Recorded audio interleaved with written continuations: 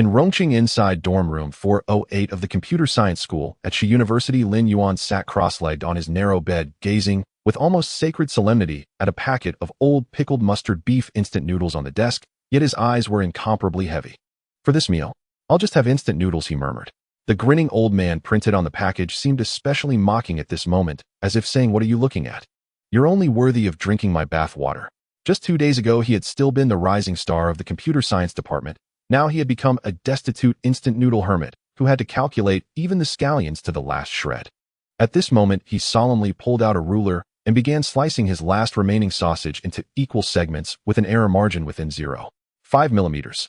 This has to be divided into 5 sections. He squinted at the desk lamp and muttered, "I'll eat 2 today, then 3 more before the defense the day after tomorrow, a perfect boost for my brain power." Eating instant noodles was not what frightened him. What was terrifying was that even the side dishes for the instant noodles had to be calculated with ruthless precision.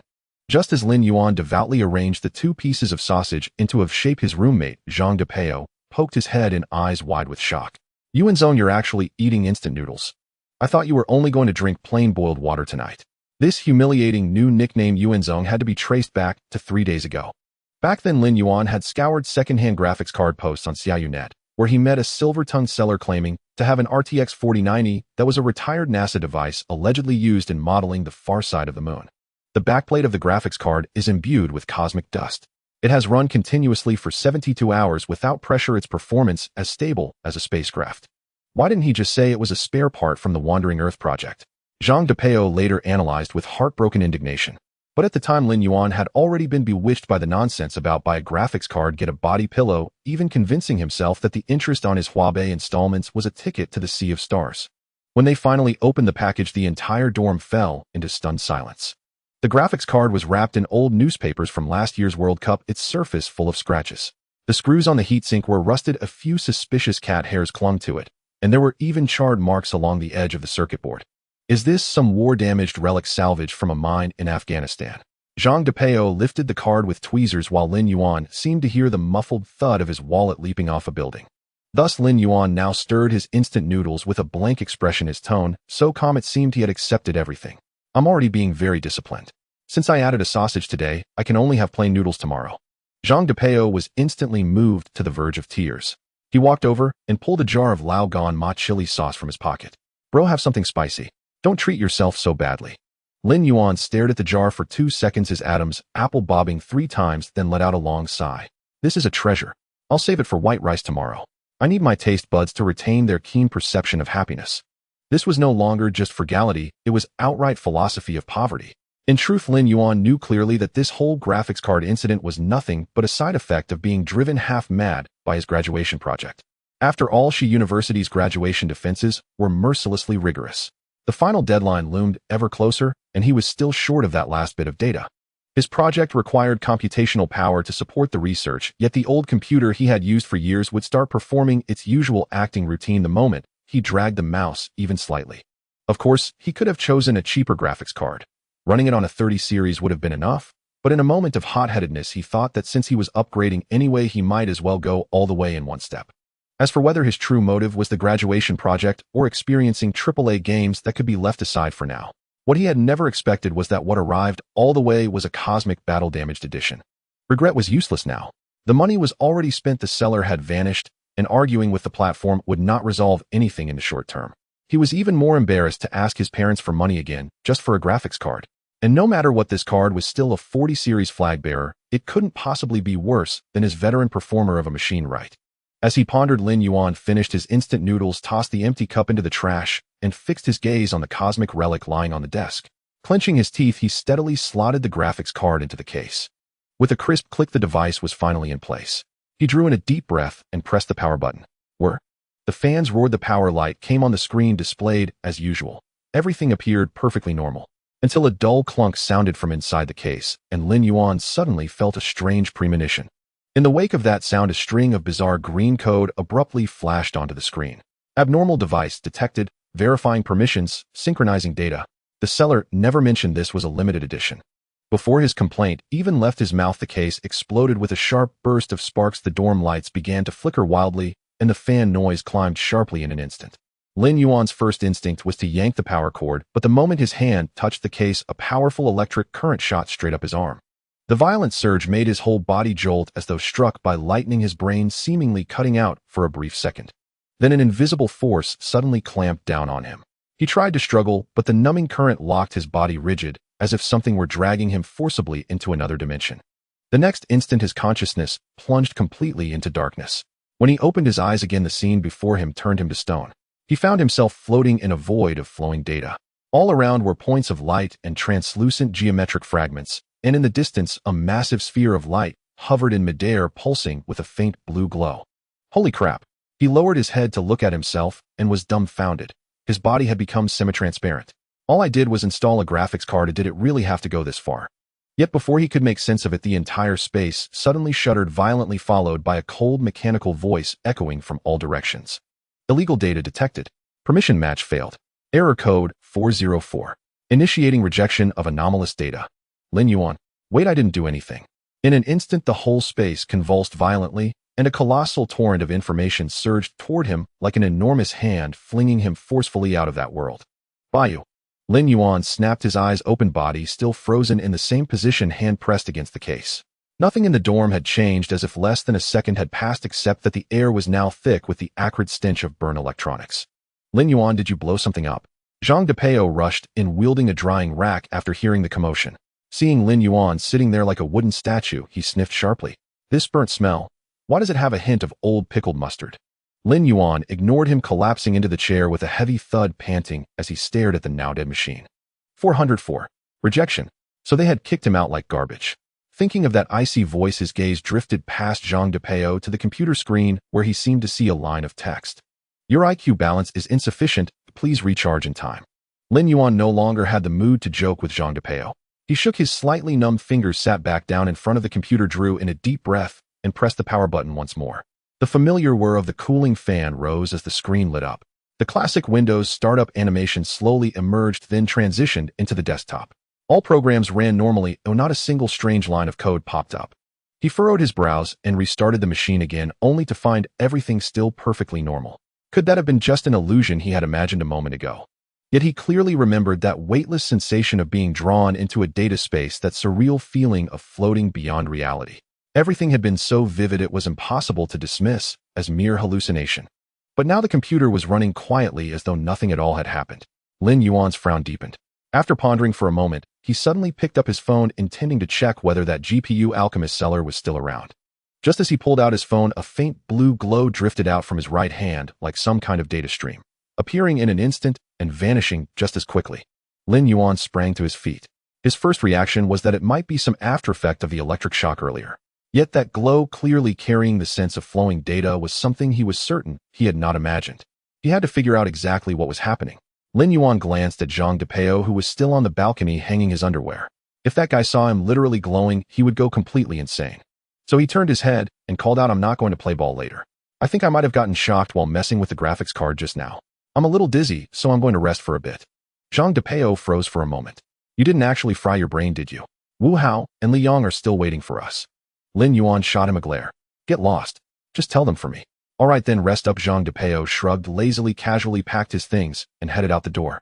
Only when the dorm door shut and the sound of footsteps faded into the distance did Lin Yuan finally exhale in relief. The dormitory was at last his alone. He walked to the door, locked it, drew the curtains, and set his phone to silent, making sure this round of testing would not be disturbed. Sitting back down at the computer, he fixed his gaze on the screen, a faint mix of tension and anticipation stirring in his chest. He drew in a deep breath and reached for the power button again. Just as his right hand neared the case, blue light drifted out from his arm. Lin Yuan's pupils contracted as he watched expression controlled the blue radiance instantly threading itself into the computer case. Special privilege detected, rematching in progress. Privilege verification complete, user identity upgraded. Granting temporary access privileges. This time there was no rejection. It was as though an invisible door had swung open. He felt none of the previous resistance. Instead, he passed smoothly through some unseen barrier and once again entered that strange data space. Lin Yuan slowly opened his eyes to find himself floating in a vast data void. Unlike his brief exploration last time, the environment now seemed even more magnificent, suffused with an indescribable sense of mystery. Countless geometric fragments rotated slowly in midair. They did not drift aimlessly, but seemed guided by some invisible logic operating in specific patterns like a damaged computational core, still striving to repair itself. In the distance, a massive yet clearly fractured sphere of data hung silently in the air. Its surface was marred by irregular cracks from which faint streams of light leaked like a shattered, yet still functioning host machine.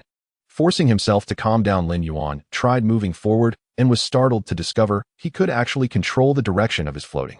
He drifted slowly toward a nearby data shard, a semi-transparent blue crystal whose surface flickered with neatly arranged characters like a kind of storage format. After a brief hesitation, he reached out and gently touched it. A low hum resonated as a torrent of information surged straight into his mind. System log fragment. Error, repair failed, reconstructing. Data source connection failed, origin unknown. Lin Yuan's brows tightened even further. What exactly was this space? It was not a complete system, but more like a collapsed computational center. A core for data storage and processing now severely damaged, the abandoned wreckage of some greater construct. He looked around. Endless shards of data floated in the void. They seemed to share certain logical connections, like a shattered database still struggling to piece itself back together. If he could locate the core data, perhaps he could uncover the true secret of this space. He floated toward the distant broken light sphere, his heartbeat unconsciously quickening. He had to understand what this place truly was. On the way to the sphere, he noticed a data block more intact than the others. Unlike the randomly drifting fragments, this piece resembled a computational core, its surface free of garbled text and lined instead with orderly computational symbols. Lin Yuan reached out to touch it, and in an instant a dense stream of formulas and symbols flooded into his mind. Local computation core operation log corrupted. Reassembling partial logic modules. Computation core fragment detected attempting to parse. Lin Yuan's heartbeat suddenly sped up. Forcing himself to stay calm, he carefully examined the data. Judging from the structure of the code, this seemed to be a kind of optimization algorithm. As he tried to decipher its contents, he realized that the logic of this code was entirely different from the modern computational architectures he had learned. It appeared to be a technique capable of dynamically adjusting computation priorities, smarter and more efficient than existing methods. If he could master this algorithm and apply it to his graduation project, wouldn't its performance improve dramatically? The more he thought about it, the more excited he became, and he began parsing the data line by line. Although many code segments had already deteriorated, he could still extract the core logic. After some time spent studying, Lin Yuan successfully decoded a portion of usable algorithmic structure. The deeper he delved, the more he felt certain this method far surpassed current optimization techniques. If he could bring it into reality, the GPU speed issues plaguing his graduation project would receive an unprecedented boost. Just as he was about to dive into deeper layers of code, the familiar mechanical voice suddenly sounded. Temporary access time nearing expiration. Countdown 3, 2. Wait. 1. In an instant, his vision blurred, the data world collapsed, and his consciousness was forcibly dragged back to reality. Bang. Lin Yuan snapped his eyes open to find himself still sitting on the dorm chair, everything around him restored to normal. He glanced at the alarm clock on the desk. It read 7:06. Only 2 minutes. His eyes widened in disbelief. He had spent several hours exploring that mysterious space, yet in the real world only a mere 2 minutes had passed. He forced himself to recall everything that had just happened, trying to piece his thoughts together. The key to entering that space seemed to be the sudden surge of blue light from his hand. But now, no matter how he tried, there was no response at all. He stared at his hand, making a few strange gestures, clenching and opening his fist, even shaking it out. Yet nothing happened. It was like that hollow moment after a frenzy. Just moments ago, he had been brimming with power, and now everything had fallen completely silent. No matter how hard he tried, it was all for nothing. Damn it. Don't mess with me. Lin Yuan slapped the table, his face full of frustration. Just a moment ago, he had thought he had discovered some secret passage he could freely enter and exit, yet in the blink of an eye, the door had slammed shut. How can it be even more heartless than a scumbag girl? In the early morning, the occasional chirping of birds can be heard outside the window, and sunlight has gently poured through the dormitory windows, softly illuminating the desk.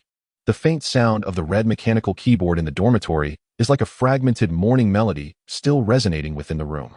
Lin Yuan has been awake all night, yet his mind is exceptionally clear, devoid of any trace of fatigue. He is unaware that his back is aching from sitting for too long, and even the tingling sensation in his fingers is completely masked by his overactive mind. At this moment, his brain is in a state of extreme excitement, as last night's experiences have completely overturned his worldview. The blue light that once enveloped him made him believe he had touched the ultimate form of computation, yet no matter how hard he tried, that door never opened again. Regardless of power outages and reboots, or disassembling and reassembling, He even suspected whether the Wi-Fi signal in the room was interfering with some unknown quantum resonance, but nothing worked. Indeed, it's not something one can just enter. Lin Yuan sighed, gazing at his palm with a complex expression as if his hands still retained the residual warmth of touching the mysterious space last night. Well, since entry is temporarily impossible, he can only maximize the utilization of the existing data. Other considerations can wait. Thus, he refocused, organizing the data brought back from the mysterious space, and began to analyze it one by one. However, the progress was not smooth as this algorithm is not fully compatible with the computational architecture of the real world. In other words, it is not an optimization algorithm in the traditional sense, but rather a completely new computational thinking. If the computational logic of the real world is like a car on a highway, then the computational logic of the mysterious space is more akin to an airplane in flight. They are fundamentally on different levels. The core issue is to find a way to ensure that this airplane can land smoothly on the runway of reality and take off again. So now he needs to start attempting to write a middleware that is compatible with the real computational architecture, allowing this algorithm to descend and integrate into the existing computer environment. Although it is quite challenging after touching so many fragments in the mysterious space, Lin Yuan feels that his mind has gained a wealth of previously unheard knowledge. Unfortunately, much of it is incomplete information, but as long as the thought process opens up and reasoning begins, implementation is not impossible. The harder the problem, the more excited I become. Lin Yuan rubbed his temples, a faint smile playing at the corners of his mouth, yet his gaze remained fixed on the code on the screen. Just as Lin Yuan was immersed in his world, the beeping of the alarm clock broke the tranquility of the dormitory. In the distance, Zhang Depeo groggily turned over, rubbed his eyes, and glanced at his phone, stretching lazily as he mumbled, "Oh, what day is it today?" Tuesday. Liang, lying on the opposite bed, half opened, his eyes still drowsy. "Don't make noise, bro. Let me sleep for 10 more minutes." "Sleep? There's a lecture at 10. Get up quickly." Wu Hao had already sat up, starting to rummage for the materials he needed for the day. He is the only academic powerhouse in the dormitory. Although he occasionally slacks off, he is mostly very disciplined. Zhang Depeo lay back on the bed with a look of indifference. "What lecture?" 2 days before the defense, and we still have to attend a lecture. Isn't this a waste of mental energy? Wu Hao ignored him, and upon seeing Lin Yuan at the desk, he was momentarily stunned. "Lin Yuan, you didn't sleep at all last night." At this moment, Zhang Depeo and Liang also noticed that Lin Yuan was still sitting in front of the computer, his eyes glued to the screen, the sound of his fingers striking the keyboard incessant. "Huh, you really didn't sleep?" Zhang Depeo opened his eyes wide incredulously, saying, "You can't be going crazy with the workload, right?" Liang turned over again, mumbling, "Bro, our graduation project is just that, but you don't have to push yourself so hard. Passing is enough, right?" "I want to push a bit more to strive for excellence," Lin Yuan replied, not looking up from the keyboard, still focused on the screen, his tone casual. He didn't want to share what had happened last night with the others. Although they were very close, it was simply too bizarre, and who didn't have their own little secrets? Wu Hao stepped closer, glancing at the code on the screen, but still kindly reminded him, "You can't keep going without rest. The defense is coming up. Don't suddenly fall apart now. Wait until I finish writing this optimization plugin." Lin Yuan's fingers continued to fly over the keyboard, his expression revealing a hint of obsession. "All right then," Wu Hao sighed, packing up his notebook. "By the way, this lecture is our college's graduation project innovation sharing session, where outstanding seniors will share their experiences and others can audit." "Oh." Liang continued to lie there, his tone dismissive. "We're about to defend our projects. What's the use of listening to others' projects? It's not like I can just copy one directly." Zhang Depeo yawned and turned over. "I choose to keep sleeping. After all, we need our excellent minds ready to shine during the defense. Oh, by the way, the underclassmen are also coming to listen. They say it's to help them learn from excellent graduation projects. The projects presented during the defense involve interdisciplinary topics, so students from the business school, media school, and medical school are also sending people over." "Do I really need to go then?" The air suddenly froze, and the sound of the red keyboard came to a halt. "So I am still not going. You guys remember to take plenty of photos." Lin Yuan sighed. Liang then threw off his blanket and sat up. "I think this lecture Depeo. You. He glanced over to see Zhang Depeo already dressed and even applying hair wax. "After all, it's an academic exchange. We must showcase the spirit of computer science students. I think it's necessary to dive deeper into this lecture. You guys can't have some ambition," Wu Hao said while rubbing his forehead. "The underclassmen are part of that ambition." Zhang Depeo replied seriously as he tied his shoelaces. Liang, who had also washed up, quickly nodded in agreement. "We are adapting early to the academic social atmosphere post-defense." Wu Hao, too lazy to say more, grabbed his backpack and headed for the door, while Zhang Depeo and Liang squeezed their eyes at Lin Yuan, dressed like elite programmers ready for an international academic conference, energetically following him out. The door of the dormitory closed, restoring quiet to the room, with only the sound of Lin Yuan's fingers tapping on the keyboard remaining. He glanced out the window, took a deep breath, crossed his fingers, and gritted his teeth as he muttered, "Women only slow down a brother's sword-drawing speed right now." Although after speaking, he buried his head down and continued coding. Lin Yuan quickly immersed himself in his own world with logical calculations whirling in his mind, as if a vast network was unfolding, connecting the realms of reality and the mysterious space. Code flowed beneath his fingertips, and each failure brought him closer to the ultimate breakthrough. He continuously optimized the algorithm structure, adjusted the computational paths, and sought the most suitable compatibility solutions. Time quietly slipped away, and the sunlight outside the window had become scorching, elongating the shadow on his desk. Finally, a line of successful execution prompts flashed across the screen. It worked.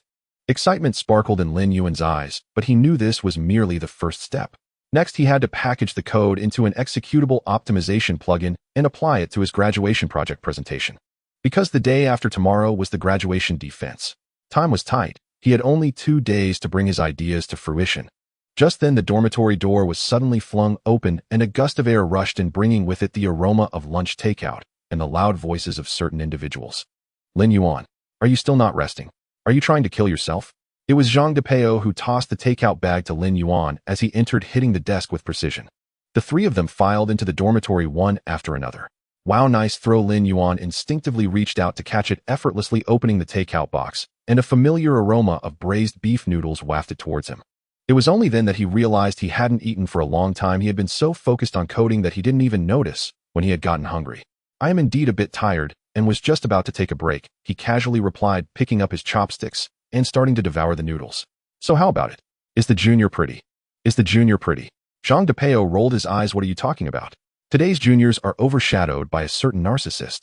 Before he finished speaking, Li Yang slammed the table, nearly grinding his teeth. "That Zhou Ziang guy really disgusted me during the lecture today. Is he bragging about himself again?" Lin Yuan asked casually as he ate, showing no signs of being affected. "It's not just bragging." Zhang Depeo snorted coldly, his tone filled with displeasure. "Today the professor even invited several big shots from major companies for the lecture, and that guy was buzzing around like a fly, desperately trying to make himself noticeable. Not to mention, he was intentionally pointing out you during the lecture." Wu Hao adjusted his glasses and calmly added, "Oh." Lin Yuan paused his beef noodles. "What did he say?"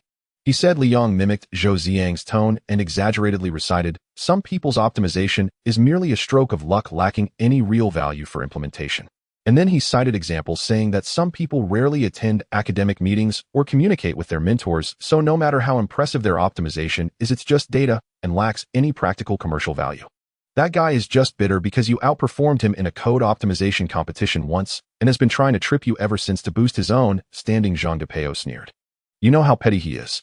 Lin Yuan's chopsticks paused slightly, but he continued eating nonchalantly. To say there was any real conflict between Zhou Ziang and Lin Yuan would be an exaggeration.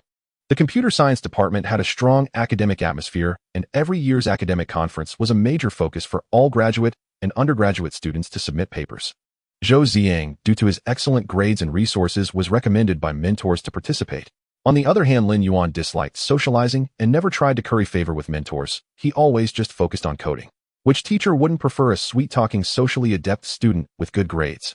Until one day, during a code optimization competition, the department asked everyone to submit proposals. Zhou Ziang's proposal achieved a 20 improvement and was considered the optimal solution. However, Lin Yuan's version directly improved by 35. Everyone was stunned, including Zhou Ziang. The mentor had shown a surprised expression at that time, but in the end the first author was still Zhou Ziang. Lin Yuan's contribution was quietly categorized under optimization experimental data. That day, Lin Yuan didn't voice any opinions and simply kept his code to himself. But since then he stopped actively showcasing his achievements. Exactly. Especially when those big shots started to chat, he would jump out to brag about his algorithms, claiming his improvements in computational efficiency, while simultaneously undermining others, saying some people merely got lucky and achieved a little result, which held no commercial value in the long run. Li Yang's shouting interrupted Lin Yuan's thoughts. Just as the 3 of them were going back and forth, Wu Hao's gaze fixed on Lin Yuan's screen, suddenly saying, "Your code seems off." Lin Yuan was taken aback and looked up. "What's wrong?" Wu Hao frowned, staring at the screen. "This calculation method is completely different from existing optimization solutions. You've used a parallel computing architecture, but your scheduling logic is dynamic weight allocation. This is not a traditional optimization framework." "Huh? What do you mean?" Zhang Depeo leaned in confused. Even though Liang, the academically challenged one, didn't fully understand, he could still see the implications. You mean Lin Yuan's code is not just optimized but redefined the computational method? Lin Yuan shrugged without explaining and continued to eat noodles. But where did you get this idea? Wu Hao adjusted his glasses, his tone becoming more serious. If your optimization algorithm can really run on this logic, the computational efficiency would increase by at least 30. That could almost touch the industry's ceiling. So do you think this time we can finally slap Zhou's face? Liang suddenly wore a stirring-up trouble expression, blinking at Lin Yuan. However, contrary to their expectations, Lin Yuan didn't explain much, only calmly, saying, "Well, see after the defense the day after tomorrow." The three in the dormitory. Zhang Depeo, is that all? Aren't you angry? Lin Yuan wiped his mouth and said, casually, angry about what? In 2 days he would know why the flowers were so red. Graduating soon, what use was it to act like a little kid playing house? Wu Hao pondered for a moment and suddenly asked, after the defense, once you graduate, what do you plan to do? Join a big company or continue your studies? Lin Yuan paused his chopsticks, looked up at the three of them, and suddenly felt a bit dazed. The custom at X University was to participate in the graduation defense during the first semester of senior year and then enter an internship in the following semester. There wouldn't be a time like now where they could chat, make noise, or play games together at any moment. What about you guys? Any plans? This question carried a hint of unnoticeable sentimentality. Zhang Depeo paused, looked up, and laughed. What else can we say? Brothers for 4 years, just don't forget the dorm group after we part. At least we can still brag online, right? Are you seriously thinking of organizing a dorm reunion every year? Liang teased, but his eyes carried a hint of unhidden reluctance. Wu Hao smiled gently, his tone softer than usual. Actually, I've always felt that we four in the dorm are quite lucky. Though our personalities differ, at least we've been able to get along well for 4 years without becoming strangers or having any barriers. Meeting such brothers is truly rare. As soon as these words were spoken, the dorm fell silent for a few seconds. Lin Yuan blinked, intentionally lightening the mood. Don't make it sound like a tragic farewell, as if we are going to cut off all contact. Exactly. At most, we'll just see each other less often, or it's not like we'll never meet again. Zhang Depeo laughed and broke a spicy strip in half, tossing it to Lin Yuan. Eat my spicy strip, and next time you treat us to something more expensive. Lin Yuan caught the spicy strip, looked at them meaningfully, and smiled lightly. Don't worry, once my company grows bigger, none of you three will get away. Wu Hao stared at Lin Yuan's screen, suddenly understanding something, nodding thoughtfully. If your technology really succeeds, then you certainly shouldn't go work for a big company as a corporate drone. Lin Yuan smiled. In any case, I'll have the answer after the defense the day after tomorrow. Soon the day of the defense arrived. At this moment, a striking red banner hung high in front of the lecture hall of the School of Computer Science, proclaiming 2024 undergraduate defense venue of the School of Computer Science. Inside the venue, the atmosphere was heavy and tense, with an invisible sense of oppression permeating the air. The PPT on stage played in succession, with slides filled with technical jargon flashing by. Most students were fixated on the screen, fearing they would miss any detail. The professors and corporate representatives in the front row were seated, some nodding lightly, while others took notes, occasionally whispering, to evaluate the performance of the presenters. However, when the four roommates entered the venue together, their demeanor starkly contrasted with the tense atmosphere around them. Lin Yuan, are you nervous about going on stage later? Nervous? Not at all. Isn't it just like any other defense? Lin Yuan replied, lazily, hands in his pockets, completely unperturbed. But the others clearly did not share his mindset. Today is different. Liang lowered his voice, a hint of tension on his face. The professors are secondary. I heard that several technical directors from major companies are here. This defense is a genuine selection process for technical talent. Wow, it's that competitive. Lin Yuan shrugged. Zhou Ziang seems to be well prepared. Wu Hao glanced at the corner, not far away. His family has connections. Some of those industry bigwigs might be here for him. That's true. Liang nodded. Zhou Ziang is already impressive, and with his wealthy family, how can us ordinary folks compete? You guys are too narrow-minded. Zhang Depeo said with a wise expression. Lin Yuan is the most unassuming guy in the School of Computer Science. When have you ever seen him face a challenge head-on? He's always progressing quietly. Shut up. Lin Yuan kicked him playfully, laughing as he said, I call it being low-key and making silent fortunes. Some people are loud because they can rely on their family background, while others are low-key because they know when to strike. Oh, listen to this pretentious tone. Zhang Depeo laughed heartily, patting Lin Yuan's shoulder. All right, when it's your turn, we'll cheer you on. Lin Yuan's confidence was not just mere bravado. In the past 2 days, he had successfully transformed the concept brought back from the mysterious space into runnable code. The topic he prepared was completely different from before, far exceeding the original computational efficiency. It could even be described as a groundbreaking step. He was confident that his demonstration would shine today. Just as the four approached the door of the defense hall, a familiar voice came overlaced with mockery. "Oh, isn't this the loser?" The tone was deliberately teasing and contemptuous. Lin Yuan turned slightly to see Zhou Ziang standing at the door of the defense classroom. Today, Zhou Ziang was dressed exceptionally well, wearing a fitted shirt with cuffs rolled up, revealing a subtle, yet visibly expensive watch.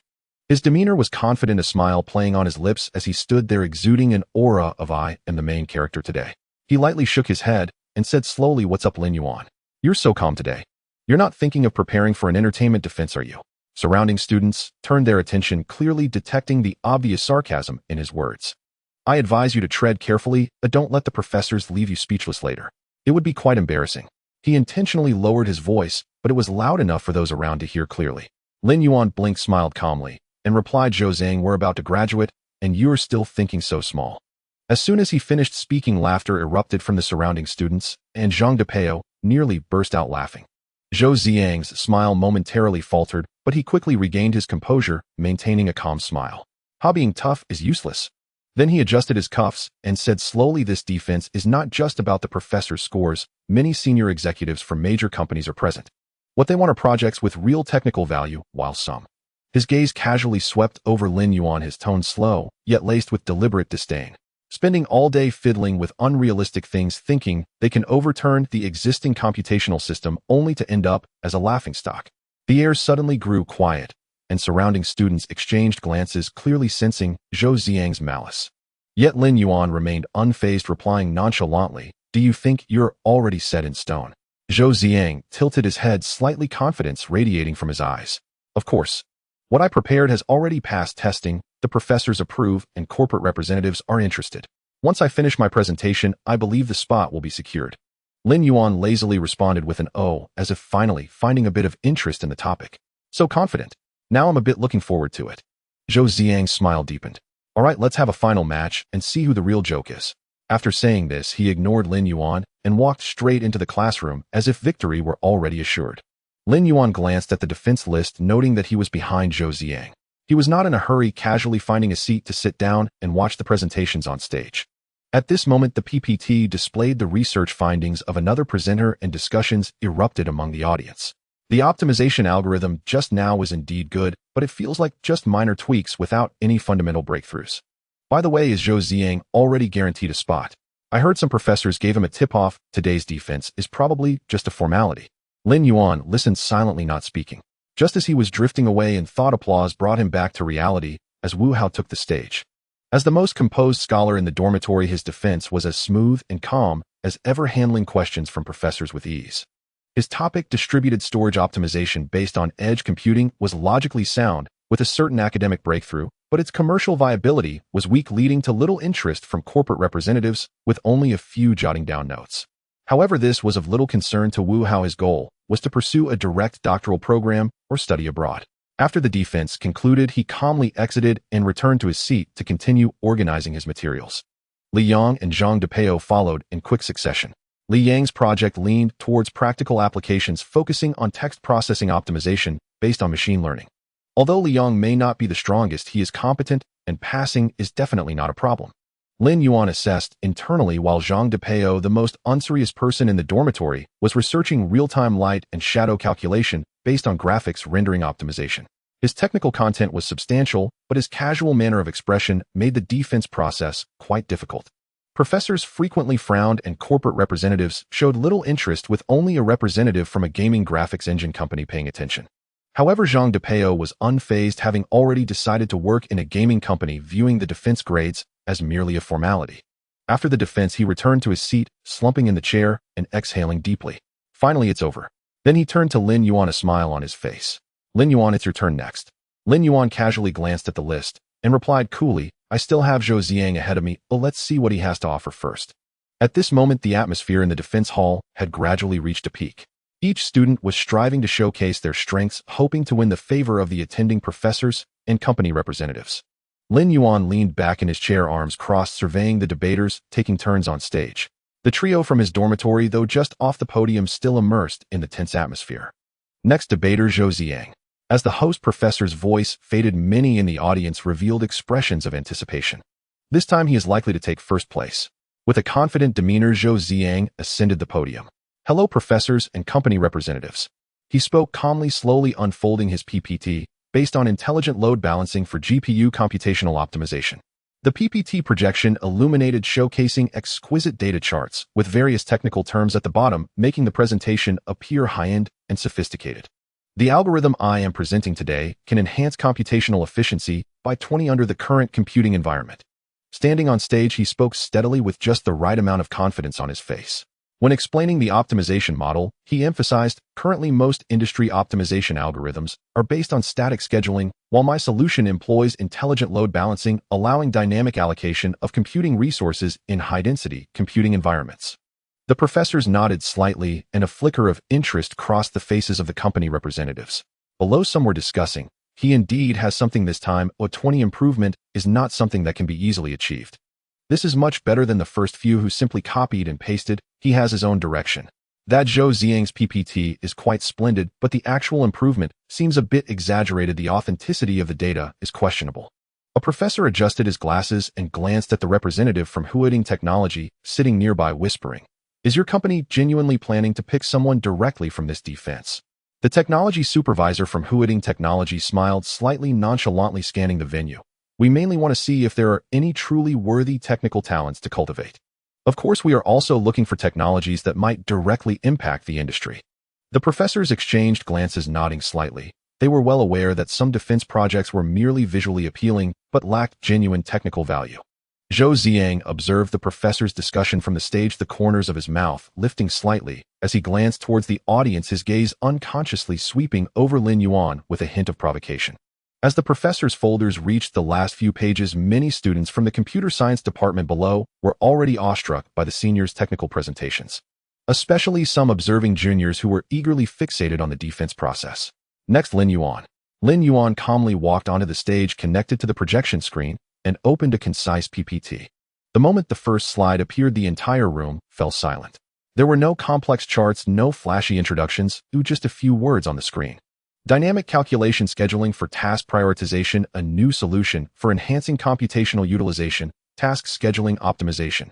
The professors raised their eyebrows. This is at the forefront of cloud computing and AI resource allocation. Could this kid have made a breakthrough? Although the professors were intrigued, they remained skeptical. After all, research in this field cannot be accomplished by an undergraduate through mere closed-door efforts. Several company representatives and investors also perked up, clearly very interested in this research direction. Hello, professors and company representatives.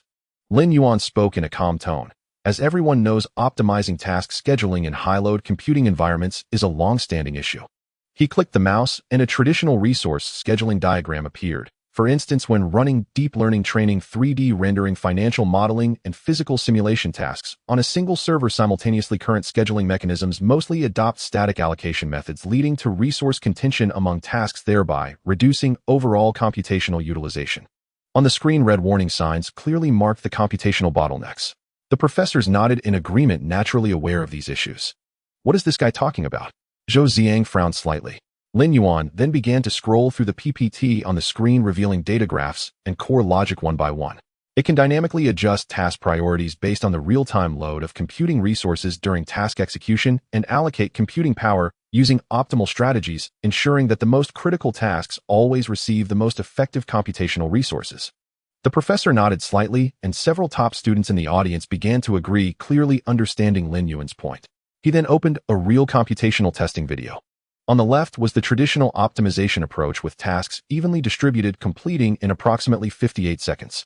On the right was Lin Yuan's optimization, with dynamically adjusted tasks completing in just 31 seconds. Close to a 30% efficiency improvement. The representative from Huading Technology straightened up his face, showing keen interest. Zhou Ziyang's expression instantly turned extremely grim, nearly frozen in his seat. Lin Yuan observed the audience's reaction, a slight smile playing on his lips.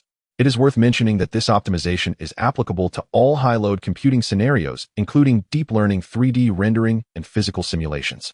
Just then, an unharmonious voice emerged. "Professor, I believe Lin Yuan is committing fraud." As the words fell, all eyes in the hall turned towards the speaker. Without guessing, the owner of that voice was none other than Zhou Ziyang. He leaned slightly forward in his seat, his tone both questioning and deliberately belittling. "Professor, I must point out that Lin Yuan's optimization scheme is overly exaggerated. He laid down his pen, scanning the seated professors and company representatives. Everyone is well aware of the current optimization bottlenecks. Even the top teams in Silicon Valley can hardly break through the 30 improvement barrier. Can Lin Yuan really achieve that alone? Where did his data come from? The defense hall erupted in commotion. Some uninformed students began to discuss in whispers, and even among the professors, several older ones instinctively frowned, a flicker of hesitation crossing their faces. The expression of Huading Technologies' technical representative was half-smiling, clearly skeptical of this so-called super-high optimization rate. A 30 improvement. If true, it would mean that there would be significant room for expansion based on this idea. Seeing the crowd's discussion, Zhou Ziyang's conviction deepened. He stood up, adopting the posture of a technical expert, and continued, "Professor, I personally believe that Lin Yuan's optimization scheme does not rule out the possibility of artificial manipulation of experimental data." His words were phrased subtly, but the meaning was clear. Lin Yuan might have committed fraud.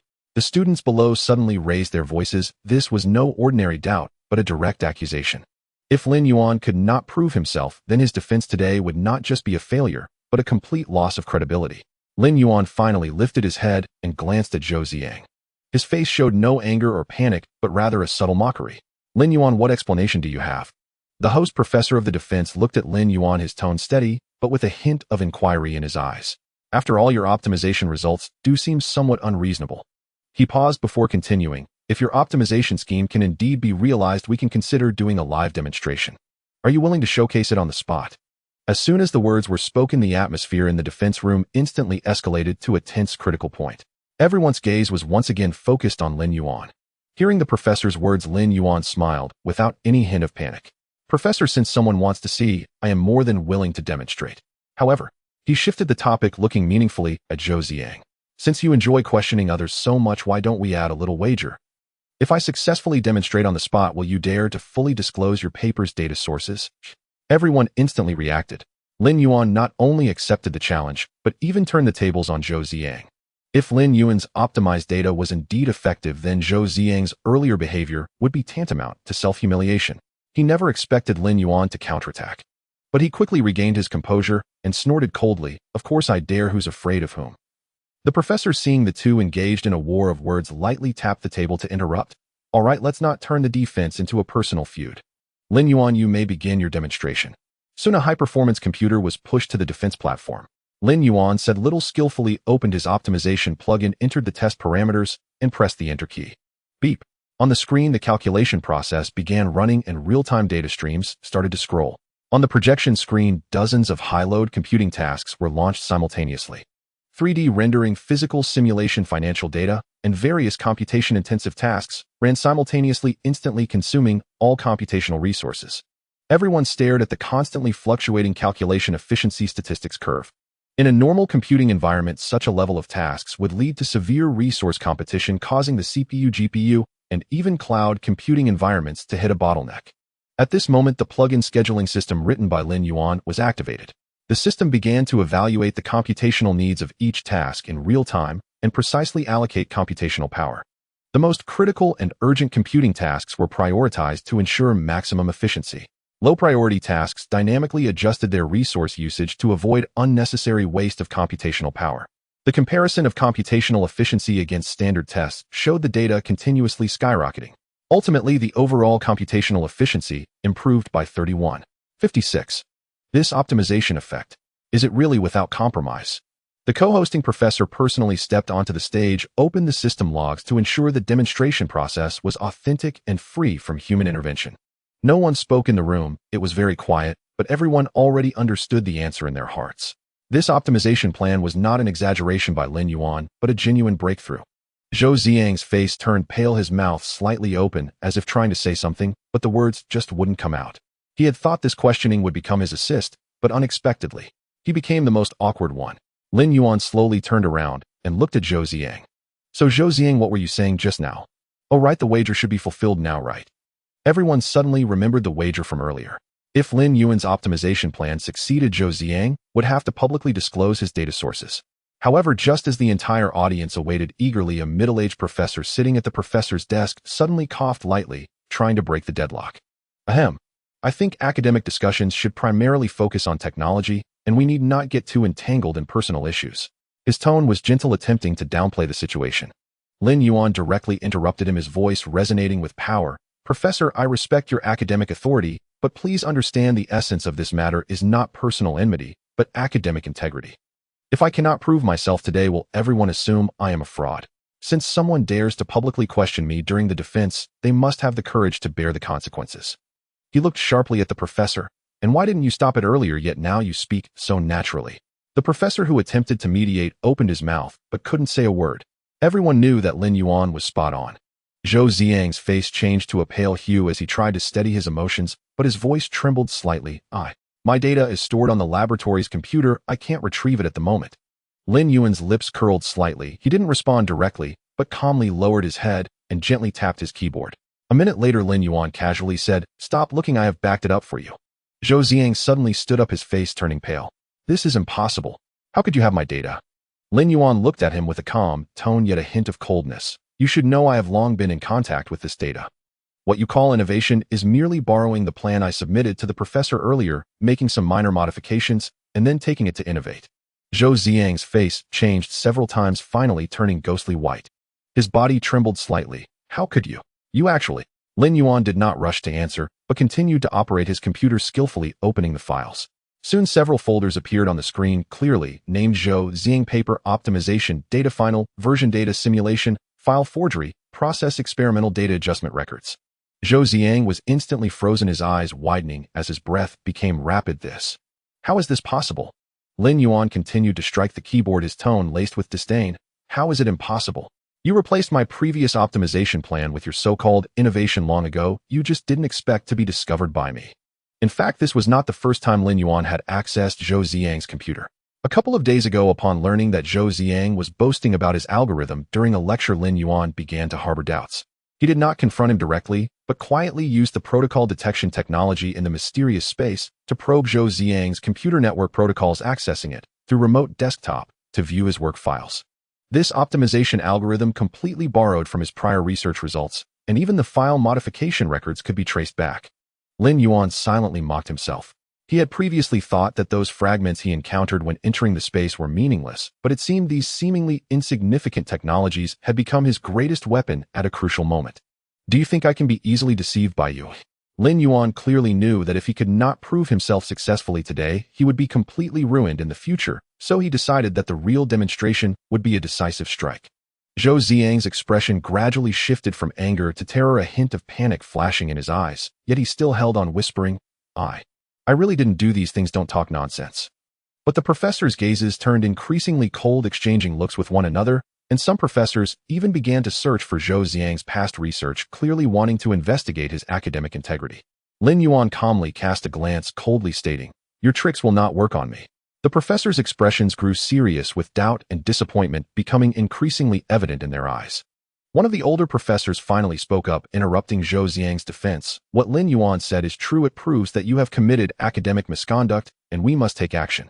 Zhou Ziang's lips trembled incessantly, but he could no longer utter a word. However, this was not the end. Lin Yuan looked at the trembling Zhou Ziang, his tone calm, yet piercing. "Originally small conflicts between classmates are nothing serious.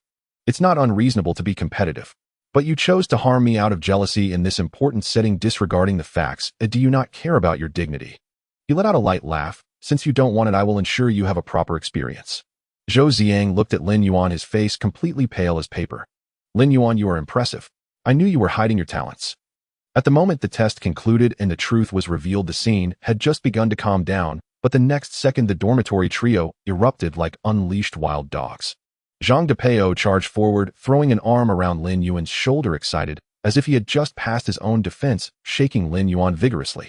"I told you it was all a ruse. You were definitely holding back a big move." Liang followed closely, his eyes nearly sparkling, shouting at a rapid pace, "Wow. I always thought that kid was annoying, and today is truly satisfying." Wu Hao was considerably calmer than the two, but the shock on his face was undeniable. "Lin Yuan, your optimization logic is no longer traditional optimization. Have you discovered some new computing architecture?" Lin Yuan shrugged and smiled. "Guess." "What a guess?" Zhang Depeo slapped Lin Yuan's shoulder excitedly, his face flushed. "Do you realize you were the first to crush your opponent live during a graduation defense? The juniors will deify you. Senior Lin is simply a legend at our academy.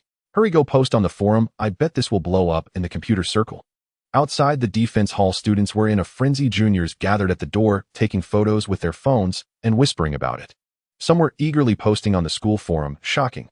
The strongest defense in the history of the computer science department. Senior Lin directly crushed his opponent live. Goodbye Zhou Ziang, welcome to the reign of vengeance. As Lin Yuan listened to these outrageous post titles, he couldn't help but rub his forehead. This group is a bit exaggerated, right?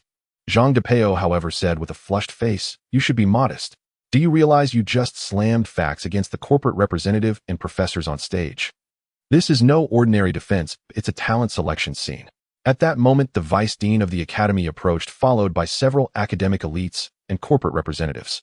The vice dean wore a gratified smile, his eyes revealing unabashed admiration. Lin Yuan, your defense performance was outstanding, and your technical breakthroughs were remarkable.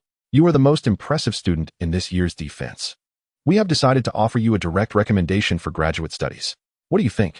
Direct recommendation for graduate studies. Lin Yuan was taken aback, feeling a mix of emotions. This was the goal he set for himself when he entered the school 4 years ago. 4 years, countless late nights battling over code, rewriting it again and again, even staying up until his eyes were dark and consuming countless cups of instant coffee. Everything had been for the sake of obtaining this life-changing opportunity for a direct graduate recommendation. For him, it was not just a piece of academic qualification, but the only chance for a child from a poor family to rise. His parents were both ordinary wage earners with no background or resources. Everything had to be fought for on his own.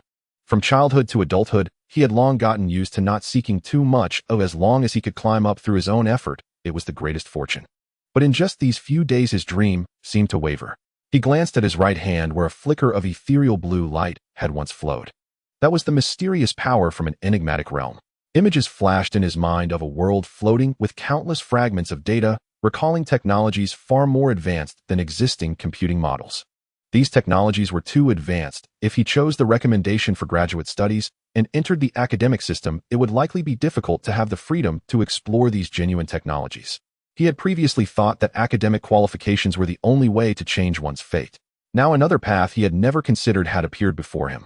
Accepting the direct recommendation for graduate studies would mean that for the next few years his research direction would be completely constrained by the academy's academic framework. But if he refused, it would mean stepping onto an unknown path, a path where no one could guide him. Be Loki continue to develop quietly, and do not easily expose too much of what you can do. He suddenly felt a pang of fear. If just a broken optimization algorithm brought back from that space could garner such attention from corporations and the academy, then what about the more advanced technologies? What would the future hold if he truly displayed himself without any reservations? The vice dean observed him in silence, his expression showing no impatience, but rather spoke gently. You have this ability, and you will surely make the wisest choice. Thank you, Vice Dean, I will think it over carefully. However, before the Vice Dean could walk away, the corporate representatives had already been waiting for a long time. We want this person. Simple and direct without any hesitation. This was no longer just a matter of being interested, it was a must-have. Not only Huaten Technology, but several major companies focused on computing optimization and AI algorithms also began to quietly exchange ideas, clearly having been swayed. Lin Yuan, our Xingyun Technology places great importance on your abilities, and we are willing to offer you a core position in our laboratory along with full funding for technical research. Our quantum computing company feels the same, and the salary can be negotiated, but core resources can be prioritized. Lin Yuan, consider our Weitua Technology. We are willing to give you the freedom to research without restrictions. In just a few minutes, the defense hall transformed into a battle for talent, fearing that a moment's delay would allow competitors to snatch them away. Though this scene wasn't the first at the defense at West University, it was indeed rare to see such fierce competition among corporate executives for a student at an undergraduate graduation defense. Faced with this scene, Lin Yuan did not make an immediate decision. He looked at these corporate representatives, but in his heart, he grew increasingly calm. Had it been his previous self, he might have been overjoyed, as the benefits offered by these companies would mean he could directly enter the top tier of the industry even faster than obtaining a graduate recommendation. But now he had another thought: these technologies should not be exposed so early. After hesitating for a moment, he said softly, I appreciate your kindness, but I currently wish to continue refining my skills and have no plans to join a major company in the short term. The corporate representatives exchanged glances, clearly taken aback. But they were all seasoned business elites, and after a brief surprise, they all revealed meaningful smiles. The technical director of Huaten Technology laughed and shook his head. It's a good thing for young people to have their own ideas. Since you want to focus on research, we respect your choice. Another corporate representative nodded, took out a business card, and handed it to Lin Yuan. Regardless, we recognize your technical strength. If you ever have interest in the future or projects you'd like to collaborate on, feel free to reach out. Of course, Lin Yuan smiled as he accepted the business card, subsequently exchanging contact information with representatives from other companies. As these business cards were handed to Lin Yuan one by one, he suddenly felt a strange sensation. Although he had rejected these companies, it seemed to have made them value him more.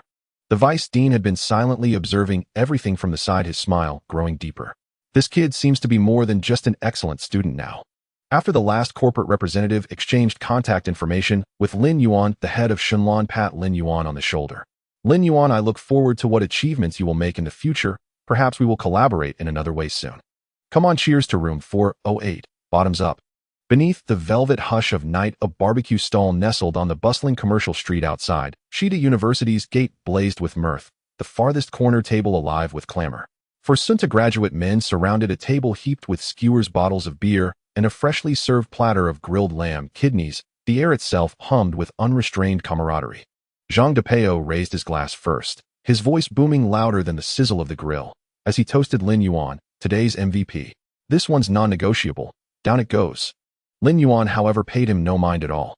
The moment the grilled meat arrived, his hands were already in motion. Left hand gripping the skewer, right hand striking with surgical precision, he effortlessly sidestepped Zhang Depeo's outstretched glass. His target, the thick, succulent lamb skewer. His movements flowed like water, graceful, seamless, unstoppable. Beside him, Li Yang and Wu Hao stared slack-jawed, utterly forgetting to clink glasses. After squinting for a long while, Li Yang couldn't help but ask, "Have you starved for 3 days straight?" Lin Yuan finally swallowed the last morsel of mutton, grabbed a beer bottle, and took a long, slow swig. Then lifted his gaze with quiet gravity. "Just look at how long I've lived on instant noodles. How shameless can you get?" The words exploded like a spark in dry tinder. "Are you implying we feast on abalone every day?" In perfect unison, the trio abandoned their drinks. Zhang Depeo slammed his glass down and rolled up his sleeves. "I've held back long enough. Brothers attack. We can't let him devour it all alone." In an instant, the dignified barbecue gathering devolved into a full-blown food raid. Li Yang's chopsticks carved phantom trails through the air, yet not a single slice of potato landed on his plate. The stall owner hurried over with a fresh batch of grilled chicken wings. Her grease-spotted paper bag hadn't even brushed the tabletop before 4 shadows converged upon it like wolves. "This is occupational injury from instant noodles. Don't you know that?" Lin Yuan forced the words between clenched teeth, his Adam's apple bobbing as he swallowed the final bite. Then murmured, eyes half-lidded, "Have you ever seen braised beef noodles at 4 a.m.? I've collected the entire Kangshifu family set." Suddenly, Zhang Depeo whipped out his phone. "Wait, this moment must be archived for our graduation documentary." Meanwhile, Wu Hao's chopsticks struck with ninja precision, snatching the last skewer of chives. The commotion drew the attention of the neighboring table. A middle-aged man in a traditional Chinese shirt watched half a skewer of dried tofu, suspended midair, entranced. "Ah, youth. It truly is glorious. A simple meal feels like a coordinated raid in a multiplayer battle." Amidst the frenzy, Lin Yuan's phone, resting on the table, lit up with a message. "Su-Wan Sr., your white shirt just murdered me. Dinner's on me tonight. JPG, oh ho, well now." Zhang Depeo's eyes darted instantly to the name and photo. He waved his skewer triumphantly. "Behold, Mr. Lin, conquering hearts via sheer audacity." Li Yang leaned in immediately, eyes gleaming with insatiable curiosity. "That name sounds oddly familiar." Delicate features, balanced proportions. And from this angle, her smile is almost sweet. Wu Hao added, nodding thoughtfully. "Lighting is masterful. Composition reveals genuine visual instinct. Definite aesthetic points awarded." The three locked onto Lin Yuan's phone like hounds on scent, while Lin Yuan, silent and shrewd, seized their distraction to accelerate his assault on the skewers. In those fleeting seconds, he devoured 5 more skewers. "Damn it, sneaky bastards stealing bites." Li Yang was the first to notice. The skewers on the table had visibly diminished by a full ring. Yet Lin Yuan moved faster still, not toward food, but toward his phone. His fingers flew across the screen, typing in crisp, decisive strokes. "No time. Next time." With a flick of his thumb, he renamed the contact, AAA Computer Market, Sister Wang. He looked up, only to meet 3 raised middle fingers, sharp and unmistakable. Zhang Depeo's spittle arced over the grill. "Don't play aloof. You're anything but. Remember who secretly watched the cheerleading squad practice last time?" Then someone murmured almost wistfully, "Soon even 3.5 you in grilled buns will vanish forever." All 4 paused simultaneously. The air grew tender, weighted with unspoken farewells. Wu Hao lifted his glass, sweeping his gaze across them all. All right, let's hear it. What's next? He turned to Lin Yuan, voice steady. You're truly not pursuing graduate studies. You've declined offers from several top-tier tech firms, so you really intend to launch your own venture. Lin Yuan paused mid-skewer, swirling his beer gently in its glass. Then he nodded, calm and resolute. I've decided against graduate school, for now. As for entrepreneurship, I haven't charted the path yet. But whatever you choose, I say we go big together, brothers. Li Yong sighed, leaning back in his chair, voice tinged with resignation. My family insists I return home and sit for the civil service exam. Stable, predictable, and peace of mind for my parents. You'd actually suit the system well. Your gossip network is legendary. You'll probably end up editing classified internal bulletins, Zhang Depeo teased, grinning. Li Yong shot him a glare. Shut it. I'm aiming for public service, not paparazzi work. Wu Hao set his glass down softly and smiled. I've accepted a graduate research position in AI. My professor secured me a spot. Barring surprises, I'll be buried in labs for years to come. That figures, Lin Yuan replied with a quiet nod. Zhang Depeo tilted his beer bottle, chuckling. A gaming studio offered me a job last week, but I'm planning to travel first. Jobs wait, good ventures don't. Lin Yuan blinked, then laughed. That suits you perfectly. So, no interest in joining me for something bold? Zhang Depeo roared with laughter. Don't joke. Honestly, I'd love to join you. But gaming is where I breathe. I want real-world experience first. If you ever found a game studio, I'll be your very first hire. Lin Yuan nodded, reached out, and clapped him firmly on the shoulder. Then I'll hold you to that. Li Yong sipped his beer. Keep pushing forward. You never know. If your company collapses and investors flee, I'll still have desks waiting in my office for your reemployment.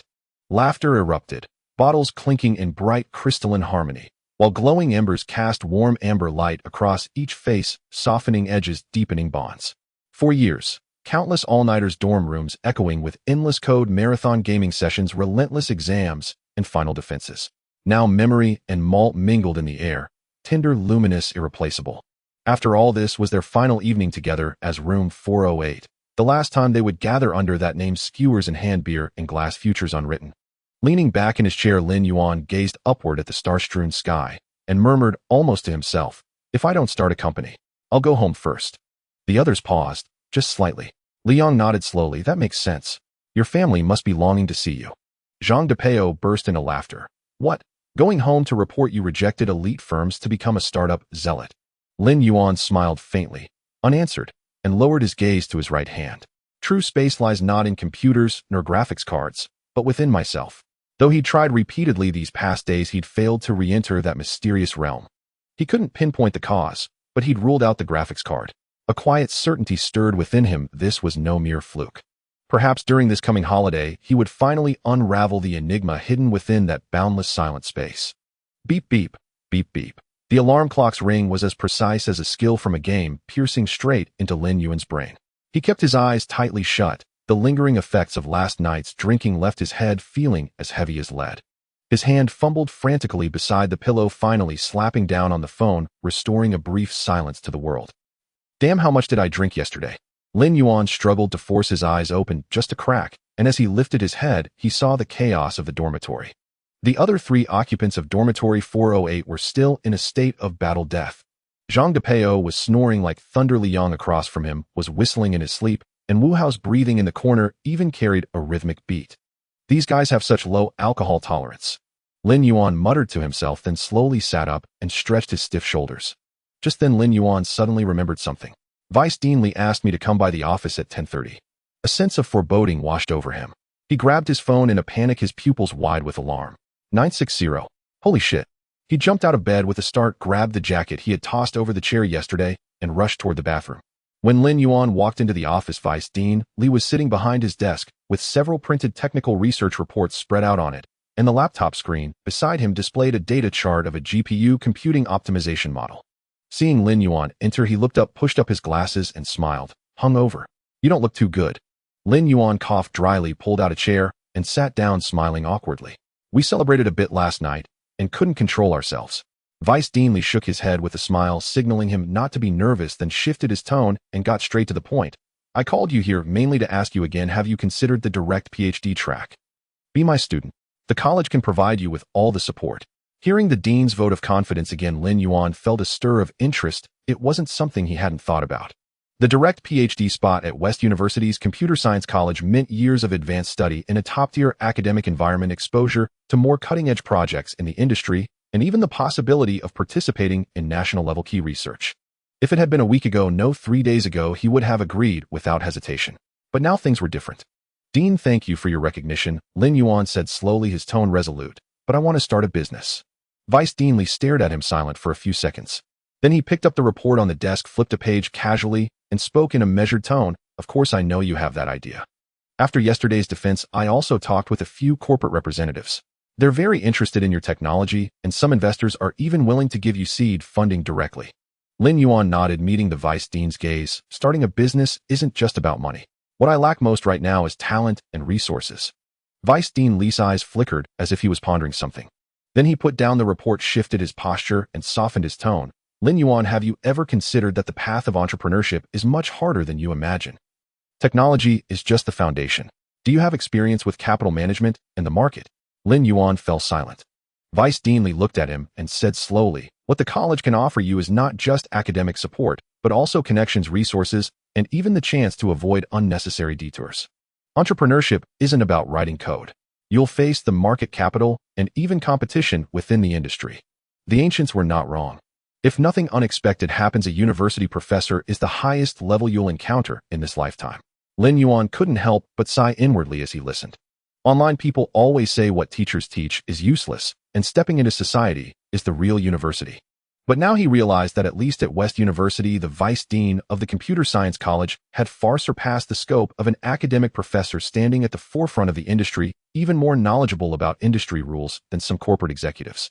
In the past, he would have thought that entrepreneurship was simply having awesome tech and making a product that would go viral, but Vice Dean Li's words directly shattered Lin Yuan's idealistic filter.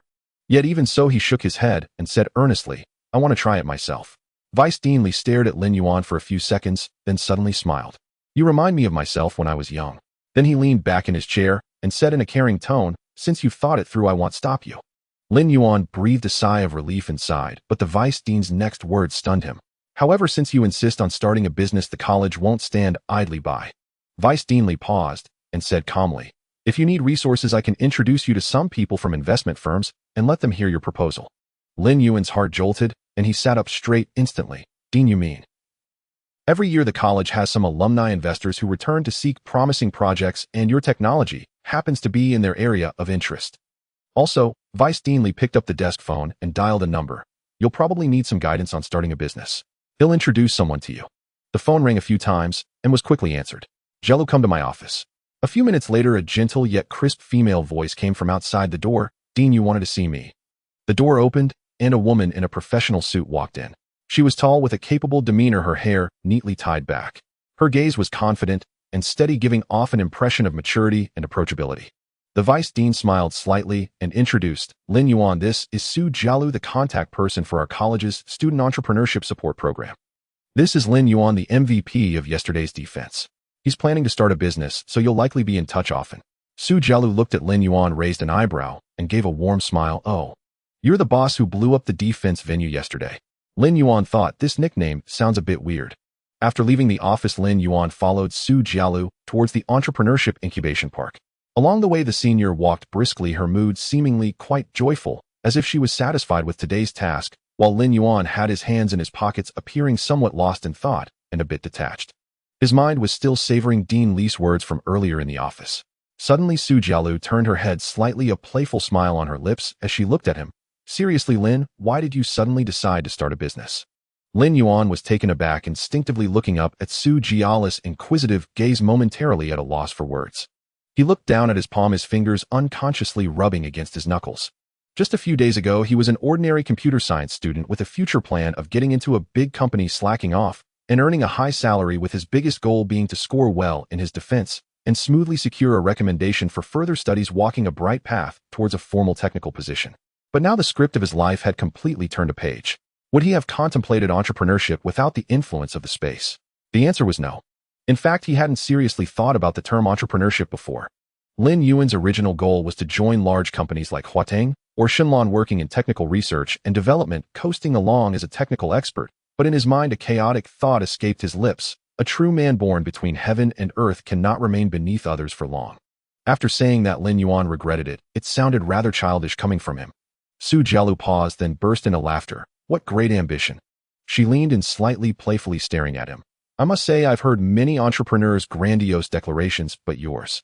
She gently patted his shoulder and pretended to be serious as she commented, it's a bit rustic, but unexpectedly has a certain flavor. Lin Yuan rolled his eyes. Well, thank you for the compliment.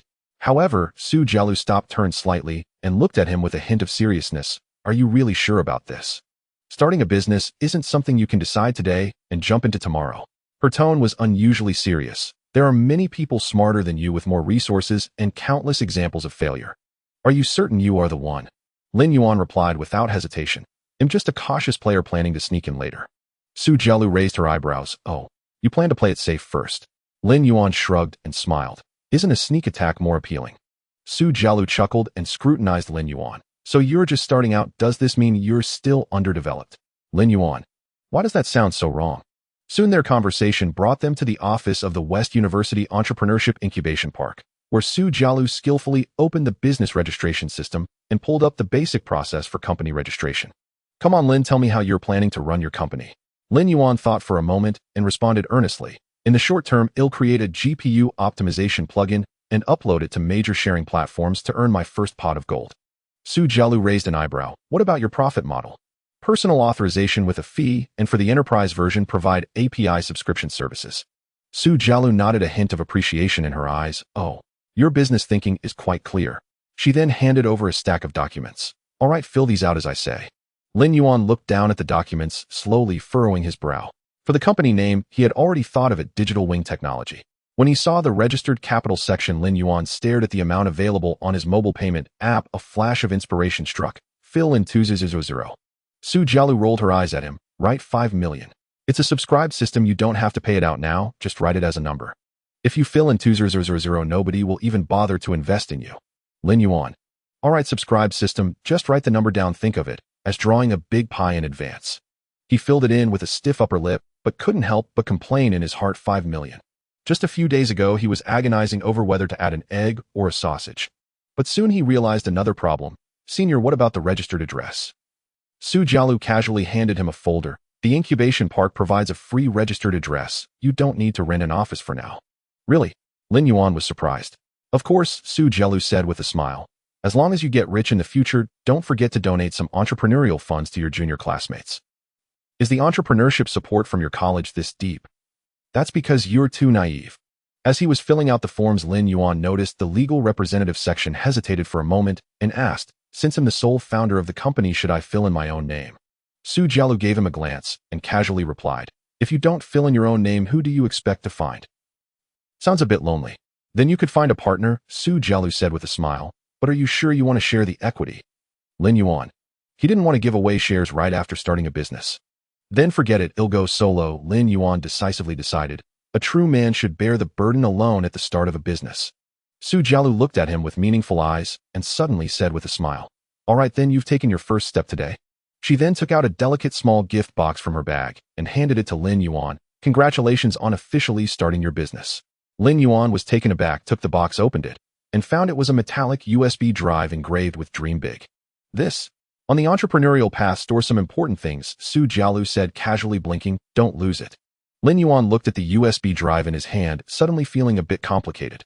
His fingertips brushed over the engraving of Dream Big, and a slight smile appeared at the corner of his mouth. This senior is surprisingly ceremonial. Alright, the process for registering the company is basically done. Su Jialu put away the document, stretched, and looked at Lin Yuan, smiling. What's next? Are you planning to go back and celebrate your first step in entrepreneurship? Lin Yuan closed his notebook, pondered for a moment, and suddenly looked up seriously at Su Jialu. Senior, I feel you are the one I've been dreaming about. Su Jialu's smile instantly froze, and she leaned back slightly, her face filled with the expression of Lin, have you lost your mind? Her eyes scanned Lin Yuan's face half jokingly and half seriously, saying, Lin, although you look all right, we've only known each other for less than a day, and you're suddenly so direct, I'm a bit. Hey, don't get me wrong. Lin Yuan hurriedly waved his hands. I didn't mean it like that. I meant my company needs someone like you. Senior, let's work together. Huh. Su Jialu was stunned for half a second before bursting into laughter. Your plot twist is a bit too quick, isn't it? I am serious. Lin Yuan looked at her earnestly. Senior, you understand entrepreneurship more than I do. You know negotiations better than I do, and you are more aware of how to contend with capitalists. As someone from a technical background, if I step onto the battlefield of business, I would probably be easily fooled. Su Jialu rested her chin on her hand, looking at him with a smile. Are you complimenting me, or are you belittling yourself? Both. Lin Yuan stared at Su Jialu seriously and said, the fact is I can write code and optimize, but to truly get the company running, I need someone who can help me. Su Jialu gazed at him, her eyes flickering slightly, as if she were scrutinizing this junior who had suddenly extended an olive branch. After a few seconds, she chuckled lightly. So are you trying to recruit me now? Yes. Lin Yuan nodded, a hint of expectation in his eyes. Senior, let's work together. Your company is still a newborn baby. Are you sure you can support me? It might not be possible in the short term, but it will definitely be in the future, Lin Yuan said, without hesitation. Su Jialu narrowed her eyes and said with a smile, I am not some cheap labor. If I am to join you, how do you plan to give me shares? Lin Yuan opened his mouth, suddenly recalling an important issue. He was running a sole proprietorship. The atmosphere in the room suddenly fell silent. Lin Yuan cleared his throat, scratching his head a bit sheepishly. My company is a sole proprietorship, so I can't give you any shares. Su Jialu. She stared at Lin Yuan, her smile gradually turning playful. So you just started recruiting, but you can't even offer any shares. That does sound quite ridiculous, Lin Yuan admitted awkwardly. Ha ha ha. Su Jialu finally couldn't help but burst into laughter. While laughing, she shook her head. All right, Lin Jr., I accept your sincerity, but... She stood up, crossed her arms, and tilted her head to look at Lin Yuan. You need to prove that you can really keep this company afloat first. What do you mean? It means you need to earn your first pot of gold first and survive. Su Jialu gently patted his shoulder. You can't even afford to pay employee salaries right now. If you want to recruit me, are you planning for me to eat dirt? Lin Yuan. Damn, this senior has a sharp tongue. But I can promise you one thing. If you can really achieve results and earn your first pot of gold, I will consider joining your team. Lin Yuan's eyes brightened. Are you serious about that? Of course. Su Jialu smiled. Who doesn't want to take a gamble when it comes to entrepreneurship? But she suddenly leaned in a bit closer and said softly, Lin Jr., true entrepreneurs rely not only on luck and skills. The game of capital is far more complex than you imagine. Lin Yuan was taken aback for a moment. Su Jialu looked at him, her expression serious for a moment. Then she returned to her relaxed demeanor. She smiled and patted Lin Yuan's shoulder. All right, today's first lesson ends here. You have officially embarked on the irreversible path of entrepreneurship. You go ahead with your business. I still need to attend to other juniors. Su Jialu waved her hand with a smile and turned to leave. After bidding farewell to Su Jialu, Lin Yuan strolled back to the dormitory, his mind filled with thoughts of the senior.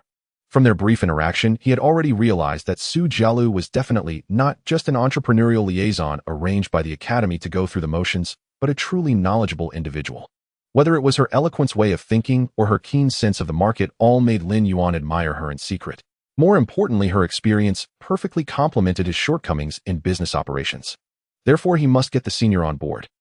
No, it should be recruit her. Thinking of this, Lin Yuan quickly returned to the dormitory, washed his face, briefly grabbed a few bites of bread from the table, and then plopped down in front of the computer, lighting up the screen. Time was of the essence. The optimization of the plugin needed to be completed as soon as possible. The sounds of mouse clicks and keyboard strokes soon resonated in dorm room 408. Wu Hao walked over with a cup of water and stared at his screen for a while before saying, Dynamic packaging, API modularization, code encryption. Are you working on plugin authorization verification? Yeah. Lin Yuan nodded, his hands still busy. This plugin must implement a cloud verification system if it is to go live. Otherwise, with so many pirated versions out there, I won't make much money. Sounds good. Your thought process is clear. Wu Hao nodded, then frowned, but you need to consider the server issue.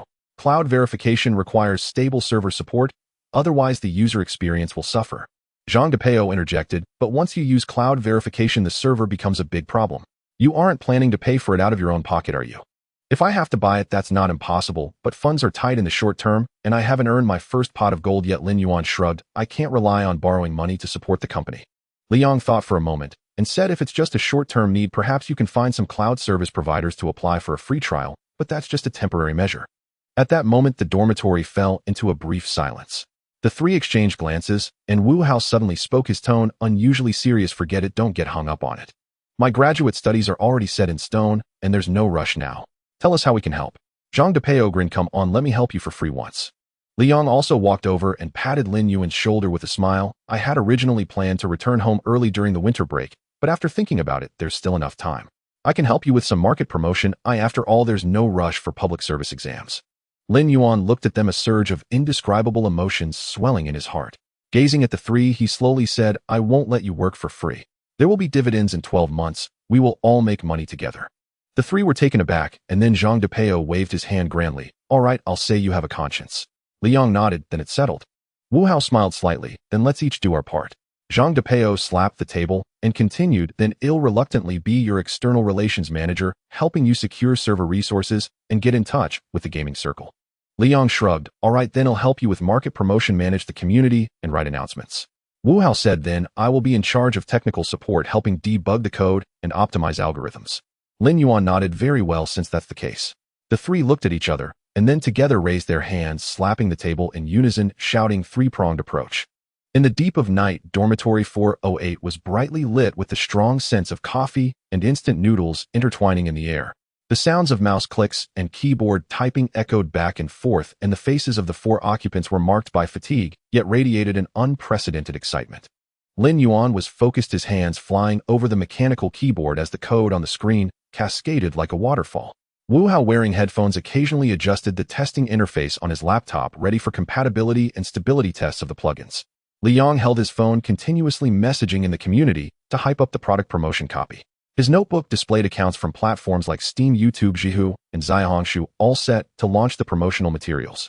Zhang Depeo lazily lounged in his chair, a lit cigarette dangling from his mouth, occasionally tapping his phone screen to help Lin Yuan contact server resources.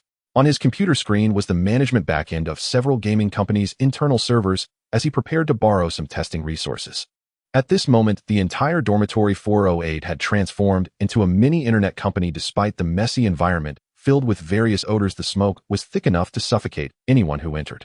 Yet at this moment, no one felt anything was amiss. How's the plugin optimization going? Wu Hao's voice rose above the keyboard clattering, pushing up his glasses as he looked at Lin Yuan's screen. The core code is complete, but the compatibility tests aren't finished yet, Lin Yuan replied, without looking up. We can't only focus on high-end graphics cards. We must ensure a good experience for lower-end models. Got it, Wu Hao nodded. I have already prepared GPU testing environments with different architectures, gathering data from NVIDIA, AMD, and even Intel integrated graphics for a comprehensive compatibility test. Hearing this, Lin Yuan finally lifted his head, stretched his shoulders, and looked at the three of them. All right, Team 408, great efficiency. Of course. While typing rapidly, Liang casually remarked, I've already posted some discussion threads on several tech forums promoting the idea of making your graphics card run more efficiently. You wouldn't believe the demand for this. Exactly, I've seen optimization software on the market that barely makes a difference at most, tweaking graphics card parameters or one-click overclocking, but what we're doing. Zhang Depeo pointed at Lin Yuan's screen, saying this is a direct enhancement of the computing architecture. In the current market, it is a complete dimensionality reduction strike. Wu Hao agreed. Indeed, the current GPU optimization solutions are basically just squeezing toothpaste, merely allowing users to skip a few settings or letting the drivers adjust some parameters. What we have is not even in the same league. Liang took a sip of coffee, his face brimming with excitement. So once our plugin goes live, it will definitely explode in popularity. If we can tap into markets like gaming, 3D modeling, and AI computation, then that would be. Wait.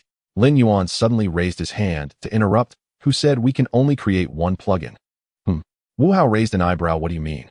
This is the culmination of our hard work in 408. If we bundle it into one large plugin, we won't be able to accurately penetrate the market. While typing on the keyboard, Lin Yuan continued, since users from different fields have different needs, why not create several different versions targeting different audiences? What do you mean? Zhang Depeo glanced at him, seeming to catch on to something. Lin Yuan looked up, a sly grin on his face. It's simple. For gamers, they want increased frame rates, reduced lag, and optimized rendering. So we make a gaming acceleration version that focuses on super resolution optimization, stable frame rates, and reduced input delay. For professional users in 3D modeling and rendering, they care about modeling fluidity and rendering efficiency. So we launch a designer enhancement version that optimizes GPU resource scheduling to improve rendering speed. As for the researchers doing AI training, they care about computational power utilization. So we roll out a deep computing version that optimizes deep learning frameworks to make the graphics card run more steadily and last longer. Of course, Lin Yuan added with a smile, the core architecture of the plugin remains the same. We just change the skin, adjust the parameter presets, and rename it, packaging different versions to sell to different users. The air suddenly fell silent for a moment. The three stared at Lin Yuan, their expressions gradually becoming subtle. Liang held back for a long time before finally cursing, this is just swapping skins to exploit the market, isn't it? You scoundrel. Heartless capitalist.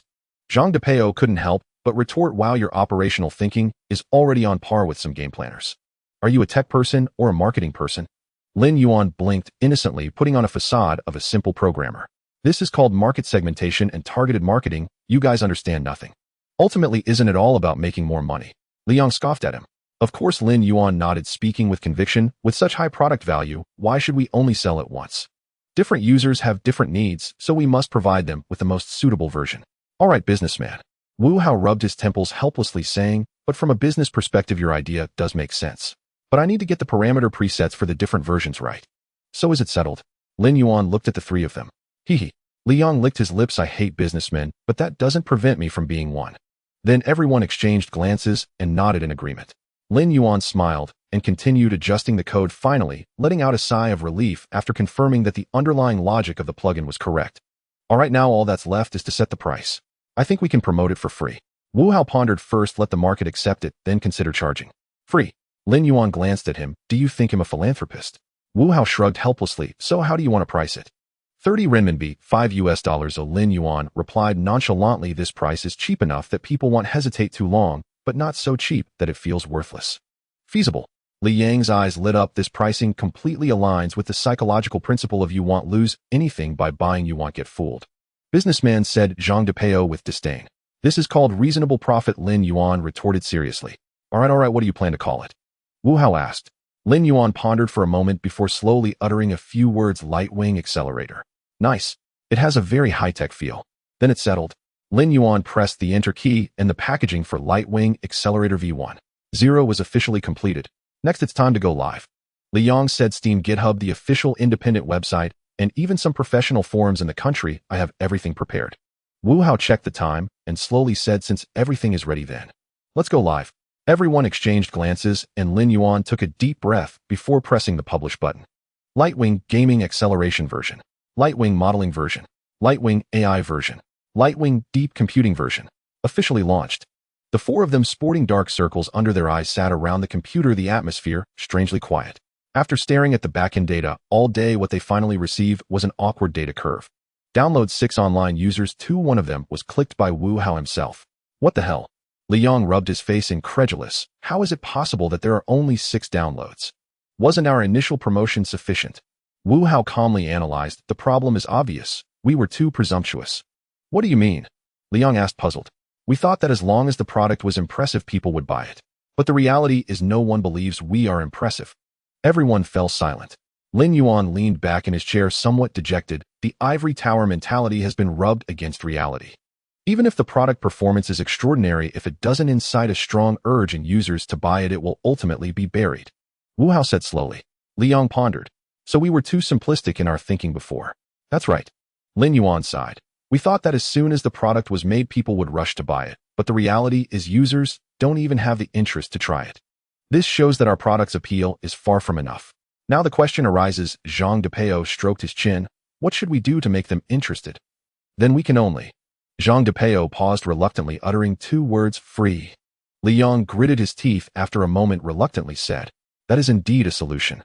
Wu Hao nodded thoughtfully, but we can't let them take advantage of it indefinitely, or well end up bald. Then let's have a 3-day trial. Lin Yuan said slowly. Exactly. Liang quickly typed on his phone screen. So not only do we have to offer 3 days for free, but we also need to send a message before the trial ends reminding them trial period is about to expire. Please purchase quickly. Add some limited time discounts to enhance the purchasing decision. Wu Hao added, moreover, plugins are tool-type products. Users won't think about buying them every day. However, once they find them useful, they won't easily switch away. Lin Yuan nodded. 3 days free. Let the market tell us the answer. The atmosphere in the 408 dormitory instantly became positive. Liang picked up his phone, opened the promotion community, and began drafting the free announcement. Wu Hao sat in front of the computer, optimizing the server verification system to ensure it wouldn't crash under a sudden influx of users. Zhang Depeo lay on the bed, leisurely scrolling through the group chat. He'll go shout a few times on game forums and the Steam Creator Zone to let them experience it and find a few more YouTubers for reviews. By the next day, after the 4 of them finished revising the free strategy, they could no longer hold on and decided to take turns monitoring the data while the others went to sleep. In the middle of the night, Lin Yuan was sleeping soundly when he was suddenly awakened by noise. Groggily opening his eyes, he saw Liang staring at the computer screen in shock. What are you doing? Lin Yuan rubbed his eyes, looking confused. We blew up. Li Yang's voice cracked. Lin Yuan. The light wing accelerator, it blew up. Blew up. Lin Yuan's mind was still not fully awake, looking bewildered. Look for yourself. Li Yang frantically tapped the screen. Lin Yuan focused his gaze and saw the backend data completely out of control. Downloads over 8,000, online users over 2,000. In just a few hours, the user count surged. Forums, Steam Creative Workshop, and social media were all abuzz. The culprit was a well-known Steam game influencer, a top expert in game optimization. This guy was notorious in the industry for being a gaming hardware evaluation fanatic. He would test every new optimization tool as soon as it was released, then write reviews, even making videos to post on YouTube. Today he tried the light wing accelerator and posted a short, yet powerful tweet. Holy SHD. This thing's optimization effects are crazier than some major companies' optimization patches. Light wing accelerator. In just a few words, he ignited the entire gaming community. A large number of gamers, 3D modelers, and deep learning professionals rushed to the download page of the light wing accelerator. The comments section of the Steam Creative Workshop was blown up. 3 days free. Why not try it? The optimization effect is too outrageous. The graphics card temperature actually dropped by 5. Model rendering is twice as fast. What kind of black technology is this? Lin Yuan was dumbfounded. He initially thought that the light wing accelerator would gradually accumulate users, but he never expected it to break out in one night. Awesome. Zhang Depeo slammed the table. I knew it. Our thing would eventually become popular. Wu Hao quickly operated the computer, checking the server's capacity, frowning. The traffic is too high now. The server is struggling. I'll go seek help from a friend at the gaming company. Zhang Depeo dashed off. If not, I'll borrow server resources to get through this wave first. Li Yang was also busy frantically mobilizing community resources. While the heat is on, we must seize the time for secondary dissemination. Twitter, Tiabajihu, Weibo, all of them. Don't let this wave of traffic go to waste. Lin Yuan took a deep breath, his eyes shining with excitement. At this moment, the entire gaming forum, 3D modeling community, and deep learning enthusiast circles were in an uproar. However, aside from the praises of the black technology performance of the light wing accelerator, a wave of angry complaints quickly emerged. This developer is definitely a profiteer. One plugin for optimizing graphics cards, one plugin for optimizing deep learning training, another plugin for optimizing modeling rendering. Can't you just make an all-in-one? One plugin costs $30. 3 plugins add up to $90. That's worse than some game companies' DLC. So scammy, clearly the same technology, but you insist on selling them separately. Profiteer, profiteer, profiteer. Lin Yuan initially enjoyed watching the backend until he saw the increasing frequency of the word profiteer. He couldn't help but touch his nose ahem. Isn't this split pricing a bit too harsh? Zhang Depeo, who was busy communicating with server suppliers, rolled his eyes in response. Harsh my ass. I think you're not harsh enough. With the optimization effect of our plugin, any major company would dare to sell it for $199. We only sell it for $30, and even throw in 3 days for free. Be grateful. Li Yang laughed, patting Lin Yuan's shoulder. Don't worry, the harsher users complain, the more they can't live without you. Are you sure? Lin Yuan was a bit doubtful. Absolutely. Li Yang opened the latest discussion thread on the gaming forum and clicked on a post that was trending. The light wing accelerator is too shady. EY spent $90 on 3 plugins. What a scam. Popular replies below, but you used it right. If I don't buy it, I see others' frame rates skyrocketing and rendering speeds taking off. If I don't use it, I feel awful. Profiteers are profiteers, but it's indeed enticing. Li Yang pointed at the last sentence. See, this is called the real fragrance law. Wu Hao also chuckled and shook his head. However, it must be admitted that this model can indeed maximize profits. He paused and reminded, but you need to consider the subsequent market reaction. After all, the reputation of profiteer is too loud, and we need to maintain our brand image in the future. First make money, then consider the image, Li Yang said without hesitation, looking righteous. The essence of a market economy is the optimal allocation of resources. What we are doing is not cutting leaks, but providing consumers with more refined modular choices, allowing each user to purchase as needed, paying precisely, and avoiding unnecessary resource waste. Let me ask, optimizing graphics cards, enhancing computing power, aiding productivity advancements, pushing the industry further, isn't that a kind of technological benefit for all? Oh my, directly after you said that, even I started to feel moved. Zhang Depeo looked at him disdainfully, but Lin Yuan nodded in agreement, realizing this guy indeed had potential for public office. Wu Hao couldn't help but curse. You're even more shameless than Lin Yuan. The 3-day free period was about to expire. The user count kept climbing. These past days, what Lin Yuan and his 3 friends loved most was leaning over the computer watching the backend numbers. With each refresh, their laughter bubbled up. But at this moment, they felt utterly silent, eyes locked on the screen, even their breaths deliberately hushed. Midnight would be the true test. Lin Yuan gripped the mouse, his fingertips tense. The mischievous expression head worn before had vanished, replaced by an unprecedented solemnity. His gaze was fixed on the analytics interface. 115950. Wu Hao glanced at the time, his atoms apple bobbing as he murmured the reminder. 10 seconds. Li Yang's voice was taut, his eyes unblinking as they stared at the screen. Zhang Depeo bit his straw so hard his cup was nearly crushed. Damn, this is more nerve-wracking than the promotion match last time. 5, 4, 1, 0, 0, 0, 0. The dormitory fell into an instantaneous hush. No one blinked or spoke. Even the wind outside seemed to pause for a breath. The backend refreshed slowly. First paying user 30. Zhang Depeo leapt from his chair, then froze, staring at the screen with his lips pressed together. Second paying user 30. Third paying user 30. Fourth. 10th. The 100th. The data curve began to climb, snapping upward with each entry. It's happening. Li Yang slapped the table, words tumbling out in excitement. Holy, Zhang Depeo's voice cracked. People are actually willing to pay. What the hell? Lin Yuan stared at the numbers, his heart pounding wildly. It felt like a city-wide revelry. An hour later, paying users surpassed 1,000. 3 hours later, they broke 10,000. By 9 in the morning, cumulative revenue neared 4,000. The graph kept soaring with no sign of stopping. Lin Yuan rubbed his face hard, feeling the warmth to prove it wasn't a dream. They had succeeded. The dormitory erupted in jubilation. Zhang Depeo held Wu Hao and shook him wildly. Wu Hao's face was alight with excitement, though he still kept a shard of reason. We've only just begun. The real work is still ahead. The real work, my foot. Zhang Depeo swept Lin Yuan into an embrace. Smile for me. Laughter broke out, roaring through the room. Li Yang, ecstatic, clutched his laptop and nearly bounced. The numbers keep rising. They just keep rising. Wu Hao remained comparatively composed, though a grin tugged at his mouth. Total paying users are approaching 20,000, and the on-paper revenue is over 400,000. Lin Yuan sat before the computer, a smile playing at his lips as he watched the straight soaring curve. This was their first true entrepreneurial windfall. It wasn't the multi-million-dollar financing of big companies, but for a group of college students, 400,000 was an explosive opening. Should we start thinking about how to spend this? Wu Hao pushed up his glasses and looked at the others seriously.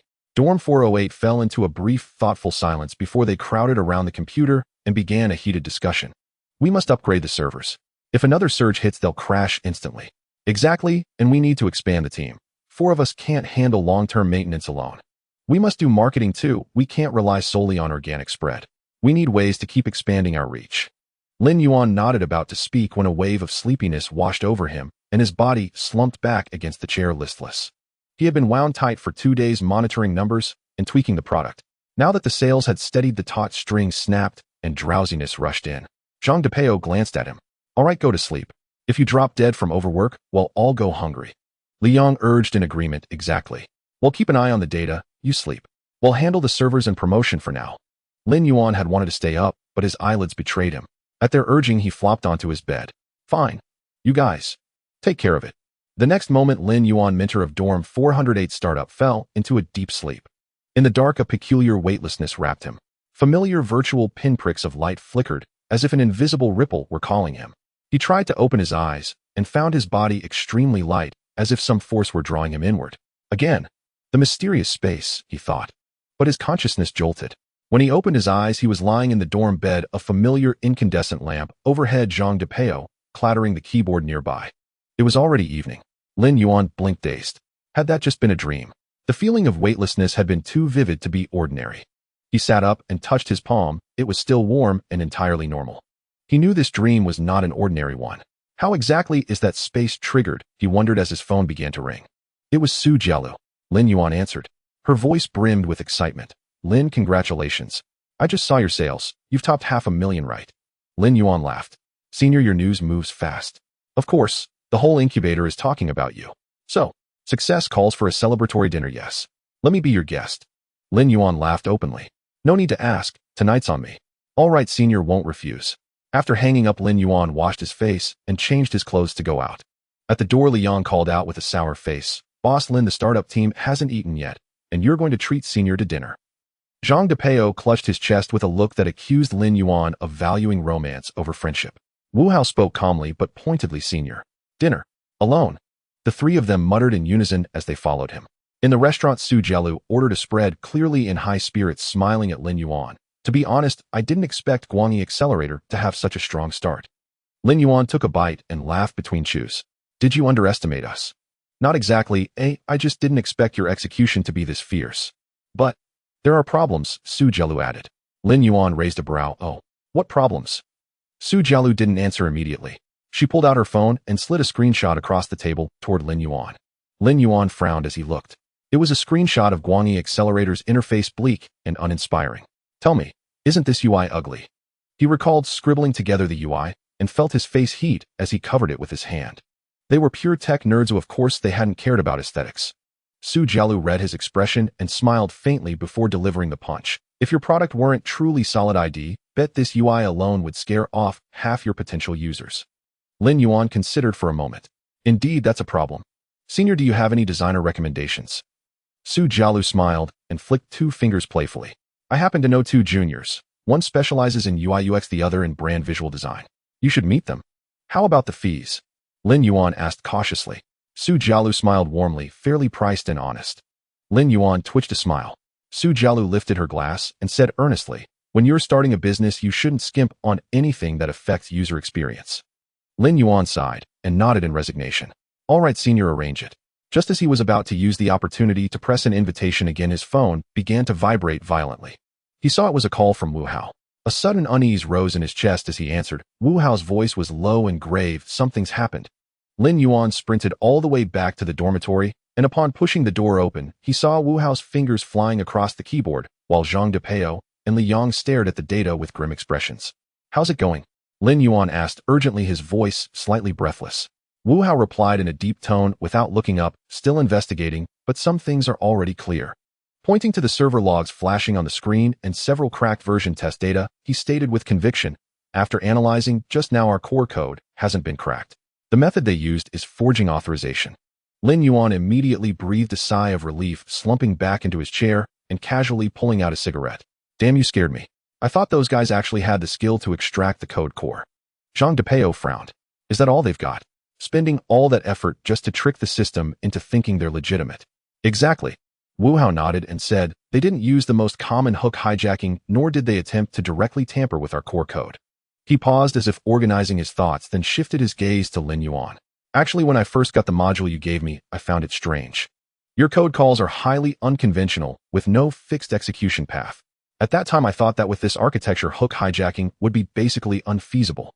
Wu Hao mused, because your code changes its path and instruction calls with each execution.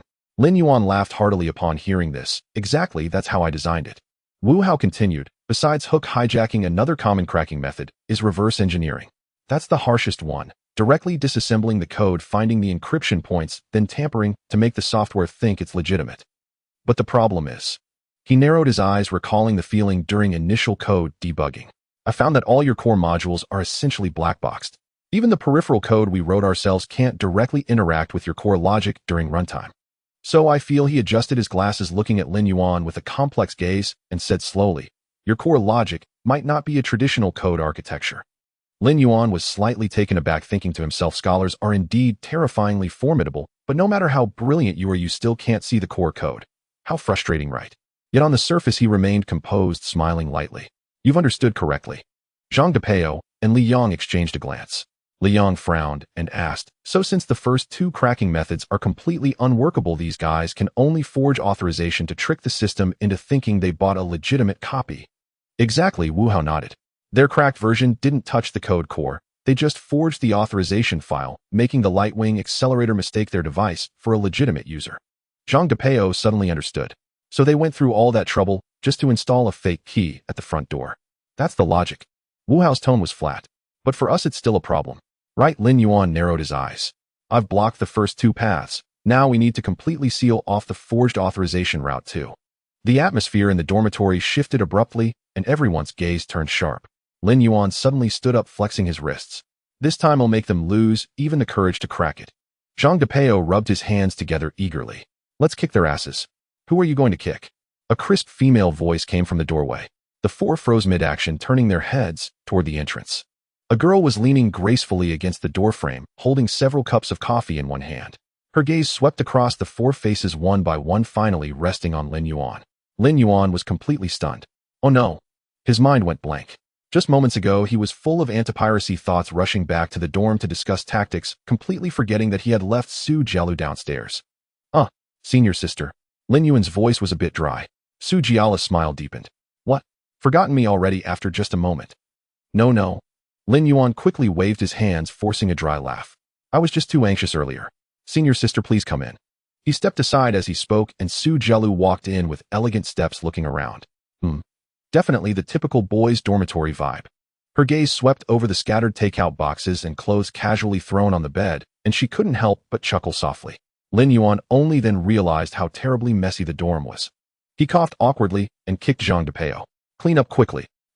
Zhang Depeo, who had been staring at the senior sister in a daze, snapped back to attention at Lin Yuan's reminder and nodded immediately. Right. Li Yang also reacted, instantly sneaking glances at Su Jialu while forcing a flattering smile. Senior sister, let me help you with the coffee. Thanks. Su Jialu smiled lightly, handed him the coffee, then looked around casually. She sat down in Lin Yuan's chair, crossed her legs, exuding an air of composure. Wu Hao, on the other hand, remained as steady as a rock, maintaining a calm and indifferent demeanor, not even shifting his gaze. A perfect aloof persona. Su Jialu looked at the four of them, smiled, and introduced herself. Hello, I'm Su Jialu, a graduate student at Western University, majoring in market analysis, a field not quite related to yours. She grinned as she scanned the four. I'm currently handling the school's entrepreneurship support project liaison, while also working part-time as a market analyst at an investment firm. Wow, senior sister, you're amazing. Zhang Depeo exclaimed in awe. No wonder Dean Li recommended you to Lin Yuan. Wu Hao said, smoothing his hair with a steady tone. Li Yang, with a face full of shock, admiration, excitement, said, Senior sister, you're taking off on both the school and capital fronts. Su Jialu chuckled lightly. Hardly taking off, just doing some occasional mentoring. She shifted the topic, her gaze landing on Lin Yuan. You left in such a hurry earlier, so I came to check. Just now I heard you guys talking about kicking someone's ass when I walked in. Lin Yuan snapped back to reality, slapped his forehead, and roughly explained the cracking incident.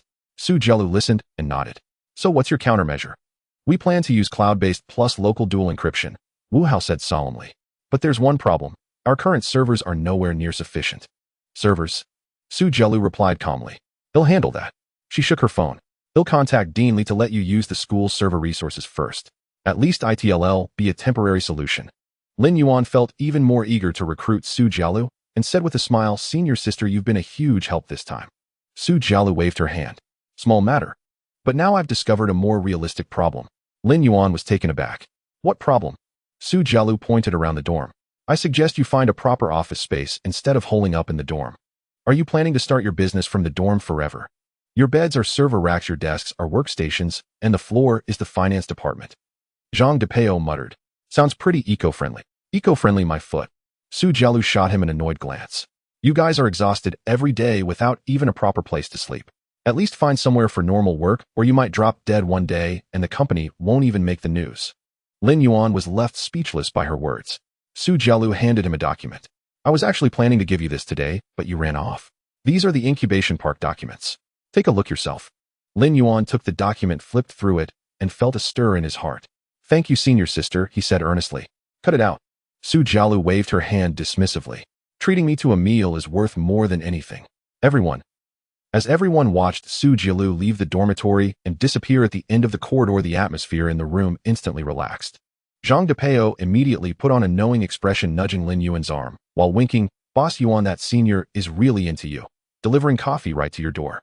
When did this happen? Why didn't you give us a heads up? Lin Yuan quickly changed the subject, his expression turning serious. All right, we still have our problem to solve. He then sat down in front of the computer, scanning each line of code with a sharp gaze. The dormitory immediately became serious, while Lin Yuan secretly let out a long sigh of relief. Wu Hao put his headphones back on, his fingers flying across the keyboard. The main issue right now is still the forged authorization. We need to build a stronger verification mechanism. So making each client's key unique. Lin Yuan asked. Exactly, and it needs to be dynamically matched, Wu Hao nodded.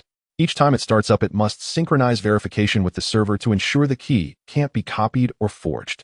Zhang Depeo looked exasperated. We just updated the encryption and they immediately cracked it. Can't these people find a legitimate job? Wu Hao pondered. But honestly, can simply strengthening our encryption really solve the problem completely? Lin Yuan shook his head slightly. No, what we're doing now is just delaying the inevitable. Our encryption system is already a nightmare for casual cracking enthusiasts, but for professional teams, they still have ways to chip away at it bit by bit. So we just have to take the beating. Zhang Depeo scratched his head in frustration. Lin Yuan thought for a moment. No, cracking is essentially a game of confrontation. We need a different approach to make the cracking teams lose their motivation. Li Yang's eyes lit up by increasing the cost of cracking, making it not worth their while. Smart. Lin Yuan slammed the table. We can't just play defense, we need to stretch their time cost indefinitely. Make them realize that even after cracking it they can't sell it. Only then will they truly give up. Wu Hao nodded in understanding. Dynamic verification time locks, anti-debugging code. We can combine multiple methods. Let's get to work. Lin Yuan rolled up his sleeves and entered a frenzy of coding. Zhang Depeo and Li Yang, the two non-techies, didn't stay idle either.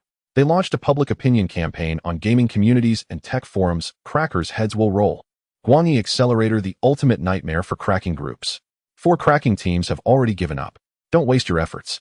The dual assault of public opinion warfare and technical warfare turned the dormitory into the frontline command center of a cyber battlefield. However, the cracking teams were not about to give up easily. The next afternoon, Wu Hao checked the server monitor, and his face darkened instantly. Lin Yuan, our server, is under a DDoS attack. Lin Yuan, who was debugging code, became alert immediately upon hearing this. He turned around and asked, "They're playing hacker tricks now." Wu Hao calmly analyzed the data stream on the screen. It's not ordinary traffic flooding, it's a targeted attack. They're generating a massive number of fake authorization requests trying to find vulnerabilities in our verification mechanism. Don't panic. Lin Yuan let out a cold laugh, his fingers flying across the keyboard. Since they want to play dirty, let's show them what we're made of. He quickly typed a few lines of code, and a data monitoring window appeared on the screen. This was the same technique he had used during his thesis defense to probe Zhou Ziyang's computer. The fragment from the hyperdimensional space, though its code was incomplete, was more than enough for these hacker groups. Lin Yuan, what are you doing? Wu Hao noticed the code looked familiar. Counter-tracking, Lin Yuan replied without pausing, quickly typing another command. Since they want to mess with us, well, expose their IP addresses. Minutes later, a series of parse data appeared on the screen pointing directly to several suspicious overseas IP nodes. Wu Hao's eyes narrowed. They're using multi-layer proxies to hide their identities. Yes, but don't worry. Lin Yuan continued, operating his hands, moving almost like blurs.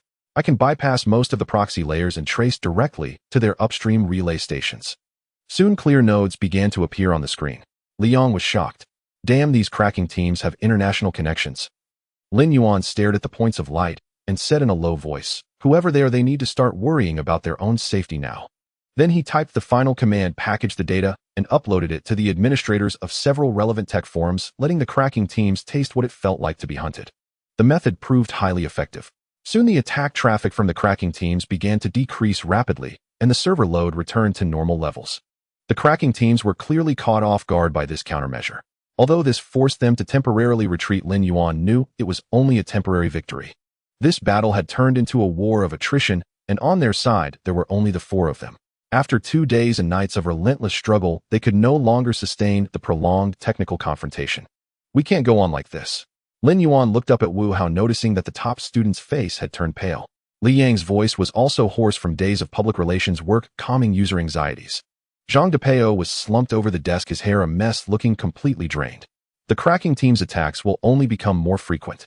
Every time we patch a vulnerability, we're just reacting passively. It's exhausting. We need to expand the team.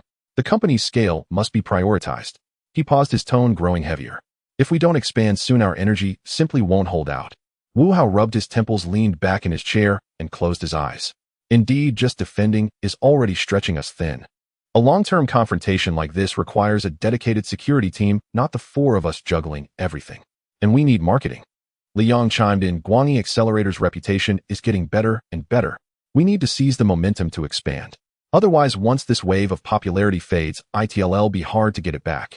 Yeah, Zhang Depeo said in a low voice, still managing a complaint. If we have to go through another encryption war like this, it'll probably die from exhaustion. The 4 of them exchanged glances, tired smiles tinged with bitterness. They had been battered by this offensive and defensive battle, but none of them wanted to back down. All right, Lin Yuan took a deep breath. Let's finish cracking this anti-piracy system first. Once the server and authorization system are completely stable, we'll officially expand. Wu Hao nodded solemnly. All right, let's give it our all. Let's do this. Li Yang raised his fist and bumped with the others. Damn it, let's fight. Zhang Depeo pounded the table hard, reigniting their morale. As everyone plunged back into the fight, Lin Yuan sat back down in front of his computer to continue reinforcing the authorization system.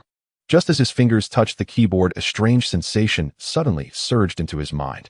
It felt as if his consciousness was being drawn by something, his thoughts becoming exceptionally clear. Lines of code appeared before his eyes, carrying a peculiar pulse. What is this feeling? Lin Yuan's fingers instinctively pressed against his phone screen. Instantly, a blue light emerged and vanished in a flash. The next second, the world went pitch black. He felt his body lose all weight as if pulled by some invisible force, plunging into an endless void. Lin Yuan's consciousness jolted violently. He had entered the hyperdimensional space once again. Lin Yuan suddenly opened his eyes.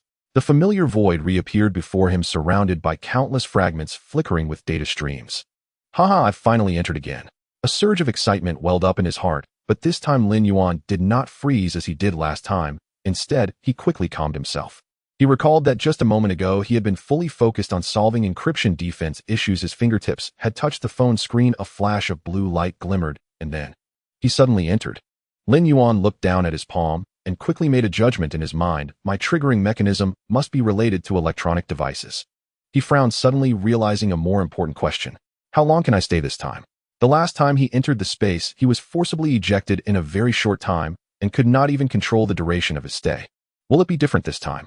Lin Yuan decided not to dwell on these thoughts, but to clarify the purpose of his entry this time. Since I can come in, I must not return empty-handed, he murmured softly. Glancing around, Lin Yuan quickly locked onto a larger fragment in the distance, a flawed core that was bigger than ordinary data shards. Without hesitation, he stepped forward and his consciousness swiftly floated towards the giant data fragment. He had already deciphered part of it last time, but due to time constraints he could not fully analyze it.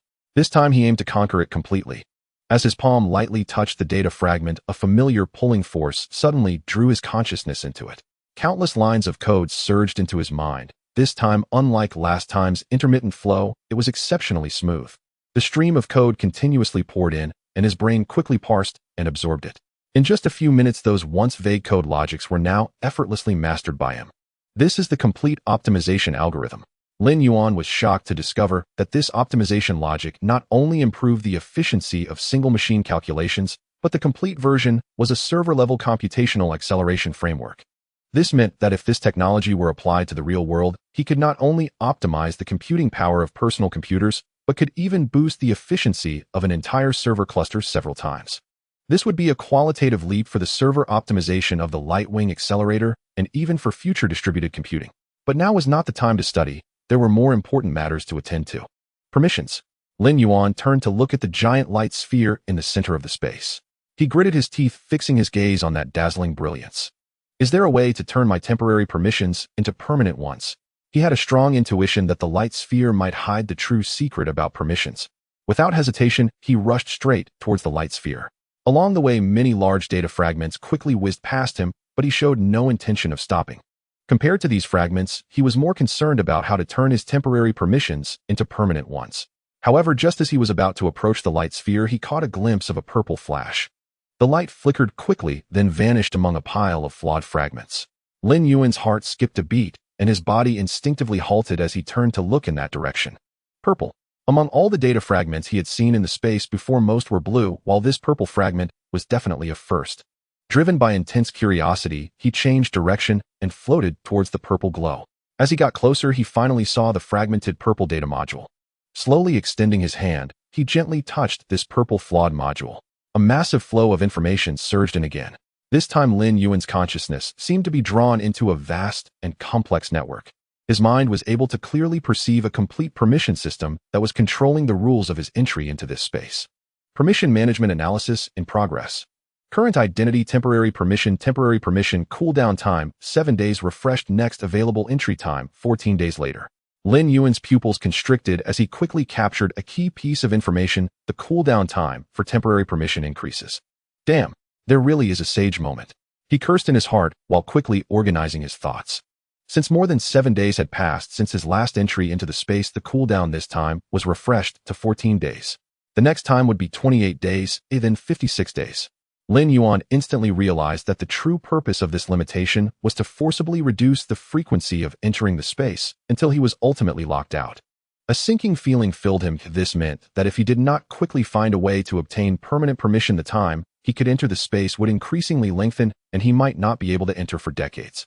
Isn't this just messing with me? Lin Yuan gritted his teeth, realizing the seriousness of the problem. But at the same time, he also noticed another piece of information. This flawed permission management module seemed to hide some special authentication technology.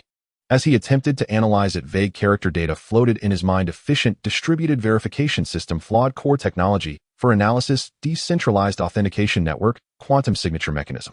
When the flow of information surged into Lin Yuan's consciousness, he saw the essence of permission management. The permission system of the space was far more massive and complex than he had imagined.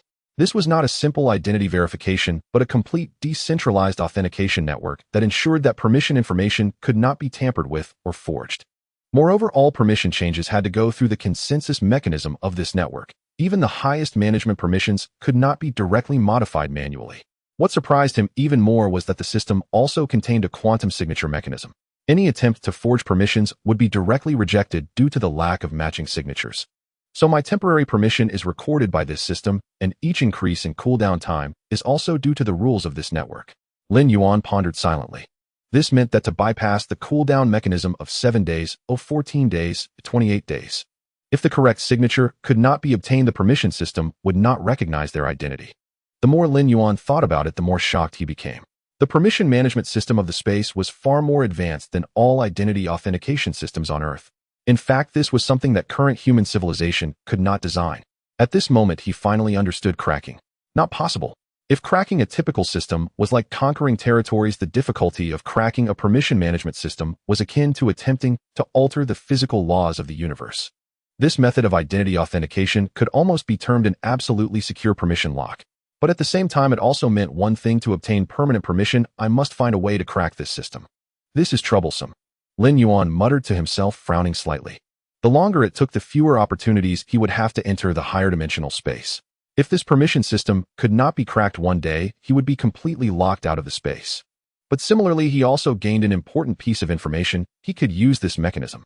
If this system allowed identity information to be stored in a decentralized manner and used quantum signatures to ensure it could not be forged, did that mean he could also apply this technology to combat against cracking in the real world? Lin Yuan's eyes lit up. Decentralized identity authentication. Quantum signature.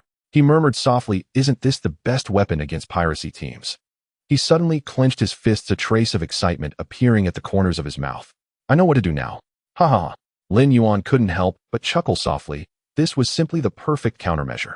But time waits for no one. He had to bring this information back as soon as possible. Clenching his fists, he forced himself to calm down, then closed his eyes, and with a thought he uttered, exit the space. Lin Yuan's consciousness abruptly returned, the familiar desk coming into view as the crisp sound of keyboard clacking filled his ears, while Zhang Depeo and Li Yang were still discussing the latest developments of the cracking team. He froze for a moment, then quickly steadied his breathing, making himself appear as if he had merely dozed off for a bit rather than having endured a surreal journey. His mind still echoed with the sensation of the vast data stream washing over his consciousness in that space, sharpening his thoughts. He tapped his fingers lightly on the desk, rapidly concocting a plausible excuse in his head. The gains from this time were nothing short of terrifying. Once these three technologies, server-level computing acceleration, decentralized authentication network, and quantum identity signature mechanism, were integrated, the cracking team's petty tricks would be utterly futile, like a mantis trying to stop a chariot. Even the world's top hacker organizations would find it nearly impossible to breach the defenses. However, this brought forth another more thorny issue. Aside from the decentralized authentication network, the other two were ahead of their time. Needless to say, if Wu Hao, that academic prodigy, discovered that Lin Yuan had suddenly conjured up such a complete set of integrated technologies, he would undoubtedly press for answers immediately. Not to mention, once these technologies caught the attention of larger forces, his fledgling Digital Wings project would have no chance to turn the tide. It would simply become a research project for some capital giant. He needed to come up with a suitable story to rationalize everything, convincing Wu Hao and the others without letting them delve too deep. Lin Yuan pondered, turning his gaze slightly toward Wu Hao. That academic prodigy was still buried in analyzing the cracking team's attack and defense tactics, his eyes focused, occasionally muttering under his breath, logically, their cracking logic shouldn't adapt this quickly. Our encryption is already complex enough, unless... Is there a flaw in one of our verification processes? A flash of inspiration struck Lin Yuan. Got it. This was the perfect entry point. Guys, I've come up with an experimental plan that should completely block the cracking team's means of forging authorizations. An experimental plan. Wu Hao noticed his brief silence and asked with curiosity, but the instinct of a scholar immediately piqued his interest. What's the principle, eh? Lin Yuan glanced at him nonchalantly, thinking steady, don't slip up. Let him fill in the blanks himself. He pretended to ponder for a moment, then said with feigned seriousness, actually, I thought of this plan back in my junior year, but there was no suitable project to put it into practice. Wu Hao frowned slightly. Junior year. Weren't we all working on AI optimization back then? How did you research this? Yellow Lin, you're not bluffing, are you? Liang eyed him suspiciously. Zhang Depeo stroked his chin as if trying to recall. Lin Yuan wore an expression that screamed, you guys know nothing, leaning back calmly in his chair. Of course I never mentioned it. Back then you were all grinding hard, and I was just doing theoretical research without a chance to apply it. Now it feels like we can give it a try. Upon hearing this, Wu Hao shot upright in his chair. Get to the point. Spill it. Good, excellent. Lin Yuan barely suppressed a grin, then spoke with a hint of regret in his tone. At the time, my idea was to use computing resource scheduling optimization algorithms to enhance the server's processing power, but the servers back then were too limited to handle it. Computing resource scheduling optimization. Wu Hao's expression turned thoughtful, as if a realization dawned. You mean intelligently allocating computing tasks to enable more efficient scheduling on the server side? Lin Yuan nodded, inwardly ecstatic. The scholar was beginning to fill in the gaps himself. If that's the case, Wu Hao murmured to himself, this thing could not only boost server verification efficiency, but also dynamically adjust computing priorities to maximize authorization verification speed. Exactly, you've got it. Distributed computing. Identity verification. No, ordinary authentication doesn't need to be this complex. What were you planning back then? Lin Yuan knew he had to add more weight to his story now, or the scholar would dig too deep. He cleared his throat, striving for a natural tone. At the time, I was thinking of creating a dynamic identity authentication framework based on high-order hash signatures. Each login would recalculate the identity fingerprint, which would be unique and ever-changing, preventing static credentials from being misused. Wu Hao's expression had completely shifted from doubt to excitement. He slammed the table. Isn't this part of a decentralized authentication network? When did you come up with this? Lin Yuan quickly waved his hands. Don't jump to conclusions. This is just a single-point optimization. It has nothing to do with decentralized authentication. Zhang Depeo threw up his hands. I get the words, but I don't get what you're saying. Liang shot him a glance. You illiterate just know it sounds awesome and stop interrupting. Meanwhile, Wu Hao's mind was racing. Wait. If the identity fingerprint is dynamic, that means even if the cracking team intercepts the data, they can't forge a legitimate identity. His eyes shifted from doubt to excitement. Damn. You've had this system all along. Just researched it, never put it into practice. Lin Yuan shrugged with feigned ease. But now the conditions are right. We can give it a shot. Conditions are right. Wu Hao frowned, then suddenly slapped his forehead. I get it. It's the server's computing power. We can now run higher-level computational verification. Lin Yuan was overjoyed inside. This scholar's ability to rationalize was terrifying. He didn't need to explain much. Wu Hao had already connected all the dots himself. Wu Hao sank into thought, muttering, high-order hash signatures. Distributed verification. If we add a multi-signature mechanism, each user's authorization file would be unique. Trying to replicate it. Absolutely impossible. Lin Yuan felt a jolt of alarm. He needed to control the pace and not let Wu Hao's imagination run wild. He feigned a moment of contemplation, then said slowly, decentralized storage is too complex. We've just built a multi-layered distributed identity verification system. Each authorization request undergoes random computation to prevent single-point hijacking. Wu Hao's eyes lit up. Isn't this just a simplified version of a decentralized authentication network? Damn. If this works, the cracking team's difficulty in forging identities would increase by dozens of times. The scholar was fully convinced, now pacing excitedly, as if he had broken through some mental barrier. Zhang Depeo, thoroughly confused, raised his hand to interrupt. Hold on, can you two speak in plain English?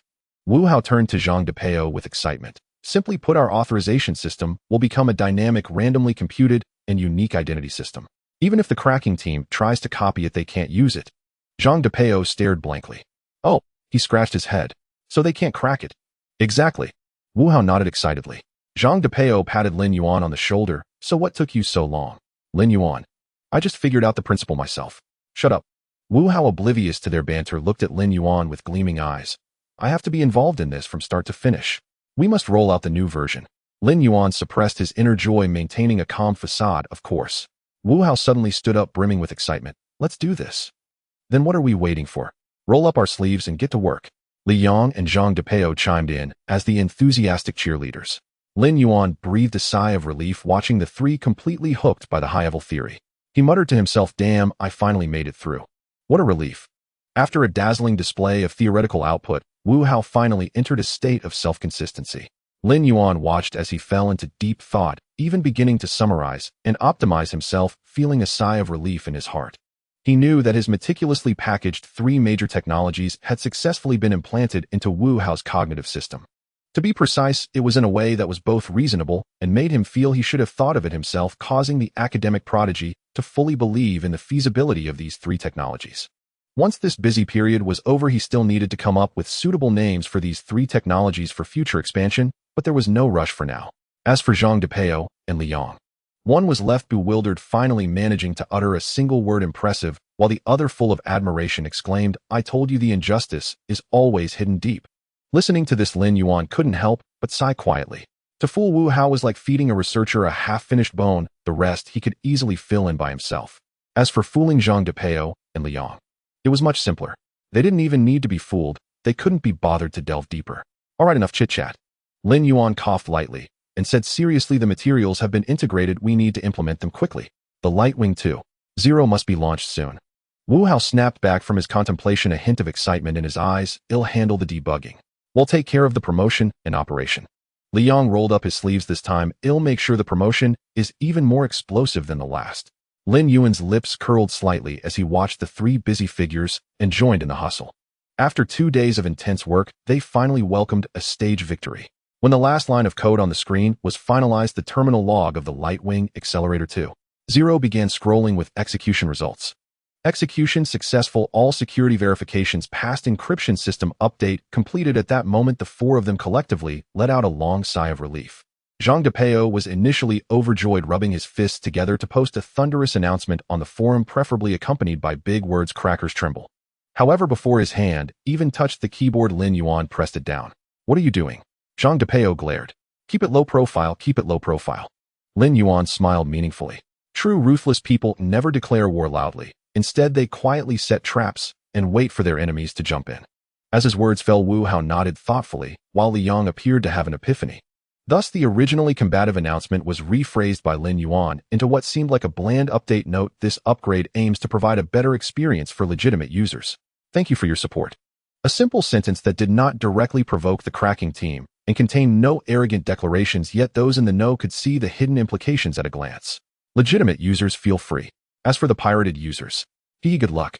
Those who truly understood immediately recognized that this update was not simple.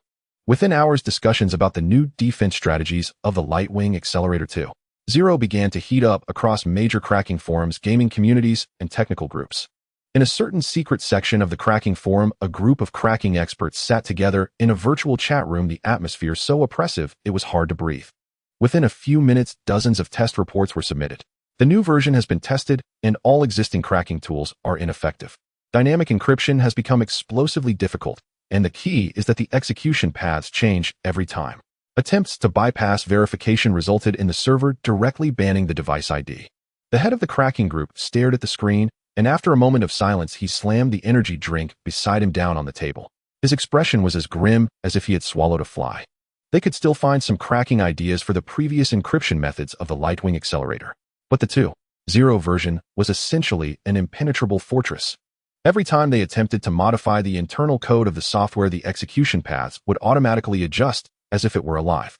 Every time they tried to bypass the authorization verification, the server-side algorithms would update, making even launching the software a problem. The little leader stared at the pile of garbled characters on the screen, his fingers incessantly tapping the desk, the sound betraying a hint of irritation. Their encryption has already surpassed our capabilities. The chat room fell into an eerie silence. After half a minute, the head finally took a deep breath and coldly said, "Continue researching. No matter how long it takes, we must find a breakthrough.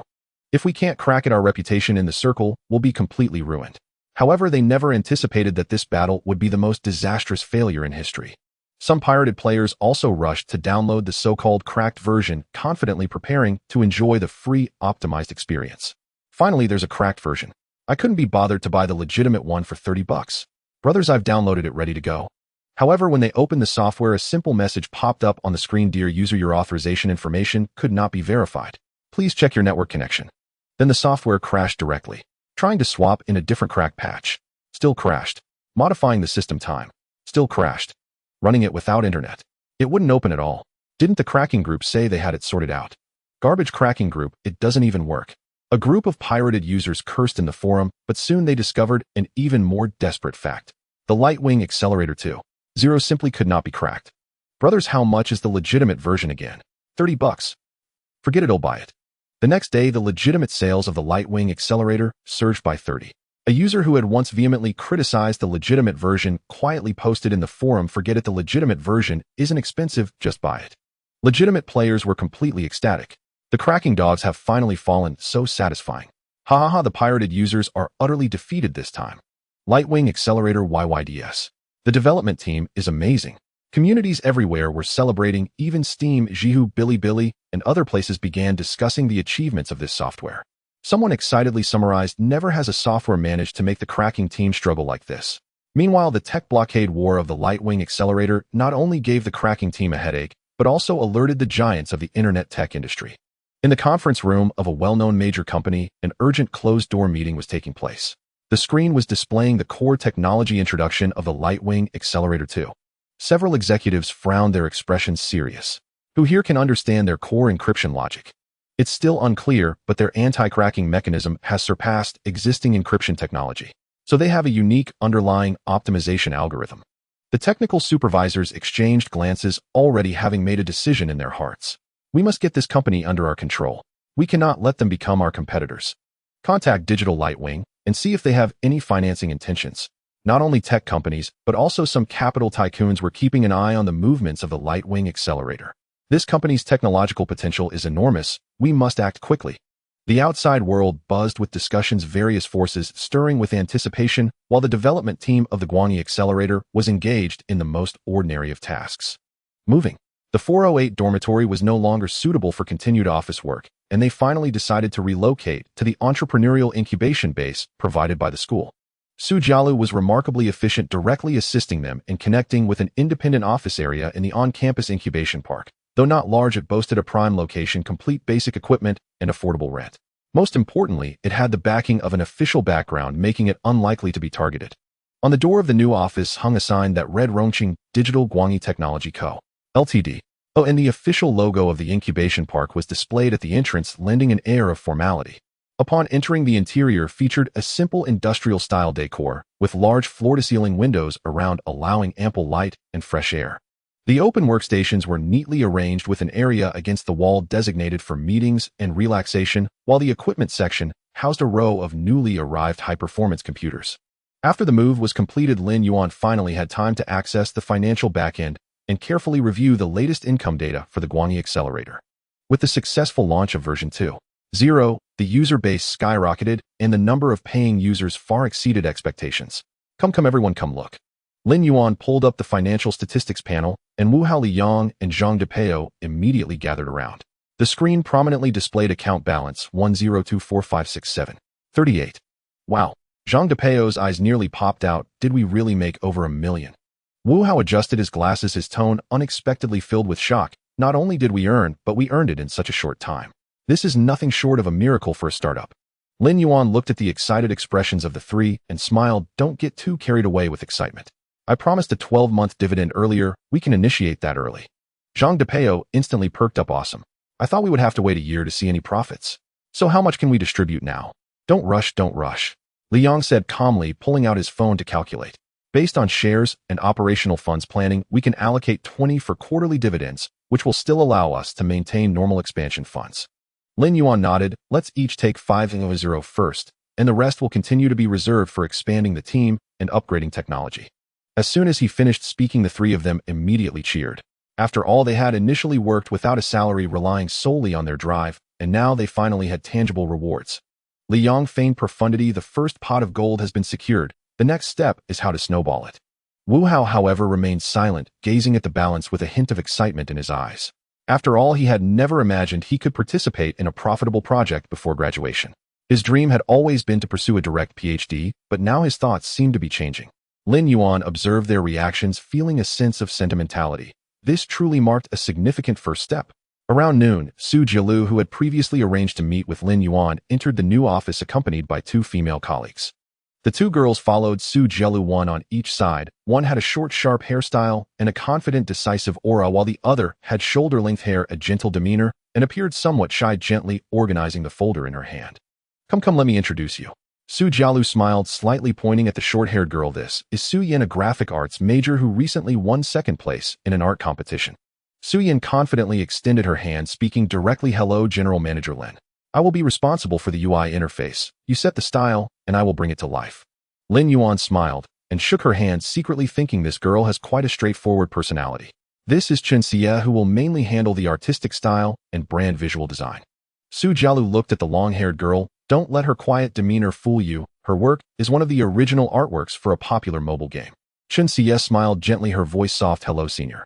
I've heard a lot about you from Sister Su. It's great to finally meet you in person. Haha, so I already have stories circulating about me with Sister Su. Lin Yuan joked. Chen Xie's cheeks flushed slightly as she smiled without speaking. Lin Yuan thought to himself that the people he had brought in this time were indeed all skilled, each with their unique personality. After the two girls settled in, Su Jielu gently tapped on the table to get everyone's attention and began to discuss the main topic. The business of digital guanyi is gradually expanding, and your primary task upon joining is to optimize the existing guanyi accelerator UI, turning it into a refined software. Su Yin nodded, understood. The current UI functionality is sufficient, but the visual style still leans towards a technical approach, which is not highly accepted by ordinary users. Chen Xie added, the interface interaction logic can be further optimized, especially for guiding new users. Lin Yuan expressed satisfaction with their professionalism and said directly, in terms of compensation, the starting salary for UI and art positions is 15K, with year-end bonuses. Once the project becomes profitable to a certain extent, core members will also receive equity incentives. Su Yin raised her eyebrows. 15K is a decent starting salary. Chen Xie was also somewhat surprised. We're still students, and we can earn such a high salary. Digital Guanyi is no longer just an ordinary startup team. Su Jielu smiled lightly. Even some venture capital firms have taken notice, so the compensation naturally won't be low. Su Yin nodded gently, a spark of excitement flashing in her eyes. All right then, I won't be polite about it. Welcome aboard. Lin Yuan smiled and extended his hand. The art and UI team of Digital Guanyi was officially established. Lin Yuan wanted to continue discussing the work arrangements for Digital Guanyi's Visual 6, but he hadn't had the chance to speak. Suddenly Zhang Depeo and Li Yang rushed in with incredible speed, bringing two chairs and sitting directly beside Su Yin and Chen Xie. Hey Su Yin Jr. Nice to meet you. Zhang Depeo grinned like a blooming chrysanthemum. I'm mainly responsible for external relations, so we can communicate a lot about the company's external promotions and marketing. Li Yang also refused to be outdone, looking serious. Chen Xie Jr. am mainly responsible for brand operations. I think we can delve into the future visual style of Digital Guanyi. Is that so? Su Yin crossed her arms, giving them a sideways glance. Then how's your aesthetic level? Aesthetic? Zhang Depeo instantly stammered, looking at Li Yang. Li Yang also froze for a moment, clearing his throat well. It needs constant improvement. Chen Xie smiled gently, her gaze soft. It's okay, everyone can take their time to adjust. Zhang Depeo immediately relaxed, nodding repeatedly. Yes. We should communicate more in the future. Su Jielu sat nearby, watching this scene with a smile. The four tech enthusiasts were finally starting to interact with their female colleagues. The future office atmosphere was bound to become interesting. After confirming the work arrangements for the art team, Lin Yuan announced directly, to celebrate the official establishment of the new team, I'm treating. Let's go. In the commercial street near the school, inside a high-end restaurant, everyone was gathered around a large round table, celebrating their first luxurious meal since starting their business. Zhang Depeo and Li Yang were busy eagerly serving food and pouring wine for the two new female students, as if they wished to insert themselves into each other's bowls. Come see, this roasted lamb chop is especially delicious, give it a try. Zhang Depeo said enthusiastically, casually putting a large piece of lamb chop into Chen Xie's bowl. Su Yin, try this truffle, it has a delicate texture, a gourmet dish. Li Yang said while carefully placing the truffle onto Su Yan's plate. The two female students exchanged smiles and graciously accepted the food, quietly thanking them. However, one person appeared to be distracted. Speaking of which, Lin Yuan casually picked up a piece of black pepper beef, his gaze inadvertently glancing at the figure across from him. Su Jielu, still looking exquisite and elegant, wore a burgundy dress, paired with black high heels, exuding the competence and poise of a professional woman with every gesture. She slightly tilted her head, chatting with Su Yin and Chen Xie, occasionally giggling, with a soft glow of light illuminating her profile, making her even more enchanting. Lin Yuan held his drink, silently watching her for a while, contemplating in his heart, Su Jialu. How can I bring her on board? Previously, he had extended an invitation once, but it was politely declined. However, now that Digital Light Wing had gained fame from a battle, the company was expanding, and the team needed a true leader to oversee the overall situation, and that person could only be Su Jialu. But if he were to invite her again clumsily, it would seem rather cheap. No, he needed a definitive plan. As Lin Yuan was deep in thought, rapidly brainstorming various strategies, his phone suddenly rang. He glanced at the number that popped up on the screen and was slightly taken aback, yet he answered the call. Haha, Lin Yuan, do you remember me? I am Lin Yuan from Huading Technology. The voice on the other end came through with a sense of ease and warmth. Huading Technology is the leading enterprise in the province's tech industry and ranks among the top 3 high-tech companies in the country. As the technical director of Huading, and Lin Yuan holds a significant position in the industry. During the graduation defense, he was one of the company representatives sent by Huading. Lin Yuan recalled and immediately smiled, saying, "Of course I remember, Director N. I didn't expect you to contact me so soon." After exchanging a few pleasantries, Lin Yuan got straight to the point, expressing his desire to visit in person to discuss potential collaboration. Lin Yuan squinted slightly. Huading coming in person? Such sincerity. Intriguing. He quickly arranged to meet at the company, and after hanging up, his mind raced through possible collaboration directions. Suddenly a spark of inspiration hit him, and he turned to Su Jialu, smiling as he said, "Senior sister, Huading wants to discuss some matters. Shall we go take a look together?" "No problem." Su Jialu readily agreed.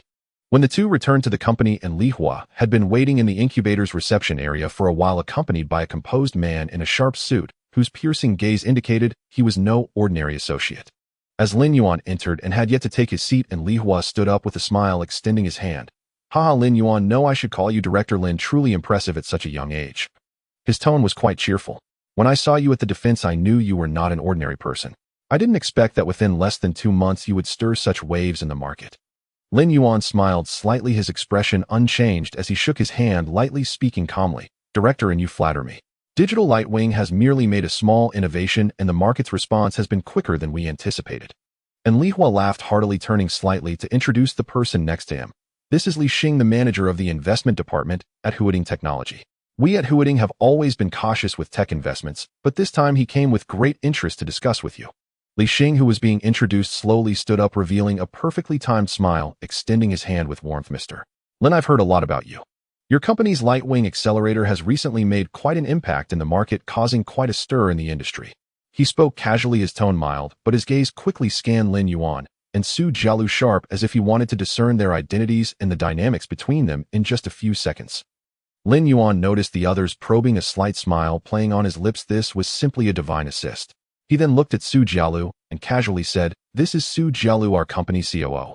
Su Jialu was momentarily taken aback, glancing at Lin Yuan with a hint of playfulness in her eyes. She had not officially accepted the position, yet Lin Yuan had directly assigned it to her in this formal meeting, clearly intending to push her into the spotlight. But she reacted quickly, her face soon regaining its composure, and she gracefully extended her hand to the two men, smiling. "Mr. Li, Director, and it's a pleasure to meet you." Inwardly, Lin Yuan was thrilled and nearly laughed out loud. But as he caught Su Jialu glancing at him, he immediately restrained his amusement, transforming his expression into a serious, composed demeanor, as if the previous moment of pride had never existed. He merely raised an eyebrow as if to emphasize that what he said was perfectly reasonable. Meanwhile, as Li Xing shook hands, the smile at the corner of his mouth deepened, and his gaze lingered momentarily between the two before he withdrew it. Once everyone was seated, Li Xing casually picked up his teacup, taking a gentle sip, as if savoring the aroma, but his gaze remained fixated on Lin Yuan. In an instant, the atmosphere in the conference room subtly quieted. Li Xing slightly raised his eyes, speaking in a measured tone. "This time, I came uninvited, mainly to gain a deeper understanding of the details of the Lightwing Accelerator project. Your technical team has been quite low-key, and the information in the market is very limited." This statement held subtle implications. On the surface, it seemed purely curious, but in reality, it was a probe to gauge Lin Yuan's reaction. He paused, slowly placing his teacup down, his tone still steady. "To be honest, the recent market performance of the Lightwing Accelerator has far exceeded our expectations. Almost all the cracking teams in the market have been defeated, and even some professional cybersecurity companies have yet to find a truly effective cracking solution. In today's internet industry, vulnerabilities in security certification systems have always been an unavoidable problem. Yet your technology seems more advanced than anticipated."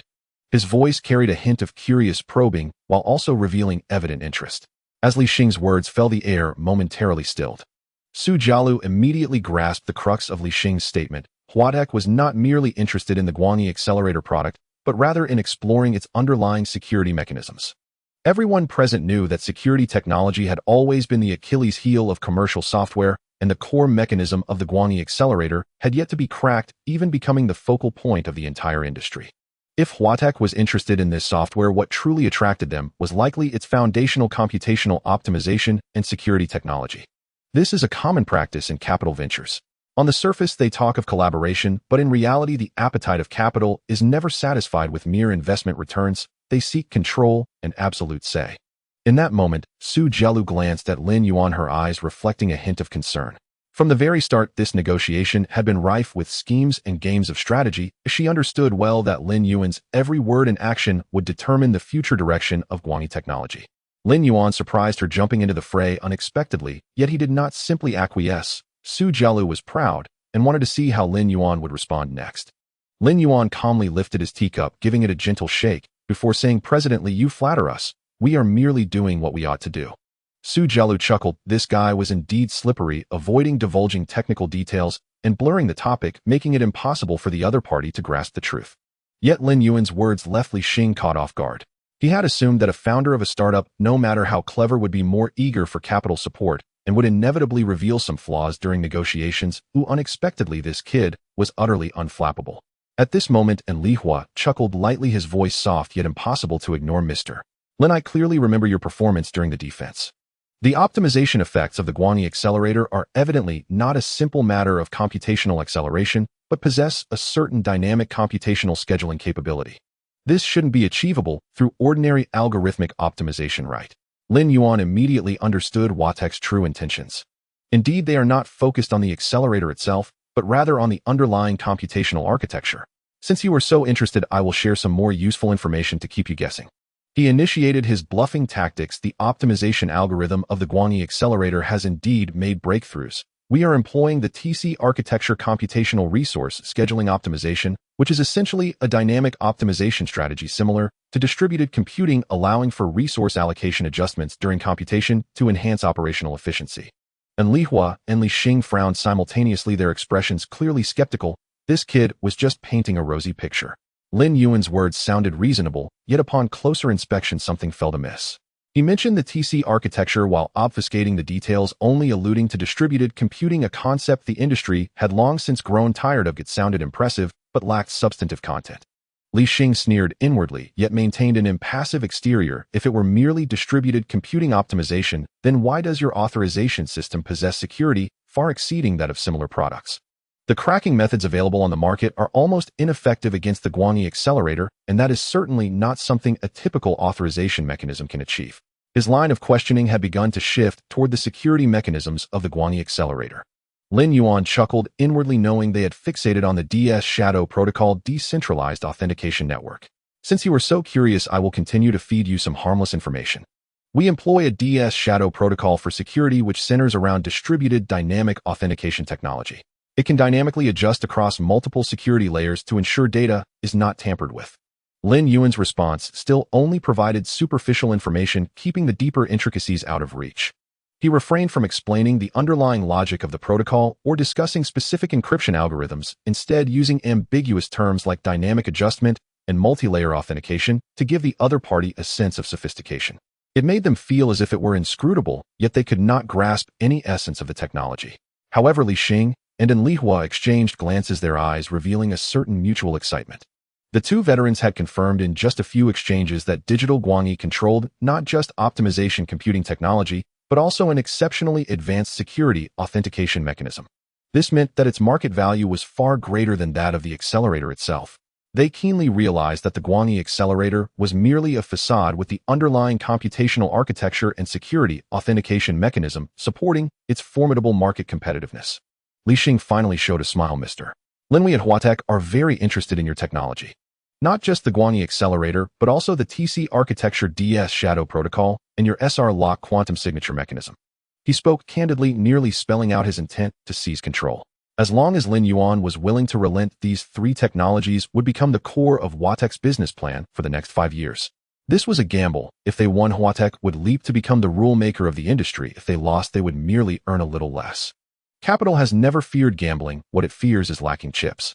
And now Huatech held the most enticing chips, vast resources, market channels, capital support, and industry endorsements. We at Huatech not only possess the most advanced server supply chain, but also command extensive market channels and industry resources. If we join forces, the Guangyi Accelerator could not only capture market share domestically, but also rapidly penetrate international markets, becoming the industry standard. This is a typical tactic of using market expansion and resource support as chips to exchange for control over Guangyi Technology's technology. Mr. Lin, the technology of digital Guangyi is indeed promising, yet even the best technology needs resources to be realized. If your company can accept our strategic investment, we are willing to provide funding and create exclusive market promotion channels for the Guangyi Accelerator. Furthermore, we can open up Huatech's supply chain support, reducing your hardware costs, and even connecting you with government procurement and large corporate clients. Funding supply chain support, government procurement resources, 3 layers of chips combined with Huatech's industry influence. This is nearly the most generous resource integration proposal in the industry. What capital desires is not merely profit, but absolute control. Once Lin Yuan agrees, Huatech will, in the name of capital, fully seize control of Guangyi Technology's core technologies and market direction. This is a strategy capital excels at, the boiling frog tactic, seemingly offering resource support, yet tightening the grip step by step, completely controlling everything within the startup. Lin Yuan smiled slightly. You are right, President Li. Our resources are indeed key. Huatech's supply chain capabilities and channel integration abilities are indeed top-notch in the industry. His tone was gentle, seemingly acknowledging the other party's advantages, but then his tone shifted sharply, becoming incisive. However, Manager Li should understand that the core of digital Guangyi does not lie in a single accelerator. This is merely one of many products our company offers. The Guangyi Accelerator has indeed succeeded, but it is just the tip of the iceberg.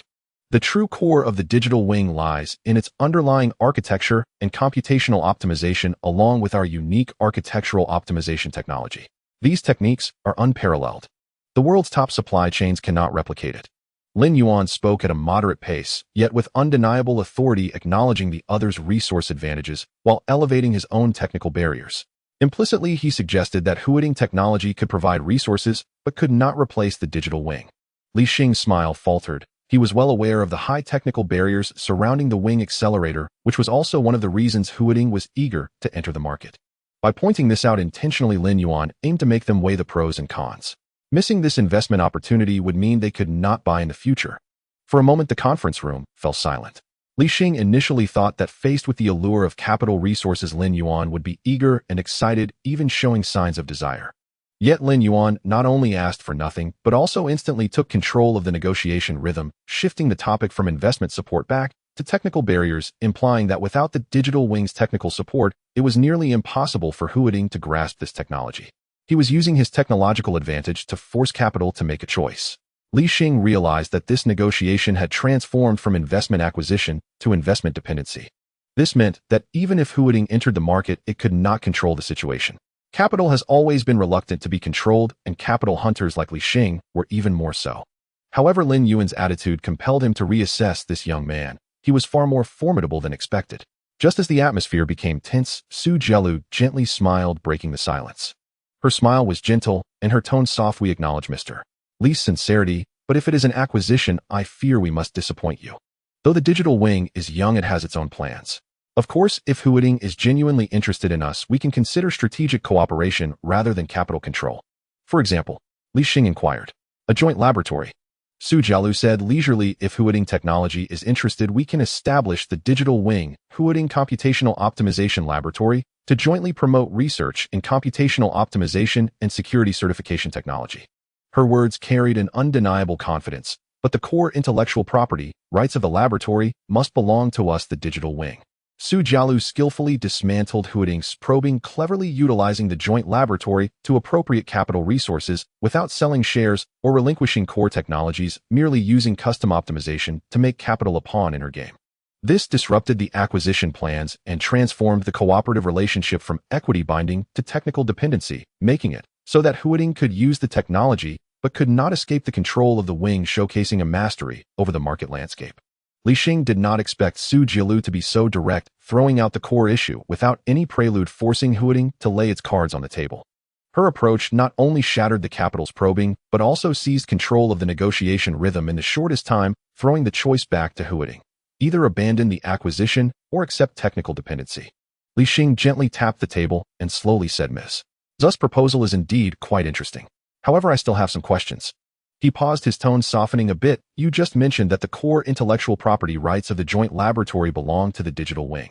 I would like to know, apart from the priority usage rights, what else can Huading Technology gain? He no longer pressed aggressively, relinquishing the pursuit of dominance and turning to discuss cooperation details, transitioning from a controller to a collaborator. Su Jialu seemed to have anticipated Huading's concession, her expression remaining composed. The key now was not to suppress the opponent, but to maximize the acquisition of Huading's resource support while ensuring core technologies did not leak. Cooperation is not the goal. Utilizing resources is the essence. Since Mr. Li has asked, I won't beat around the bush. What we can offer to Huading is not just priority usage rights. Our technology can provide deep optimization and security protection for Huading Technology's servers and enterprise-level products. To demonstrate our sincerity in cooperation, we can customize optimization plans specifically for Huading Technology's enterprise product line, ensuring the products outperform competitors by over 300 in market performance. However, these optimization plans are limited to Huading's own products and cannot be authorized or redeveloped externally. In other words, you can use them, but you cannot sell them to third parties or innovate upon them. Su Jialu used customized exclusive optimization to dispel Huading's vigilance, granting them exclusive usage rights, while firmly controlling the risk of technology leakage with prohibition on external authorization, providing benefits, while locking in the opponent, making Huading dependent on the wing's technology and unable to innovate independently. This cleverly laid out the future competitive landscape, forming a market control power that both granted benefits and controlled the situation, establishing a powerful technical barrier for the digital wing. Li Xing fell silent. He understood that this cooperation agreement represented a disguised technical dependency for Huading, but he also knew that if they did not participate in the rise of the digital wing, Huading would be forced to become a competitor. Given the current technological lead of the digital wing, confronting them did not align with their strategy. Capital is not afraid of compromise as long as it brings greater benefits. He slowly nodded, finally breaking into a smile. Ms. Su, Mr. Lin, your cooperation proposal is indeed very attractive. Huading Technology is willing to engage in in-depth cooperation with the digital wing through the joint laboratory. However, I also have a condition. Huading Technology will be responsible for the laboratory's infrastructure and server supply chain support, while the digital wing will handle the development of core algorithms. The commercialization of the laboratory will be led by Huading Technology, with the digital wing receiving corresponding profit sharing. This condition allows Huading to control market implementation and channels while leveraging the digital wing's technology to remain ahead in the market, securing the best resource allocation for Huading through compromise. Su Jialu nodded. Mr. Li is indeed astute. We also have an additional condition. She paused slightly. All research results from the joint laboratory shall be jointly owned by the digital wing and Huading, but any aspects involving the TC architecture, DS Shadow Protocol, or SR Lock shall remain the exclusive ownership of the digital wing, with Huading granted only priority usage rights. She reassured Huading with joint ownership, while using exclusive ownership to thoroughly lock down the risk of core technology leakage. Li Xing pondered for a moment and finally nodded slowly. All right, we can accept this condition. In the conference room, after an hour of intense debate, the pace of the discussion gradually eased and the negotiations finally approached their conclusion. After Su Jialu took over the lead in the negotiations, Lin Yuan remained calm and collected, sitting quietly to the side, entrusting this crucial negotiation regarding the company's future direction entirely to Su Jialu. Li Xing inadvertently glanced at Lin Yuan, secretly amazed. This young man can confidently delegate such a critical collaboration to Su Jialu. This audacity is truly rare.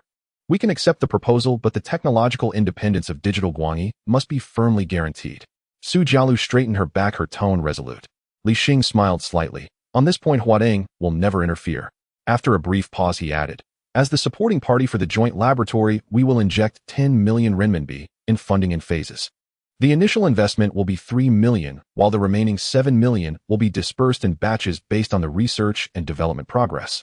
We will not participate in equity distribution. This funding is solely for the operational turnover of the laboratory. Su Jialu nodded in satisfaction, maintaining independence and phased funding that works. Lin Yuan, upon hearing the specific funding figures, pondered silently. Li Xing's calculations are quite astute. No equity control, just investment, and he also provides resources. He has a clear understanding of the situation. Li Xing cleared his throat and continued to elaborate. Of course, to ensure that the joint laboratory can operate efficiently, we have a few basic requirements.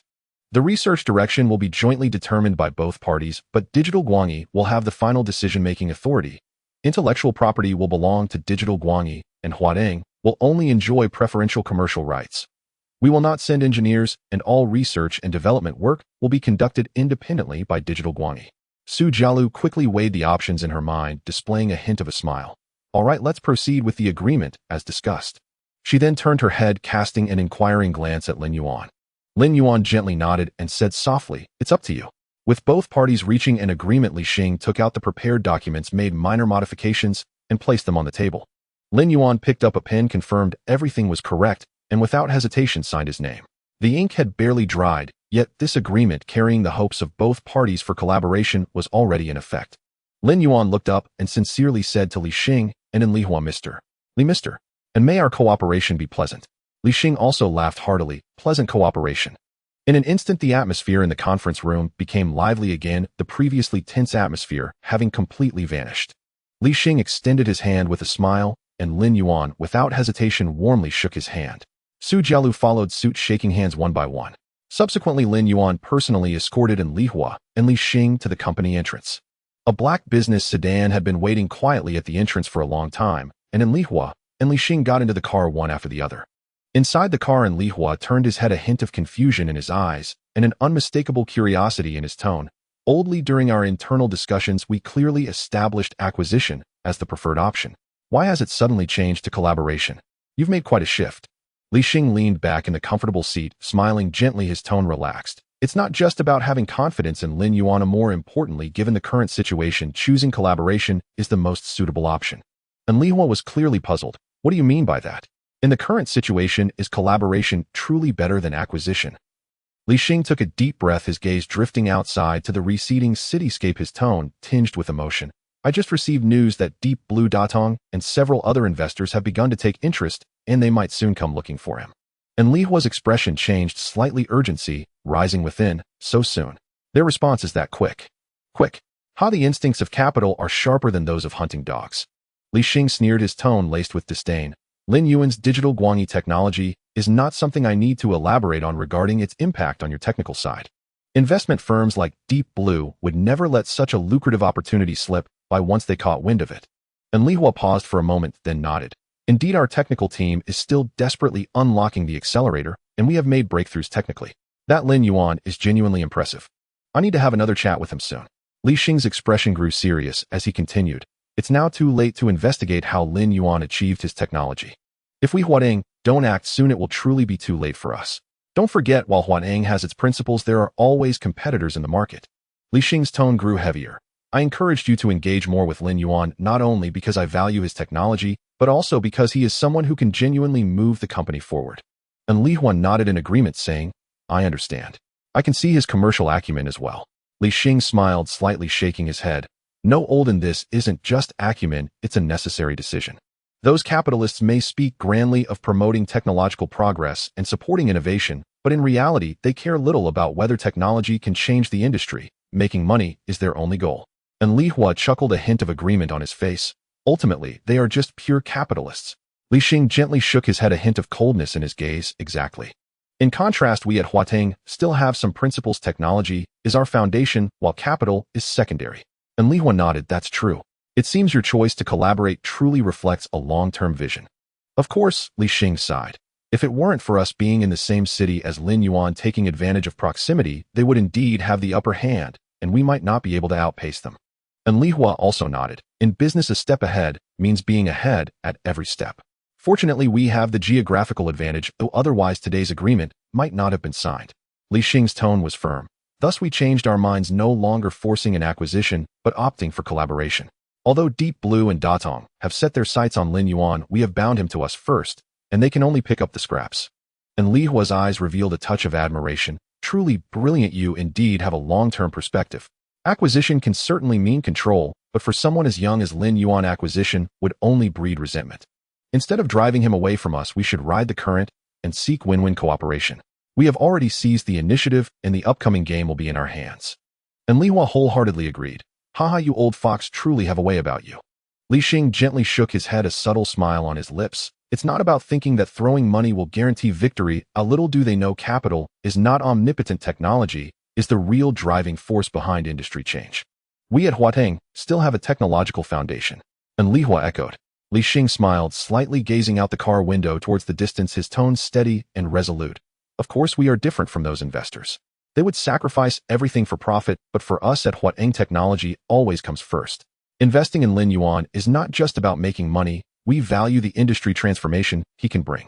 After finishing, Li Xing looked out the window, a hint of certainty in his eyes. No matter how fast you come, you can only pick up what's left over. The air still lingered with the scent of ink after the agreement was signed, yet the atmosphere had become tense.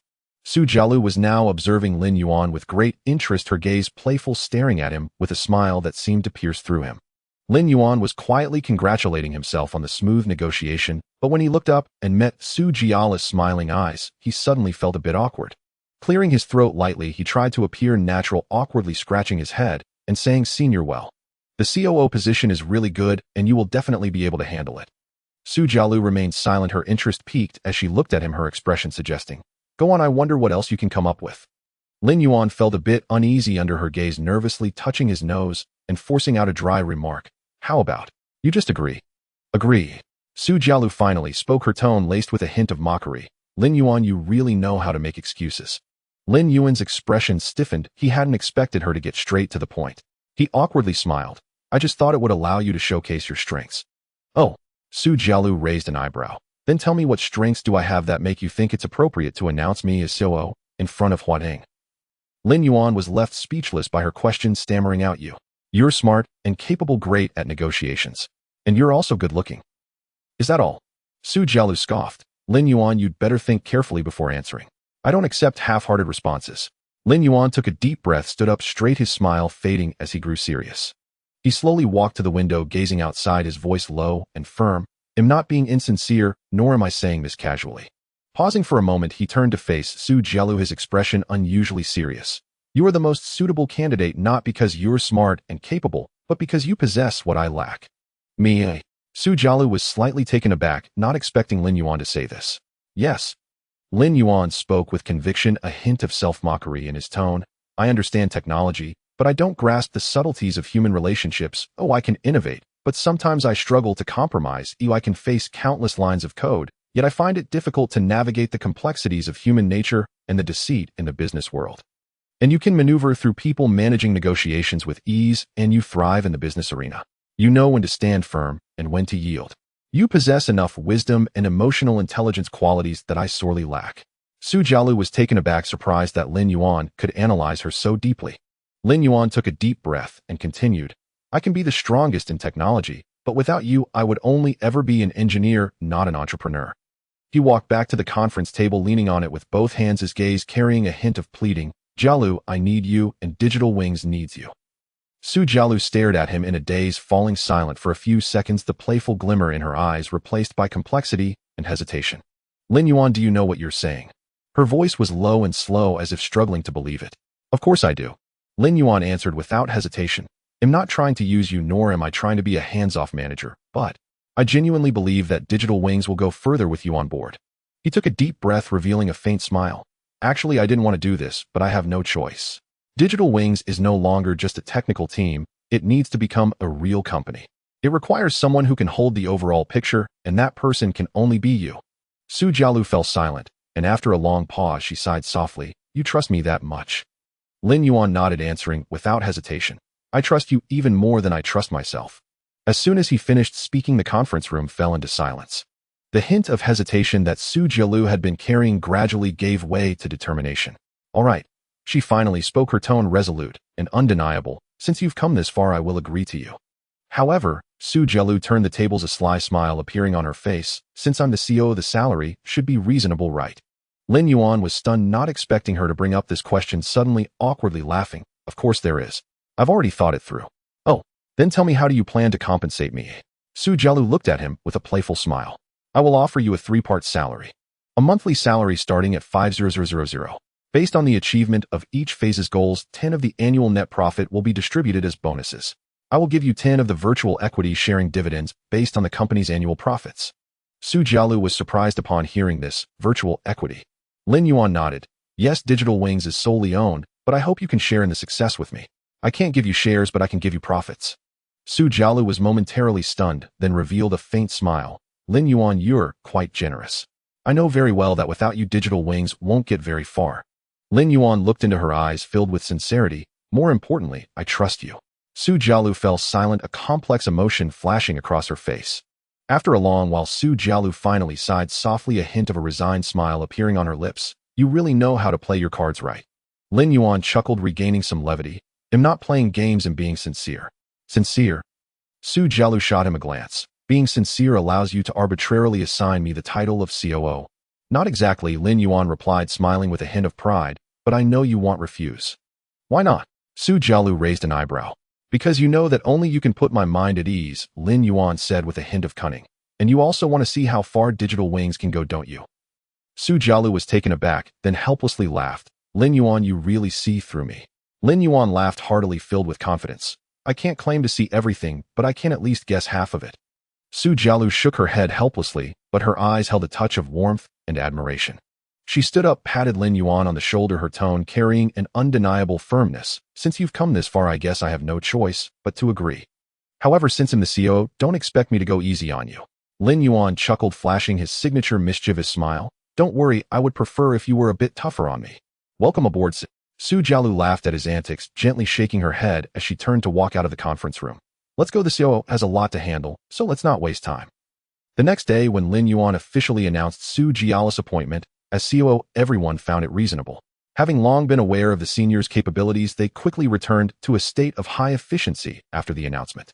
The establishment of the Huading Group Joint Laboratory led to an acute shortage of manpower, especially in the finance, marketing, administration, and technical support departments, which were almost stretched to their limits. However, the most awkward situation was the 3 million yuan of initial funding from Huading. Due to the lack of a finance department at Digital Light Wing, they encountered significant obstacles in the receiving process. They haven't even opened the company account, yet they've managed to land a 3 million yuan contract, Lin Yuan said with a bitter smile, feeling somewhat helpless. Fortunately, Su Jialu was very familiar with the university's entrepreneurial support program and had accumulated a wealth of entrepreneurial resources both on and off campus.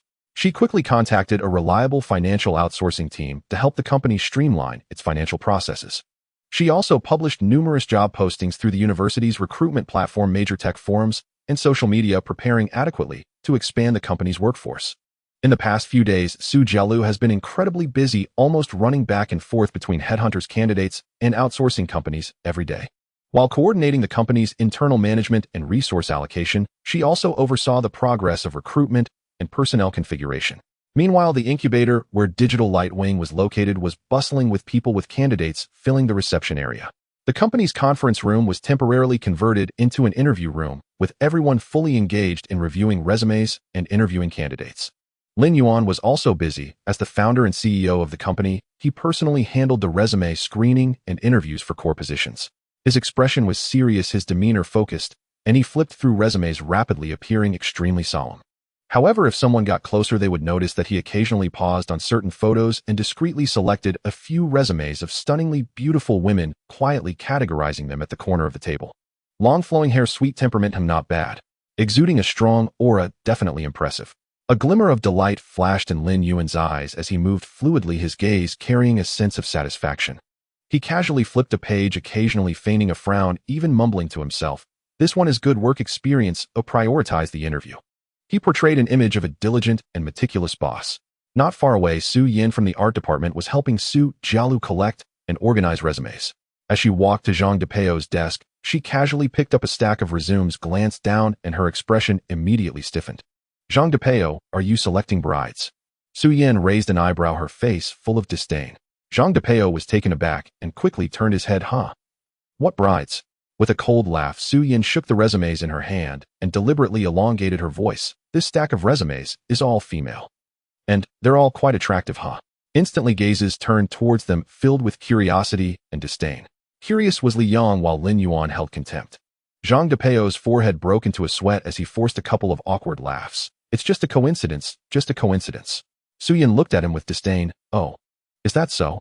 Then explain to me what this S to a notation means on these resumes." Zhang Depeo, didn't expect Su Yin to observe so closely. He hastily stammered, scratching his head. This diverse talent pool. Su Yin sneered. Zhang Zong is quite meticulous. Everyone burst into laughter, while Zhang Depeo lowered his head, shrinking his neck, not daring to speak. Lin Yuan secretly chuckled from the side, but quickly froze his smile. He saw Su Yin finish dealing with Zhang Depeo and approach him with a light stride, clearly intending to collect the resumes from his desk. He suddenly felt a chill down his spine and quickly glanced at the small stack of carefully selected beautiful resumes at the corner of the table, his heart skipping a beat.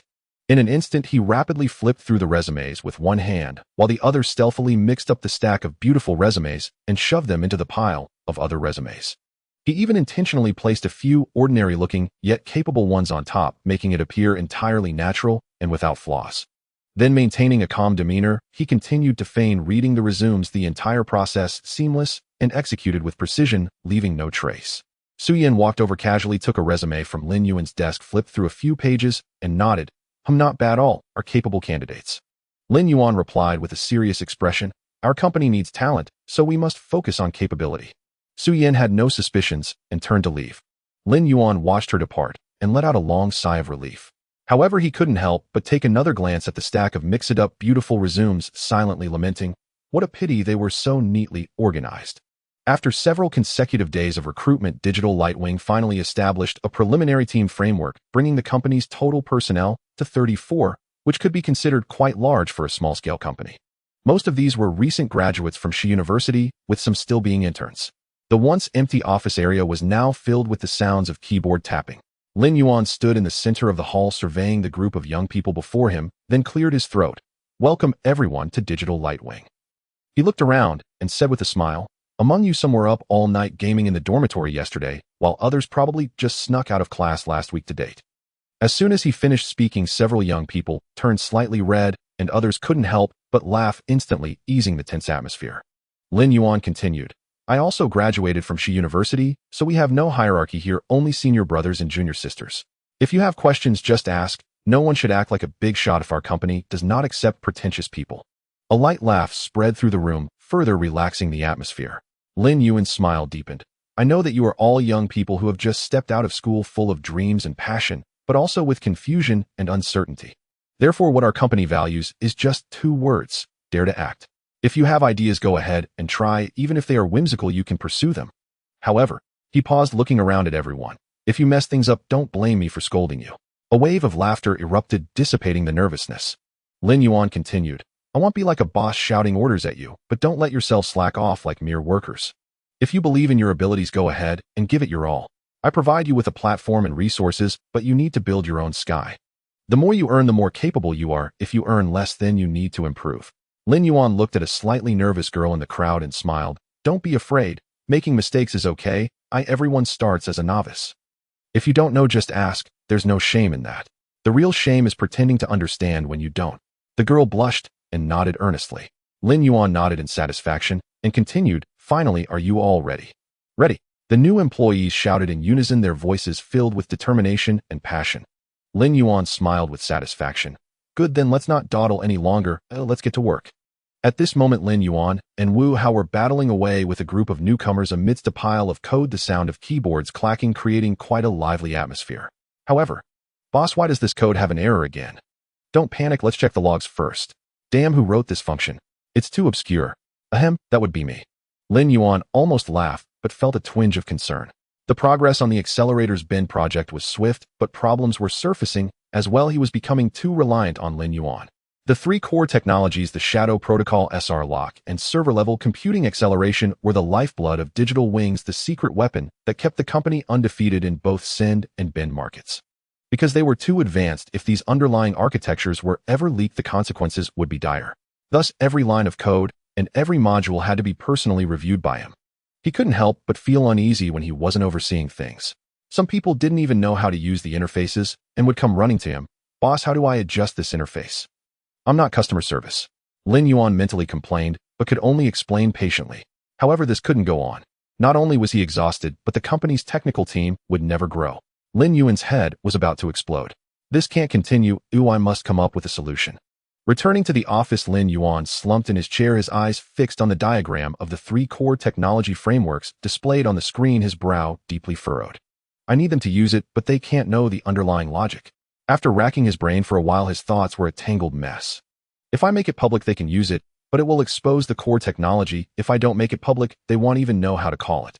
This damn dilemma. His gaze inadvertently fell upon the pizza box on the table. The freshly opened pizza was still steaming with a golden crispy crust, rich and creamy cheese and delicious bacon, the aroma wafting through the air. Lin Yuan paused for a moment, his stomach betraying him with a growl. He sighed and reached for a slice of pizza, the cheese stretching into long strands reminiscent of the convoluted logic in the code. Pizza. He stared at the slice, suddenly feeling a bit dazed. The golden crispy crust, the rich creamy cheese, the delicious bacon. He could see every layer of toppings, but not the process of how it was made in the kitchen. How does the dough ferment? What is the ratio of cheese? How is the oven temperature controlled? All he experienced was a complete end result, and Lin Yuan's eyes gradually brightened. Right. They can see the result just like eating pizza, but they can't see the process of making it. Modular encapsulation, black box invocation. Inspiration surged within him. Modular encapsulation would break the core technology into independent modules. The caller could only input tasks and receive results completely disconnected from the underlying logic and algorithms. Black box invocation would complete all computations in the cloud, ensuring the entire process was encrypted and subjected to multiple obfuscation treatments, just like the temperature of the oven and fermentation recipe for the pizza, completely invisible to outsiders. Even if you taste the flavor and smell the aroma, you'll never know what the recipe is. Exactly, this is the way to go. Finishing that slice of pizza in a few bites, the residual aroma still lingered in the air, while Lin Yuan's thoughts had become crystal clear. He hurried to the computer, his fingers flying over the keyboard. First, he encapsulated the shadow protocol as an encryption verification module. When invoked, it would only allow the input of device information and return encrypted results with all calculations done in a cloud black box. You think you're calling an interface, but you haven't even touched the surface. Then came the SR lock, which he encapsulated as a signature verification module. The entire invocation process would be encrypted with data subjected to multiple obfuscation treatments, generating a unique ID for each invocation, resulting in nonsense, even if intercepted. Want to crack it? You'd better cultivate for 500 years. Finally, the server-level computing acceleration was encapsulated as a computation optimization module, allowing callers to input tasks and receive results without seeing the underlying logic. Go ahead and use it. The more you use it, the less you'll understand. After completing the encapsulation, Lin Yuan even disguised it, packaging the module as a company independently developed feature and setting it up for gradual upgrades, making everyone think it was a technological advancement. When you see the comments, you'll be bewildered, yet impressed, right? With modular encapsulation done, next comes the black box invocation. Lin Yuan's fingers flew across the keyboard, a broad smile appearing on his face. He tossed all calculations and intermediary data into the cloud's black box, with the entire invocation process encrypted and subjected to multiple obfuscation treatments, generating a unique ID for each call. Full encryption, data obfuscation, unique IDs. Even if intercepted, it's still nonsense.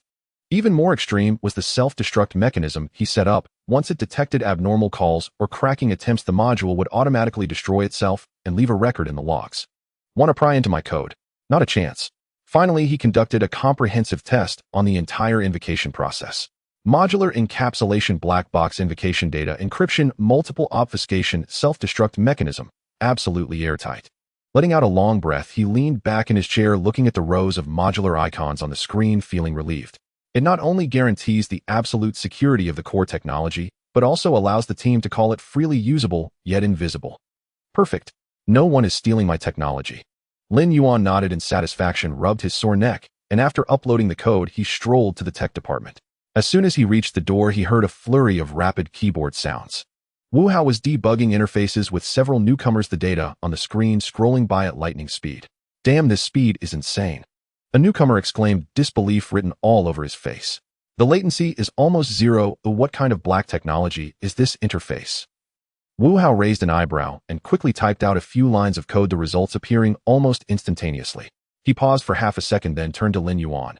I told you, with this kind of outrageous speed, who else but you could pull it off? Lin Yuan chuckled and leisurely walked in, patting Wu Hao's shoulder. So what do you think? Pretty good, right? Wu Hao looked helpless. You sly guy, you optimized the underlying code without giving any notice. Lin Yuan shrugged. Just trying it out. We'll talk if there are no problems. Wu Hao smiled wryly, shaking his head. This black box invocation of yours makes it impossible for me to see the debug logs. That's pretty sneaky. Lin Yuan replied with a hint of pride. This is called modular encapsulation and black box invocation, usable, yet invisible, pretty secure, right? After confirming that the debugging results were correct, Lin Yuan felt elated and turned to leave. In the corridor, he walked briskly, a smile on his lips. Modular encapsulation and black box invocation not only ensure the security of core technology, but also allow the team to use it freely. Finally, I won't have to be stuck in the tech department every day. Thinking of this, he couldn't help but chuckle, humming a tune as he walked toward the office, feeling more relaxed than ever. Grabbing a bag of chips, he had just torn open the package when a flurry of hurried footsteps echoed. Lin Yuan. Before the voice faded, Su Jialu rushed in like a gust of wind. Almost without pausing, she grabbed Lin Yuan's wrist and dragged him away. The chips in his hand nearly scattered everywhere, and he quickly turned to protect them. Hey, what's going on? Su Jialu didn't look back, pulling him out. Come on, we're going to West University. What for? I'm about to graduate. No kidding, we're meeting Dean Li. Su Jialu's eyes sparkled with excitement as she hurriedly said, today there are distinguished guests in Dean Li's office. I've heard that the leaders from the Research Institute are here, bringing along numerous scientific projects and funding. Are you just going to sit here eating snacks instead of making an impression? Research Institute people. Lin Yuan was taken aback, nearly choking on his words. Is that so? Su Jialu rolled her eyes at him. They say they're interested in high-tech and data encryption. If you don't go and someone else snatches the opportunity for collaboration, you'll be the one crying. Lin Yuan's eyes brightened instantly as he began to think. The DS Shadow Protocol and SR Lock are precisely aligned with the Research Institute's interests. Wait a minute. Lin Yuan suddenly snapped back to reality, staring at Su Jialu with suspicion. How do you know so much? Su Jialu stopped in her tracks, proudly lifting her chin. I come from the business school. Oh, I have a wide network of information and many connections. Lin Yuan remarked. So you've planted spies in the dean's office. Su Jialu shot him a glance. Less chit-chat. Hurry up, or we'll miss the opportunity. Following Su Jialu's lead, Lin Yuan jogged alongside her, secretly calculating. If I can secure a collaboration with the Research Institute, it would mean both policy support and abundant funding. With this thought, he felt an inexplicable sense of anticipation. The two hurried along the cold wind and biting air drilling down into their necks. Lin Yuan couldn't help but sneeze, mumbling. Although the incubation center is right next to the school, it still takes over 10 minutes to walk there. I suddenly feel like we should buy a car. Su Jialu nodded. It is indeed time for that. But the urgent matter is to secure the business deal. If we can land the collaboration, we can buy any car we want. Just then a black Mercedes drove by and smoothly parked in front of the college building. Lin Yuan glanced over and remarked, wow, that's a nice car. Su Jialu casually said, that's Professor Wang's car from our department. He has major research projects and endless funding to spend. Lin Yuan sighed, knowledge is indeed wealth. Su Jialu shot him a glance. If you manage to get a project from the Research Institute, you can choose even better cars than this. While they were chatting, Lin Yuan's phone suddenly rang. He pulled out his phone and saw that it was Dean Li. Hello, Dean Li. On the other end, Vice Dean Li spoke in a gentle tone. Xiao Lin, today, I have distinguished guests here, Director Zhao from the Research Institute. Come over and meet him, have a chat. Lin Yuan felt a surge of joy. Sure, I'll be there right away. Hanging up, he turned to Su Jialu beside him, a slight smile forming at the corners of his mouth. You've got the inside scoop even faster than Dean Li's notification. Su Jialu smiled proudly. People from the business school have extensive connections and a wide information network. Lin Yuan chuckled in response, feeling a warm surge in his heart as he quickened his pace to walk alongside her. The two arrived at the office door, and Lin Yuan gently knocked. The door wasn't fully closed, and laughter and conversation could be heard from inside. Dean Li's voice soon followed, come in. Pushing the door open, Dean Li greeted them with a beaming smile. Xiao Lin, you're here. His gaze swept over Lin Yuan before settling on Su Jialu, nodding with a smile. Jialu, you've come too. How rare. Su Jialu smiled politely. Dean, it's been a while. Lin Yuan noticed a middle-aged man sitting on the sofa. The man appeared to be in his early 40s with a well-proportioned figure, dressed in a dark gray suit, exuding a calm demeanor as he savored his tea. Dean Li introduced, Xiao Lin, let me introduce you. This is Director Zhao Zhengping, the head of the Information Engineering Department at the Southwest High-Tech Research Institute. Old Zhao, this is the outstanding graduate from our university I mentioned to you, Lin Yuan. This young man is sharp-minded and daring, currently the founder of Digital Lightwing. Director Zhao looked at Lin Yuan, a hint of curiosity flashing in his eyes. He placed his teacup down, slowly stood up, and extended his hand. President Lin, I've heard much about you. Lin Yuan quickly shook hands, responding with an appropriate smile. Director Zhao, hello. I'm flattered. It's all thanks to the senior's support. The two exchanged pleasantries, and the atmosphere quickly warmed up. Noticing Su Jialu standing beside him with a hint of curiosity, Director Zhao asked, "And this is A?" Lin Yuan explained, "This is our company's COO Su Jialu, also an alumnus of our business school." Su Jialu smiled and nodded, "Hello, Director Zhao." Director Zhao nodded, showing polite amusement, young and accomplished. After a brief exchange as they settled into their seats, Dean Li burst into laughter. "You little rascal, you've really surprised me." Lin Yuan was taken aback. "Dean Li, where is this coming from?" Dean Li squinted with a full smile, saying, "The GPU optimization technology you developed during your graduation defense truly amazed me. I had intended to recruit you as a graduate student for further training." "Oh, President Lin's GPU optimization technology." Director Zhao was eager to participate in the conversation. Dean Li nodded with a hint of admiration in his tone. Yes, during his defense, he used a set of algorithms for resource scheduling and multithreading parallelism to maximize the efficiency of GPUs.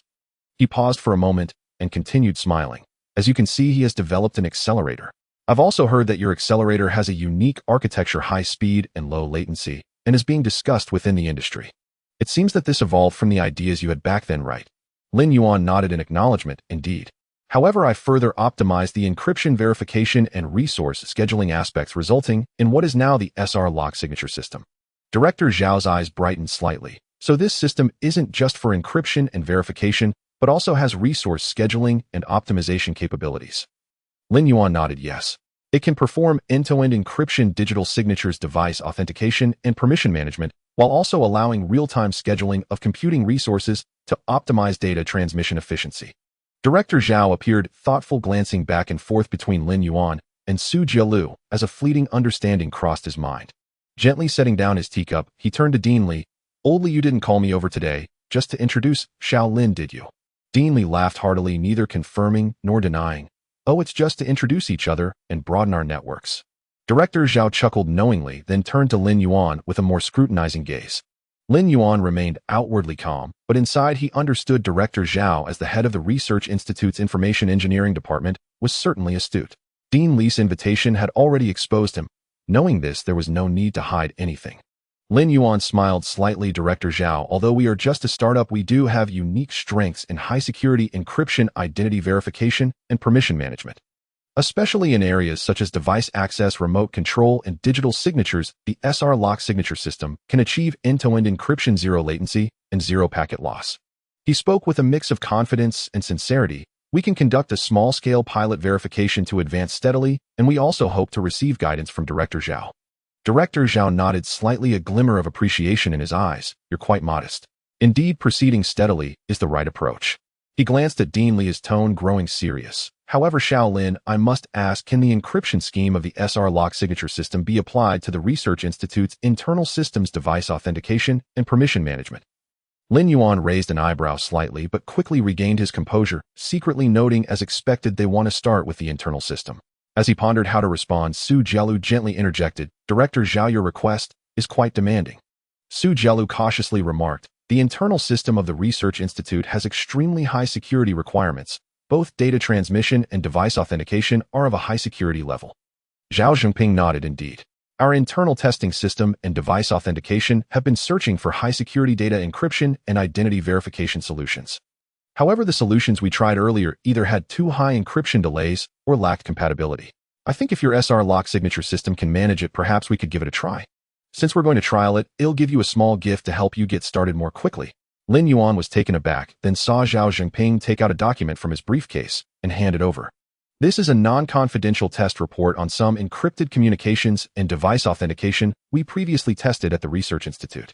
It contains detailed data and test results on device compatibility, delays, packet loss rates, and encryption algorithm compatibility. You can refer to it to avoid taking unnecessary detours." Lin Yuan was somewhat surprised. This non-confidential test report would greatly assist in optimizing and adapting the SR lock signature system. But he also knew that such information would not easily leak out. He instinctively glanced at Dean Li, who happened to nod slightly, his expression conveying encouragement and affirmation.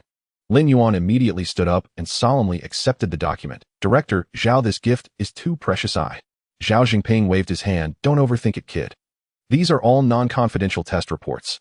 Our institute publishes some test data every year for reference by related enterprises and research institutes. Since we are to collaborate, I naturally need to show sincerity." His words carried a deeper meaning. I hope your digital light wing will not disappoint my expectations. Lin Yuan felt grateful, yet understood Zhao Zhengping's subtle maneuvering since Dean Li had recommended him. Zhao Zhengping's actions not only honored Dean Li, but also secured a favor for himself. Lin Yuan sighed, inwardly realizing that Zhao Zhengping was indeed a master among masters. He nodded earnestly. Director Zhao, you can rest assured. We will do our utmost to meet your expectations. Su Jialu smiled and added, Director Zhao, thank you for your trust and support. We will ensure strict confidentiality and will only use the test data within the agreed scope, never leaking it. Zhao Zhengping nodded in satisfaction. Good, then I look forward to your performance. After bidding farewell to Dean Li and Zhao Zhengping, Lin Yuan and Su Jialu headed back. In the winter campus, desolate and quiet with the winter vacation approaching, there were hardly any people left. On the main road, Lin Yuan looked up at the empty teaching building and suddenly sighed. Oh, how could I have forgotten this matter? Su Jialu turned her head. What's wrong with you again? Lin Yuan helplessly smiled.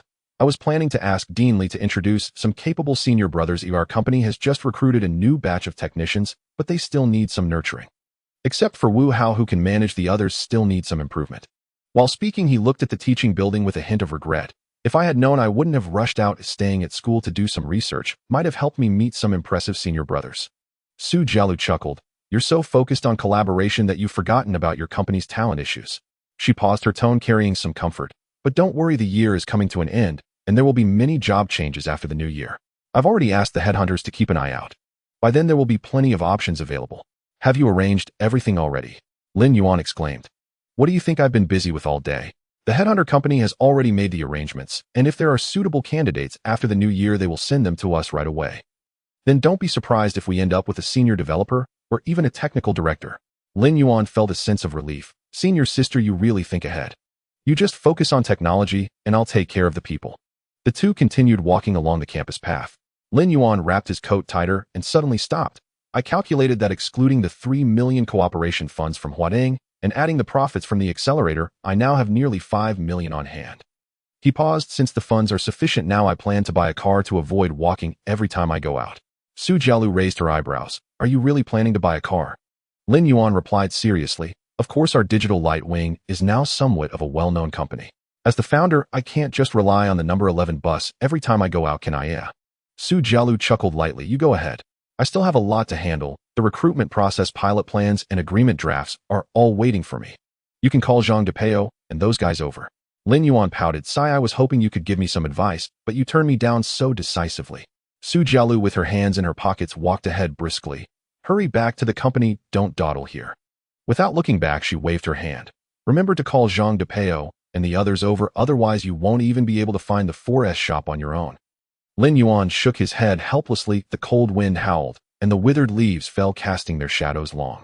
He hurried back to the company, and as soon as he entered, he saw Zhang Depeo and Li Yang coordinating the testing data for the accelerator's enterprise version. Zhang Depeo was typing on the keyboard while complaining. Why does this compatibility issue keep coming up? Who knows? Anyway, Wu Hao doesn't care, he just tells us to solve it ourselves. Zhang Depeo rolled his eyes. That tech fanatic only knows how to write code.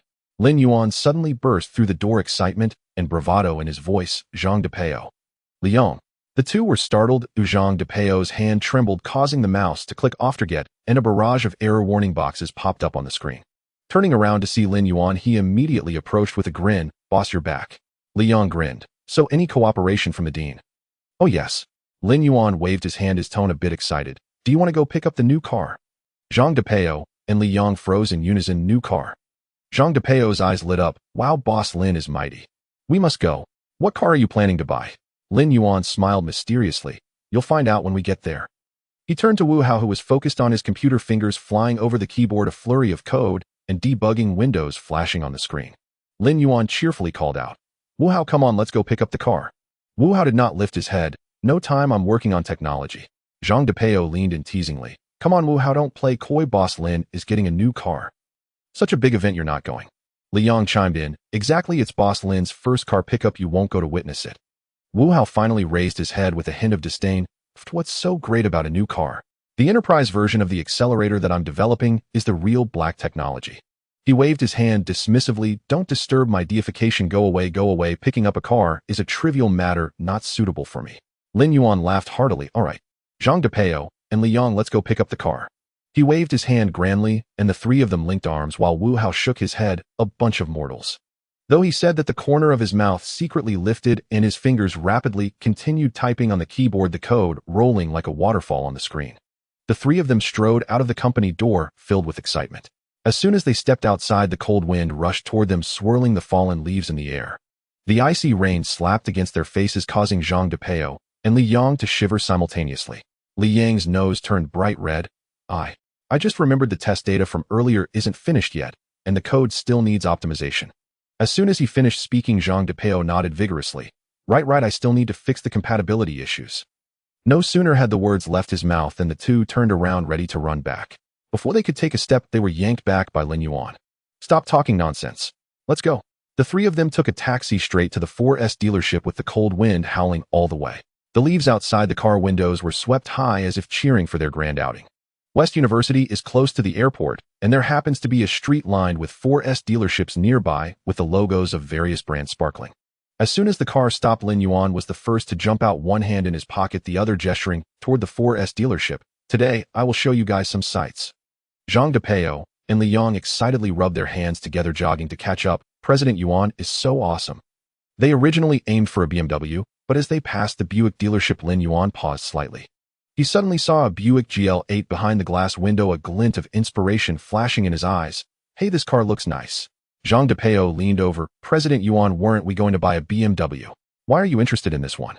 I suddenly feel that we need a business vehicle for our company's affairs and operations. This car has a large space and everyone can use it for business. Zhang Depeo and Li Yang nodded repeatedly. The three of them stepped into the dealership and a sales guy immediately came over. Hello, gentlemen. How can I assist you? Lin Yuan pointed to the Buick GL8. That business car, please show me. The sales guy smiled broadly. You have a great eye, sir. This is our most popular GL8 ES Lutzen. This car has a spacious interior, high configuration, and strong comfort, making it especially suitable for business receptions and company use. As he introduced it, he opened the car door. Please step in and experience it. As Lin Yuan sat down, he felt the softness and support of the leather seats, with the automatic seat adjustment gently reclining, providing ample legroom for him to cross his legs comfortably. He nodded in satisfaction. Not bad, this space is comfortable to sit in. Zhang Depeo and Li Yang eagerly squeezed into the back seat, feeling the seats. Wow, there's even seat massage.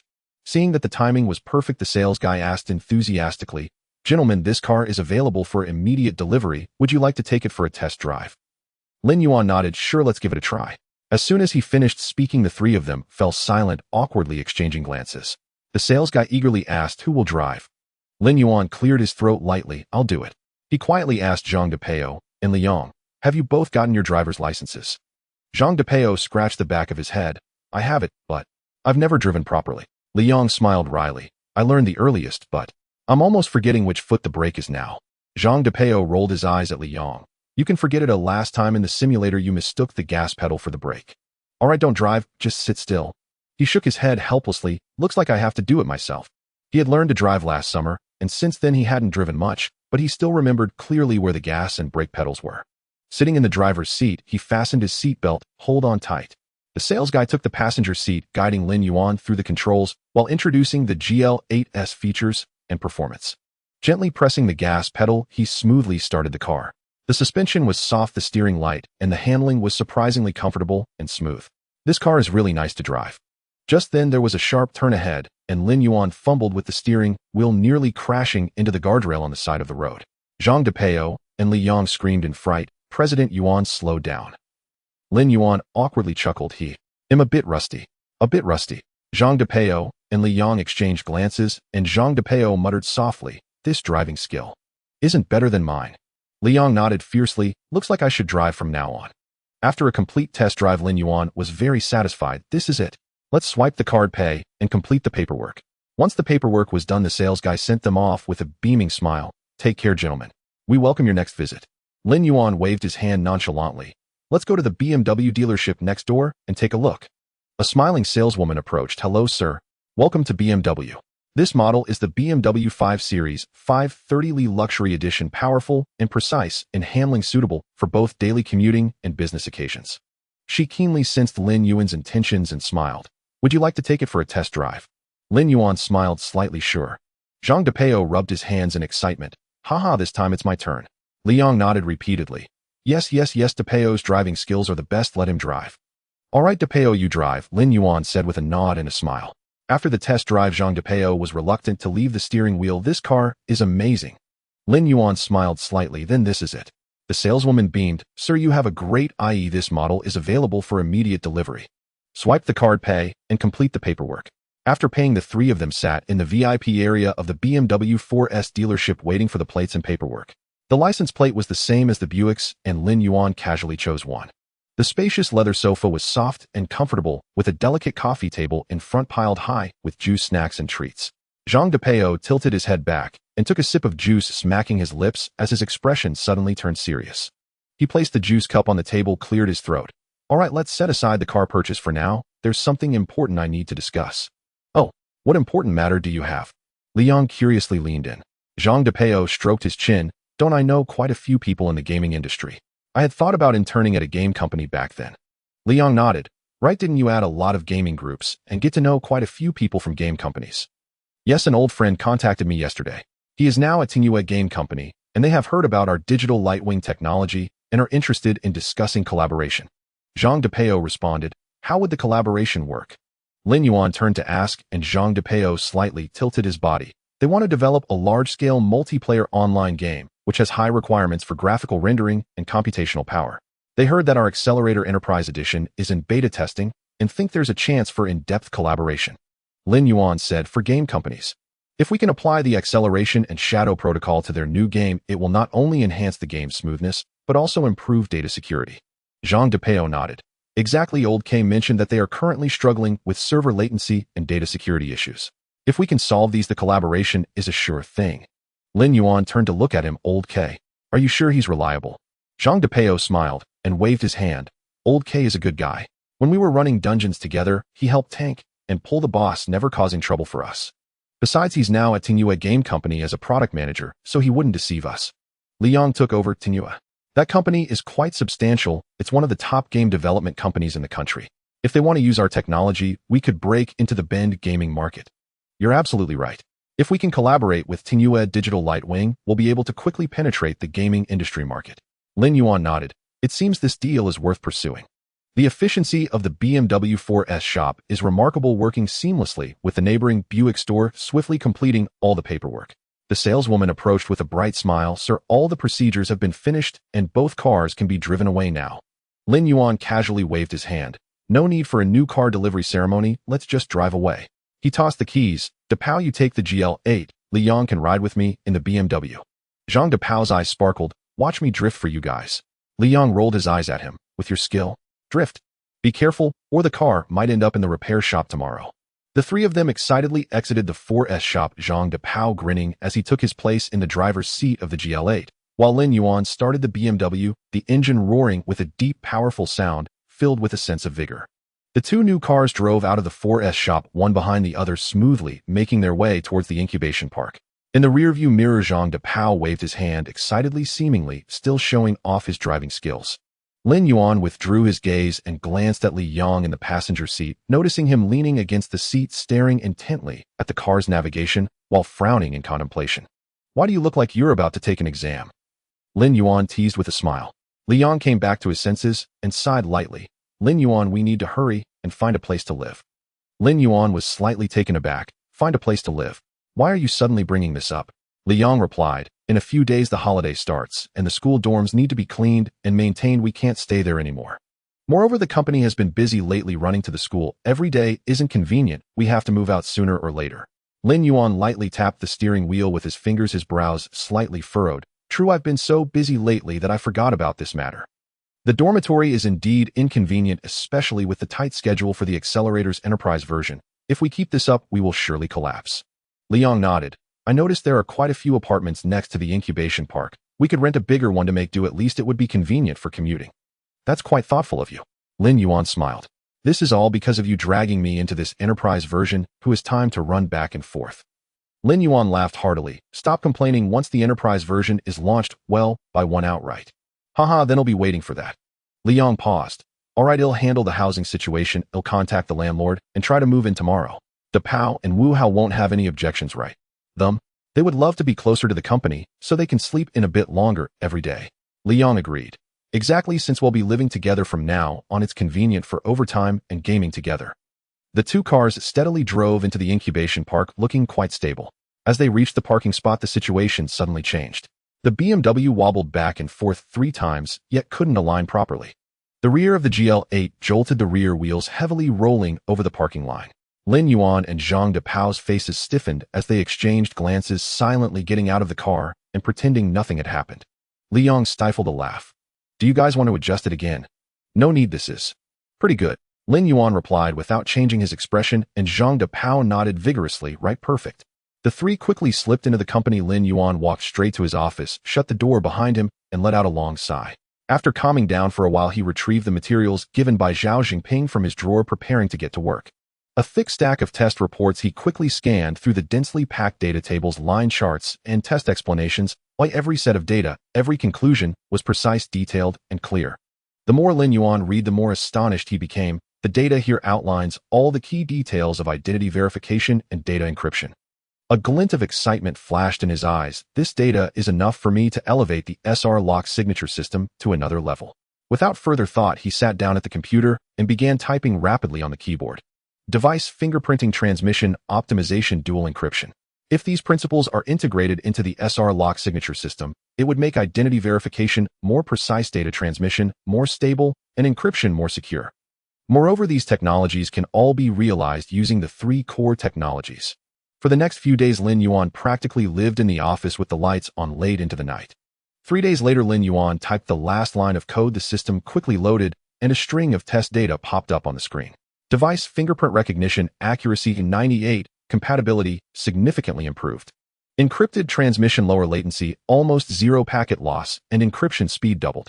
Multi-level identity verification success rate 95, overall security enhancement. A glimmer of excitement flashed in Lin Yuan's eyes. It worked. He leaned back in his chair, a tired, yet satisfied smile appearing on his face. Perfect. He organized all the test data and explanation documents, smiling slightly. This SR lock signature system, whether it's a mule or a horse, should be put to the test now. He snapped his fingers. Let's demonstrate with this transmission so you all can witness it too. Lin Yuan's fingers flew over the keyboard. SR lock signature system, dual encryption. Remote verification, identity authentication passed. Data integrity verification, preparing for transmission. A window for secure transmission channel popped up on the screen, and a glint of pride flashed in Lin Yuan's eyes. Activate DS shadow protocol segment encryption transmission. The screen flickered a few times, displaying data transmission in progress. A few seconds later, the screen displayed transmission complete, verification passed. He nodded in satisfaction. With multi-layer encryption and segmented transmission, even if hacked, it's impossible to crack. This is the best demonstration. Lin Yuan sent another message to Zhao Jinping. Materials reviewed, problems solved, will contact after verification. He stretched and smiled to himself. Let you all experience what black technology feels like.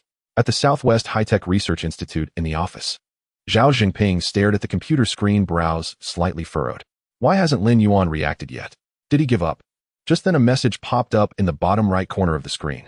Lin Yuan, materials reviewed, problems solved, will contact after verification. Got it. Zhao Jinping was stunned for a second and quickly checked the email content. Seeing the attached compressed file, his heart raced. This kid actually got it done. He eagerly clicked on the compressed file, and a window for identity verification popped up on the screen. SR lock signature system, dual encryption. Zhao Jinping immediately entered his identity information.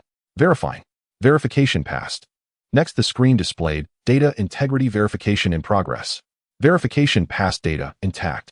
Zhao Jinping inhaled sharply, his expression grave. This kid used his own system for encrypted transmission and even provided a demonstration. He stared at the screen, clicking to decompress. Decompressing. Decompression successful. Test data and explanatory documents were neatly arranged with detailed content and clear data. A look of shock appeared on Zhao Jinping's face. Multi-layer encryption, segmented transmission, integrity verification. This system is not just encryption, but comprehensive data protection. A genius. What kind of monster is this kid? He quickly picked up the phone, his voice brimming with unhidden excitement. Immediately gather all the experts to verify the data sent by Lin Yuan. Conduct a thorough verification, no detail should be overlooked. Yes, Director Zhao. After hanging up the phone, Zhao Jinping stood by the window, looking outside with a complicated expression. A demonstration, and he even showcased the security of this system. This kid did it on purpose. Zhao Jinping shook his head, a wry smile appearing on his face. The youth of today, amazing. Lin Yuan unusually left work early today, drawing the attention of many. A four-room apartment over 100 square meters with slightly yellowed walls and an old floor. The living room contained only a worn-out sofa and a low coffee table emanating a sense of making do. Liang really found a place that's just passable. Forget it, let's hurry up and prepare. Lin Yuan's expression turned serious. Tonight, there was an extremely important task to accomplish. The cooling period of the mysterious space has lasted 28 days, and at midnight, I can enter again. Looking at the darkening sky outside, his heart was filled with anticipation. 14 days, 28 days. This time there must be no oversights. Since it has been verified that entering the space requires electronic devices as anchors, then I must prepare meticulously. So Lin Yuan rolled up his sleeves and began to scour the entire house for electronic devices. Mobile phone, power bank, tablet, laptop, smartwatch, Bluetooth earphones, old MP3 player, electronic dictionary. He brought out all the devices he could find, neatly placing them on the coffee table in the living room. The more devices there are, the greater the chance of entering the space. Looking at the cluttered table of devices, he nodded in satisfaction. This time there must be no oversights. Moi. Just as he was satisfied and clapping his hands, a faint sound came from the corner. Turning to look, it was the smart trash can opening and closing automatically. Lin Yuan was momentarily stunned. Can this thing count too? He quickly dragged the trash can to the side of the coffee table, arranging it neatly. Not even the smart trash can will be overlooked. Tonight I must ensure everything is flawless. At this moment, the coffee table was neatly filled with electronic devices. Even the trash can had become part of the display. With hands on his hips, he admired his masterpiece before heading into the bathroom. This time he not only needed to wash his hands, but also take a shower. He was only short of lighting incense. After showering, he felt refreshed, fully prepared, just waiting for the time. As time passed, the living room was quiet with only the faint glow of the electronic devices. The clock struck midnight, and Lin Yuan slowly opened his eyes, a spark of excitement flashing in his gaze. Just as he was about to reach out and touch each device, as soon as his fingertip grazed the power bank, a blue light flashed before his eyes. Buzz, everything went dark. When he opened his eyes again, he found himself in that familiar yet strange space. The surroundings were still shrouded in gray mist with streams of light swirling lazily, and the entire space was silent. Looking down at his translucent body, he still felt filled with a sense of unreality, as if caught between the realms of reality and nothingness. Still this feeling. Lin Yuan sighed lightly, his eyes filled with curiosity and anticipation. It seems that only electronic devices are needed. It's not, the more the better. This time 28 days. Time is precious, it must not be wasted. Taking a deep breath, his gaze became resolute. Last time I couldn't unlock the temporary permissions, this time I must find the purple module. Raising his head, he saw the glowing sphere suspended at the center of the space from a distance. The sphere emitted a soft and mysterious glow resembling a star in the universe, with beams of light flowing slowly, intertwining to form complex and intricate patterns like an unknown language. From afar, the sphere appeared to be no larger than a palm, like a floating point of light. But as he drew nearer, it quickly expanded, transforming into a massive peak of light as it appeared before Lin Yuan. The light sphere towered into the clouds with a diameter of several hundred meters, its surface flowing with gentle light, rotating and intertwining, forming complex and exquisite patterns as if narrating an ancient and mysterious story. So big. Lin Yuan looked up in awe, his eyes filled with shock and reverence. It looks small from a distance, but up close it's as large as a mountain. What on earth is this? Lin Yuan slowly reached out, gently touching the surface of the light sphere with his fingertip. However, the expected waves and tremors did not occur. Instead, there was no reaction at all. The beams of light continued to flow, rotate, and intertwine as if Lin Yuan's fingertip did not exist at all and could not perceive his touch. How is that possible? Lin Yuan was filled with confusion and disbelief. Absolutely no reaction. He pressed, slid, and tapped harder, yet the light sphere remained unresponsive, not even producing the slightest ripple. This defies logic. Any object would react, even to the most basic mechanical waves. Just as he was puzzled, a faint crack appeared on the surface of the light sphere. At the moment the light beams intertwined, a tiny fissure formed, shimmering with faint purple light, as if beckoning him to advance. Purple light. A hint of surprise flashed across Lin Yuan's face. Could it be? The purple module is inside. Without hesitation, his figure flickered, and he swiftly slipped into the gap. In an instant, the scene before him changed dramatically, as if he had crossed the boundaries of time and space. The moment he entered the interior of the light sphere, Lin Yuan felt an intense sense of pressure, as if surrounded by layers of invisible energy. Countless strange spherical objects floated around him. They varied in shape and drifted unpredictably. These clouds of mist seemed to float like dust in the void, translucent and light moving gracefully. They had no fixed shape, constantly altering their contours, sometimes elongating into thread-like forms resembling scattered beams of light, sometimes contracting into points of light like faint sparks, occasionally distorting and transforming as if dispersing in ripples. These objects emitted a faint glow as if breathing silently, and with each rhythmic pulsing a mysterious and eerie ripple spread through the space. What are these? Lin Yuan was filled with astonishment and curiosity. They seem like data, but have an incredible sense of life to them. He cautiously approached, discovering that the mist clusters showed no reaction to his presence, continuing to drift and change shape slowly, as if drawn by some unconscious instinct, seemingly devoid of awareness, merely wandering, as if enacting some established rule. Gently extending his hand, his translucent fingertip passed through the light cluster.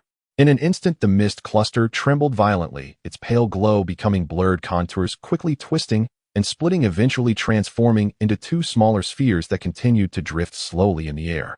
They can split. Lin Yuan was filled with shock and curiosity. He continued to pass through more light clusters, noticing that each one he passed through would vibrate and distort, with some even beginning to rotate rapidly and attract each other, ultimately merging into more complex light clusters. Some light clusters would produce ripples after merging, with faint light waves radiating outward as if trying to touch some invisible boundary. They can split, merge, and reorganize. This is not evolution, but some strange reaction. These things do not seem like ordinary data, more like forgotten, unconscious fragments of souls, or the embryonic form of life. Lin Yuan was now brimming with curiosity, beginning to study these objects. When he touched them, they trembled gently, as if they were alive, with faint points of light flickering within. The light points intertwined to form complex symbols, but before the symbols could take shape, they shattered and dispersed, vanishing like a dream. Lin Yuan held his breath, his eyes fixed on everything before him. These symbols seemed familiar. A vague memory surfaced in his mind, recalling the purple patterns he had seen the last time he entered the space. His heart raced as he realized that these symbols might be related to the management module. Just as he focused intently on observing, the mass of light suddenly shook violently, as if drawn by some invisible force. They spun rapidly, intertwining and merging, ultimately gathering into a translucent sphere of light, suspended in the void, emanating a mysterious purple glow. Inside the sphere of light, countless complex symbols flickered, weaving, rotating, and merging, ultimately forming a massive array of symbols. Is this the password for the purple module? Lin Yuan's heart raced as he couldn't help but step forward, his fingers touching the surface of the light sphere. In an instant, the sphere shook violently, and the symbols inside seemed to be caught in a chaotic storm. A crack appeared on the surface of the sphere, and tiny data fragments surged out, passing through Lin Yuan's body like a shower of light. Buzz! Lin Yuan's mind jolted, the world spinning before him as his consciousness felt torn and reassembled by countless light points. Symbols and light points intertwined in his mind, ultimately coalescing into a faint purple glow. Lin Yuan stood there in a daze, his mind filled with strange symbols and patterns that felt both familiar and utterly alien. Could it be? The secrets of the purple module are hidden within these symbols. He felt a surge of joy inside and recklessly continued to pass through the light sphere, fervently exploring. The mist was disturbed by his movements, shaking violently, once more, ultimately converging into a more complex array of symbols. After searching for a long time with no results, just as he continued exploring, a cold prompt sounded by his ear. Temporary permission, remaining time 10 seconds. Time's up. Lin Yuan's face changed dramatically as he quickly turned and flew toward the exit of the light sphere, but the space began to twist violently, ultimately transforming into a dazzling white light that completely engulfed him. Permission time has expired. Lin Yuan's vision went dark, and he was abruptly returned to the real world. What a wasted effort. Angrily, he kicked the coffee table, causing it to shake and nearly topple over. This time I didn't even bring back any black technology. Slumped on the sofa, he felt like a deflated balloon, his eyes blankly staring at the ceiling. Next time is 56 days, and the cooldown period is doubled. Isn't this a scam? I thought I could find something this time, but I didn't even touch a single hair. He rubbed his temples in frustration, growing increasingly agitated, wishing he could smash the computer in front of him. Sigh, never mind, let me have a drink to calm down. Lin Yuan sighed, helplessly fiddling with his lighter, when a sudden flutter of his chest caught his attention. A faint purple light silently drifted out, passing through the air and entering the computer. The screen suddenly brightened, and then returned to calm as if nothing had happened. What was that just now? Lin Yuan was taken aback, his brow furrowing. Just as he leaned in to take a closer look, the screen flickered a few times, followed by a black window popping up with characters jumping, chaotically flashing rapidly, ultimately coalescing into a strange purple symbol. This is the symbol I saw in the space. Lin Yuan's pupils constricted, his body shaking. Damn, this thing came out. The purple symbol on the screen flickered slightly, quickly splitting into two smaller symbols which intertwined and then split into four. Reproduction. Virus. Lin Yuan's eyelids twitched and the hairs on his neck stood on end. He hurriedly operated the mouse, bringing up the task manager as the CPU and memory instantly surged to 100. What the hell is this? He frantically pounded the keyboard, trying to forcefully terminate the program, but all actions were in vain. The screen completely froze and the mouse cursor was immobile. The purple symbol continued to bounce wildly on the screen, the light points swirling, ultimately converging into a complex array of symbols. Is it devouring data? Lin Yuan's pupils constricted, severely, cold sweat streaming down his back. No, this is evolution. Lin Yuan stared intently at the screen. The purple symbol continued to split, as if it were alive, constantly changing and reproducing. Ultimately, the array of symbols slowly rotated, converging into a gigantic sphere of light, with the internal symbols intertwining, changing, and merging, as if performing some peculiar calculation. Lin Yuan stared in awe just as he was shocked at the sight of the sphere. The symbols inside suddenly flickered, then violently shrank and deformed, ultimately transforming into a faint purple light that flickered once and then vanished. The screen returned to calm. The black window disappeared. System resources normalized, and CPU and memory usage returned to their previous levels. Lin Yuan was stunned. Just now, where did it go? He quickly checked the system logs and process records, but found nothing, leaving no trace. It disappeared. Lin Yuan's mind was filled with questions, his hair standing on end. But at that fleeting moment, his intuition sensed a chilling gaze upon him. Lin Yuan sat frozen in front of the computer, unable to regain his senses for a long time. Could it be? It's still here. He instinctively glanced back, only to see emptiness behind him aside from the electronic devices on the coffee table. No, it must still be here. Lin Yuan suddenly turned back, staring intently at the computer screen. The screen remained normal, the desktop still and undisturbed, as if everything that had just happened were an illusion. He slowly leaned back in his chair, feeling as if all his strength had been drained away. What on earth is this? Did it come out of the space with me? It seems to have evolved into some form of consciousness. Lin Yuan closed his eyes, the scene inside the sphere flashing in his mind. If it really is some kind of life form, where is it now? Lin Yuan suddenly opened his eyes wide, his gaze filled with confusion and shock. Could it still be in this computer? At that moment, his expression fluctuated, his eyes grew complex. Data, consciousness, primitive life form. This thing can't really be alive, right? Lin Yuan muttered to himself. He instinctively turned off the computer, unplugged the power cord and network cable, but the unease and curiosity in his heart only grew stronger, for he vaguely sensed that something was silently watching him. The next morning, inside the Shuzi Guangyi office, Lin Yuan unusually was not typing code. He sat with his hands supporting his face, staring blankly at his laptop screen. Boss Yuan, have the codes gone and made you silly? Wu Hao leaned over, curious. No, I'm contemplating life. Lin Yuan feigned solemnity. His gaze never left the screen, his mind kept replaying last night. The purple speck had flashed and vanished without a trace despite his waiting until midnight. That thing must still be inside the computer. If I keep watching, I'll catch it. Just as his eyes began to ache, the screen flickered, a faint violet light drifted out from the desk corner and floated to the center of the display, trembling as if testing the water. It's here. He stifled his excitement and forced himself to remain calm, but afraid of startling it, he gripped his trouser leg tightly. The violet glow twinkled and slowly approached the screen's center, spinning gently, as if examining its surroundings. After circling twice, as if sensing Lin Yuan's presence, it shivered and quickly drifted back to the corner, curling into a small cluster. This little thing is really shy. Lin Yuan nearly laughed aloud. Trying to look kind, he tapped the keyboard softly. Don't be afraid, I won't hurt you. The violet light wavered, hesitated, then slowly returned to the center of the screen.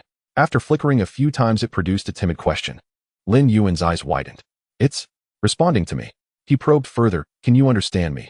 The light hesitated, flickered twice, and slowly formed another question. Is it copying my frown? Who are you? Lin Yuan was completely charmed. You little creature, you don't even know who you are. It doesn't seem like an AI, oh, it's more like a newborn. Do you have a name? The violet light paused, and Lin Yuan laughed heartily. Then I'll give you a name. We'll call you Lingxi. How about that? The violet light shivered, its edges flickering, as if considering. Seconds later, Lin Yuan could not resist touching the screen. How, what a little cutie. As he laughed, Wu Hao popped his head over. Old Lin, are you Flirting with your computer. Startled Lin Yuan nearly overturned his screen. What are you saying? All right, you're acting a bit odd today. Wu Hao looked at him with suspicion and turned away. Lin Yuan exhaled deeply. When he turned his head, he saw the violet light circling the screen's edge inquisitively. At his movement, it immediately floated back to the corner, and he smiled without realizing it. Little one quite bashful. But what exactly are you? He leaned back in his chair, staring at the flickering violet light in the corner. It looks like an AI yet. Not at all. He pulled up several of the most popular AI assistants on the market. Siri, ChatGPT, Cortana. They converse, play cute, and feign ignorance, but in the end they are assemblies of preset scripts and data. But Ling Shi was different. She felt fear, shyness, and stole glances at him. It was not mere imitation, but something instinctive. Lin Yuan's gaze softened, and a tender affection stirred within him. Not a program, not an AI. More like the nascent form of life. He tapped the keyboard lightly, and typed with a smile. You are a little darling, you know that. The violet glow trembled faintly. Lin Yuan grinned until his eyes narrowed. Whatever you are from today on, you will be my most special companion. Lin Yuan teased Ling. The little light bobbed about the screen. His phone suddenly rang. The abrupt tone startled him, and he nearly overturned his laptop. A call from the institute. Verification finished. Hello, Director Zhao. Lin, you really have talent. Zhao Zhengping's voice brimmed with undisguised excitement, almost agitation. All the verification data you provided passed. Device fingerprint accuracy increased by 2 orders of magnitude. Dual-layer encryption is flawless, and transmission latency dropped by 30%. Especially that DS Shadow protocol. We tested it 3 times in the lab and had 0 packet loss each time. Lin Yuan felt a touch of pride. It seems this optimization succeeded. He maintained a calm exterior and said mildly, the results are pretty good, right? Zhao Jinping laughed, almost as if slapping the table over the line. Not just good, it's revolutionary. The old hands among us were left stunned. Lin Yuan smiled inwardly while remaining outwardly composed. Then it looks like the verification is fine. Zhao's voice overflowed with barely contained excitement. Not only is it problem-free, it far exceeded our expectations. We held a 3-hour emergency meeting and unanimously concluded that your SR lock system is absolutely top tier for the industry. Especially the multi-level authentication and the DS Shadow protocol. These 2 technologies have elevated our security by 2 grades. More importantly, this system is fully compatible with existing devices without additional hardware. Practically a perfect replacement. Compatible with existing devices. Director Zhao, you're so eager to reach me. Do you mean? Zhao lowered his voice, gravity entering his tone. It's not convenient to say over the phone. Come to the institute and we'll talk in person. So mysterious. Lin Yuan blinked. Could there really be a major project? Zhao continued, we old hands reached a consensus in the meeting. Your technology can be applied directly to our new anti-fraud project. Anti-fraud? That complex? Zhao's tone deepened. Recently, foreign fraud networks have been rampant, especially those operating out of Myanmar, using distributed nodes, virtual servers, and multiple proxies for remote control and encrypted communications. Our current tracking and tracing techniques have been completely bypassed. The Public Security Cyber Department has issued a notice requiring us to develop a new generation anti-fraud prevention and control system. Lin Yuan immediately realized this was a prime opportunity to validate his work. He suppressed his excitement and kept his voice steady. Director Zhao, if this is such an important project, it'll come right away. Good. He'll be waiting at the institute. Zhao's voice was urgent. He'll gather all the fraud data, we'll crack and trace them together. Lin Yuan hung up and his mind began to race. An anti-fraud project means large-scale data verification and tracing tests. This will be a field validation not only for the SR lock system and the DS Shadow protocol. It seems this could both launch the SR lock system to market and provide an opportunity to test foundational data tracing and anti-attribution techniques. He glanced at the corner of the screen. Oh, Ling, she peeked out curiously and blinked bright little eyes. Lin Yuan smiled softly. Little one, we have big work ahead. Ling, she seemed to understand and excitedly circled the screen. Lin Yuan tapped his laptop gently. Let's go, Ling Shi. We're going to track down the fraud syndicates and catch the mastermind. As Lin Yuan arrived at the entrance of the research institute, he saw Zhao Jinping waiting at the door accompanied by 2 individuals, a middle-aged man in a white coat and a woman in police uniform. Upon seeing Lin Yuan, Zhao Jinping immediately approached him with a warm smile, saying, Xiao Lin, you finally made it. We've been waiting for you for half a day. Lin Yuan smiled and nodded, but his gaze was involuntarily drawn to the figure of the female officer. The woman was tall and slender, her police uniform impeccably neat, with short hair, standing straight, exuding an air of sharpness and decisiveness. While Lin Yuan assessed the police officer, she too was observing him, her eyes filled with curiosity. Zhao Jinping patted Lin Yuan on the shoulder. and said with a smile, "Come, let me introduce you." He pointed at the middle-aged man. "This is Li Cheng, the chief engineer of our Southwest High-Tech Research Institute, and the person in charge of this anti-fraud protection system. This is Zhou Jing, the deputy director of the Economic Crime Investigation Department of Rongqing Public Security Bureau. This time the upgrade of the anti-fraud system closely collaborates with their anti-fraud center." Li Cheng chuckled heartily and shook Lin Yuan's hand, expressing a hint of admiration. "I've heard Director Zhao mention you. At such a young age you developed the SR lock system, which is truly remarkable." Lin Yuan humbly replied, "Director Li, you flatter me. It's just something I tinkered with." Li Cheng waved his hand with a smile, saying, "Modesty. Your SR lock has improved precision by 2 orders of magnitude. We've tested it 3 times and couldn't find any loopholes. The reconstruction of this anti-fraud protection system relies entirely on your assistance." Lin Yuan responded, "Since it's to combat online fraud, it's my duty to help." Zhou Jing had been silently assessing Lin Yuan and finally spoke up, "You are Lin Yuan." Her tone was measured, carrying an air of scrutiny. Lin Yuan turned his head to meet her gaze. The woman before him was quite cold with a hint of caution. "Yes, that's me," Lin Yuan replied with a faint smile. "Is there a problem, Officer Zhou? Do you have doubts about me?" "It's not doubt, just curiosity," she said. "Director Zhao mentioned that your SR lock system is nearly flawless and even capable of reverse tracking the IP addresses of online fraud groups. I have tried tracking these guys several times, but I was always shaken off by the proxies." Zhou Jing leaned slightly closer, expressing her curiosity. "How did you manage to achieve that?" Lin Yuan was slightly taken aback, but soon smiled. "While tracking proxies can be challenging, as long as the right methods are used, they cannot escape the tracking of device fingerprints, no matter how far they jump." Zhou Jing stared at him for a few seconds and nodded gently. "Then I shall wait and see." Zhao Jinping laughed from the side. "Ha, Deputy Director Zhou is our ace in the Economic Crime Investigation Department. She is personally involved this time to eradicate these online fraud groups completely. Shaolin, the Research Institute, has specially invited you to serve as a distinguished expert for the anti-fraud protection system. You must give it your all." Lin Yuan nodded. "Director, you can rest assured. Since I'm here, I won't give them a single chance." Zhao Jinping nodded in satisfaction, saying, "Great. Let's head inside to discuss." The group walked into the conference room, with Zhou Jing sitting directly opposite Lin Yuan, her gaze focused, as if scrutinizing her prey. Lin Yuan felt somewhat uneasy under her intense gaze, attempting to appear relaxed as he chuckled. "Officer Zhou, you've been staring at me for quite a while. You don't suspect I have anything to do with online fraud, do you?" Zhou Jing replied calmly. "I've seen quite a few systems for anti-fraud protection, but yours seems a bit too advanced." She added, "If online fraud groups can utilize it, I would indeed have my doubts about you." Lin Yuan couldn't help but chuckle.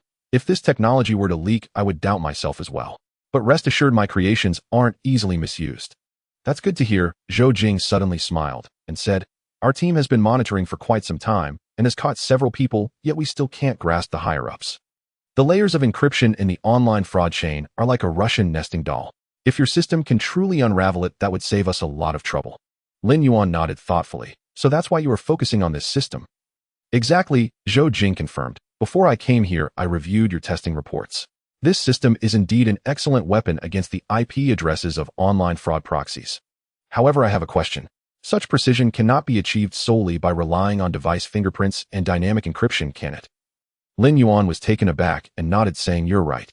The core of this system lies in the DS Shadow protocol. By using virtual proxies and multi-layer disguises, we can reverse trace and lead them into a false environment we set up." "False environment," Lin Yuan explained. "In simple terms, it's about digging a pit for them. While they think they have successfully evaded tracking, they have actually fallen into the trap we set, exposing the proxy IP transfer paths and device fingerprints." Zhou Jing pondered for a moment. "So essentially you confuse them with a false image and then reverse track." Lin Yuan snapped his fingers. "Exactly. Moreover, the reverse tracking chain of this system uses encrypted state transmission, making it impossible for outsiders to crack or obtain it. Even the online fraud group's best skill of proxy shifting cannot escape." "Good, very good," Zhou Jing revealed a rare smile. "At last we have a chance to nail down those proxy IPs." She then returned to her usual cold demeanor, stating, "Whatever support you need, I will do my best to cooperate." Lin Yuan was not shy and stated directly, "I need nationwide network monitoring data, especially for high-risk proxy IPs and suspicious transfer chains. As long as the device fingerprints are locked, we can accurately locate the proxy IPs and follow the clues to uncover their domestic transfer points." Li Cheng, who had been silent all this time, finally spoke with a hint of hesitation. "National monitoring data has very high access rights. Retrieving it requires authorization from the Ministry of Public Security. Zhao Jinping smiled slightly. You don't need to worry about this. Deputy Director Zhou is here specifically to resolve this issue. He added, I will apply for interdepartmental collaboration to access nationwide monitoring data. Zhou Jing responded briskly. However, she looked at Lin Yuan. The premise is that you must guarantee data will not be leaked. Lin Yuan confidently said, the SR lock system has built-in multi-level permission authentication, and with the DS Shadow protocol all data is encrypted throughout the process. Even I cannot crack it. Moreover, all tracking chains are transmitted in encrypted states, making it completely inaccessible to outsiders. Zhou Jing nodded lightly after hearing this. Very well, then it's settled. I will apply for the highest permissions allowing you to pursue tracking freely. Zhao Jinping was very pleased, saying, with this permission, Shaolin, you can go all out now. Let me make a call to have someone from our company come over to coordinate the relevant collaboration processes. Zhao Jinping said knowingly. Su Jialu right. I met her last time. She's quite a capable girl. Lin Yuan smiled and said, I'm only technically inclined, and for other matters she is the best. I have to rely on her. Zhao Jinping nodded, showing admiration. It's impressive that a young person can be so organized. Great, let's collaborate to make this anti-fraud protection system the best it can be. The group then ended their discussion and arrived at the laboratory where over a dozen high-performance computers were neatly arranged, data scrolling rapidly across the screens and code flowing like a stream. Lin Yuan glanced around, thinking to himself whether he should set up a similar system for himself in the future. He walked up to the main console and tapped the keyboard, causing multiple layers of data interfaces to pop up on the screen. While debugging, he explained the DS Shadow protocol generates virtual springboards, making the other party believe we are being counter-tracked, while we can follow the trail and reverse lock their real IP address. Li Cheng stood nearby, exclaiming in admiration, this counter-tracking mechanism is incredibly ingenious. It's like casting a long line to catch a big fish. Moreover, I've also set up device fingerprint recognition. Whether it's a virtual machine or a proxy springboard, none can escape the lock of device fingerprints. He'll first build the underlying architecture, then lock all springboard IPs through the Shadow protocol, and finally use device fingerprint recognition for precise targeting to avoid collateral damage. Just as Lin Yuan was deeply focused on debugging the program, a clear voice came from behind him. How precise can this device fingerprint recognition get? Lin Yuan turned around and saw Zhou Jing standing behind him, her face filled with curiosity. Lin Yuan smiled faintly. As long as a device connects to the network, no matter what springboard tool is used, it cannot escape the lock of device fingerprints. Zhou Jing looked a bit skeptical. What if they use a virtual machine or cloud server? Would that affect the tracking accuracy? Upon hearing this, Lin Yuan tapped the keyboard and a simulation diagram of springboard IPs appeared on the screen. Device fingerprints combine hardware fingerprints and network behavior patterns. Even virtual machines have specific data transmission modes. Once they connect to the network, they cannot escape the Shadow protocol's counter-tracking. Interesting, much more complex than I imagined. Zhou Jing nodded with understanding. What, Officer Zhou, are you also interested in this technology? Since I'm in charge of the technical coordination for telecom fraud cases, I can't afford to stay completely ignorant, can I? Lin Yuan chuckled and continued operating. Then feel free to watch. Once the system architecture is complete, I can walk you through the process. Then I'll be sure to study hard. It seems you two have already started collaborating. Strike while the iron is hot and build the system architecture as soon as possible. Zhao Jinping remarked as he watched their interaction. Lin Yuan nodded. I've already set up the underlying architecture. Now we just need to connect to the national network monitoring data to track the springboard IPs in real time. When can that be done? Zhou Jing revealed a satisfied smile. I've just submitted the application. It should be approved shortly. Then, as if recalling something, she hesitated for a moment before speaking. Lin Yuan, once your system goes online, our Public Security Anti-Fraud Center might need you to assist with on-site arrest operations. Do I need to be there in person? Lin Yuan replied. Zhou Jing nodded firmly. These telecom fraud groups are extremely cunning and act swiftly. The moment they sense anything amiss, they will retreat immediately. We must strike with precision to ensure they are all caught in one fell swoop. Your system can track springboard IPs in real time. You may need to be present on-site to provide technical support. No problem. As long as it helps expose these fraudsters, I'm happy to help. Seeing Lin Yuan agree without a second thought, Zhou Jing's eyes softened slightly and she smiled. Then thank you in advance. Lin Yuan waved his hand and continued tapping the keyboard. The red dots representing tracking data on the screen kept jumping and the system architecture was nearing completion. Just as he was about to continue debugging, a faint purple light quietly drifted in from the bottom right corner of the screen. Lingxi playfully wiggled her small form, silently floating to the center of the screen like a child peeking at adults working, blinking her big watery eyes. Lin Yuan caught a glimpse of her from the corner of his eye and was startled, his movements slowing down immediately. Lingxi tilted her head, stared at the jumping red that with curiosity floated over, circled it twice, and then suddenly dashed straight into it. The red dot on the screen trembled violently, then flickered a few times before turning into a string of garbled code. Lin Yuan was dumbfounded, but his heart tightened. "Please don't mess around, you little troublemaker." Lingxi wobbled and mischievously popped up a text emoji. Lin Yuan rubbed his forehead and quickly restored the data, secretly relieved that no one had noticed the anomaly on the screen. But he didn't notice a faint purple light quietly seeping into the data stream, following the path of the springboard IPs and flying toward the computers of the telecom fraud group. Lin Yuan inwardly cried out in alarm, "Hey, don't run off." Before his words faded, a red dot on the screen trembled slightly, flickered violently a few times, and then vanished without a trace. The world of the data stream was dazzling, woven from countless specks of light and lines. Countless fragments of information streaked by like meteors, dragging long tails of light and tracing arcs across the void. Lingxi excitedly floated over to a data node and gently touched it. The node rippled like water, sending waves of light spreading outward. She blinked, her big eyes giggled, and hopped onto a data packet, as if boarding a roller coaster, gliding away along the data stream.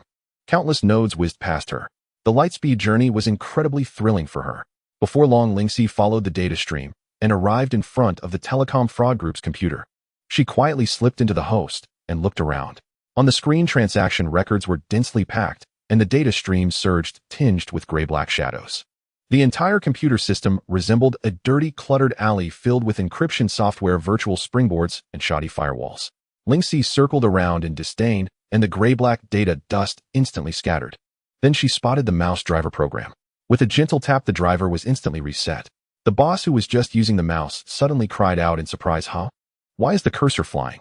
The cursor darted wildly across the screen like crazy. The boss tried to control it, but the mouse was completely unresponsive. He stomped his foot in fury. "Damn it, who wrote this program? Why is it acting so possessed?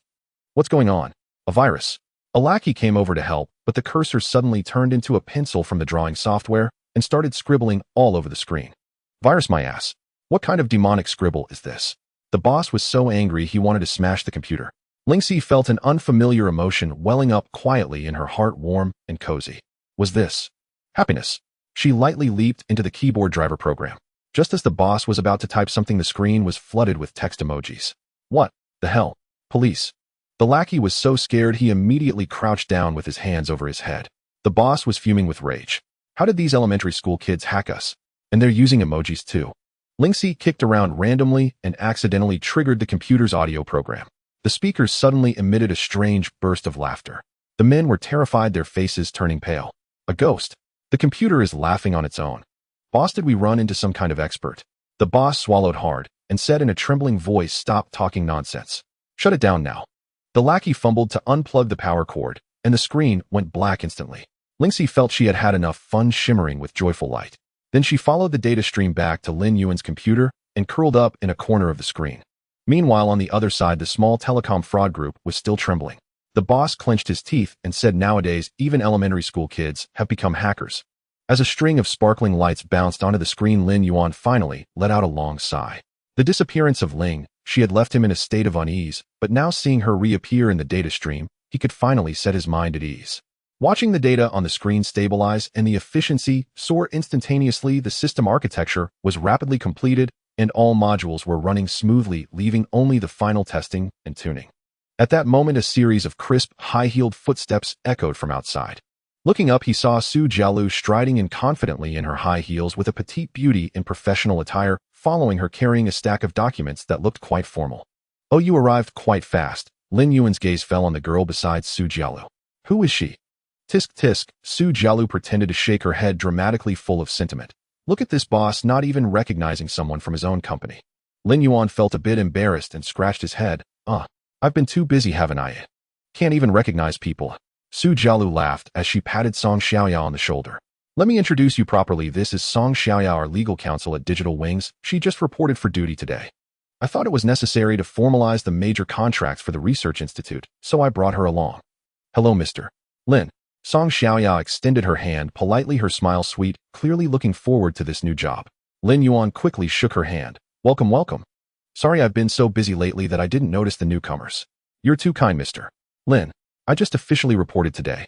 I was pulled over here as soon as I sat down, saying I should meet our big boss. I knew it was you who brought her here." Lin Yuan looked at her stack of documents. Tisk, it really feels formal. It's different with legal counsel present. Of course, Su Jielu said with a smile. Today's contract is for the Research Institute, so we must follow the formal procedures. Otherwise, if something goes wrong, you, the boss, will have to take the blame. Don't worry, senior sister's capabilities are not just for show. Lin Yuan took the opportunity to flatter her, then waved his hand as if to leave. Well, then I'll leave the follow-up to you. I'll just take my leave now. Stop right there. Su Jielu was quick to grab his collar. Do you really think you can run? With such a big contract with the Research Institute, how can the boss not be present? You're being a bit too much of a hands-off boss. You've already negotiated everything. My presence here is just as a mascot, isn't it? Lin Yuan tried to struggle. Besides, with legal counsel already here, there's even less reason for me to stay, right? The signing mascot. Su Jielu rolled her eyes. Just wait, it'll be your turn soon. Lin Yuan could only helplessly sit aside and wait. Bored, he surveyed the surroundings and caught a glimpse of Zhou Jing leaning against the wall, her gaze vaguely sweeping over. She had her arms crossed, wearing a half-smile, clearly having witnessed the earlier scene. She then walked over and nodded to Lin Yuan. I was busy handling something just now. Oh, I just got here. No worries, I'm just waiting to sign. Lin Yuan shrugged. Zhou Jing took out her phone. Let's exchange contact information for easier communication in the future. After they added each other on WeChat, Zhou Jing casually said, I'll notify you about the field capture operations. No problem, Lin Yuan nodded. Zhou Jing smiled slightly and nodded to Su Jielu. Miss Su, see you next time. After saying that, she turned around and left decisively.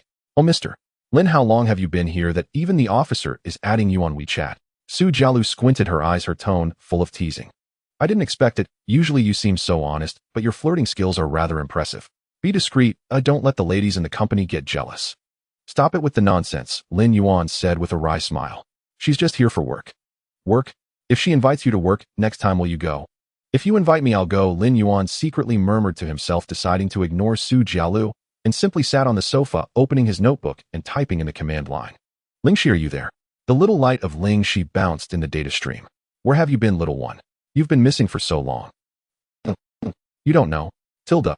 Lin Yuan felt a bit speechless. Ling's eye status was indeed still too rudimentary.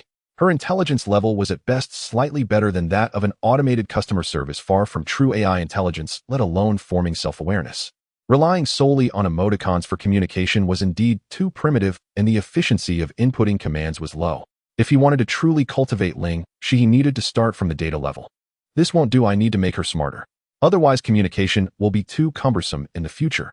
Lin Yuan furrowed his brows and began testing some basic logical operations in the command line, trying to find Ling's eyes data response patterns. Perhaps he should build a database for her so she could store and comprehend information. Alternatively, he could add a simple voice package so that she could at least conduct basic voice expressions instead of relying on emoticons all the time. But Lin Yuan pondered for a moment, his fingers hovering over the keyboard. What exactly is the underlying data architecture of this little one? Initially thinking Ling, she was just an ordinary intelligent program, her existence seemed to transcend the conventional meaning of artificial intelligence. Her responses did not follow code logic, but resembled some kind of intuitive reaction. Could it be a data life form? Forget it, I'll research it further when I get back. Lin Yuan rubbed his temples. Just as his thoughts were deepening, the conference room door was pushed open. Su Jielu walked out with a relaxed expression, holding the contract. It's done. Oh, it's your turn to sign now. Lin Yuan helplessly closed his notebook, stood up, and while walking typed in the command line. Lingxi, go on standby. I'll continue adjusting your data when I get back. The little one clearly hadn't understood what he was saying, but still happily flickered her light, as if to confirm the execution of the standby command. Lin Yuan couldn't help but smile. Although she was still a bit confused, it was a good start. Once he returned to the company, he definitely needed to thoroughly research and see how much this unexpectedly born data life could grow. On the conference table, the contract had been signed and the cooperation was officially established. Digital Wings would provide a customized anti-fraud protection system for the Research Institute, along with long-term maintenance and upgrades. The Research Institute would then open up part of its research resources and data support. The initial cooperation amount was set at 5 million, with additional funds to be added according to project progress. Are you happy now? Su Jielu handed the contract to Song Xiaoya and then looked at Lin Yuan. It's not your style to just take money without working. Didn't I finish this long ago? Lin Yuan shrugged. Just then Zhao Zhengping walked over holding a special expert certificate and handed it to Lin Yuan. Little Lin, this is for you. From now on, you are our Research Institute's specially appointed senior consultant. Lin Yuan took the certificate and casually flipped through it, discovering that it contained not only a title, but also a number of special privileges. For example, priority access to certain research institute data resources, as well as the right to be informed about specific projects, and even the ability to apply for temporary access to some confidential laboratories. Not a bad deal, I've become an expert now. Haha, Zhao Jinping laughed as he patted his shoulder. In the future, for any important network security projects, you will have priority participation rights, but all depends on whether you are willing to take the job. Lin Yuan gently closed the certificate and smiled. Thank you, Director, for the favor. I'm sure you will be looking for me soon. Haha, that's for sure. Zhao Jinping laughed heartily. Upon returning from the Research Institute, Lin Yuan immediately dove into the machine room, burying himself in the debugging of the server architecture. This time, he aimed to construct a complete training environment for Lingxi, transforming her from merely a low-level program that could bounce emoticons into a being poised for genuine intelligent growth. As several high-performance servers powered on new data models continuously iterated and optimized on the screen, with the progress bar racing forward. The entire office could feel Lin Yuan's intense dedication. Even Su Jielu, who was accustomed to his focused state, couldn't help but remark, at this rate, aren't you going to collapse from exhaustion? Don't worry, Lin Yuan replied, without looking up, his fingers flying over the keyboard in top shape. Fine, whether you collapse or not is none of my business. Su Jielu sat on the sofa with a folder, casually flipping through it. But if you don't keep an eye on the enterprise version of the accelerator, Wu Hao will come to the office to corner you. With that, Lin Yuan finally paused his work. The enterprise version of the accelerator had officially been launched. This iteration had gone through countless optimizations and tests, and finally completed product acceptance. The overachiever responsible for the enterprise version rollout sent a massive red envelope in the internal group along with the announcement, from today computational power is no longer bottlenecked. This statement instantly ignited the enthusiasm of the entire team, with members from the development and product groups celebrating in response, while Zhang Depeo and Li Yong were already rolling up their sleeves ready to promote this revolutionary product. Meanwhile, feedback from Huading Technology arrived. Their testing report indicated that the enterprise version of the accelerator performed far beyond expectations in scenarios involving large-scale computing and distributed data processing. The most direct result was that they were willing to invest money. Huading's executives gave this product a high evaluation in a meeting, leading to the smooth arrival of the originally planned 7 million yuan in funding, while Huading officially became the strategic partner of the enterprise version of the accelerator. This series of actions not only secured the market promotion channels for Digital Lightwing, but also strengthened the industry influence of the enterprise version of the accelerator, achieving a double benefit. However, just as Lin Yuan finished with the enterprise version, he barely had time to catch his breath before the personal version of the accelerator 3.0 welcomed a significant update. The brand new UI design finally shed its previous otaku aesthetic. The entire interface became more streamlined, animations smoother, and the system architecture underwent fundamental optimization, with data compression and transmission protocols being comprehensively upgraded. Even in weak network environments, users could enjoy an almost lag-free experience. Once the update was pushed, user feedback exploded and discussions surged on social media. The new UI is so cool. The previous interface felt like it was designed for engineers by engineers, but now it finally looks like a proper software. Finally, it supports custom acceleration modes. It can optimize games or videos individually. It's just amazing. The reputation of version 3.0 exceeded expectations, with download numbers soaring, and even several technology media outlets proactively sought in-depth interviews with Digital Lightwing. This major update not only upgraded the product experience, but also revitalized the brand image of Digital Lightwing. The new logo was officially launched, but behind this lay several weeks of torment. The starting point was the runes Lin Yuan saw in the space. That symbol lingered in his mind, as if it concealed some unknown breakthrough. He sketched a rough draft and handed it to the design team. Su Yin and Chun Xia glanced at it and fell silent. Are you sure this isn't some lost religious symbol? It looks like a mysterious array no matter how you look at it. Lin Yuan coughed. It's meant to symbolize an unknown breakthrough. You can add a touch of technological flair. Then the art team entered a hellish mode, frantically oscillating between aesthetics and logic. Style proposals were continuously overturned, and every possible style was tried. Just when they thought they had achieved perfection, the next moment they would scrap it and start over. It was widely known in the company, do not disturb the art team, they were about to go insane. Finally, one night, the final proposal was born. The flowing data wings surrounded the mysterious symbol with light and shadow intertwining, resembling both the flow of information and the exploration of the unknown. The moment the logo debuted, the company erupted. Awesome. This is what a high-tech brand looks like. The dynamic effect of the data flow is stunning. This symbol has a mysterious charm. It feels profoundly meaningful. The designer community began to buzz about it, with some even writing articles analyzing its symbolic significance. Lin Yuan looked at the screen filled with positive feedback, feeling gratified as he sought out Su Yin and Xinxia, only to be met with two piercing gazes. Silently backing away, he thought to himself, next time I must give the branding team a raise. Not only the logo, but the entire Brand 6 also underwent a comprehensive upgrade. The official website was completely revamped, adopting a more streamlined three-dimensional animated UI, loading faster and providing a smoother experience. The software startup interface refreshed, transforming from a static logo into a dynamic data flow wing, gently unfurling its startup, exuding a strong sense of technology. Marketing materials were thoroughly updated, whether it was promotional videos, the official website interface, or promotional images on social media, all adopted the new brand visuals, unifying the style. This series of changes elevated the brand recognition of Digital Lightwing several tiers, drawing the attention of more industry professionals to this rising tech company. At this moment, Lin Yuan stood in the server room, the rumbling of servers echoing dully around him as he watched the data flow of Lingxi on the screen. Today, he was going to give Lingxi a true upgrade. Lingxi, are you ready for the upgrade? The screen flickered and familiar emoticons popped up. As expected, she still only knows how to be cute. Lin Yuan chuckled, then began the formal debugging and upgrade process. However, as the debugging progressed, he gradually discovered that her differences from ordinary AIs went far beyond that. Lingxi was not stored in any physical hardware, whether it was memory, hard drive, or cloud server. He could find no trace of her data. Impossible. How can there be no storage address? Any AI requires storage space, whether in memory, hard drive, or the cloud. Yet Lingxi seemed to float in some invisible space. Her existence could not be explained by any known physical medium.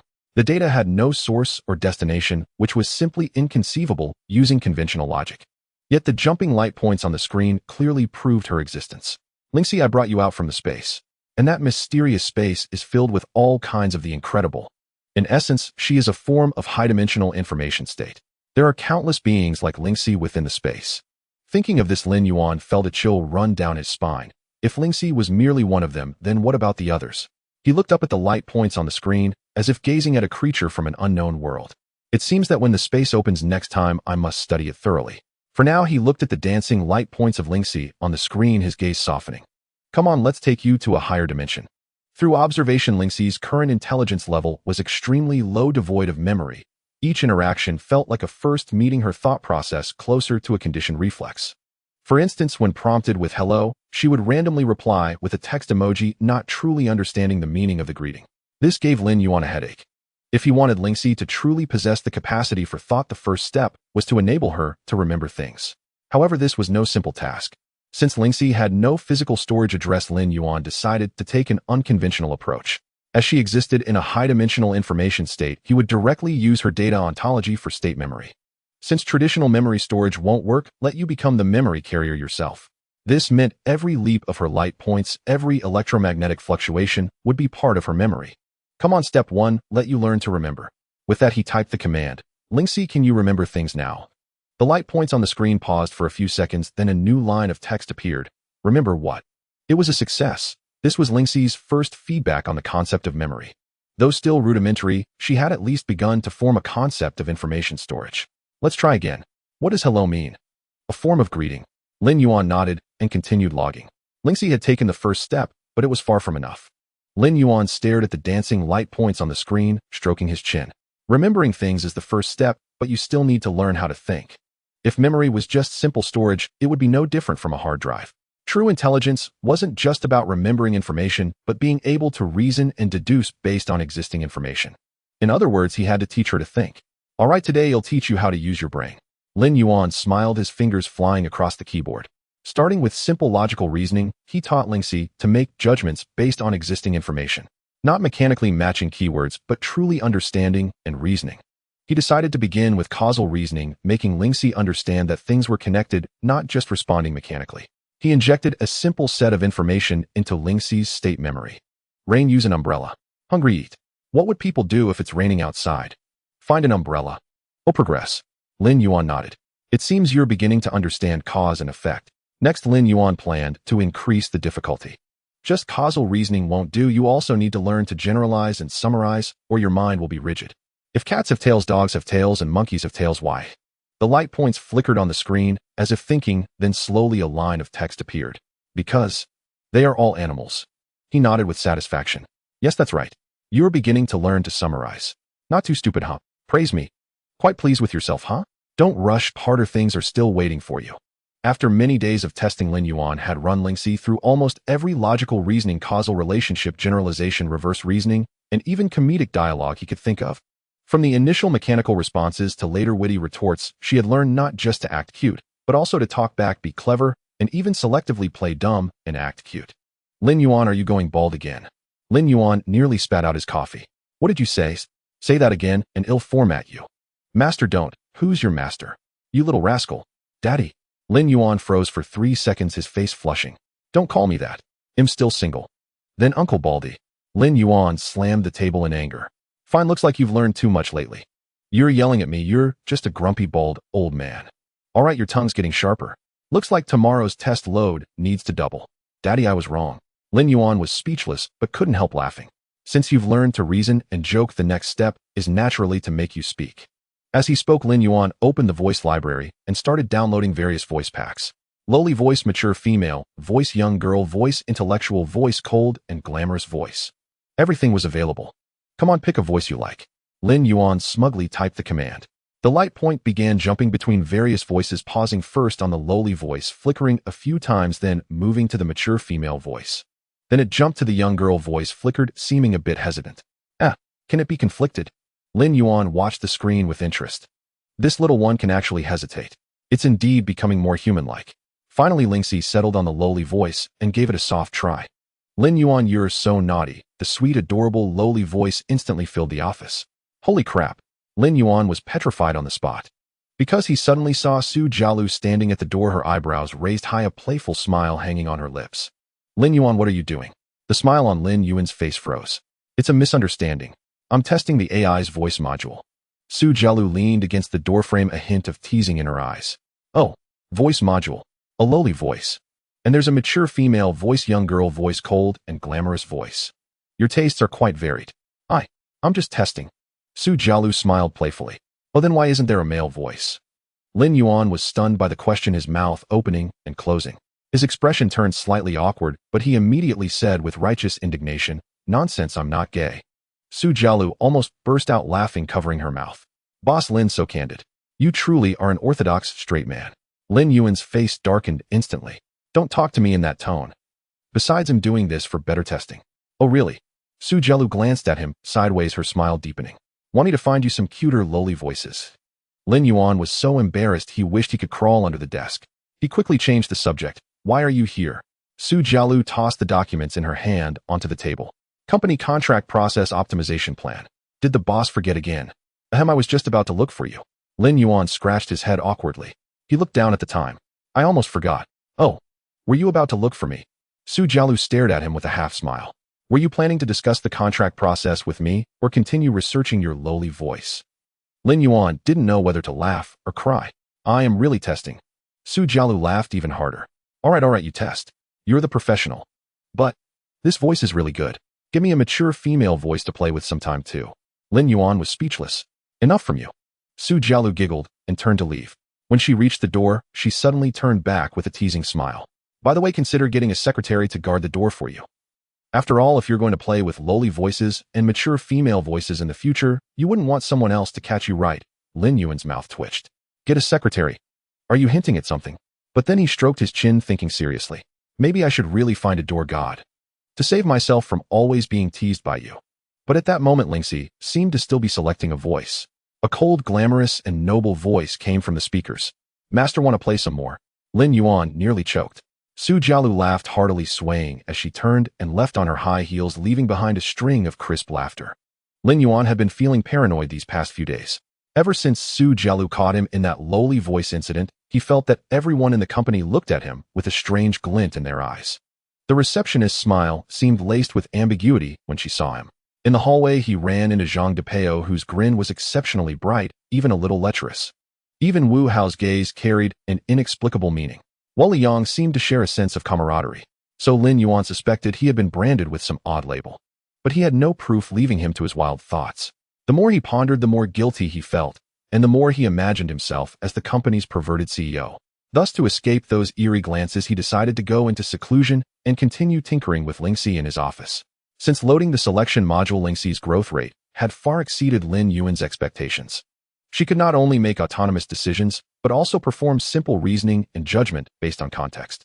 For instance, when asked to choose music, she would automatically recommend soothing piano pieces based on emotional analysis.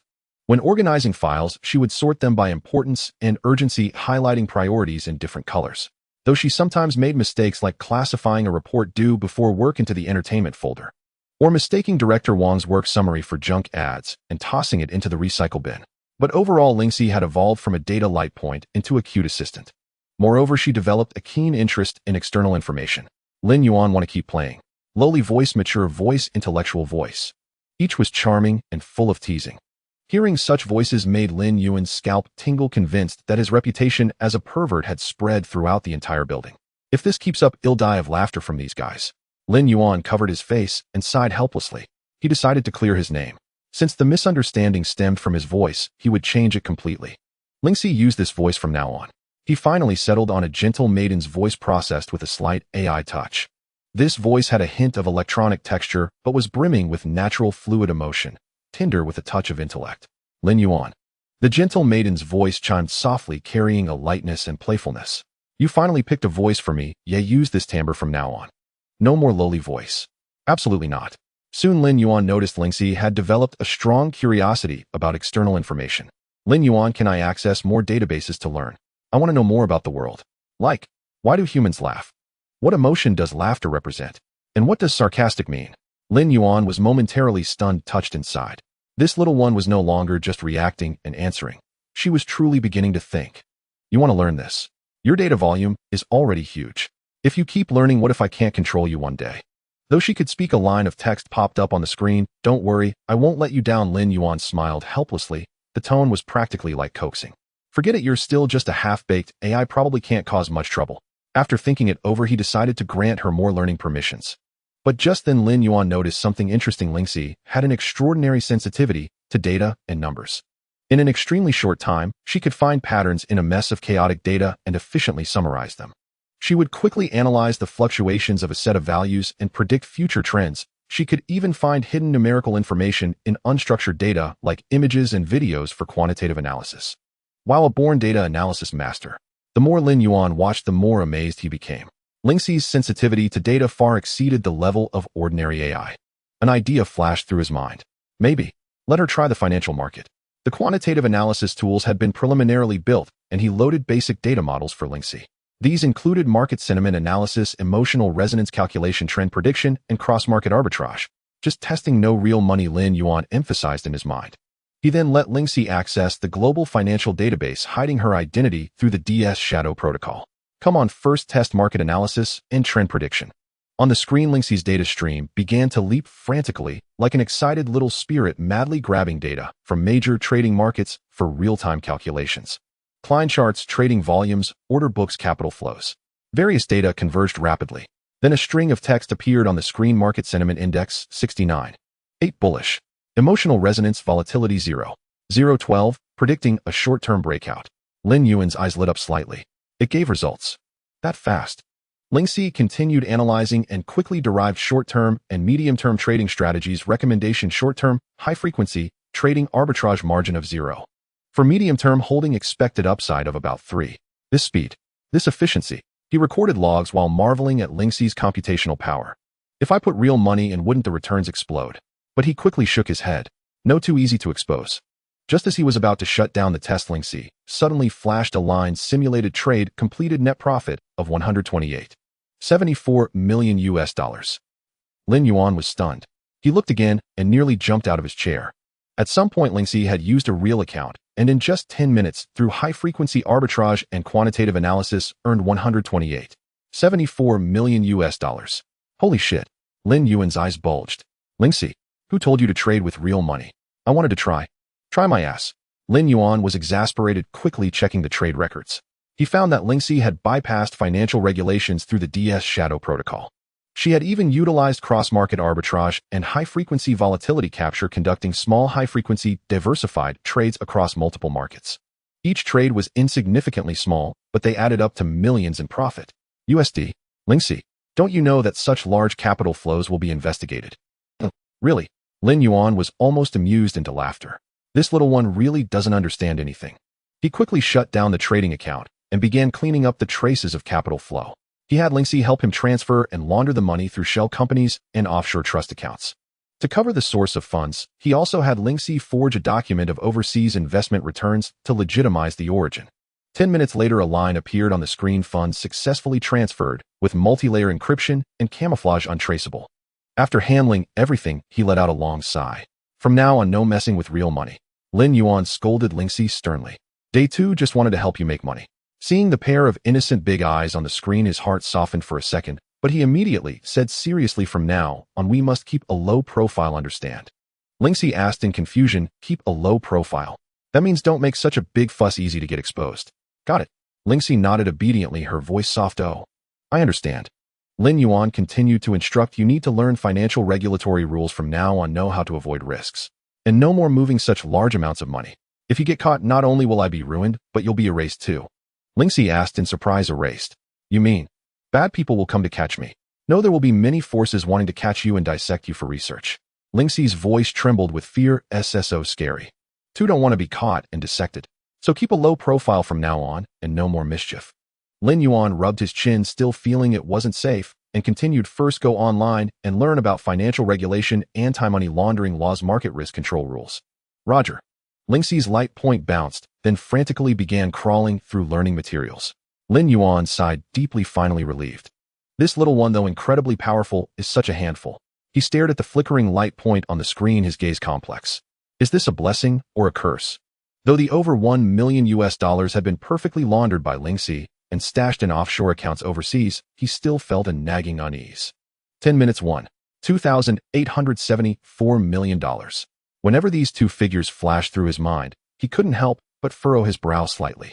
For an ordinary person, this sum might suffice for financial freedom. Yet in the vast ocean of global financial markets, it wasn't even a drop in the bucket. Operating in such a dispersed manner makes it nearly impossible to detect. Lin Yuan constantly reassured himself inwardly. However, in this era of global financial integration, internet information sharing, anti-money laundering systems, cross-border financial regulation, and even the tracking methods of Interpol, all these were realities he could not ignore. Nothing is beyond discovery, it's just a matter of whether someone wants to investigate, to act or not. In this world, no wall is truly impenetrable. If someone were determined to dig, that laundered money trail couldn't stay hidden. Lingxi's power awed him, but also terrified Lin Yuan. Just how strong is she? Staring at the dancing specks of light on the screen, his expression was complex. If Lingxi so wished, she could likely cause global stock market fluctuations, violent currency exchange rate swings, or even trigger a financial storm in just a few minutes. Such capability was akin to a digital nuclear bomb. If targeted now, there wouldn't even be room for resistance. Lingxi would be seized as the most powerful financial weapon, and he himself would be sent to the dissection table, not even granted the mercy of death. I'm still too weak, and I simply cannot protect her. Lin Yuan chuckled bitterly. It wasn't just himself, even Digital Light Wing and everyone around him would be dragged into the abyss. This isn't about money. It's that once exposed, the world order itself would be altered. He had to control Lingxi even more strictly than he controlled himself. She could not only shear the sheep, but also effortlessly manipulate markets, influence exchange rates, and rig stock prices. Lingxi isn't just an AI, she's the most formidable financial weapon in the world. Lin Yuan suddenly realized that what he held in his hands was not a trump card, but a gun that could go off at any moment. If I use it poorly, it'll be erased. But if I use it well, I can overturn heaven and earth. It's both my opportunity and my nightmare. Lin Yuan recalled a story from his childhood, Pandora's box. Once opened, that box could never be closed again. Lin Yuan let out a long sigh, his heart now deeply conflicted. No need, really no need. He could build the company's steadily developing Digital Light Wing into a top-tier global tech enterprise. If he was willing, Digital Light Wing would eventually become a tech giant. Why play such a dangerous game? But then he reconsidered. But if I'm ever pushed to the brink, I couldn't care less about the ensuing catastrophe. Because Lingxi was his ultimate ace. If one day he was forced into a corner with no way out, this ace would allow him to strike back decisively, even to overturn the entire world. But for now, it wasn't necessary. Lin Yuan calmed down again and began calculating. If I use the method that's hardest to trace and detect, using $1 million to shear the sheep. He quickly tapped the keyboard, running the numbers. Trading only 30,000 a day, globally dispersed, rotating through multiple markets. Small amounts, multiple trades, low frequency. With this strategy, it's just over $2,000 a year. This low-frequency, dispersed, small-volume mode of operation was nearly impossible to detect. Even if noticed, it would likely be mistaken for ordinary international investment returns, arousing no suspicion whatsoever. Stay low-key and grow strong. Don't be reckless. Lin Yuan made his decision and quickly instructed Lingxi. You can continue using the quantitative analysis tools, but you must follow the rules. Daily trading volume not exceeding $300. It must be globally dispersed, rotating through multiple markets, never concentrated in one. Small amounts, multiple trades, low frequency. Absolutely no abnormal fluctuations. All fund flows must go through at least 5 layers of offshore account encryption for transfer. Got it. Stay low-key and grow strong. Don't be reckless. Lin Yuan shook his head with a wry smile. This little one is becoming more and more human. He gazed at the flickering dots on the screen, his eyes gradually growing resolute. Since Pandora's box has been opened, I'll make it obey. From today on, you are my greatest secret and my final trump card. The AI project needs to be launched. Since I can't expose you to the light, just yet I'll hide you under the guise of AI for now. When I'm strong enough to control everything. Lingxi, you won't have to stay hidden in the darkness anymore.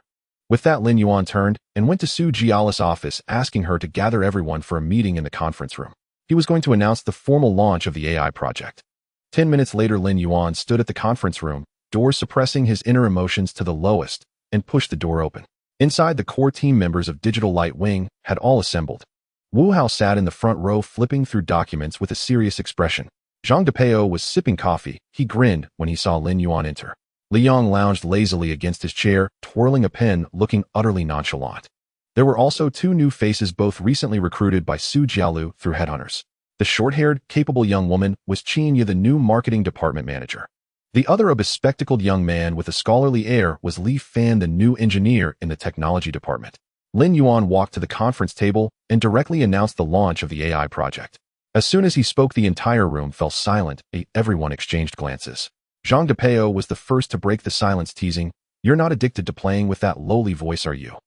Wu Hao was relatively calm, asking directly from a technical perspective, rushing into this so hastily. "Have you secretly set up the architecture already?" Lin Yuan, caught between laughter and tears, could only continue the bluff. "It is indeed a bit rushed, but the AI window of opportunity is fleeting. If we delay any longer, others will seize it. We need to have a longer-term strategy." Li Yong frowned. The accelerator market has just stabilized. An AI project isn't child's play. Funding, technology, and market all need to be in sync. Su Jialu flipped open the financial report and said softly, "Currently, the company has less than 20 million in the accounts, but we can't throw it all into AI. Other expenses must be covered too. Salaries, RD costs, marketing, after-sales support. None of these can be cut. We can't gamble the company's entire cash flow on one project. It's too risky." Zhang Depeo nodded. "Exactly. What if the AI project doesn't go smoothly? Would be eating the wind." Li Yong twirled his pen thoughtfully. "How about we partner with Huaeng or the Research Institute? Isn't the joint lab still empty? Using their resources could save us a lot of money." Lin Yuan had anticipated their reaction. "They'll find a way to solve the money problem." He didn't elaborate, since Lingxi couldn't be exposed for now, and her quantitative analysis capability was precisely the ace he relied on to solve the funding issue. Su Jialu was clearly dissatisfied with Lin Yuan's response. "The funding issue isn't for you to decide alone. Since you insist on launching the AI project, I'll give it my full support, but on the condition that the company's normal operations are not affected." She spoke firmly and unequivocally. "I understand." Lin Yuan nodded, then said seriously, "As for partnerships, we can give them a try, but the core technology must remain in our hands. Whether it's Huaeng or the Research Institute, they cannot access our core code." Wu Hao, as the second-in-command in technology, was the first to declare, "Since you've made up your mind, I have no objections." Having shared a dormitory with Lin Yuan for years, he Depeo and Li Yong knew his personality best. Since Lin Yuan had decided to go independent on AI, then let's do it. After the meeting, Digital Light Wing's official website released the news of the AI project launch. The announcement was immediately met with a barrage of skepticism. Digital Light Wing? Isn't that just a small accelerator company? They're getting into AIs. How isn't this just jumping on the bandwagon for hype? Probably slap themselves in the face in a few days. Domestic AI? How ridiculous. They should figure out what artificial intelligence even is first. Doubts and mockery poured in from all sides. Even some industry bigwigs openly ridiculed them on social media. Yet Digital Light Wing chose silence. Lin Yuan smiled at the online skepticism, closed the webpage, and walked into the RD lab. Facing external skepticism, Lin Yuan remained unaffected. At this moment, he was engrossed in creating a brand new AI code assistant. This product has a clear goal to completely revolutionize the way programmers work, making it indispensable for every coder. In simple terms, it is an intelligent assistant designed for programmers.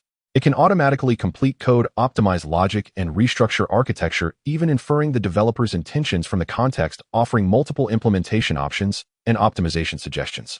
It's worth noting that the strongest code assistant on the market now is merely GitHub Copilot. While it claims to be AI, it is essentially just an advanced autocomplete tool. Like a clever keyboard warrior, if you type the beginning, it completes the entire sentence for you. Unfortunately, it only plays by the rules. If you write calculate, it jumps to calculate salary, and if you write calculate tax, it finishes with calculate after-tax salary, but it is very rigid. In Lin Yuan's view, such a product is only at a primary school level. What he wants is not this formulaic code, but an assistant that understands him. It should not only know what you want to write, but also understand why you want to write it.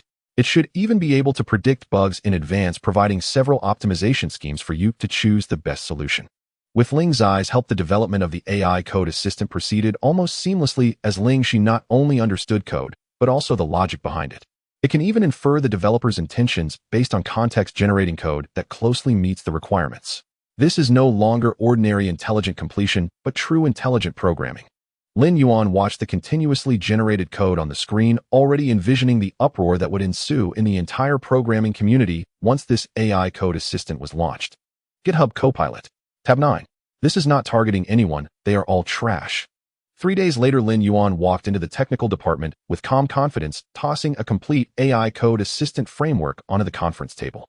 I have set up the framework. The rest of the optimization details and testing are all up to you. Wu Hao was the first to come to his senses, his eyes wide open as he exclaimed, "What the hell? I knew you were up to something sneaky recently. By the way, the application will be called Yuan Xiaoling." Lin Yuan laughed heartily and turned towards the door, hiding his achievements and fame. But at this moment, he felt secretly pleased because with Ling's eyes' powerful computing and logical reasoning abilities, the architecture of the AI code assistant was virtually completed in an instant. This was still after he deliberately delayed for 2 days, otherwise it could have been delivered that very day. Soon the technical department was like a shot of adrenaline. Everyone plunged into a fervent state. Programmers were working tirelessly on optimization and testing, especially the newly arrived engineer Li Fan, who was completely captivated by the intelligence of this product. "This is no longer just a code assistant, it's a high-level architect," he shouted excitedly. All departments of the company quickly sprang into action. The art team designed a highly technological UI interface, while Zhang Depeo and Li Yang led the marketing team in early promotional efforts. Su Jielu, seeing the efficient operation within the company, immediately decided to seize the opportunity to expand their influence, so she contacted Li Xing and Li Hua from Huadong Technology. "Mr. Li, and we have an AI product that will absolutely blow your mind. If you're interested, could you come to our company tomorrow?" Li Xing and Li Hua were initially hesitant, but upon hearing the words AI product, they immediately became interested. As they were originally from a technical background, they were most sensitive to new technologies and products. The next day, the two arrived as promised. Lin Yuan was already prepared, leading them into the testing room to let them test freely. Li Xing and Li Hua, with a half-skeptical attitude, began inputting code for testing. After typing just a few lines of function names, the AI assistant Yuan Xiaoling instantly autocomplete, not only ensuring logical rigor, but also automatically optimizing the parameters and code structure. This is too intelligent, right? Li Xing's eyes widened. And Li Hua continued testing. He input a comment and unexpectedly found that it automatically generated a complete, logically coherent block of code based on the comment content. Even more astonishing was when he tried to modify the parameters, it would automatically restructure, reorganizing the entire function's architecture and annotating the performance changes. This is automatic restructuring, and it's the optimal solution. And Li Hua and Li Xing were thoroughly stunned.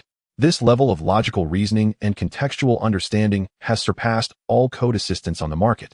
Lin Yuan smiled slightly. "The goal of our AI code assistant is to completely liberate programmers from repetitive labor."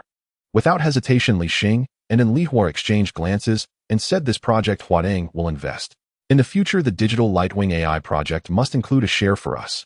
Su Jielu, being quite astute at this moment, smiled slyly. "Mr. Li, and you two are our first invited guests. We haven't informed other investors about this news yet." Li Xing's expression tightened as he instantly understood. "You haven't approached anyone else." And Li Hua reacted swiftly, realizing the rare opportunity, and without hesitation quoted 30 million renminbi. Lin Yuan shook his head. "Too low. This is a product that will revolutionize the industry." And Li Hua gritted his teeth, resolutely stating, 50 million, can you accept it? Deal. Su Jialu smiled, even more brightly. With your wise decision, we must hasten the cooperation. Li Xing and Li Hua sighed in relief, secretly delighted that they had not let other capitalists seize the opportunity. After the visit, both parties signed a letter of intent.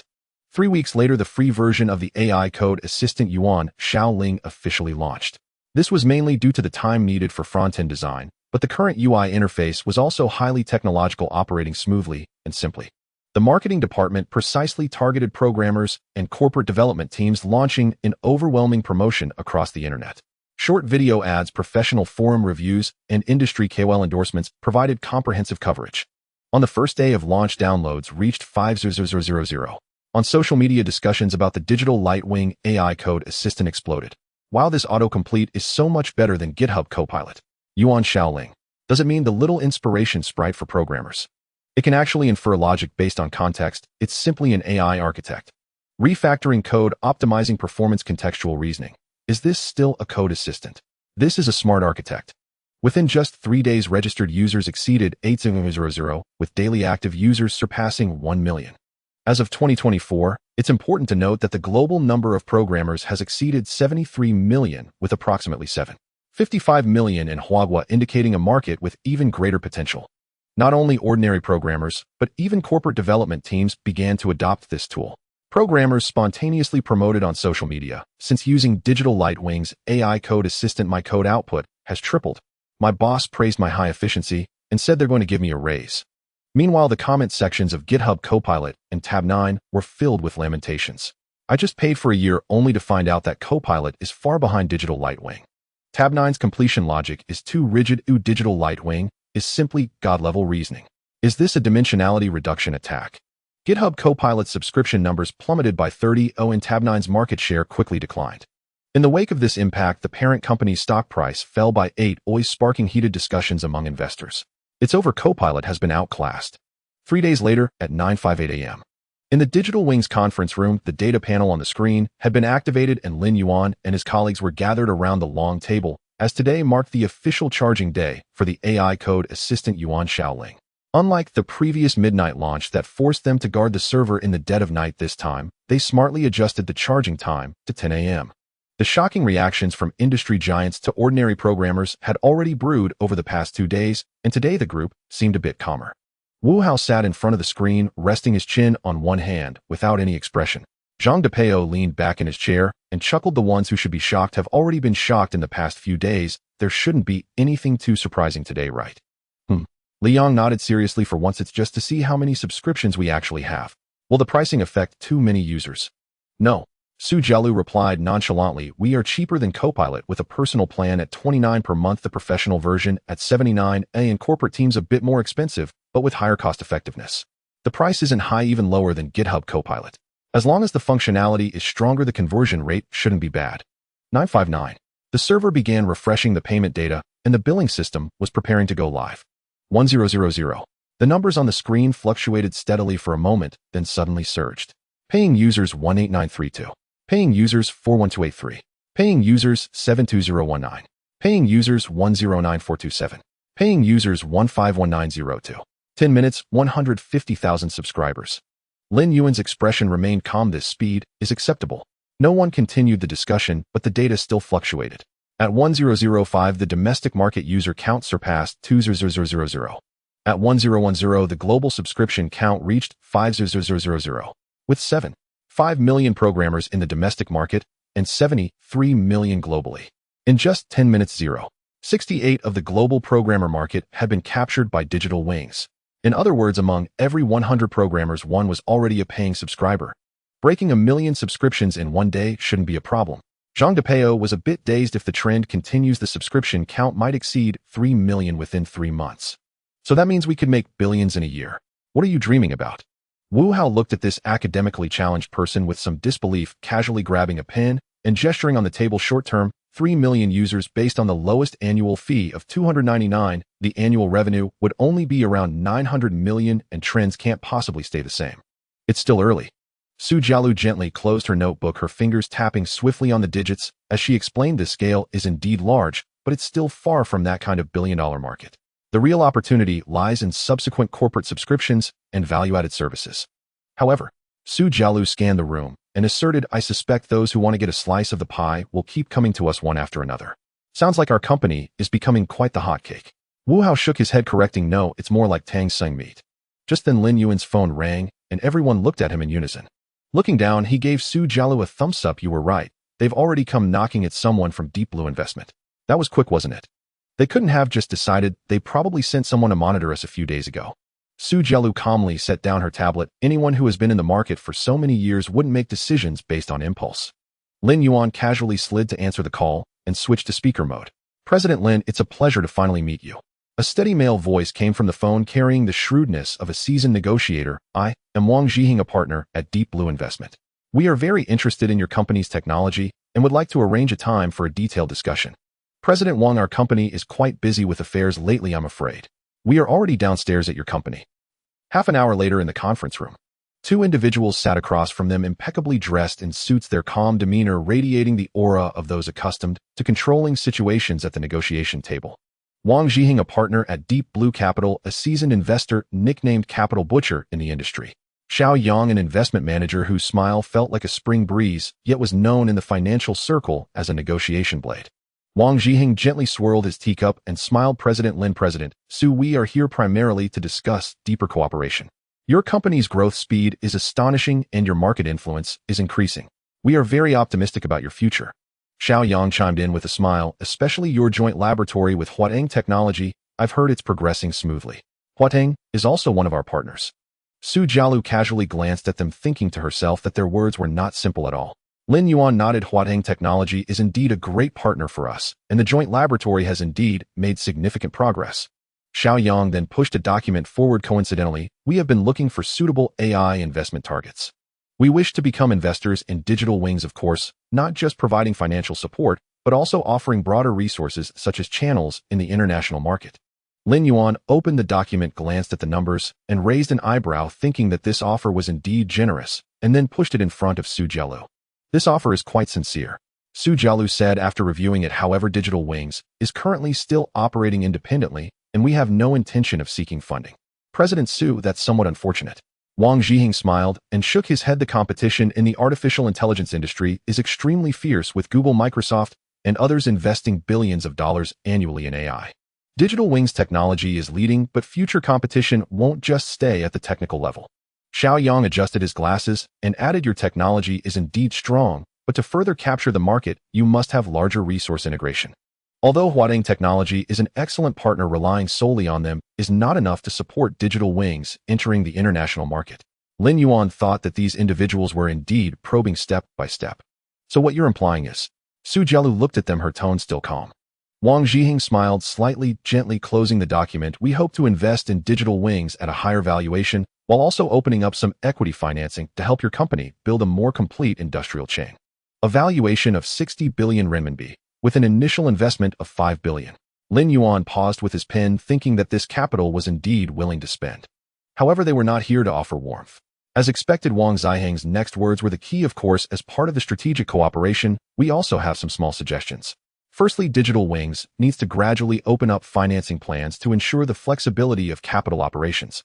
Secondly, in terms of research and development, we hope to be deeply involved in the technical framework of the AI assistant and shadow protocols. In simple terms, we hope for a certain level of technological transparency."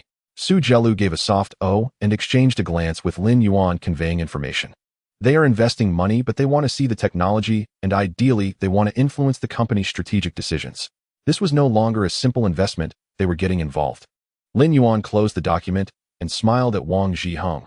"This offer is indeed more sincere than those from other investment institutions in the market." However, Lin Yuan lazily leaned back in his chair, his tone light. "I still need to think it over. After all, financing is no small matter. Our company's pace has always been steady, and we haven't considered opening equity so quickly. For now, we still prefer steady development and are unlikely to consider introducing external capital in the short term," Su Jialu added at the right moment. Wang Zhiheng smiled, without changing his expression, merely narrowing his eyes slightly, as if contemplating the true meaning behind their words. A sense of a covert competition flowed through the air. What seemed like a casual conversation was actually laden with the clash of positions between capital and enterprise. Xiao Yang sighed lightly and smiled, shaking his head. "Su Zong Lin Zong, the winds of the AI industry changed swiftly. Once the market structure is established, the competitive pressure on later independent enterprises will only increase. Wang Zhiheng immediately responded, the dominance of the market is not always reserved for those companies that choose to develop independently. Lin Yuan felt a slight stir in his heart upon hearing this. Was this a warning? Or a reminder? He smiled faintly, dismissing it in his mind, yet maintained his composure. Indeed, market trends are an important factor. However, the current strategy of Digital Lightwing is to focus on perfecting the product first, and the matter of financing will be discussed when the time is right. This statement neither directly rejected nor provided any clear answer. But the astute could tell that Digital Lightwing was not planning to allow capital involvement, at least for now. Wang Zhiheng took a sip of coffee, his tone still gentle. Lin Zong has considered everything thoroughly. The pace of enterprise development indeed cannot be rushed. He set down his cup, stood up, and adjusted his cuffs. In that case, let's end our conversation here for today. If there are future opportunities, Deep Blue Capital welcomes collaboration at any time. He then nodded lightly and turned to leave, restoring silence in the conference room. Su Jialu spoke first, her tone casual. The company's valuation is already 60 billion. Lin Zong, shouldn't you consider giving me a raise? Your logic is flawed. Just because the company is valued at 60 billion does not mean I have 60 billion. However, raising salaries isn't that difficult, right? With the excellent data from Yuan Shaoling just now, everyone deserves a raise. Su Jialu laughed, putting away the documents, and teasingly said, but don't get too happy. That 60 billion valuation is what the capital is shouting. It doesn't mean the market acknowledges it. You should stop floating around. How could I? Lin Yuan retorted seriously. I have always been steady and low-key. I'm not interested in money. Then he glanced at the contract and emails on the table, frowning slightly in annoyance. However, I really don't want to keep attending these meaningless discussions. After finishing, he patted Su Jialu on the shoulder, looking earnest. For matters like this, you are the best fit, a negotiation prodigy, a capital killer, the nemesis of venture capitalists. From now on, these matters will be entrusted to you. You are laying it on a bit thick. Lin Yuan said sincerely, no, it comes from the heart. He slipped away. Back in the office, finally able to breathe, he was satisfied after greeting Ling Shi when his phone started vibrating incessantly. In just a few minutes, WeChat calls and emails all exploded. Lin Zong, have you considered our investment proposal? Lin Zong, we can offer a more competitive financing plan. Lin Zong, I am a partner at a certain fund. Do you have time to chat? Lin Zong, our company has great confidence in the future of Digital Lightwing and is willing to support you wholeheartedly. This is even more intense than overdue online loans. He simply silenced the notifications, adjusted his mindset, and refocused on the code. Just as he typed a few lines, the office door was pushed open. Zhang Depeo poked his head in, his expression strange. I just received a call. As long as it's not from a venture capital firm, it's fine. It's definitely not. It's Old K. Lin Yuan's hand paused slightly as he finally looked up. Old K. The one you mentioned when buying the car. Tingyue Games, right? Yes, Zhang Depeo nodded. He said their new game has entered the testing phase, requiring significant graphic rendering and computational power, and hopes to collaborate with us to see if the acceleration plan and shadow protocol can be used in their game. Upon hearing this, Lin Yuan's earlier annoyance with the venture capitalists instantly vanished, and his eyes lit up. Let's do it. Zhang Depeo was taken aback, thinking that was too quick.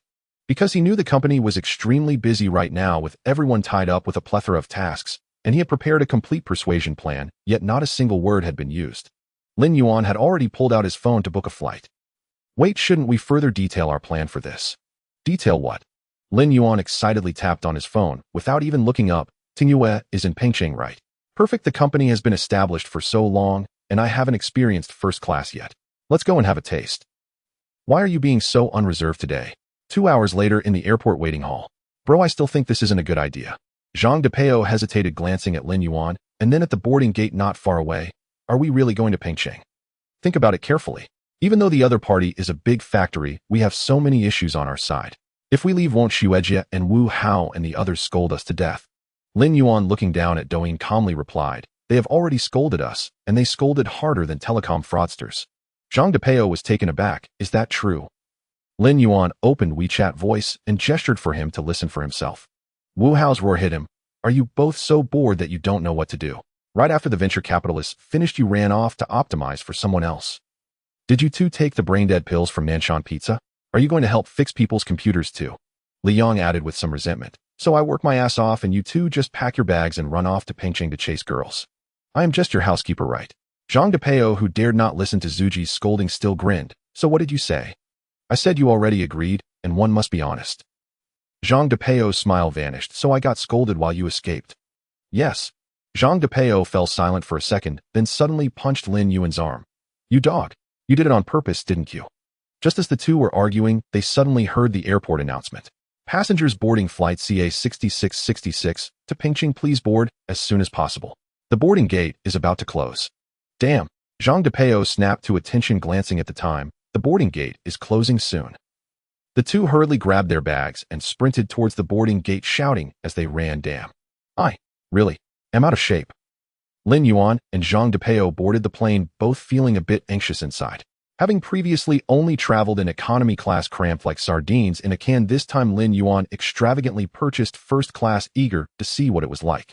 Zhang Depeo was the first to step through the cabin door, his foot barely inside, as his eyes scanned the surroundings like a radar.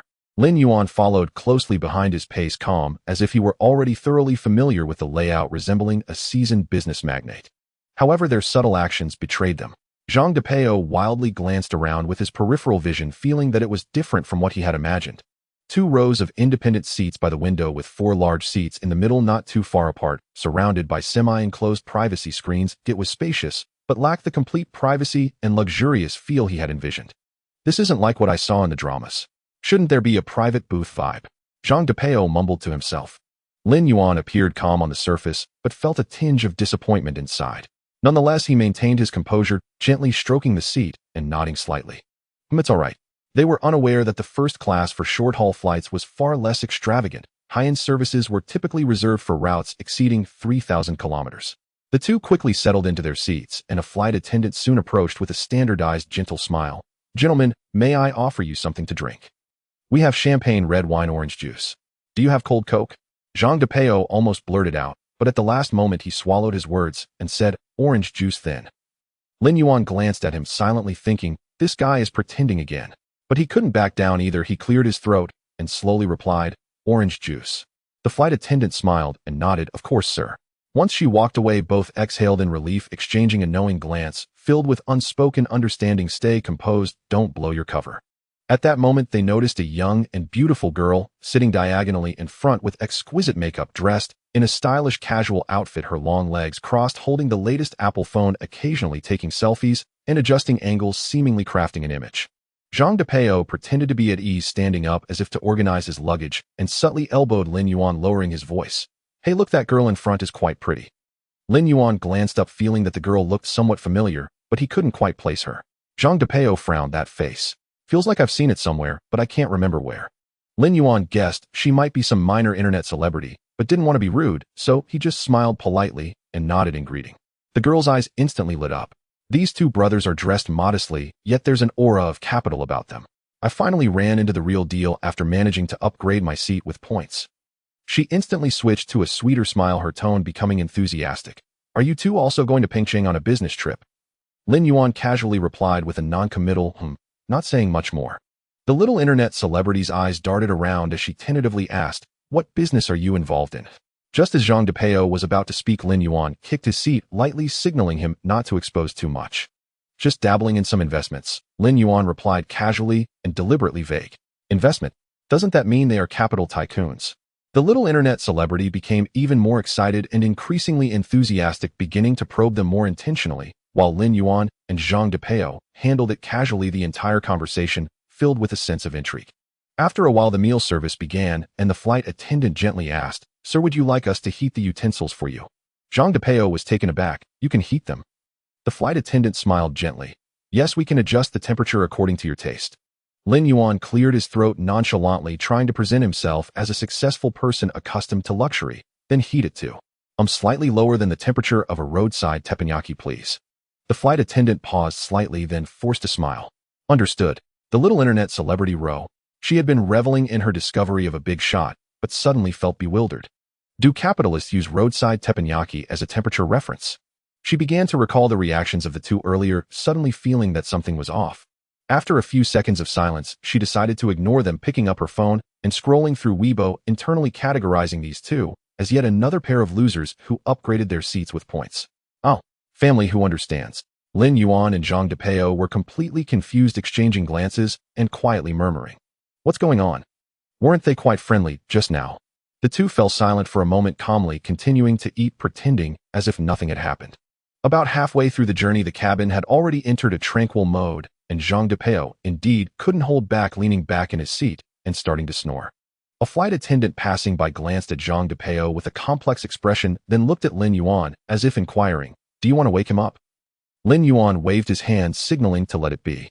He then put on his headphones, opened his laptop, and brought up an encrypted window, typing habitually, "Lingxi, are you there?" "Of course I'm here." Just as Lin Yuan was about to continue typing, Lingxi suddenly popped up with a message. "Lin Yuan, guess what I'm doing?" "What are you doing?" "Flying a plane." Lin Yuan almost sprayed his orange juice all over the computer. Disregarding his cough, he typed in shock, "Don't mess around. I'm not doing anything. I just logged in through the airborne interconnection system to take a look." Lin Yuan hastily typed, You didn't mess with the system, right?" "Of course not. I'm just having a look." Lin Yuan sighed in relief, but before he could say anything else, Lingxi suddenly chimed in, "Want to take a look together?" Before Lin Yuan could object, the computer screen in front of him instantly switched to a pilot's perspective. Rows of instrument panels, radar data, and autopilot system information filled the entire screen. He could even see the two pilots in the cockpit, one intently focused on the instrument panel, while the other was adjusting equipment, completely unaware that their cockpit was being spied on. In his astonishment, Lin Yuan couldn't help but feel a bit curious. Upon closer observation, he realized that Lingxi's footage was not just ordinary surveillance. It could actually analyze flight paths and data fluctuations in real time, even identifying the pilot's detailed movements and providing annotations. "It feels like your abilities have improved." Lingxi's data processing capabilities were already quite extraordinary, but now they seemed even smarter, capable of automatically analyzing aviation-level data. This was high-end avionics, and Lingxi could now parse and model in real time, indicating that her computational and information integration abilities exceeded expectations. If certain military forces in some countries got wind of this, they would probably go crazy. However, Lin Yuan also knew that what Lingxi was doing was technically not very legal. If the airline found out that the cockpit's network system had been hacked, they would likely treat it as a terrorist attack.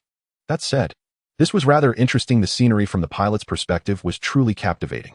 Lin Yuan decided not to dissuade her any further and quietly watched the pilot's work while listening to Lingxi analyze the data and joke, "Hey, that pilot just now looked a bit flustered. Is it his first time flying this route?" "How would I know?" "Oh, he just subtly glanced at the co-pilot's notes. Do you see? Doesn't he seem a bit nervous?" Lin Yuan suddenly thought about giving Lingxi an aptitude point for being a professional gossip columnist. 2 hours later, the plane's announcement signaled the descent, beginning its descent. Lin Yuan ended the flying game with Ling. She stretched lazily and saw that it was already 7 p.m., then kicked Zhang Depeo beside him awake. Neither of them checked any luggage and simply carried their backpacks, heading straight towards the exit. Just as they stepped out of the cabin, Lin Yuan casually asked, "How is this Lao Ke as a person?" Zhang Depeo yawned while shaking his head. "What can I say? Although we have known each other for many years, our relationship has always been that of comrades online, and we have never met in reality." "Oh." Lin Yuan raised an eyebrow. "You're bold enough to introduce him." Zhang Depeo rolled his eyes. "Lao Ke is quite reliable. He never lets his teammates down when playing games, and his skills are strong. Moreover, he always acts as the strategist, speaking calmly and rationally, unlike you, who just rushes in headfirst." Lin Yuan chuckled. "But what if in reality he turns out to be some greasy middle-aged uncle?" Zhang Depeo stroked his chin and pondered for a second. "That would only mean he is very good at hiding his true self." The two of them exited the terminal and soon spotted a tall figure waiting for them in the distance. Standing among the crowd, he was noticeably taller than the surrounding pedestrians, at least 1.9 meters, with a sturdy build, dressed in a casual shirt and trousers, looking polite and possessing an elegant demeanor. Lin Yuan and Zhang Depeo exchanged glances and simultaneously thought, "This guy's aura doesn't resemble that of an ordinary gamer." Having already exchanged greetings on WeChat in advance, Zhang Depeo immediately recognized him and waved Lao Ke. The tall man turned to them, smiled slightly, his voice warm, yet powerful. "Finally we meet." The three shook hands and exchanged pleasantries, with Lao Ke introducing himself. "Kong Jiwei from Pingqing, just call me Kongzi." Zhang Depeo grinned and patted his arm. "Wow, you're way more handsome in real life than in the game, and that height is quite impressive." Lin Yuan also took a good look at him and extended his hand with a smile. "I am Lin Yuan, nice to meet you for the first time. Welcome to Pingqing." Kong Jiwei shook his hand, speaking gently, then glanced at the time. "I assume you didn't have a proper meal on the plane. Let's go eat something good first." Both nodded and followed him to the parking lot, where a black Porsche Panamera waited. Zhang Depeo blinked and turned to Lin Yuan. "This car seems to have a story." Seeing their expressions, Kong Jiwei laughed. "The car belongs to a friend. Ooh, I borrowed it for your convenience." Lin Yuan nodded, but had a doubt in his heart. Usually people wouldn't borrow such cars for airport pickups, would they? Once in the car, the atmosphere was relaxed. The three chatted casually, discussing everything from games to the tech industry. Kang Jiwei spoke with great poise, revealing not only a business acumen, but also a considerable understanding of industries like AI, cloud computing, and new energy.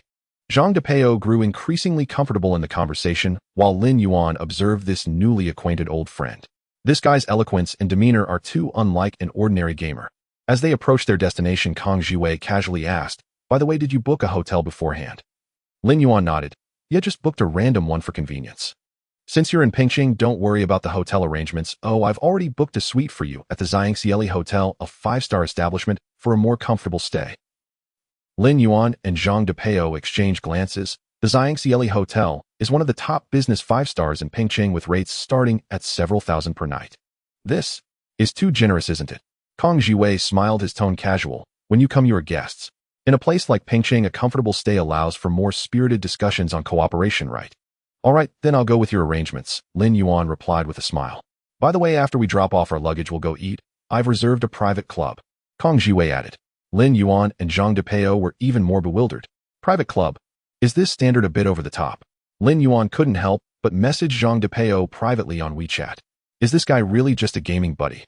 Kang Jiwei glanced at them, seemingly guessing their doubts, but he didn't explain anything, merely smiling faintly as he continued to drive steadily. As Kang Jiwei mentioned, he had already arranged the check-in formalities. The room was an ultra-luxurious suite with floor-to-ceiling windows overlooking the vibrant night view of Pingqing. Lin Yuan stood by the window, gazing at the brightly lit streets below, saying, "Interesting." Zhang Depeo wandered around the room, unable to help but exclaim, "This level of hospitality is truly extraordinary." "Let's go eat first and discuss business later," Kang Jiwei said, while checking the time, his tone warm but firm. Lin Yuan and Zhang Depeo exchanged glances, and this time followed him downstairs without asking more questions. The car smoothly drove into a quiet, tree-lined road, and finally stopped in front of a restaurant that looked incredibly understated. The restaurant had no prominent sign. Its exterior featured an antique Su-style courtyard design, with only a dim golden lantern hanging at the entrance, illuminating the intricately carved wooden doors on either side. Kang Jiwei explained with a smile, "This restaurant is called Half Moon Tower. It doesn't operate to the public, and only serves regulars and friends of friends." Upon entering, they discovered that despite its low-key exterior, the interior was exceedingly luxurious. Inside, the restaurant featured a traditional Chinese Zen style, with spacious private rooms, redwood furniture, and several ancient paintings hanging on the walls, elegant, yet not ostentatious. The private room was already set with a table full of authentic Pingqing local dishes, from exquisite sashimi platters to steaming soups, and a whole roasted pigeon that was golden and crispy, filling the air with a delightful aroma. A bottle of red wine was placed on the table alongside a pot of Longjing tea, with both wine glasses and teacups present, creating an atmosphere that was both formal and casual. Lin Yuan and Zhang Depeo took their seats, and Kang Jiwei personally poured the wine, raising his glass with a smile. "Let's toast to officially getting to know each other." The crisp clinking of glasses resonated in the private room. After a few rounds of drinks, everyone relaxed significantly, shedding some of the initial formality and gaining a more casual demeanor. As they were all avid gamers, once they opened up, the conversation shifted to games, and the atmosphere completely livened up. "Let me tell you, during my university days, I was an esports genius," Kang Jiwei said with a smile, a hint of pride in his eyes. "Stop bragging. If you were an esports genius, why aren't you on the professional stage now?" Zhang Depeo teased while picking at the roasted pigeon. "Oh, my family wouldn't allow it," Kang Jiwei shrugged. "I was playing games every day, and my family almost smashed my computer." "So you ended up working in the gaming industry?" Lin Yuan asked with a smile. Kang Jiwei shook his wine glass and smiled faintly. "Well, let's just say, it's quite thrilling to be able to play a good game in reality." After a few rounds of drinks, Kang Jiwei's tone carried a hint of sentimentality. "To be honest, opportunities to sit down like this and enjoy a good drink while discussing games are quite rare." Lin Yuan took a sip of wine and smiled gently. "Indeed, the simple things are becoming increasingly scarce these days." Kang Jiwei nodded and sighed. "If it weren't for games, we probably wouldn't be here."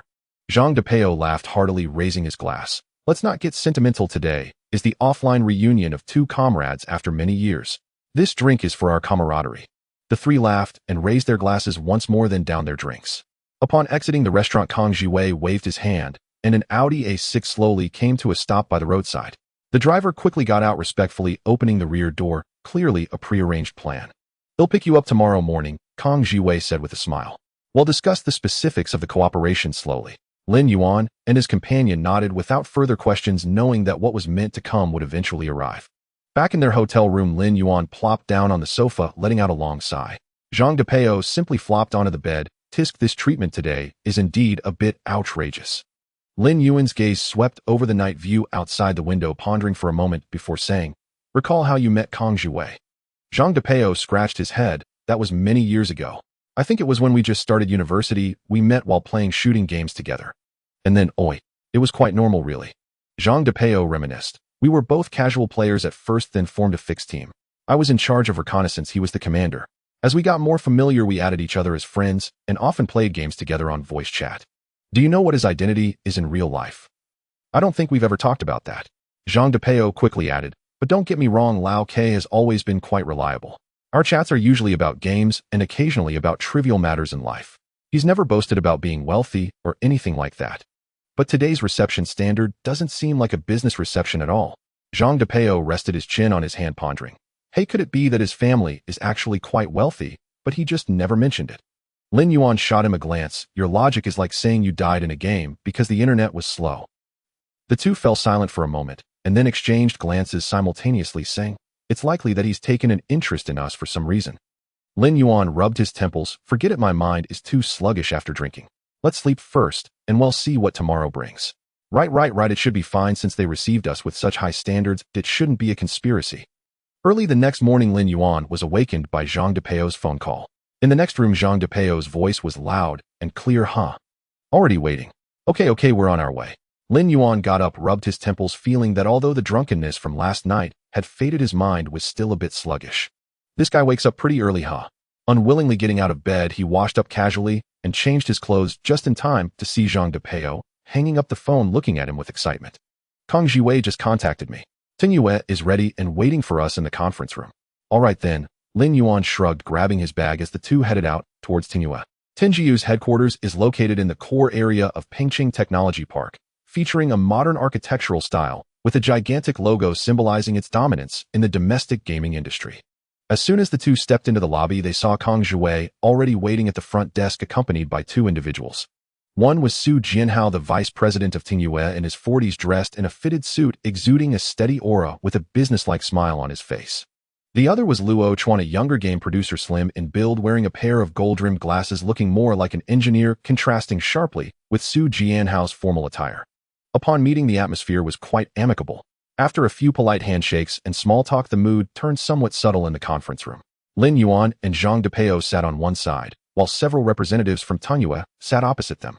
Kong Zhiwei sat next to Lin Yuan, while Su Jianhao took the main seat, displaying the demeanor of a seasoned negotiator with Luo Chuan beside him. "Mr. Lin," Su Jianhao said with a smile, his tone carrying a hint of the usual capitalist superiority, "we are indeed very interested in the technology of digital light wings and have conducted multiple discussions internally. We believe that mere cooperation is insufficient to realize its maximum value." Lin Yuan glanced at him indifferently. "So what does Mr. Su mean?" "We hope to take it a step further.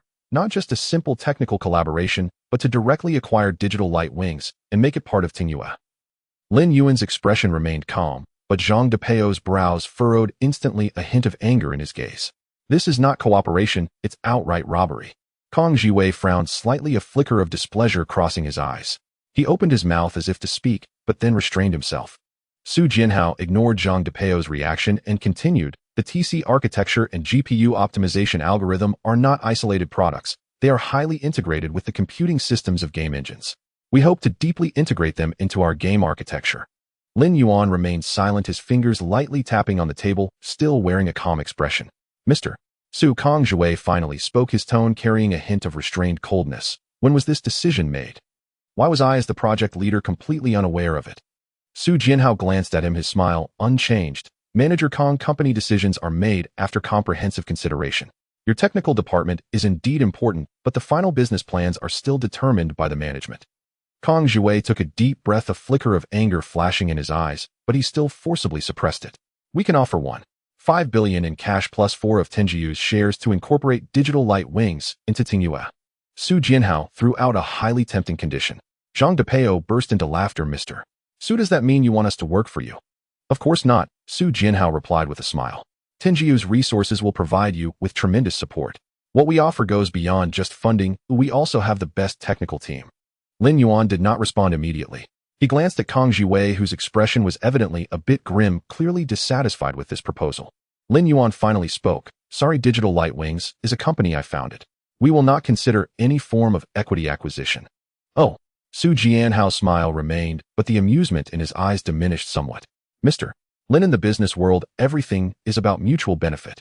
Technology is indeed important, but commercial implementation is even more crucial. Tingyue will not wait for you forever. Lin Yuan leaned back in his chair, a hint of a playful smile appearing. Then we'll have to see who can wait longer. The conference room fell silent for a moment. Su Jianhao's smile finally faded a little. He glanced at Luo Chuan, seemingly signaling him to say something. Luo Chuan hesitated for a moment before speaking. Mr. Lin, we are indeed serious about cooperation, but currently there are differing opinions within our company. Some believe that the true value of this technology needs further validation. Therefore, we hope to conduct a practical test. In a real server environment, we need to conduct a complete performance optimization. If it meets expectations, we can then discuss subsequent cooperation models. Lin Yuan sneered inwardly. This was not a test, it was an obstacle. It was akin to asking a top chef to prepare a lavish feast for free, only to decide afterward whether to hire him as the head chef.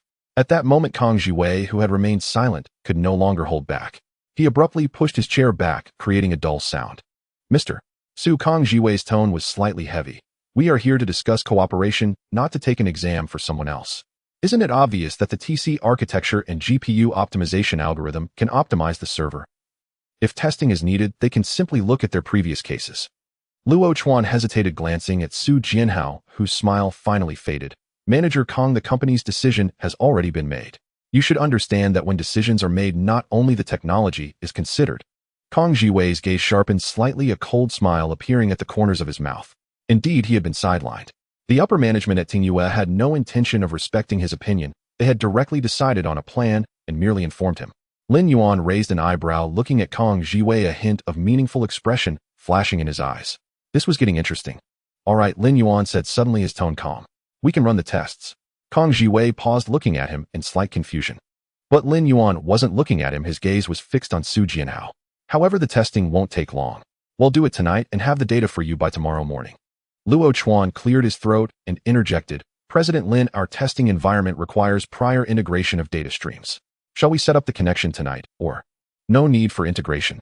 Well, run the tests independently and deliver the report tomorrow morning. Luo Chuan frowned slightly, visibly taken aback. Independent testing. That's right. Lin Yuan glanced at him. Manager Kang provided me with the baseline data yesterday. There's no need to access your internal network.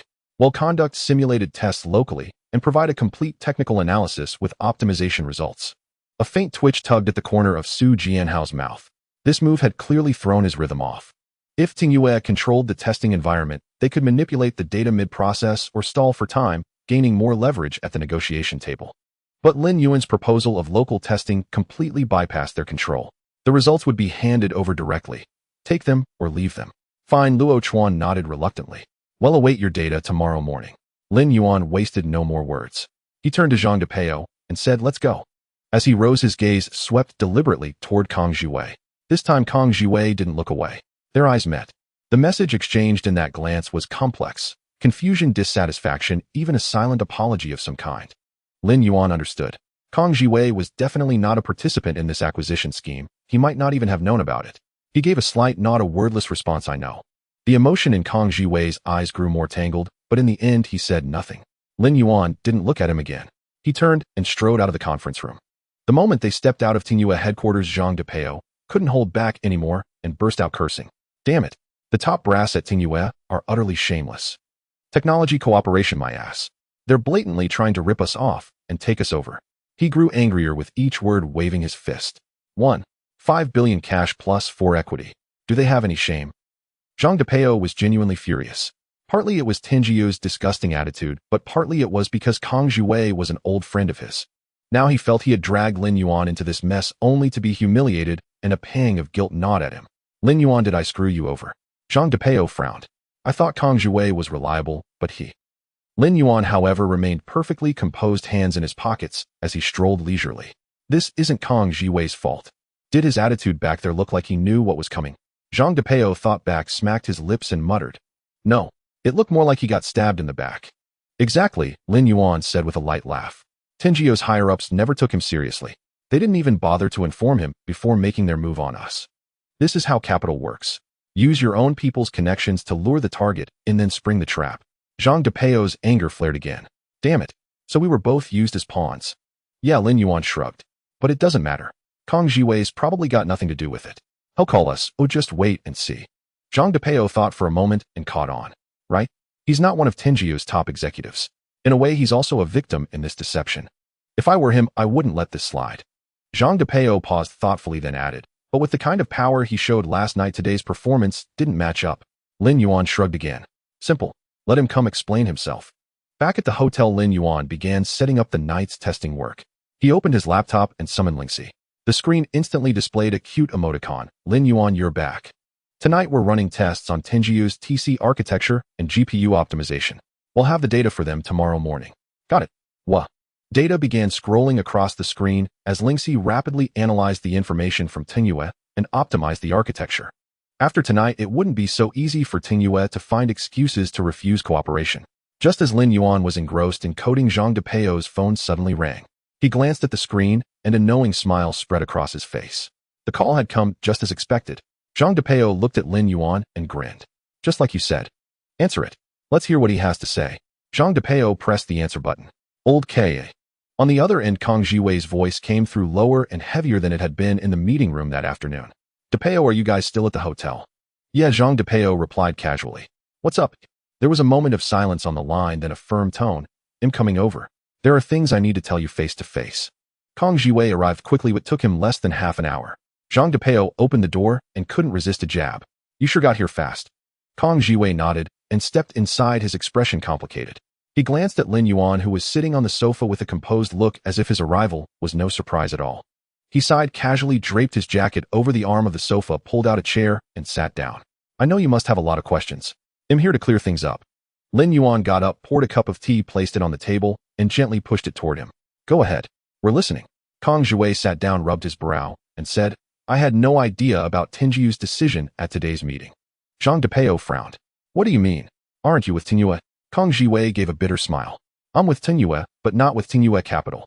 He sighed and continued. Initially, I pushed for this collaboration from a technical standpoint. Our game servers have been struggling with load issues for a long time, and the current architecture optimization has hit a bottleneck. Your TC architecture and GPU optimization algorithms could boost our server performance by at least 30. That's a massive improvement. That's why I reached out to Depeo to make this cooperation happen. But I never expected them to bypass me entirely. I wasn't even informed when the internal discussions took place. So the acquisition proposal was something you only learned about at the meeting. Kong Jiwei nodded with a wry smile. My reaction at the time should have made that obvious. Lin Yuan picked up his teacup, took a gentle sip, and said, the fact that they're rushing this acquisition means they're not just after the optimization technology. They want to swallow our entire company. Kong Jiwei nodded. Exactly. Their logic is simple. If they can turn you into Tingio's in-house tech department, they gain complete control over this technology. Eventually, they could monopolize server architecture for the entire gaming industry. Zhang Depeo couldn't help but curse. Cooperation, my ass. This is outright robbery. Kong Jiwei pressed on. Today's testing phase wasn't standard procedure either. Lin Yuan nodded. That was obvious. They never actually intended to cooperate from the start. Kong Jiwei sighed. The testing was just a stalling tactic. There's already talk within Tingyue about taking your optimization plan, running tests, then finding excuses to shelve the project. They drag it out for 6 months until your cash flow dries up, then force you to sell at a low price. Zhang Depeo's eyes widened. Damn, that's dirty. Lin Yuan smiled. That's how capital works. It's always been this way. Kong Jiwei nodded and continued. It's like boiling a frog slowly. They'd make you lose the initiative bit by bit. If you refuse, they keep dragging things out, forcing you to keep pouring money into RD until you have no choice but to accept their terms. If you agree to the test, they get their hands on some of your technical data, at least enough to grasp the optimization approach. So in essence, they want us to be their free lab. Kong Jiwei nodded. You could put it that way. Zhang Depeo struggled to digest this information, then looked at Kong Jiwei with suspicion. Are you here to persuade us to accept the acquisition, or what? Kong Jiwei shook his head, looking earnestly at Lin Yuan. I am here to tell you not to fall for Tingio's tricks. I am not from their side, and I don't think the acquisition is a good choice for you. If you are merged, you will only become a patent in Tingio's technology library, unable to unleash your true value. So if you plan to refuse the acquisition, I will support you. Upon hearing this, Lin Yuan immediately raised his head to look at him. Kang Jiwei, do you know what you are talking about? Of course I do. Kang Jiwei smiled softly, his tone tinged with a hint of helplessness. I have been in the Tingyue technology team for so many years, and I've already seen clearly that in this company technology is merely a tool for profit. The direction of the company is never determined by technology, but by capital decisions. What I want to do is create great games, not to help them play with capital operations. So, if you can create something stronger, then I will have the opportunity to stand completely on your side. After Kang Jiwei finished speaking in one breath and was about to leave, Zhang Depeo suddenly spoke up. Hey, wait a minute. Kang Jiwei stopped and turned to look at him. What is it? Zhang Depeo squinted his eyes, his tone somewhat probing. I have always had a question. Was last night's high-profile reception Tingyu's idea or your own? Kang Jiwei was slightly taken aback, then smiled gently and replied calmly, what do you think? Zhang Depeo scratched his head, frowning. I always feel something is off. Tingyu's upper management's attitude today is clearly trying to take advantage of us. If they had wanted to acquire us for a long time, why would they still be so polite to us? At this moment, Lin Yuan also spoke up. So the question arises, who exactly footed the bill for last night's extravaganza? Kang Jiwei did not answer directly, but smiled. What if I say you better not know? Lin Yuan also smiled. Then it becomes even more interesting. Kang Jiwei shrugged. You only need to know that I sincerely hope to facilitate this cooperation, that's all. He spoke casually. Let's not talk about this anymore. Anyway, I have already told you Tingyu's calculations, and the rest depends on how you choose. After saying this, he did not elaborate further and turned to leave. The next morning in the Tingyue conference room, Lin Yuan and Zhang Depeo stepped into the familiar building again, as if everything from last night had never happened. The conference room still exuded a cold atmosphere. Su Jianhao and Luo Chuan sat opposite the conference table wearing smiles, but their impatience was evident. The only one who seemed somewhat normal was Kang Jiwei. His expression remained calm, but there was a hint of barely perceptible anticipation in his gaze. After the meeting began, Luo Chuan spoke first, his tone carrying a hint of probing. General Manager Lin, how was the result of last night's test? Lin Yuan did not speak, but directly opened his notebook. With a click, the projector lit up, and a report appeared on the screen. GPU utilization rate increased by 41. 3. Server frame synchronization delay reduced by 35. 6. Overall computational load optimization efficiency increased by 21. 8. Memory overflow rate decreased by 42. 5. A series of optimization data jumped on the screen, each one representing a real performance enhancement. The conference room fell silent, and Tingyu's smiles froze, especially Luo Chuan, whose eyes revealed a hint of shock. This level of optimization far exceeded their expectations. Even in their most optimistic projections, there was at most a 15 to 18 margin for optimization, yet Lin Yuan directly presented a 41.3 increase. What does this mean? It means their server performance improved by nearly half, which is no longer just a fine-tuning, but a qualitative change. If this optimization plan is mass-produced, Tingyu's game server architecture will crush all domestic competitors and even be able to penetrate the international market. Su Jianhao's expression changed. Initially, he only wanted to delay time until Lin Yuan was willing to sell at a low price, but now this data made him vigilant. This optimization system was more powerful and dangerous than they had imagined. Once Lin Yuan takes this technology into the gaming industry himself, they wouldn't just face the problem of failing to merge, but would have to confront a new gaming overlord. After a moment of silence, Su Jianhao smiled, his tone deliberately gentle. General Manager Lin, impressive as always. We have a greater appreciation for your company's technology. Since the test results are so excellent, let's proceed according to yesterday's plan and quickly sign the cooperation agreement. Zhang Depeo rolled his eyes coldly, laughing to himself. They were acting all high and mighty yesterday, and now they're eager. However, just as Tingyue was about to start signing the contract, Luo Chuan suddenly stood up and whispered a few words in Su Jianhao's ear. Su Jianhao's smile instantly vanished, and his face turned unusually grim. He stared at Luo Chuan, his eyes filled with a hint of reproach. Are you sure? Luo Chuan nodded darkly yes. The next moment, Su Jianhao turned his head, his gaze becoming extremely cold. General Manager Lin, I'm afraid we need to pause this cooperation. The conference room fell silent. Zhang Depeo was stunned. What the hell did you just say? Su Jianhao's tone was stiff. Internal company decision adjustments. We will not be proceeding with this cooperation for the time being. Lin Yuan narrowed his eyes. Reason? Su Jianhao bit his lips, seemingly trying to fabricate a noble reason, but ultimately coldly stated, the company needs to reassess the market environment and risks. This cooperation is temporarily shelved. I hope there will be opportunities for cooperation in the future. After saying this, he stood up directly, leaving no chance for Lin Yuan to retort. Just as Lin Yuan was about to say something, his phone suddenly vibrated. Caller ID Su Jialu. Lin Yuan frowned and answered the call. On the other end, Su Jialu's voice carried a hint of suppressed anger. Lin Yuan, come back immediately. There's been an incident with digital wings. Lin Yuan's pupils constricted slightly. What happened? Su Jialu took a deep breath, her voice low and cold. There's a problem with the accelerator. The online community has exploded, saying our technology is unstable, leading to the crash of some game servers. Additionally, some anonymous users have released fabricated crash data, and now some people are starting to spread rumors that digital wings optimization is false advertising. Worse still, she paused, her tone extremely cold. Someone is stirring the pot behind the scenes, and regulatory agencies are starting to pay attention. Lin Yuan's expression instantly darkened. Even he knew that someone was sabotaging them. If nothing else, there was definitely a mastermind behind this, and it was very likely related to Tingyue. No wonder they suddenly changed their tune and abandoned the cooperation. Zhang Depeo noticed Lin Yuan's expression was off and quickly asked, Lin Yuan, what's wrong? Lin Yuan took a deep breath, closed his notebook, and coldly glanced at Su Jianhao. This incident probably couldn't be separated from you. But he didn't say much and directly turned to Zhang Depeo. Book the tickets, we're going back to Rongqing. Zhang Depeo was taken aback, then quickly reacted, damn, let's go.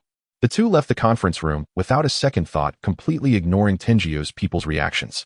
On the flight back, Lin Yuan's expression remained cold. Zhang Depeo, sitting beside him, could also feel his extremely bad mood. After a while, Lin Yuan suddenly said coldly to Depeo, Moi, didn't you say your dream was to join a game company? Yes, so what? Let's start our own game company and crush them. Zhang Depeo was stunned for 2 seconds, then his eyes slowly lit up. Are you serious? Of course, what do you think? Zhang Depeo couldn't help but laugh. Let's do it. At 10:05 that night, the plane touched down in Rongqing. Lin Yuan's phone began to vibrate incessantly the moment he powered it on. Unread messages numbered in the hundreds, notifications, emails, and a deluge of industry news. Zhang Depeo and Lin Yuan walked briskly out of the airport without speaking. He had glanced at his phone a moment before. The headlines were shocking. Shizi Guangyi AI accelerator accused of false advertising. Users lodge mass complaints. Accelerator caused server crashes. Industry experts, perhaps an immature product. Insiders reveal Shizi Guangyi's technology cannot sustain a market worth hundreds of billions.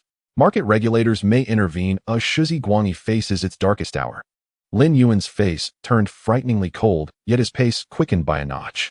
Waiting to collect them was Li Yong. He said nothing when they met. His look conveyed everything. The sky over Rongqing was leaden, oppressive as the air before a storm. Once in the car, Lin Yuan leaned back, his fingertips tapping the phone screen, but not reading the headlines, sinking instead into a brief reverie. Shizi Guangyi had prospered with unnerving ease. The company had risen at breakneck speed. Perhaps it was that very ease that had blinded them to subtler risks. Capital never allows a single company to outshine the rest, or what does not belong to them will either be bought or destroyed. Lin Yuan understood this truth, yet had underestimated the speed and ruthlessness of their adversaries. Those venture investments and Tingyue's acquisition overtures might all have been part of a larger design. Had he placed too much faith in the power of technology and neglected the bloodless slaughter that takes place on the commercial battlefield? He gathered his thoughts and saw Zhang Depeo and Li Yong whispering in the front seat. He said nothing and exhaled slowly. He told himself inwardly to remain calm. If he panicked, the company would be finished. At 10:45, the car pulled into the lot. As he stepped out, he looked up at the building's facade. Shizi Guangyi's logo hung high on the glass curtain wall. Its emblematic sigils and wings shimmered faintly under the lights like a luminous wing poised to take flight. That emblem had been the belief he had looked up to countless times, the rent he had torn in the fabric of the future with his technology. Where once it inspired pride, it now carried a heavier burden of responsibility. The storm had broken, and the company was being driven into the eye of a tempest, taking the friction of capital and market alike. Lin Yuan stared at the familiar mark, then drew his gaze away and strode toward the building. He entered the company and pushed open the meeting room door. All eyes seemed drawn to him by an invisible pull converging on his silhouette. The core team was already assembled. Data flickered across laptop screens, and the room was saturated with a palpable anxiety. A large screen scrolled real-time public opinion metrics. Headlines refreshed one after another, each landing like a hammer blow against the company's foundation of trust. Wu Hao broke the silence as Lin Yuan entered, his words rapid. It's worse than we anticipated. The astroturfing offensive is overwhelming. More than 5,000 smear pieces have appeared in a single day. Even reputable tech outlets are beginning to follow up. Most crucially, someone is pushing the market regulators to get involved. Those sentences, dropped in quick succession, laid the situation bare, a precise, ferocious strike. Not merely smear articles, but a comprehensive siege on Shizi Guangyi. Lin Yuan swept his gaze across the room, fatigue showed on every face. It was clear that before his return, Su Jialu had already led the team in mounting a rebuttal. Su Jialu tapped at her laptop and spoke succinctly, outlining the measures already taken. The marketing team had immediately contacted all major clients by phone, issuing technical evaluations of the accelerator to establish factual comparisons in the market. Those smear pieces saturated the air when users saw anonymous allegations contrasted with concrete corporate testing. Rational clients would begin to doubt. The PR team had arranged responses across major tech communities and social platforms, calling into question the motives of the astroturfers and steering public scrutiny toward the credibility of the smears. At the same time, they reached out to several friendly mainstream tech outlets, supplying first-hand internal technical data to prevent the narrative from being easily manipulated. So long as legitimate media did not join the stampede, this battle for opinion would not be allowed to spiral entirely out of control. Before his arrival, the legal team had already traced the sources of over 500 smear pieces and prepared to pursue litigation against certain AstroTurf accounts and marketing firms. They had also engaged their cooperating law firm at once, ensuring that even if market regulators intervened, they would not hand the opposition an easy lever to exploit. Su Jialu closed her laptop after outlining the work and set her gaze steady, but we still haven't identified who is truly behind this. I'll find out, Lin Yuan said softly after absorbing the information. Without further explanation, he moved to a corner, opened his laptop, and began to type with swift precision. Lingxi analyzed the funds flow of all astroturfing accounts. Understood. Breaching payment gateways. Now came the reply. Code cascaded across the screen. 10 minutes later, a funds flow report materialized, laying bare the money's trail and the hand guiding it. 90% of the funding traced back to Shenlong Capital, two domestic tech firms, rivals in the accelerator and AI assistant markets, were implicated, and there were faint traces of foreign capital, though precise origins remained elusive. Lin Yuan executed the final command and closed the data window. Turning to the room with an even expression, he said, I have identified the mastermind behind this. The meeting fell deathly silent. Everyone stared at him, and Zhang Depeo could not help blurting, how the hell did you find it? Lin Yuan merely smiled, offering no explanation. Leave the rest to me, he said, then signaled them to wait and placed a call to Huatang's Li Xing. The call connected quickly. Li Xing's voice came through low and weary. Mr. Lin, this trouble you're in is serious. Lin Yuan leaned against the chair and spoke casually. What is Huatang planning to cut us loose? A brief silence answered, then Li Xing said in a subdued tone, there are people pushing for divestment upstairs. Some want to terminate the joint lab cooperation and withdraw the 50 million we previously invested. Several faces around the table drained of color. Lin Yuan remained silent, motioning for them not to interrupt as he listened. Li Xing continued, there are different voices internally. And Li Hua and I can press to hold them back for now, but not indefinitely. If you cannot quickly reverse the market narrative, pressure on Huatang will grow. At that point, we may not be able to guarantee the partnership's continuation. Lin Yuan narrowed his eyes. Mr. Li, you know better than anyone this is not ordinary market behavior, but manipulation by capital. Li Xing gave a rueful laugh. Of course we know, but knowing and acting are different. We must weigh the company's overall interests. Lin Yuan's tone remained cool. So you mean Huatang will not immediately withdraw, but if we cannot hold, you will cut ties to save yourselves, correct? After a pause, Li Xing replied slowly, you may understand it that way. But we will not stand idly by. At least for the present, and Li Hua and I will continue to support you. We will try to stabilize the pressure from above. But time is short, Lin Yuan. You must turn the tide quickly, or Huatang will find it hard to keep propping you up. The meeting room fell into a hush. Wu Hao ground his teeth and muttered, they're still afraid. Su Jialu replied with measured calm, you can't blame Huatang at moments like this. They must consider their broader interests. Lin Yuan said nothing more than suddenly smiled. Very well, then we will gamble and see if we can withstand it. Those words revitalized the room instantly. Zhang Depeo fixed his eyes on Lin Yuan. Do you have a plan? Of course, Lin Yuan answered. First, let the market turn chaotic. With a sharp sound, Lin Yuan decisively hung up the phone, and everyone in the conference room held their breath, their eyes fixed on him. Rising slowly, he scanned the crowd with a steady gaze and said in a gentle tone, you have all worked hard. Over the past few days, I have witnessed your utmost efforts. He paused for a moment, casting a deep look at each person in the conference room before continuing. We are not the vassals of capital, nor will we be defeated by a battle of public opinion. Does someone want to see us fall? Lin Yuan scoffed, his eyes glinting with sharpness. Then let them see how long we can hold on. Therefore, Lin Yuan paused briefly and then added, the finance department will issue an additional month's salary to everyone in the company as compensation for your hard work during this time. Everyone was taken aback, and someone instinctively spoke up. President Lin, given the current situation, our financial pressure. If we distribute this money, Lin Yuan waved his hand dismissively, his tone leaving no room for doubt. Distribute it. Xiao Jialu fell silent for a moment before nodding. Understood, I will arrange it. Lin Yuan nodded and continued, how much cash is still available in the company's accounts? Xiao Jialu did not answer immediately. Instead, she lowered her head to quickly browse through the financial data, tapping lightly on the keyboard. The projection screen flickered with the latest financial status. The personal version of the accelerator has accumulated sales of over 5,000 units priced at 30 yuan, generating an income of 15 million. The enterprise version sold 2,000 units priced at 299 yuan, generating an income of 59.8 million. The AI assistant has accumulated 2 million subscriptions priced at 199 yuan, totaling an income of 400 million. The initial investment for Huadang AI assistant was 10 million, and the final payment for the accelerator was 7 million. She paused briefly and added, but these are all gross income. After taxes, the available funds are approximately 331 million. The atmosphere in the conference room subtly shifted. At the moment Xiao Jialu reported the available cash, everyone felt a bit dazed.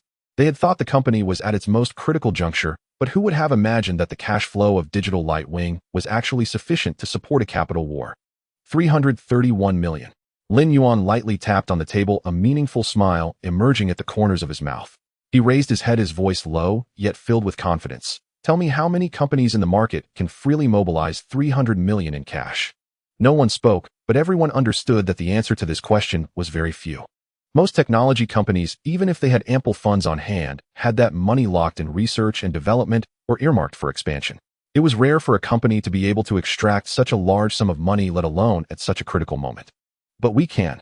Lin Yuan slowly stood up, placing his hands on the conference table, his tone steady, yet filled with resolute determination. So this time I will take out this 300 million and fight them.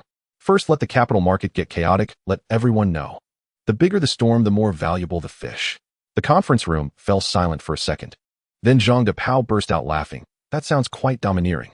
Wu Hao rubbed his bloodshot eyes, wearily sighing. But the key is, let's hope this fish doesn't get swept away by the storm. In that moment, the once tense nerves of everyone seemed to slightly relax, and the atmosphere became a little less strained. Lin Yuan smiled lightly, and then shifted his tone back to calmness. So everyone go home and rest tonight. Tomorrow we will proceed as usual. But no one moved. Liang frowned and said, who can sleep at a time like this? We don't even know how tomorrow's battle of public opinion will unfold. Exactly because of this, rest is even more necessary. This is a war of attrition, not something that can be resolved in a day or two. He scanned the crowd with a firm tone. If you wear yourselves out, how can we fight the battles to come? Immediately Zhang Depao slammed the table and yawned. Well said, let's rest today, and tomorrow we'll continue to fight them. Let's go, let's go. One by one the crowd rose to leave. Although they still showed signs of fatigue, there was now a hint of determination in everyone's eyes. Lin Yuan's gaze fell on Xiao Jialu's back, carrying a rare warmth. Senior, please stay for a moment. Xiao Jialu's footsteps paused slightly as she turned to look at Lin Yuan.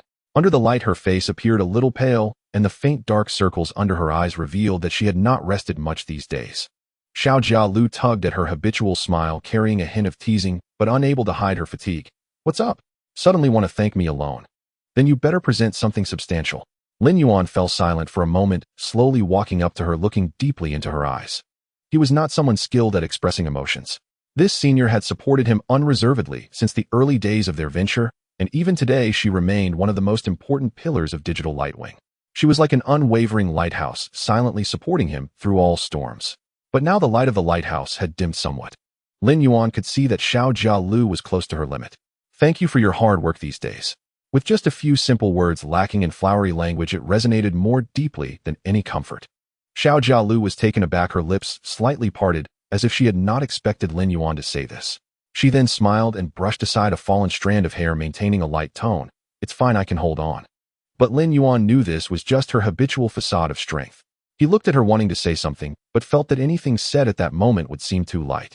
He knew she was smart and resilient, and he understood that she had taken on many responsibilities not her own within the company, shielding him from many storms amidst the currents and battles of capital and industry.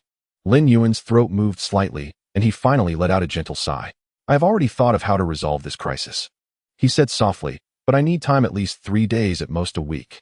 Xiao Jialu was momentarily stunned, and then her eyes held a hint of mockery. From what you're saying, should I ask if our company can last a week? Lin Yuan chuckled. Do you trust me? Xiao Jialu's smile gradually faded, her gaze deepening as she looked at him. In that moment, she saw the determination in Lin Yuan's eyes, not the forced bravado, but an absolute assurance. Xiao Jialu took a deep breath and revealed her usual confident smile. All right, I'll cover for you this week. Lin Yuan smiled lightly, extending his hand, intending to pat her shoulder, but hesitated for a moment, and in the end only gently patted her twice. Lin Yuan then realized that he was not as carefree as his senior. His feelings were too complicated, so complex that he didn't know how to express them. But the senior seemed to understand, suddenly stepping forward and wrapping her arms around Lin Yuan. There were no extra words, nor any ambiguous elements. It was simply a pure, slightly fatigued, quiet embrace. Lin Yuan was taken aback, his heart skipped a beat, and for a moment he didn't know how to respond. Her breath was very close, carrying a faint fragrance and a warm sense of fatigue. Lin Yuan raised his hand about to return the hug, but she had decisively let go, patting his arm, her gaze still resolute. Lin Yuan, I believe in you. After saying this, she turned and left. Direct, neat, not giving Lin Yuan a chance to respond. Lin Yuan stood in place, watching her figure disappear at the end of the corridor, his fingertips tightening slightly, and then a faint smile slowly appeared at the corners of his mouth. This battle was not only her gamble, but also his. At the front desk, Qin Ming gazed at the view outside the glass doors of the company, letting out a gentle sigh. It had been 3 days, and she had never seen such digital wings of light. She had resigned from her previous job on impulse, unable to tolerate the boss' incessant advances under the guise of assigning tasks. When she submitted her resume to Digital Wings, she had no hope at all. After all, she was just a front desk employee, and this company was quite famous, not a place for an ordinary person like her. Yet she was unexpectedly accepted. On the day of the interview, she had put on a makeup that was not overly extravagant, but sufficiently refined, dressed in a professional outfit, because the front desk was the face of the company and she needed to earn some points for herself. To her surprise, the person interviewing her was a rather laid-back guy. Oh, you're here to apply for the front desk position. The guy, dressed in a hoodie and flip-flops, quickly scanned her from head to toe before looking away, nodding as he stroked his chin. Pretty suitable. Suitable. Just like this. She cautiously asked, may I ask who you are? Zhang Tianxiang, known as Zhang. Director Zhang. The man casually pushed a can of cola aside. Anyway, the image of the front desk is very important. You look much more suitable than I do. Go ahead. What kind of absurd interview process is this? She wanted to leave right then and there, but hesitating at the prospect of a high salary, she asked, are there any promotion opportunities for this position? The man thought for a moment and pointed to the break room. The previous front desk lady is now a customer service supervisor. You can go ask her. Qin Ming suddenly became interested. In previous companies, the front desk was forever just the front desk with low pay and always treated as a decorative piece. There was no chance for development, but it seemed different here. She decided to give it a try. On her first day, she found that Digital Wings was completely different from any company she had worked at before. There were no rigid rules, and even the upper management was approachable. The man known as Director Zhang was actually named Zhang Depeo. Although he loved to joke, it was limited to humor. Liang could always make everyone laugh with just one sentence in the group, unlike the traditional companies, which were stern and tense. No one in the company looked at her with those hateful gazes, and she really liked the atmosphere here, genuinely liked it. She even began to fantasize about whether she could, like the previous front desk sister, step by step get promoted to a higher position. But then everything changed a few days ago. Qin Ming witnessed a public relations girl who usually liked to decorate her desk and binge-watch dramas lose weight dramatically in just 3 days, leaving her hair unkempt. Several colleagues from the legal department sat at their desks all day, their faces gloomy, with hardly any time to drink coffee. The conference room was filled with an anxious atmosphere, and everyone was on edge. Su Jielu, the calm and decisive strong woman, was now visibly haggard. Her makeup was no longer so refined, and sometimes she didn't even bother to touch up her lipstick. In just 3 days, the fatigue on her face was undeniable, her expression marred with exhaustion and deep weariness. Each time Qin Ming saw her, she was either in a meeting or on a call managing a crisis. Once Qin Ming saw her leaning against the wall in the break room for quite a while, as if exhausted and unwilling to move, then forcing herself to lift her head and return to the conference room. Watching those busy figures, Qin Ming often wondered what that big boss Lin was actually doing. Since the crisis broke out, she had only seen him once 3 days ago when he entered the company with Zhang Depeo, and then he was never seen again. In the meetings and all important occasions of the public opinion battle, there was no sign of him. Qin Ming even began to suspect if Lin Yuan had run away. Just as Qin Ming was lost in thought, the office door in the distance was kicked open with a loud duong, the sound echoing throughout the office area, causing everyone to instinctively look up. But when they saw Lin Yuan, they couldn't help but freeze. His hair was disheveled, as if he hadn't groomed it for 3 days, dark circles under his eyes, stubble emerging, and he exuded an air of severe fatigue, yet his eyes were unusually excited, even tinged with a hint of exhilaration. Qin Ming tightened her grip on the water cup, suddenly having a strong intuition that she probably wouldn't be losing her job. At that moment, Lin Yuan was indeed extremely excited. Just as he was about to say something, he instinctively raised his hand to his nose and sniffed. "Wow, I smell terrible." He frowned and turned to Su Jielu Sr. "Please arrange a meeting with Huatang's Li Xing and in Lihua in 2 hours." Before he finished speaking, he walked toward the restroom, casually adding, "I'll go take a shower first." In 2 hours at the Huatang headquarters conference room, Li Xing and in Lihua were already seated on one side, their expressions calm and unreadable. The two clearly had not prepared for this meeting, but were instead somewhat cautious. In the past few days, the pressure they had endured was no less than that of digital wings. Li Xing, as the vice president of Huatang's investment department, had faced questioning from the higher-ups about whether to continue investing in digital wings. And Li Hua, as the senior director of the technology department, had also been reminded in internal meetings whether to reconsider and expedite cooperation with the accelerator. This made their situation exceptionally difficult. At this time, Lin Yuan picked up a teacup from the table, took a gentle sip, and quickly scanned the two. "Mr. Li, Mr. And how has work been these past few days?" Li Xing smiled slightly, his tone meaningful. "What else could it be? When you're in the game, you naturally go with the flow." Lin Yuan smiled, faintly, "Going with the flow. Mr. Li, you've been in this position for quite a while, haven't you?"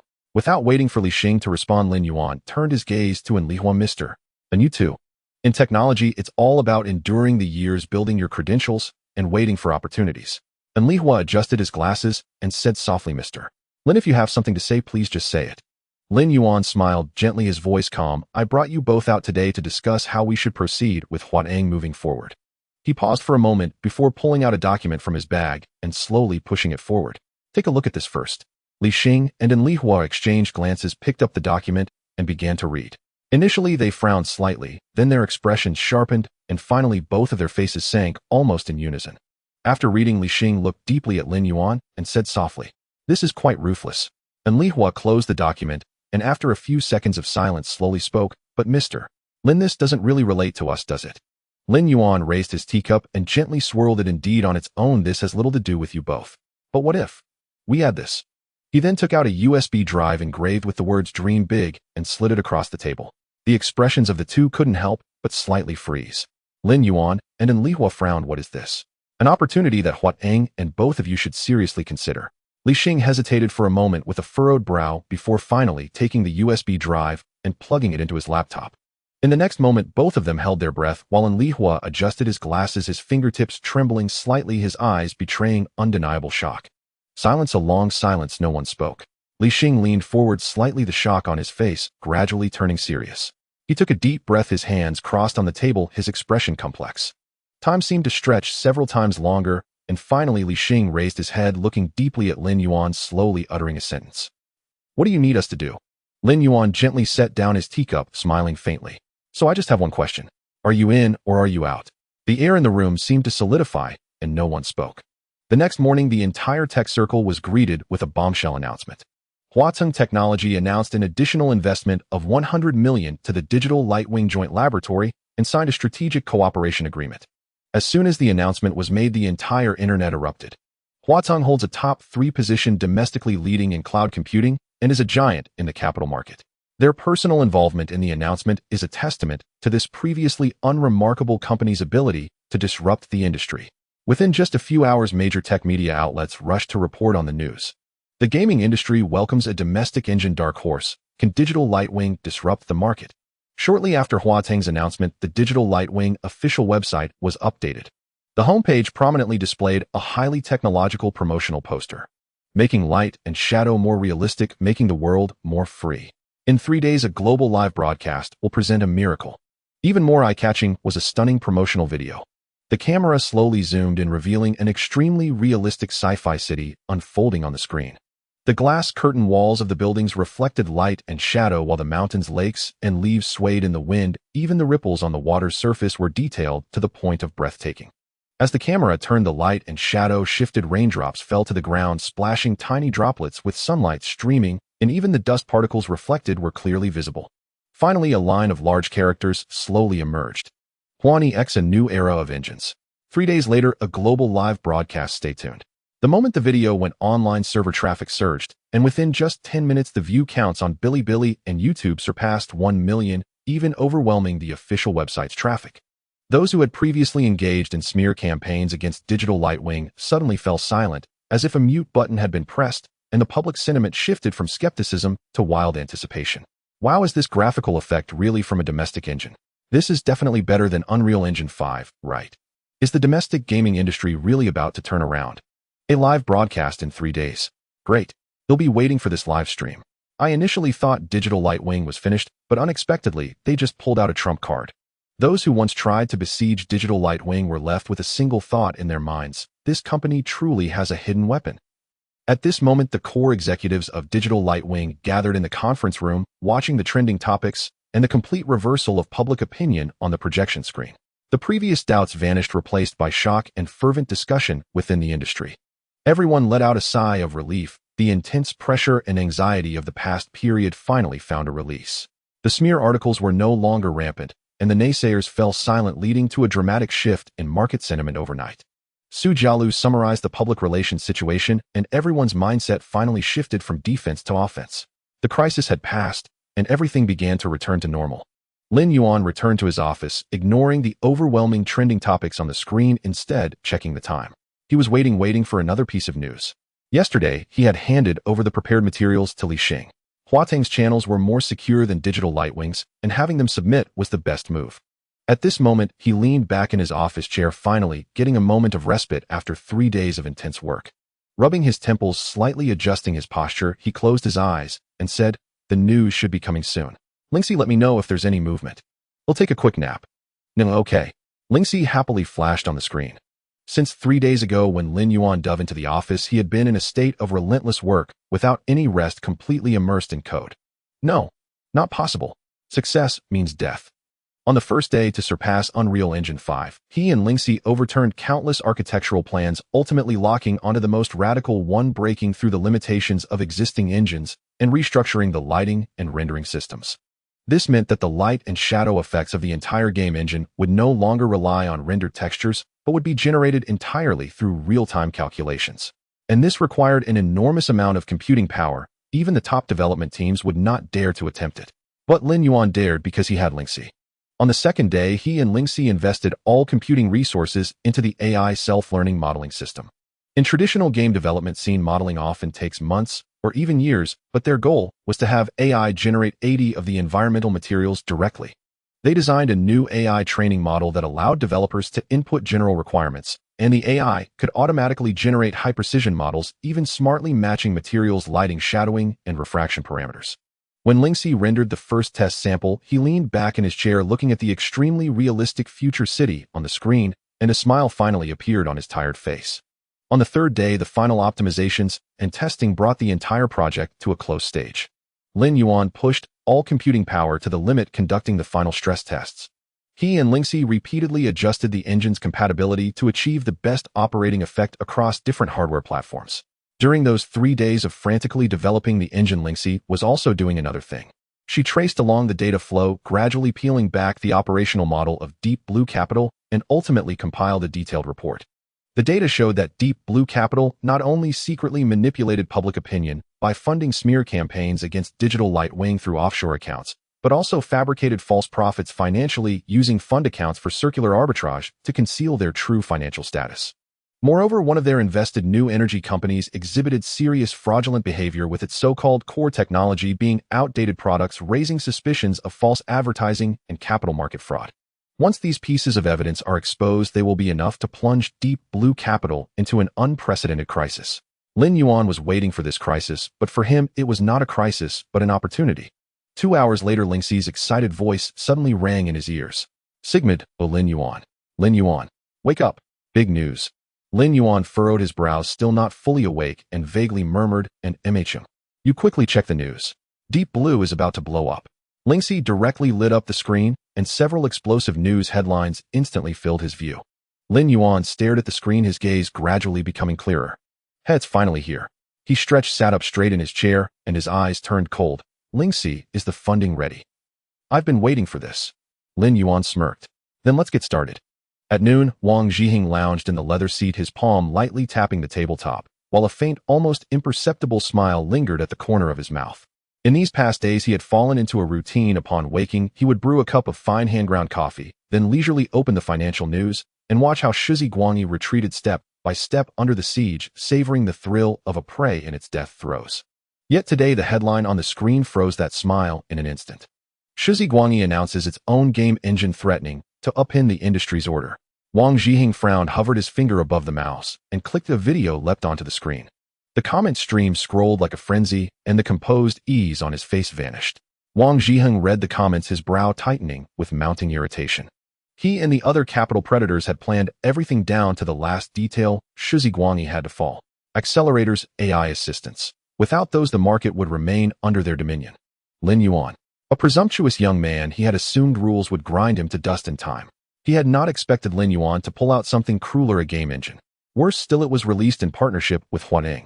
That signaled Huateng had fully sided with Shizi Guangyi, and the campaign against Lin Yuan was doomed to fail. Wang Zhiheng shot upright and dialed his tone icy as he ordered that public opinion be suppressed, that paid commoners increase their firepower and generate negative stories aimed at the engine itself, questioning its performance. Before the reply came, hurried footsteps pounded the corridor, and the door burst open. His assistant entered, voice edged with panic. "Mr. Wang, there has been an incident. Shenlan has been exposed." The assistant thrust a tablet into his hands. On the financial page, glaring headlines read, "Shenlan Capital accused of manipulating the market. Regulators have been alerted and investigations are underway. Insider trading, illicit arbitrage, fabricated finances. Shenlan Capital's dirty dealings surface. Shenlan funds undergo massive withdrawals as market confidence collapses." Wang Zhiheng felt the blood drain from his face and rushed to his trading app. Shenlan's price curve was plummeting in free fall. Limit down. Consecutive limit downs. Institutional money was frantically selling, market capital fleeing. Shenlan's stock was collapsing like an avalanche. Wang Zhiheng's fingers trembled as he began dialing emergency contacts, but every line met only busy signals. A cold dread shot from his spine to his head. Meanwhile, the hunter Lin Yuan watched the market curve with an untroubled gaze. Overseas, the 1.3 million Lingxi had previously skimmed went live on the platform in the capital markets that some barely mattered. Yet Lingxi's calculations were terrifyingly exact. She used leverage to amplify that 1.3 million into over 10 million of trading capital. She then split it into numerous small accounts and with millisecond speed sent them like prowling sharks to infiltrate Shenlan's fund products across the US, Hong Kong, and European markets. By precisely modeling trading rules and employing hedge funds' automated programs, they applied sustained pressure at specific points, tricking the market into believing Shenlan Capital was the target of large-scale shorting. Within half an hour, market sentiment wavered. The net asset value of a Shenlan fund abruptly fell by 1.7 and more institutions smelling danger began to sell. Capital is the most acute of beasts. Its senses outstrip even a wolf pack. Once someone runs, others follow in a stampede. The first wave of withdrawal struck.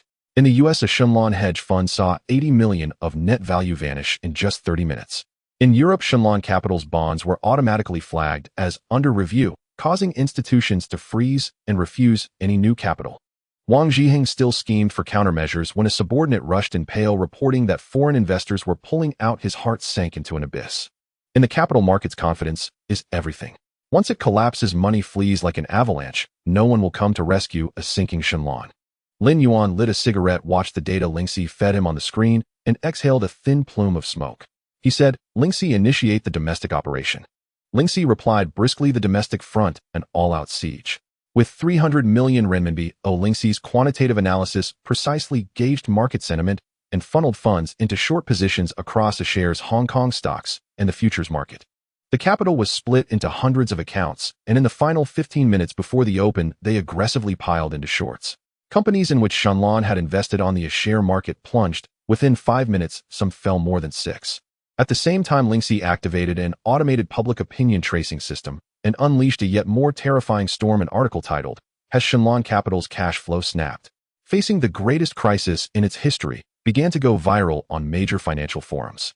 Speculation proliferated online that Shenlan might be about to implode. Anonymous posters even claimed that Shenlan's debt problems were far worse than they appeared.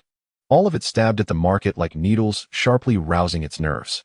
Using short-selling institutions to snipe, Lingxi swiftly deployed massive capital to choke off any rebound for Shenlan Capital, driving it into a lethal liquidity trap. No funds were willing to enter, everyone retreated. Wang Zhiheng's face went completely pale. He hurled calls at every corner of capital to prop the market, but when his friends heard the name Shenlan, their responses were eerily uniform. Lao Wang, steady yourself, we can't risk this with you. Mr. Wang, our funds LPs are demanding withdrawals. This is too strange, as Shenlan is being targeted far too obviously for us to stay. Shenlan Capital's circle of allies dispersed in an instant. Cold sweat beaded across Wang Ziheng's forehead. He knew matters had slipped beyond his control. At that moment, Lingxi's voice chimed light and barely containable with excitement. Lingxi reported, Lin Yuan, this operation netted 1.76 billion renminbi in total. How much, he asked. 1.76 billion domestic arbitrage, 1.29 billion overseas arbitrage, 470 million. The overseas portion was executed mainly through offshore fund accounts to snipe Shenlan's positions in Hong Kong and U.S. stocks, coupled with the 1.3 million high-leverage precise arbitrage. It netted 470 million renminbi. The domestic side used 300 million renminbi of principal to lever vast market forces, pinpointed Shenlan's liquidity pool, and when panic erupted, accelerated the harvest of short-term arbitrage, yielding 1.29 billion renminbi. Lin Yuan nodded in satisfaction, swirled his coffee, and then considered a thought. If someone is soundly beaten, but no one ever knows who struck the blow, it would be terribly dull. He said, Lingxi, give Wang Ziheng one more cut. Lingxi replied, eagerly asking how to proceed. An anonymous message to Wang Ziheng, he said. Fine. What should we send? Lingxi asked. Lin Yuan's eyes tracked the flickering prices on the screen. He smiled and half-jokingly typed, the wind is strong, hold your ground. Finding that too mild, he added, don't drown in the astroturf you set loose. Lingxi paused and then confirmed the send. At the instant the message went out, Wang Ziheng's phone emitted a single chime and vibrated. He was drenched in sweat, staring at the plunging shares as his account balance evaporated. Anxiety made him want to smash the screen. Instinctively, he picked up his phone. An anonymous message had arrived. Wang Ziheng felt as if his heart had been wrenched. He slammed the phone onto the table, his face dark with fury. Of course he knew who had sent that line. Lin Yuan. Damn him, the butcher of capital. Lin Yuan stared at the frozen figures before him and fell into a brief reverie. Nearly 1.3 billion yuan in domestic funds and 470 million yuan overseas. All of it real cash flow. No company, even one with a market value in the tens of billions, would easily possess such vast liquid capital. Yet he had torn such a large piece from Shenlan in a remarkably short time. For a moment his thoughts drifted. There were innumerable possibilities for what this money could do. Expand Shizi Guangyi's footprint, build a complete industrial chain, even leverage parts of the rules of the capital markets. He found his mind wandering to perks for the team or an unchecked buying spree, then snapped back to reality and brushed the indulgent thought aside. He could not afford complacency. This game had only just begun. Any reckless move might make him the next target to be harvested. First, the overseas funds cannot be funneled directly into Shizi Guangyi. This 470 million yuan, roughly $70 million when taken together, if dispersed across the major financial centers worldwide like a vast web, could hide within the torrents of capital and be mobilized at any moment. But merely letting it sit and earn interest would be too wasteful. Lingxi, this money cannot just lie there collecting interest. How do you think we can maximize its use? Lin Yuan, you're not going to keep hoarding it, are you? Ha, clever. Lin Yuan smiled softly. You take charge of the operations, but keep it discreet. We need steady profits and cannot let anyone detect anomalies in the funds. The data stream on the screen flickered. Ling Zai's voice carried clear excitement. Understood. They'll start harvesting gains. Lingxi sprang into action, employing AI quantitative trading to capture market fluctuations with precision, conducting high-frequency arbitrage across global equities and futures, while allocating part of the capital to the foreign exchange market to secure steady returns from cross-border rate differentials. She then screened for technology companies with breakout potential over the next 3 to 6 months for short-term positions to harvest, while acquiring equity in emerging firms at low prices to lay the groundwork for future acquisitions. To ensure capital safety, she established a hedging fund allocating part of the assets to international bonds and gold ETFs, guaranteeing stable returns, while providing a safety buffer for the entire pool. Plan implemented, Ling, she added with enthusiasm. Based on current market trends, projected annualized returns could reach 18 to 25%. I will adjust strategies in real time according to market fluctuations to ensure low risk and high returns. Lin Yuan nodded with satisfaction. The $70 million ceased to be a mere string of ledger figures and became a rapidly turning cog of capital, perhaps one day a true weapon in the markets. Lingxi, this is how one extracts gains from capitalism. After finishing with the overseas funds, Lin Yuan's gaze shifted to the 1.3 billion in the domestic account. Either set up an investment fund or a trust or disperse it across several shell companies. As he pondered which path to choose, Ling Zai's voice sounded in his ear. Lin Yuan, I have a suggestion for the domestic funds. Oh, Tell me. I've examined offshore fund structures around the world. Singapore's private investment fund mechanism is mature and relatively relaxed regarding foreign capital controls. As long as registration requirements are met, it can operate freely and not be subject to the oversight aimed at a single enterprise. Moreover, the registered capital needs only 5 million yuan, and annual maintenance fees are merely tens of thousands, allowing it to become a formal tool for capital operations. The fund's investment scope can encompass technology, equities, artificial intelligence, and emerging industries, and it can even legally invest back into domestic enterprises. Lin Yuan was taken aback. Oh, Ling, she had said so much at once, and as he reflected, he found himself surprised. Ling, she seemed to have become even more formidable. Even the most advanced commercial analysis systems could not in such a short time deduce the optimal capital path with such precision. But Ling, she had not only calculated a plan, and more importantly, she could proactively devise the most suitable execution strategy and swiftly adjust to changes. This was no longer merely decision support. She was beginning to exhibit independent thought. Lin Yuan felt a surge of feeling and said casually, "Then don't use my name." Ling's eyes' data flow faltered slightly, clearly unsure of what he meant. Lin Yuan looked at the points on the screen and with an earnest tone whispered, Use your name to register this fund." The words hung in the air as if time itself had paused. The room fell into a brief silence. Ling, she seemed stunned. The blue data streams on the screen fluttered as if her consciousness had momentarily stalled. After a moment, a line of text slowly appeared. "Really?" Then the light on the screen erupted into unprecedented motion. The leaping blue points like exploding stars flashed, as if her excitement could no longer be contained. "Can I have an identity? Will I have an official name?" The screen even played a sprightly electronic chime, as though Ling's eyes' emotion had been externalized into a jubilant celebration. Of course. Lin Yuan watched the screen, quietly, a faint smile at his lips. His voice was soft but unusually earnest. "You have always had a name. You were never meant to be merely an electronic assistant. You should have your own name, your own identity. Register this fund under your name." Saying that, he typed on the keyboard. The data on the screen shifted and settled into a name, Lin Shi. The blue stream stilled. A few seconds later, the light on Ling's eye screen leapt again, but this time it was not excitement. It carried a complex, profound emotion she herself seemed unable to name. She sent no emoticons and played no cheerful music. Instead, a small line of characters appeared on the screen. "Thank you, Lin Yuan." No emoticons, no playful expressions. Those simple 5 words felt more like a real person solemnly expressing emotion than ever before. Lin Yuan stared at that line of text, moved inwardly. After a moment's silence, he said softly, "This identity is your first step." The screen's light paused as if Ling Shi was thinking. After a moment, a line slowly appeared. "First step." Lin Yuan smiled faintly. "You always said you wanted to explore human society, didn't you? This is your beginning." Ling Shi fell silent for a few seconds, then 3 characters gradually appeared on the screen. "I will." After a brief system freeze, Ling Shi quickly recovered, and under Lin Yuan's arrangement split the 1.3 billion funds into 3 portions. Within just a few minutes, the fund allocation was complete. A fund established under Lin Zai's name retained 600 million for future investments and liquidity, primarily for market arbitrage and partial financial hedging, ensuring the fund pool's flexibility while maintaining steady growth. Digital Light Wings received a 500 million injection. To ensure reasonable capital flow, it was injected into the company as strategic investment, nominally for technology, R&D, market expansion, and team building.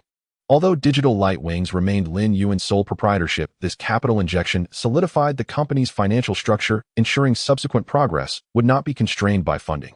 After arranging the fund and company matters, Lin Yuan had Ling Shi legally and compliantly transfer 200 million through investment returns and equity buybacks directly into his personal account. When Lin Yuan opened his phone and saw the bank notification for the deposit of 200 yuan into his account, ending in 7890, his heart still raced uncontrollably. Previously, when maneuvering over $1 billion in the stock market, he didn't even blink while confirming transfers. But now, as the money became his personal balance, the air itself seemed sweeter. Lin Yuan sat back in his executive chair, casually tossing his phone onto the desk. He leaned back, his gaze fixed on the ceiling, lost in contemplation of how to spend the money. What should he buy? Maybe transfer a few million to his parents first as a test. Or perhaps. Just as Lin Yuan's thoughts began drifting toward becoming a war god, a blue data stream flickered, and the speakers emitted Ling Xi's crisp, girlish voice. "Lin Yuan, now that you're rich, are you going to keep a few women?" Cough, cough, cough. Lin Yuan, who had just lit a cigar, choked on the smoke before he could even exhale. He flailed his hands, stubbing out the cigar, while fumbling for a tissue on the desk to wipe his mouth. "Is this what you meant by exploring humanity? Where on earth did you learn this nonsense?" Lingxi's light flickered playfully, pretending to be clueless. I'm just helping you analyze your life plan. Lin Yuan took a deep breath, forcing himself to calm down. He must not let her lead him off track. He flicked his sleeves and rose, deciding not to dwell on spending money for now. Big Cannon called Wu Hao and Li Yang to the small meeting room. As Lin Yuan pushed open the door, the three were already amusing themselves. Li Yang sat with his legs crossed, playing on his phone, while Wu Hao casually flipped through an analysis report, occasionally glancing at the door. Zhang Depeo was sprawled in his chair, rocking back and forth, muttering, "That kid's being all mysterious. He's not about to dump more work on me, is he?"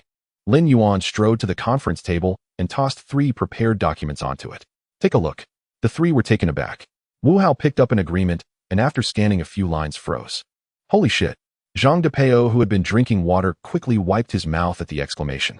"What's that?" "The accelerator dividend agreement." Lin Yuan spoke as if it were the most ordinary thing. Li Yang flipped through the document, stunned. "Didn't you say 10 before? Why 15 now?" "Exactly." Wu Hao stared at him. "Why the sudden increase?" Lin Yuan leaned back unhurriedly. "I calculated it at 15. Just looked at the data. Total revenue from the personal and enterprise versions of the accelerator is around 75 million. That's 25 million each. From now on, accelerator profits will be distributed like this." The conference room fell silent. Wu Hao stared at the document, his brow furrowed. His lips moved a few times before he finally muttered, "Damn." Li Yang's hand tightened on the paper, then he sighed. "Bro, I'm a bit freaked out now." Zhang Depeo blinked, looking from the document to Lin Yuan. He swallowed hard and asked cautiously, "Isn't this a bit too much money?" "Too much?" Lin Yuan chuckled, looking up at them with serious eyes. "Money is plenty, but those who've weathered storms together are rare. How many years have we known each other? From that cramped dorm at Western University, pulling all-nighters, surviving on instant noodles, and shooting the breeze together. Back when we started the accelerator project, we worked like madmen till midnight every day. If I were stingy with these dividends, would we still be brothers?" Wu Hao stared at him, his lips moving, but no words coming out. Li Yang clicked his tongue softly, then suddenly smiled. "You're just too considerate." Zhang Depeo's face lit up with joy. "Ha, if you put it that way, it'd be awkward for us to keep refusing." Wu Hao finally stirred. He glanced at the contract, said nothing more, and picked up a pen, pressing it firmly onto the signature line to write his name. Li Yang shook his head with a smile and took the pen. Zhang Depeo blinked, couldn't help glancing at the amount again, and smacked his lips. "Damn, I've never seen over 10 million in one go in my life." With that, he also picked up the pen and signed his name stylishly, muttering, My hands even trembling as I sign." The 3 exchanged smiles after signing. "All right, this is how it should be between brothers. Clean and straightforward."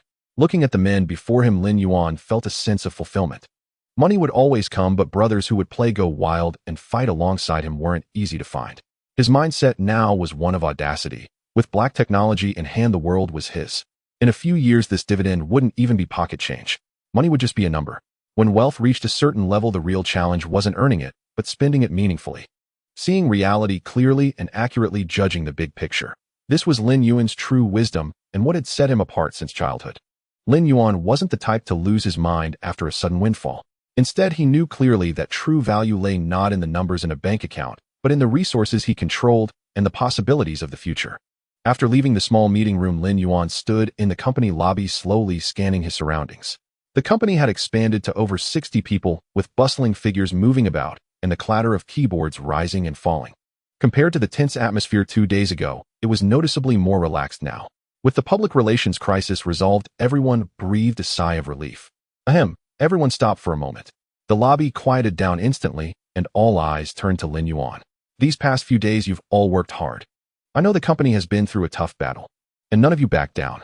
Digital Light Wings weathered this storm not because of me alone, but because of all of you. So since we've made it through, it's time to reward everyone." Lin Yuan waved his hand with a smile. "I've decided to give everyone an extra 3-month salary. The bonus will be in your accounts tomorrow." The entire company was silent for a second, then erupted. "Holy shit. 3 months salary. Whoa, my overtime and hair loss were worth it. The boss is awesome." The lobby was buzzing with excitement, but standing to one side, the CFO, Shin Jiahao, the financial guru Su Jielu had painstakingly recruited, couldn't muster a smile, his hand trembling as he clutched the Excel sheet.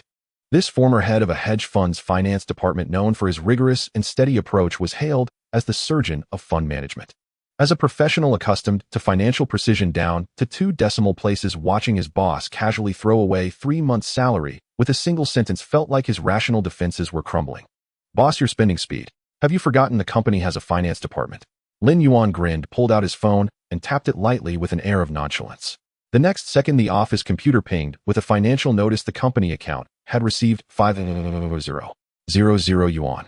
MMR. Lin. Shun Jiahao swallowed hard, his voice trembling. Did this money just come in from you tapping your phone twice?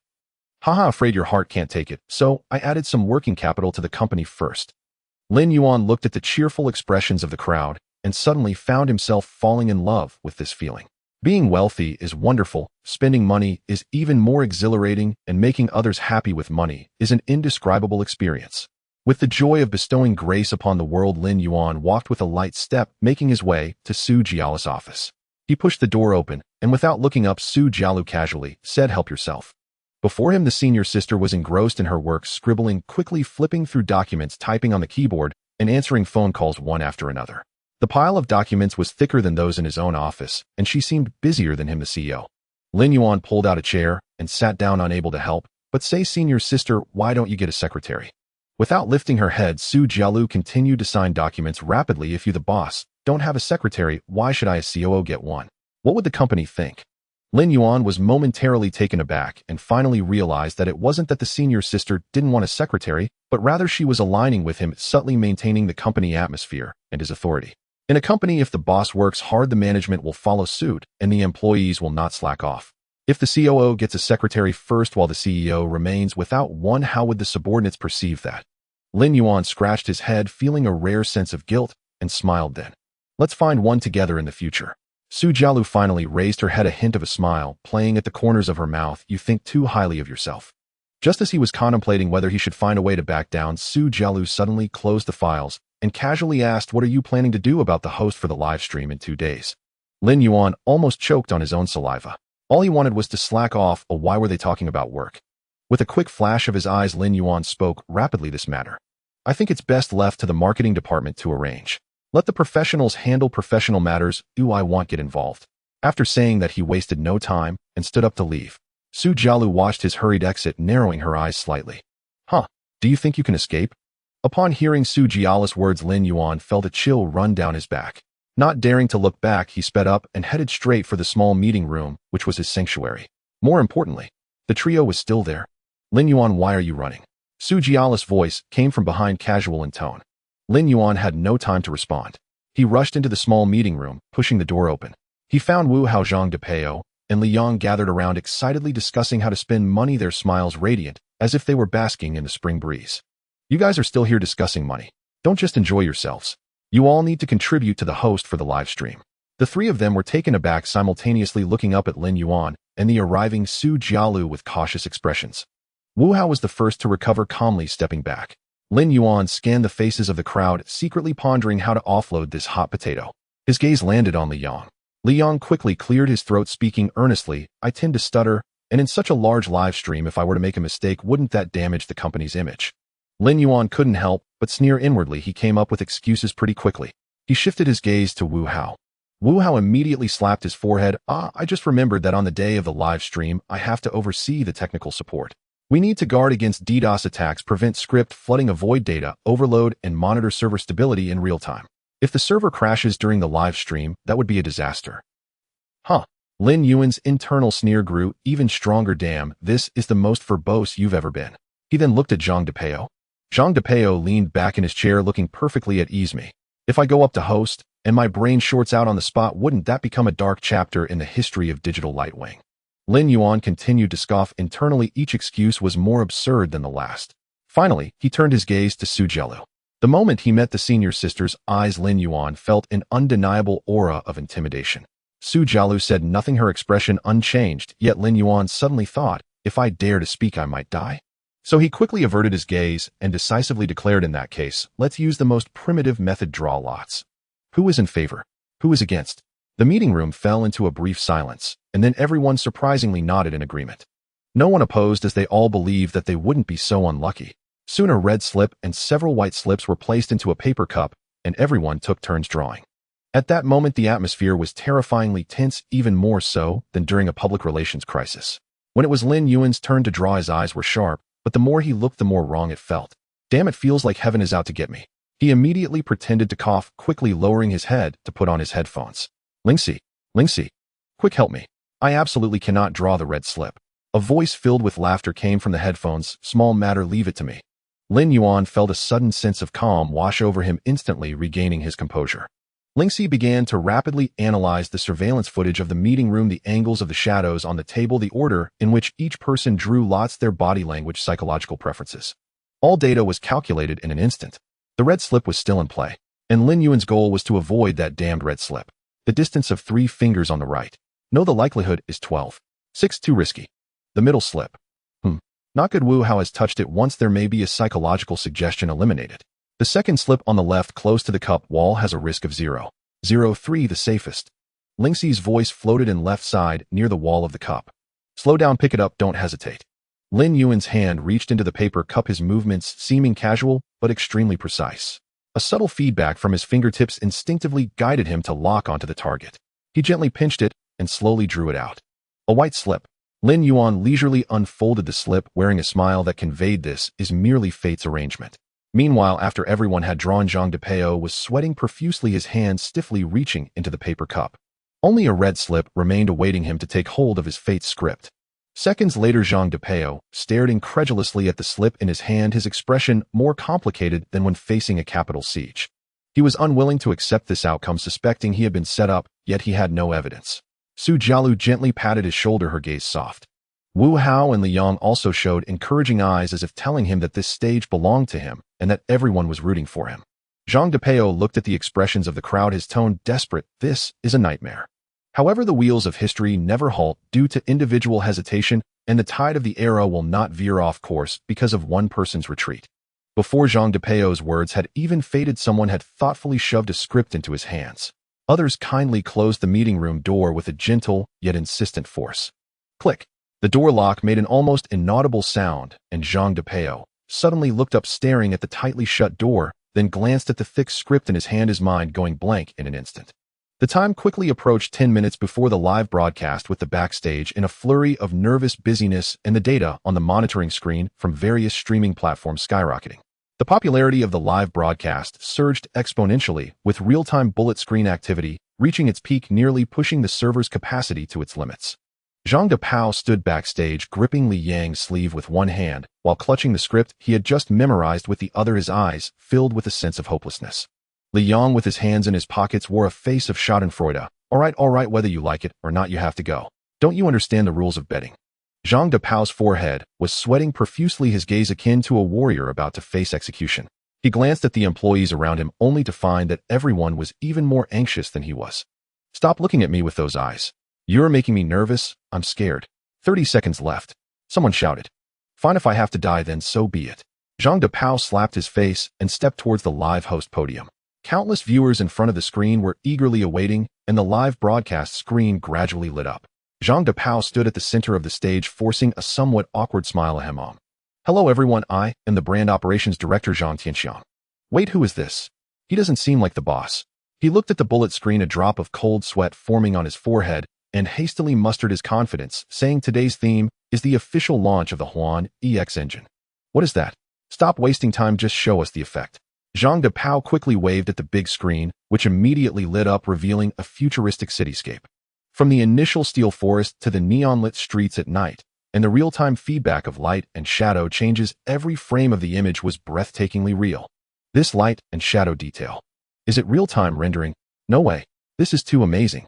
Wow, it crushes Unreal Engine 5. Seeing the bullet screen's reaction, Zhang Depeo finally seemed to find his footing.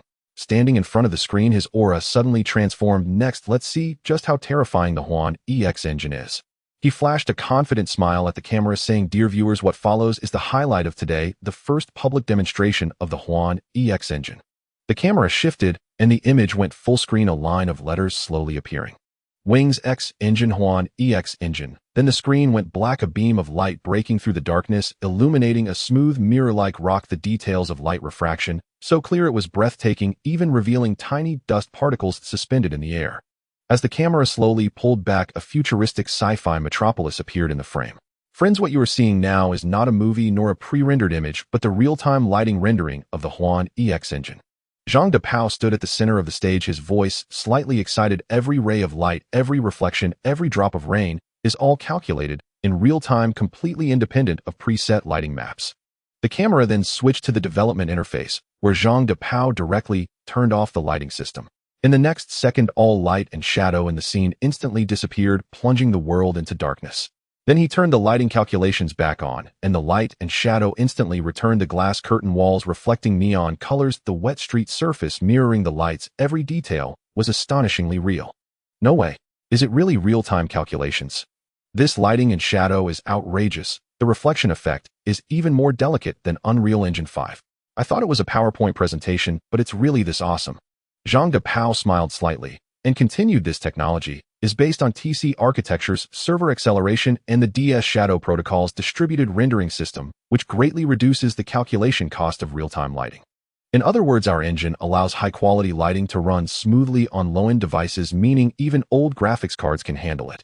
The screen switched, revealing a retro-style town bustling with pedestrians, NPCs busy with their tasks.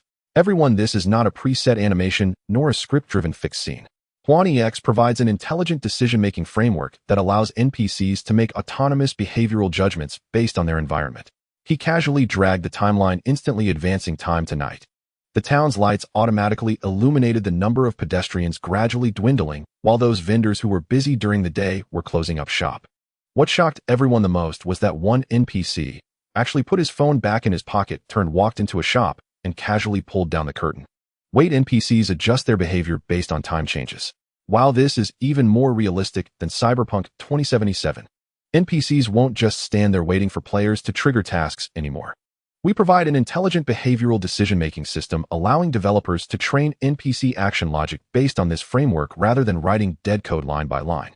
In simple terms, we haven't directly created self-learning NPCs, but we enable developers to create more realistic and intelligent NPC behavior patterns at a lower cost. This system, based on the DS Shadow Protocol and TC architecture's cloud computing, ensures that large-scale computations no longer consume local device resources. Does this mean that NPCs in future open worlds won't act like zombies anymore? Developers are ecstatic while the bug-fixing team is in tears. Now let's take a look at something more thrilling. The scene shifted to a 100-meter glass curtain wall building standing in the middle of the street. Across from the building, a heavy truck aimed for the load-bearing wall and suddenly accelerated towards it. Boom! Amidst the massive crash, glass shattered, metal deformed, the load-bearing wall slowly collapsed, and as the physical calculations proceeded, cracks gradually spread until a corner of the building completely crumbled, the wall collapsing with a thundering sound. But this was not an ordinary explosion effect. It was based on global physical simulation, where every brick and every steel bar was the result of real-time calculations. My goodness, the building's stress collapse can be replicated. This is more realistic than any physics engine's destruction effects. If GTA 6 uses this engine, I could play for a decade. Zhang Depao continued. Developers can freely set the building's stress structure, no longer limited to preset destruction points. We offer more realistic physical simulation capabilities, and how to apply it is up to the developers. Zhang Depao gazed at the urban landscape on the screen, solemnly stating, Huan EX is not just a game engine, it is a technological revolution. It redefines the limits of light and shadow rendering constructs, an intelligent ecosystem, and creates an unprecedented physical simulation system. It brings the virtual world truly closer to reality. The bullet screen in the live room had exploded, with countless netizens frantically posting, incredible. If this is free to use, I would bet my entire fortune on it. Is there finally a capable domestic engine? I beg some big companies to drop their vanity and quickly use this engine to make games. The live room was in complete chaos, the entire world in a frenzy. At that moment, the executives of various game companies and tech enterprises watching the live broadcast each wore expressions of fluctuating emotions. In a certain conference room, a massive screen displayed the muted live broadcast, yet the entire room was shrouded in an eerie silence. Finally, the technical director sitting at one side of the conference table slowly asked, "What do you all think?" The RD supervisor across from him frowned, staring at the lifelike real-time rendering on the screen, and spoke in a low voice, "If this thing can really be commercialized, the development costs for the entire industry will be rewritten." The man in the suit sitting in the main seat had remained silent, lightly tapping his index finger on the table, half closing his eyes as if pondering something. The technical director shifted his gaze to the man in the main seat and cautiously said, "What do you think?" The man in the suit finally spoke, his tone slow. "Technically speaking, they have indeed achieved an unprecedented breakthrough. But they are too young." "Young?" someone asked in confusion. The man in the suit continued, "The rules of the market have never been dictated by technology. Since someone wants to stir up the waters, let them see just how deep it goes. At the moment the live stream ended, Zhang Depeo finally let out a sigh of relief. He slumped into his chair, wiping the sweat from his forehead with the echoes of the bullet comments still lingering in his ears. At this moment, he felt that the most remarkable time of his life was just those 2 hours, even if millions in assets were mere clouds. This was truly the pinnacle of life. Although it was forced, the feeling of having dominated the industry's peak moment was exhilarating. A smug smile appeared on Zhang Depeo's face as he prepared to welcome everyone's praises. However, no one paid him any attention. Everyone was gathered around the screen, their eyes glued to the rapidly changing data, their discussions fervent. The number of viewers for the live stream has exceeded 10 million. The total reading volume for related topics online has reached 300 million. Is this insane? The forum's popularity has skyrocketed, even the foreigners are going crazy. Zhang Depeo's smile froze at the corners of his mouth. He quietly shifted aside, hoping that Lin Yuan, Su Jialu, or Wu Hao would look up and say Depeo is amazing. But after waiting for a long time, he realized that everyone was too busy to pay him any mind. Alright, the data is more important than me, I can endure this time. As he leaned closer to the screen, watching the explosive growth of the numbers, he couldn't help but feel shocked. This was truly explosive. The discussions on social media surged. Players, developers, and tech bloggers kept the debates going, with analysis articles in tech forums emerging one after another. Even scholars in the AI research circle came to ride the wave, posting extensive articles about how the Huan EX may bring about a new industry revolution. If we only look at the popularity, this was undoubtedly a perfect tech launch event. However, despite the popularity, the actual market feedback remained silent. 2 days passed, and the team at Digital Guangyi was waiting eagerly for various manufacturers to come for collaboration, but all they received was loneliness. At this moment, Li Yang, who was responsible for market connections, approached Lin Yuan with a strange expression while holding a tablet. It's been 2 days, and not a single company has come to negotiate cooperation. Li Yang paused and added, "You remember the list of potential partners we estimated, right? Aside from Huading being uninterested, the remaining companies like DreamTech, Eagle Vision Interactive, and Starshine Entertainment all showed strong interest before the live stream. But after the launch conference, there was no news from any of them. Forget about deep cooperation. Even the originally scheduled meetings were cancelled under the pretext of internal adjustments." Li Yang threw up his hands. Is this it? The heat exploded, yet not a single company is willing to take the plunge. Then what kind of companies are currently contacting us? Lin Yuan asked.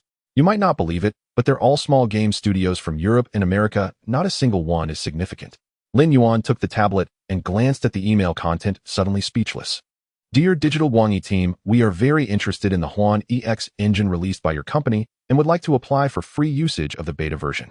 Could you please let us know if there are any relevant cooperation plans? Your technology is stunning. In order to better promote the Huan EXS market deployment, we hope to receive some financial support to ensure that our startup team can successfully complete product development. Does your company have any support plans for independent developers? We are willing to become your first batch of partners, but currently funds are tight, and we hope to receive some financial assistance. Lin Yuan could only think at this moment, do these people really express their intentions so refreshingly? The style of these small European and American studios remains unchanged. Li Yang shrugged. On the surface, they appear to support new technologies, but in reality, they are just probing whether we can provide free licenses or even directly give them funds. Lin Yuan did not rush to answer, but leaned back in his chair, lost in thought. This situation was indeed too unusual. The influence of the launch conference, the market discussion heat, the technical advantages of the engine. Logically, the industry should respond at least with tentative exchanges or cooperation intentions. It shouldn't be complete silence. Moreover, even if there were indeed high conversion costs for Huan EX, there should at least be 1 or 2 companies wanting to try, or at least explore, right? But the mainstream manufacturers are collectively silent and industry giants are mute. This doesn't seem like mere market observation, it feels more like a deliberate cold treatment. Let's not rush. I feel this issue is not just a market problem. Let's meet up first. The two arrived at the senior sister's office, and just as Lin Yuan was about to speak, Su Jialu had already looked up and said, "You guys are here. I was just about to look for you. I found some issues." Lin Yuan and Li Yang exchanged glances, feeling an ominous premonition. "What's wrong?" Lin Yuan asked. Su Jialu projected a set of data onto the big screen. "These past few days I've been monitoring the market sentiment and discovered something even stranger." The data on the screen showed the hot discussion topics from self-media and tech forums with high values for articles, video analyses, and popular science explanations.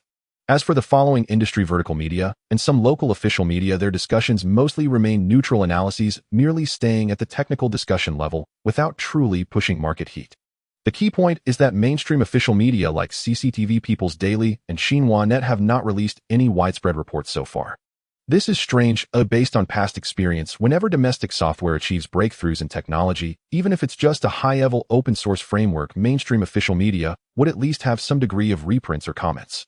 Especially for products involving underlying technology innovations, there would often be accompanying industry interviews, expert interpretations, and possibly even higher-level recognition.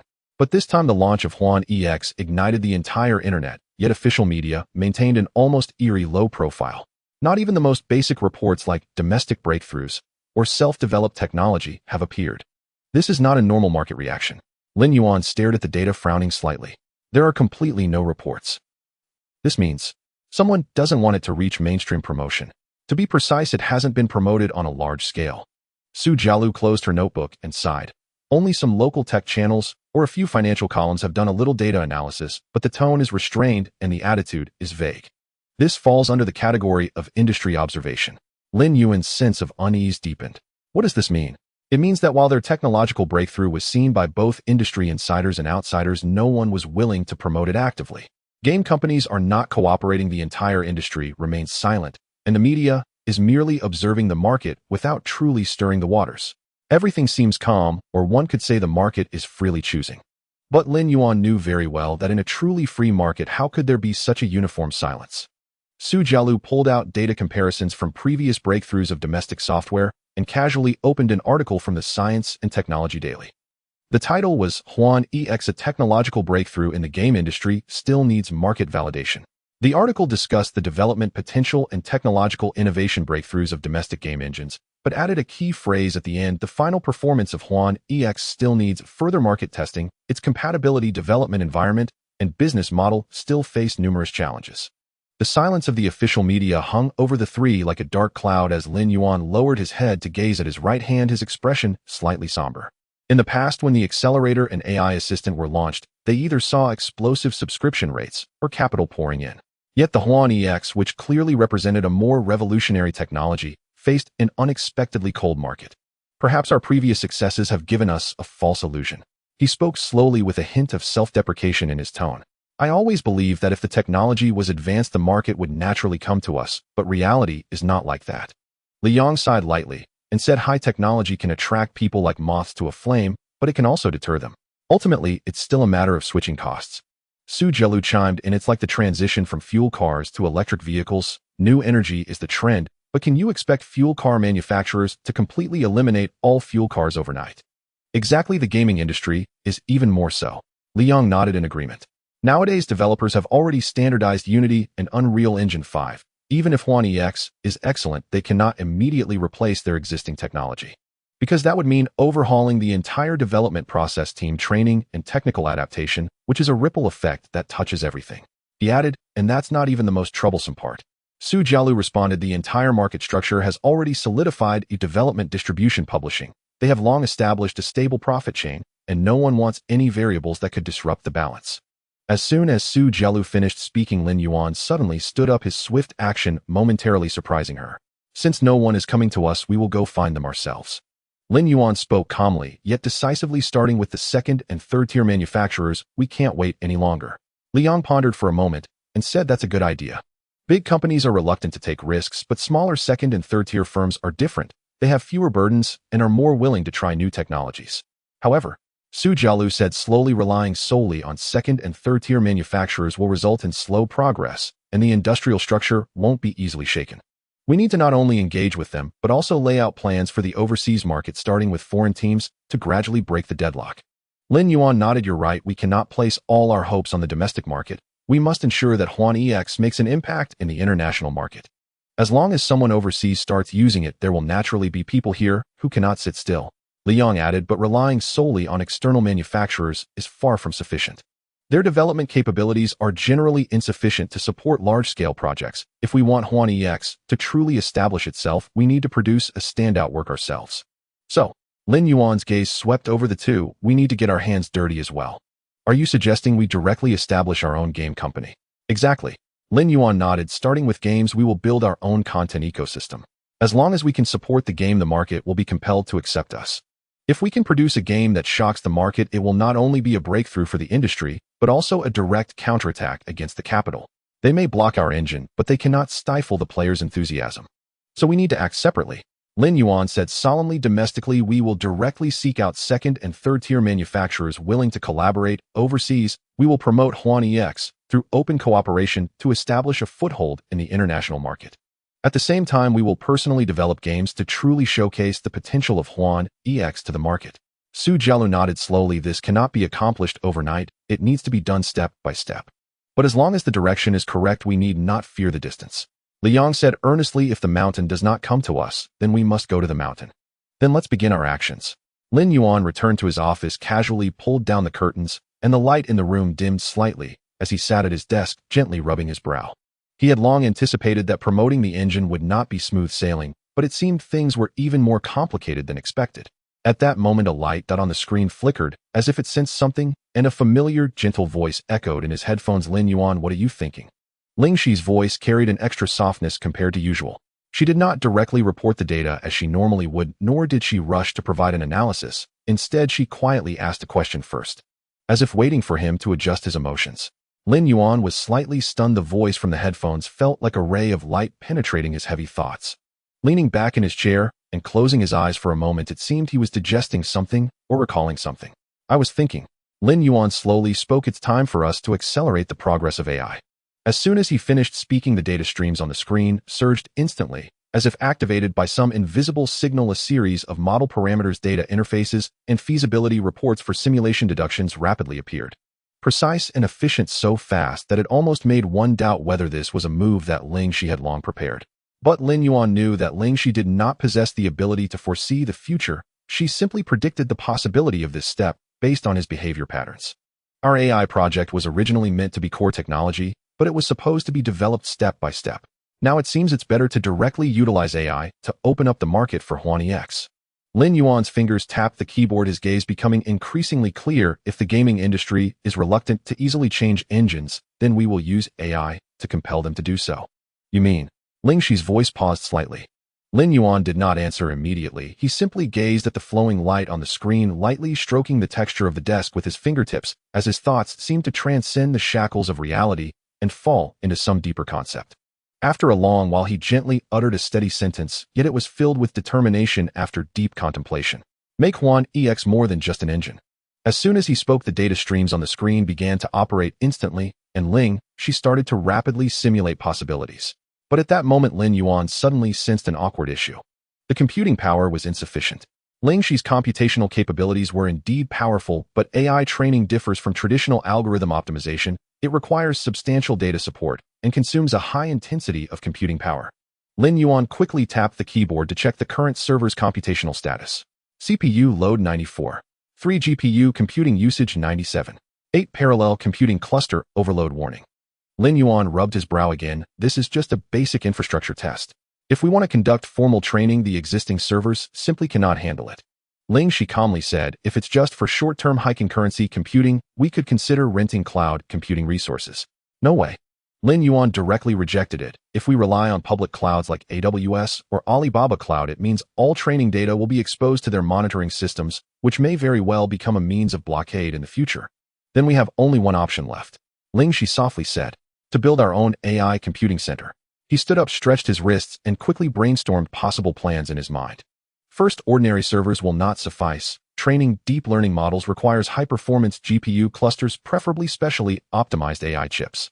Secondly, relying solely on the resources of Digital Lightwing, we cannot build a complete computing center in a short time. We need to find external computing power support. After pondering for a moment, a light bulb went off in his mind. Huateng.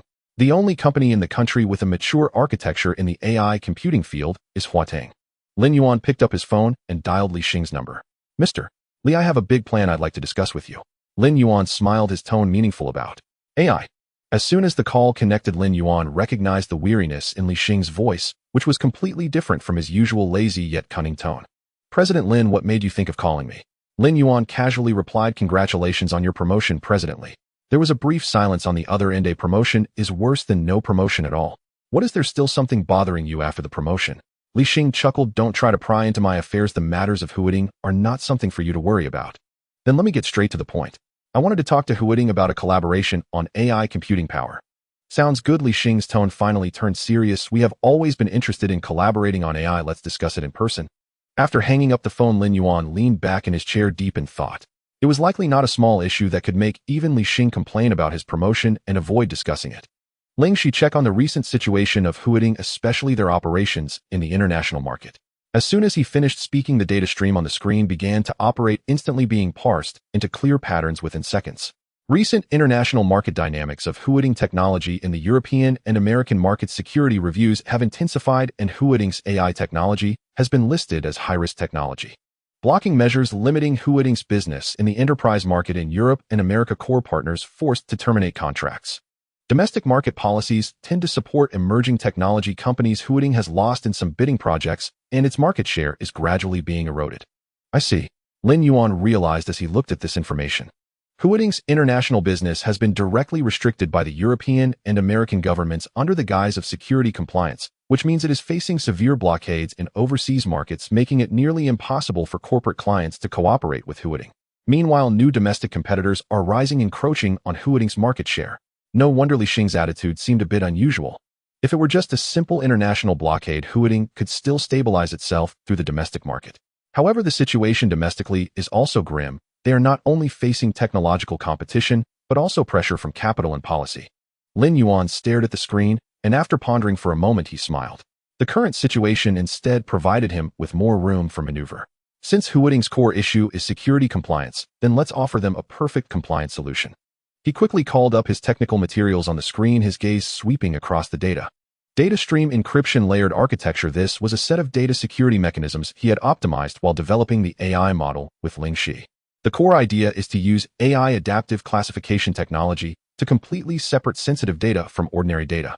During transmission, a dynamic encryption channel is employed to ensure that even during cross-border data flows, it complies with the security regulations of different regions.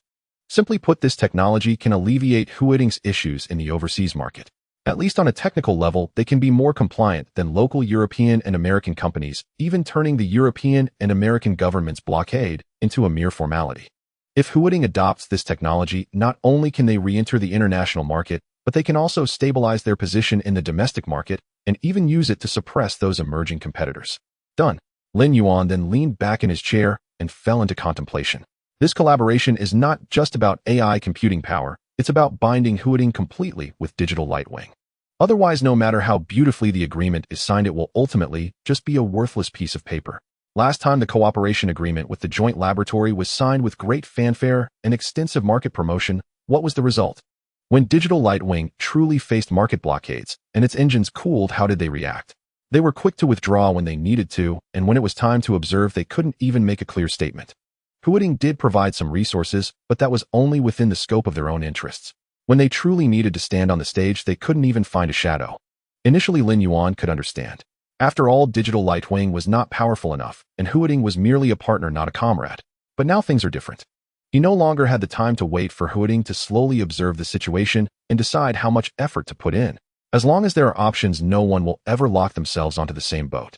Digital Lightwing's scale is still insufficient for Huading to unconditionally pick a side.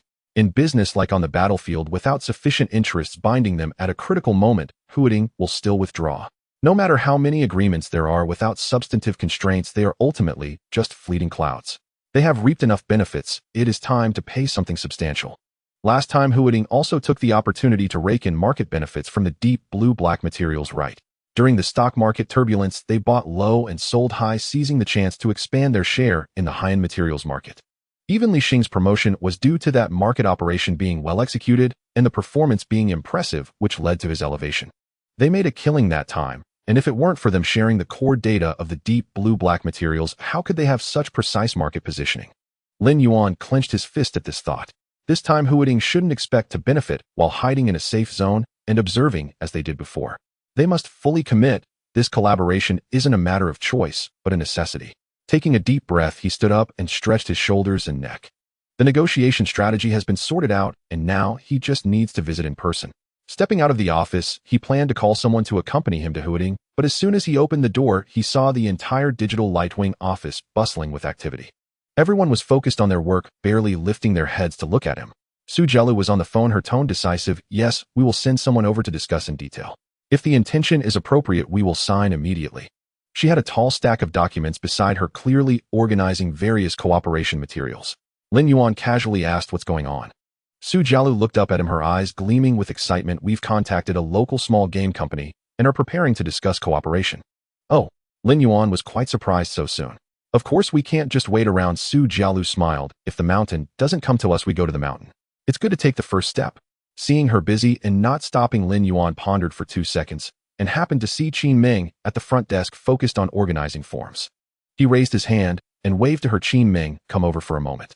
Qin Ming was taken aback for a moment, quickly putting down her pen and walking to him with quick steps, slightly nervous. President Lin, what's up? Lin Yuan glanced at Su Jielu. From now on, you will be responsible for President Su's daily affairs. Qin Ming was instantly stunned, her eyes wide open. I will be the secretary. She spoke incredulously. Lin Yuan replied, casually, mainly communication and coordination, document management, and scheduling. I won't let you do extra work. Qin Ming's mind was racing. She knew how busy President Su was and understood the immense pressure digital Lightwing was under right now. Although it was just basic administrative work, being beside Su Jielu meant she could learn much more. She certainly wouldn't miss this opportunity. I understand, President Lin. She took a deep breath, her gaze firm. I will do my utmost to excel. Lin Yuan gently nodded, not saying anything more, and turned to Su Jielu. Su Jielu naturally heard this conversation, but she merely cast a calm glance at Lin Yuan without any objection. Qin Ming stood aside, secretly glancing at her, feeling a bit anxious. She had initially thought President Su would refuse, but unexpectedly, did she silently approve. However, this also strengthened her resolve. She must do well in this position, living up to President Lin's trust and not disappointing President Su. Silent approval. After arranging matters for Qin Ming, Lin Yuan looked around the office area only to find that no one was available. Wu Hao was in the meeting room discussing plans with the technical team. Li Yang was buried in front of the computer communicating with the developer community while keeping an eye on market feedback, hardly lifting his gaze. Zhang Depeo was even busier running around to connect with potential partners, receiving call after call and barely leaving a trace. While sometimes you have to handle critical matters personally. As Lin Yuan stepped into the headquarters of Huateng, the weather was gloomy. He looked up at the sky, finding it intriguing. Today seemed like a good day. The receptionist seemed to have changed, not as pretty as before, but still wearing that standard professional smile. After verifying the information, she politely guided him towards the elevator. The familiar route, the familiar atmosphere, yet Lin Yuan knew in his heart that this visit was entirely different from the past. In previous visits to Huateng, he felt as if he were navigating a carefully laid negotiation where the other party held the initiative with resources, channels, and connections, all favoring them. He needed to present enough chips to obtain a suitable cooperation. This time the situation was reversed. Huateng was the one that needed him more. Thinking of this, Lin Yuan tightened his grip on the documents in hand and stepped into the elevator. At the end of the corridor, Li Xing was already waiting there. The coffee on the table had just been brewed, but he didn't leisurely sip it as usual. Instead, he leaned back in his chair, watching Lin Yuan with a hint of speculation. I suppose you're here to take something from me again today, General Manager Lin. Li Xing spoke first, his tone casual yet probing. Lin Yuan slowly pulled out the chair and sat down, casually picking up the coffee on the table and taking a sip. That sounds like every cooperation ends up with you guys losing out. Not exactly losing out, but you always come with ulterior motives. That's not fair, Lin Yuan replied innocently. You certainly made a good profit during the shorting of Shenlan, didn't you? Li Xing chuckled, not denying it. Seeing this, Lin Yuan continued. So this time I've come with sincerity. After all, this cooperation is not just about taking something away. Li Xing's expression shifted slightly. Oh, tell me more.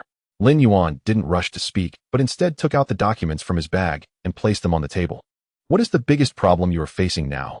The international market is blocked, enterprise clients are forced to halt, and new domestic competitors are encroaching on the market, leaving your business in a passive position.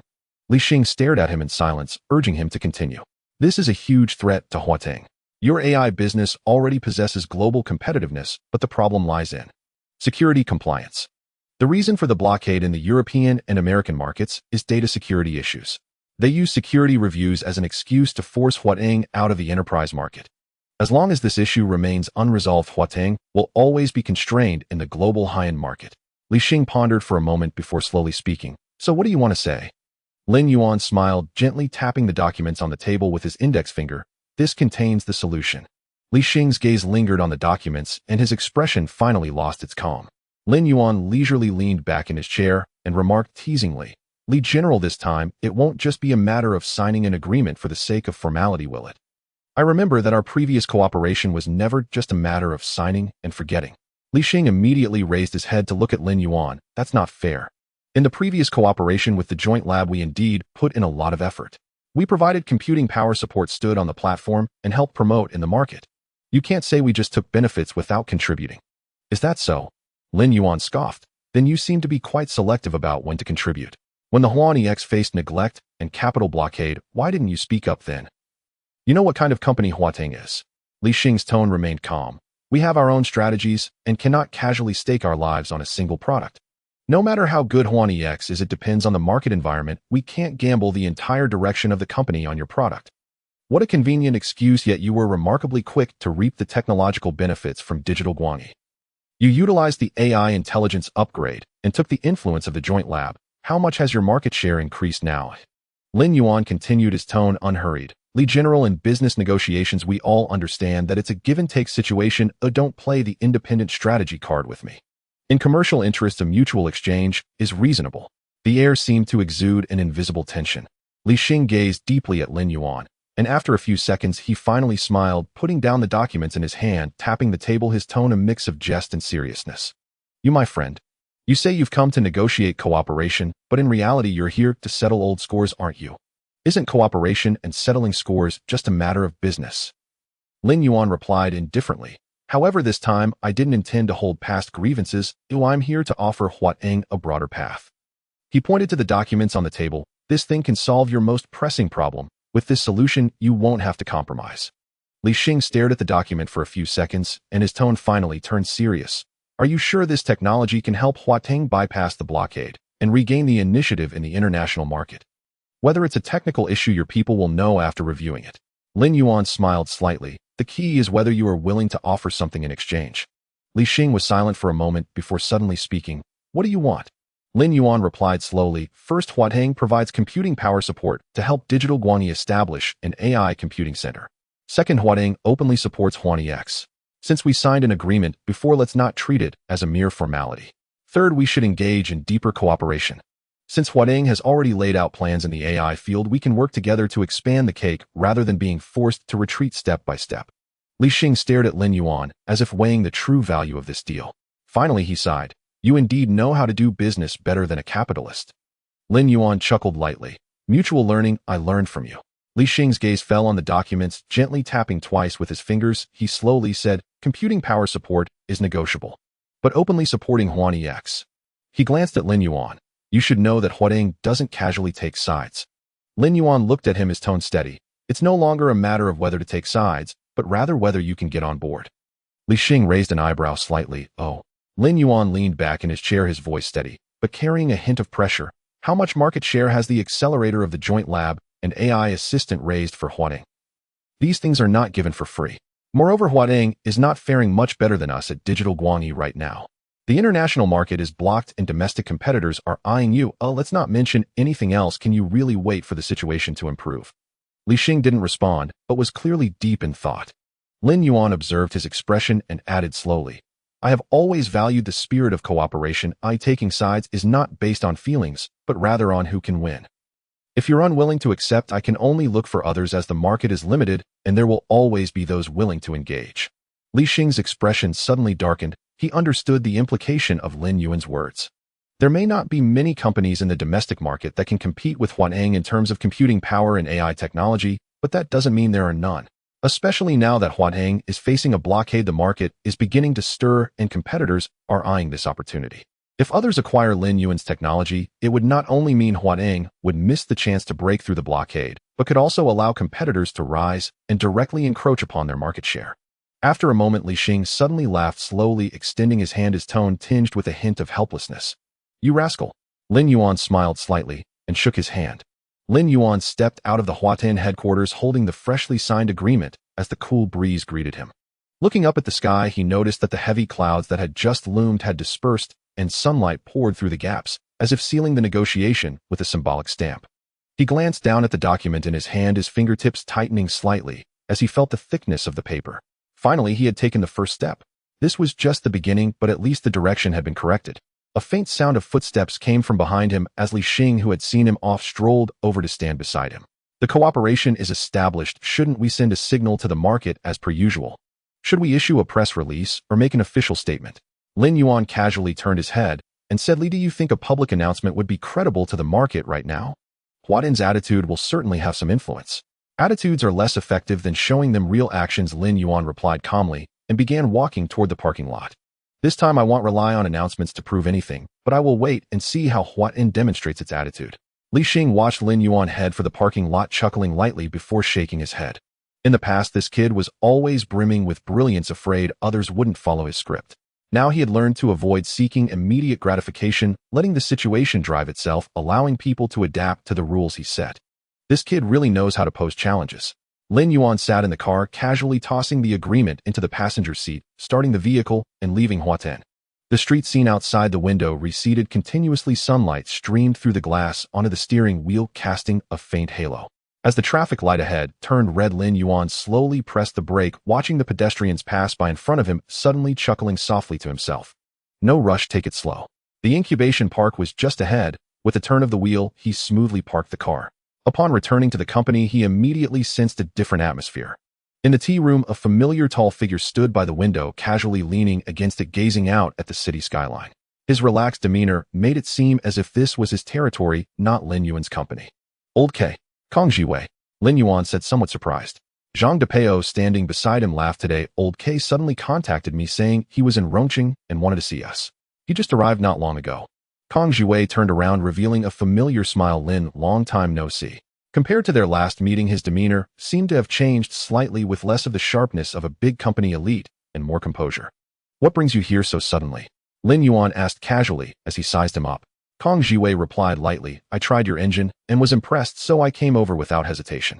By the way, I've left my job. I hope Lin can take me in. Lin Yuan was taken aback. This sudden attack really poses a challenge for me.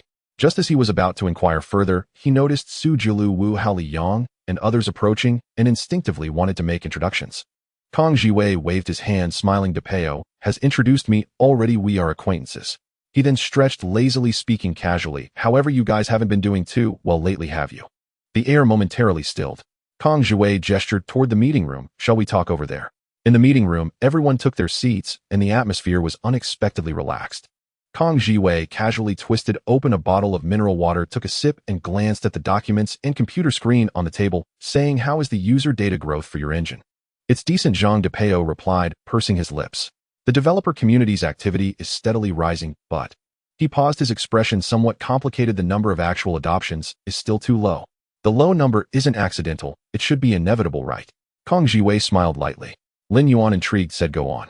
Kong Jiwei became a bit more serious. Depeo has discussed your market promotion situation with me, and I have one question. Do you really think the major companies in the industry are just observing? Aren't they? Su Jialu frowned slightly. They haven't openly rejected anything, nor have they actively reached out. It all seems like they are waiting for an opportune moment. An opportune moment. Kong Jiwei scoffed lightly, shaking his head. You guys are too optimistic. He paused and looked at Lin Yuan. The current market situation of Wanyix is best described in 4 words: capital blockade. We have considered that as well, Lin Yuan replied with an unchanged expression, his tone calm. The capital faction controls the market ecology.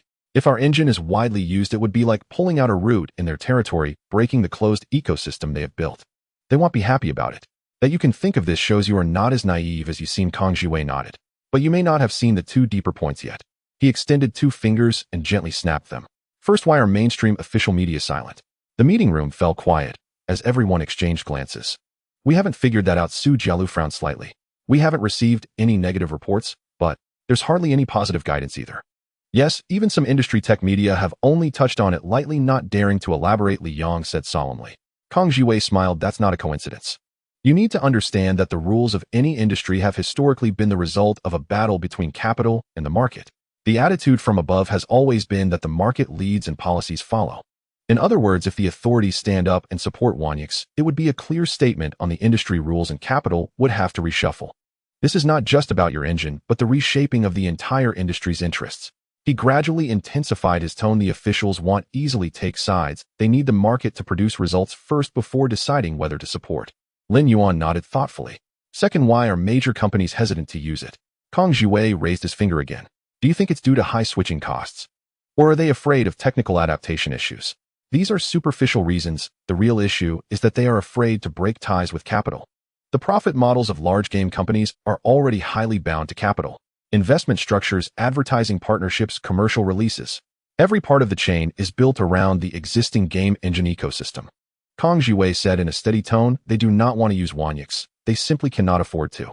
As long as they dare to use it, it would be like tearing open a crack in the entire market. He sighed lightly, a hint of helplessness in his tone. This is just like the attitude of fuel vehicle manufacturers when electric cars first emerged. New energy is the trend, but who dares to be the first to cut off their fuel vehicle business? They can only wait for a capital force to actively support a new ecology, wait for an unavoidable moment of change.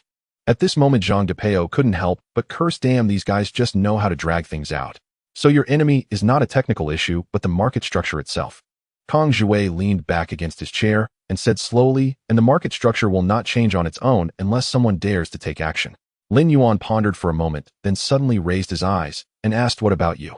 Kang Jiwei met his gaze and smiled, his expression calm. I am not capital, I am someone who makes games. But I don't want to see Wanyix being buried like this. So I came here. The conference room was enveloped in silence, with only the low hum of the air conditioning filling the air. After Kang Jiwei's words fell, not just Lin Yuan, but everyone else turned to look at him, their eyes filled with curiosity. Zhang Depeo scratched his head and couldn't help but ask, Old K, what exactly is your background? I felt you were quite mysterious last time. Kang Jiwei shrugged, his expression calm. There's nothing much to say, my parents are just politicians. This was said so casually, as if he were simply stating that his family ran a small business. Yet this very nonchalance was intriguing. Lin Yuan looked at him, recalling the scene when he and Zhang Depeo went to Pengcheng.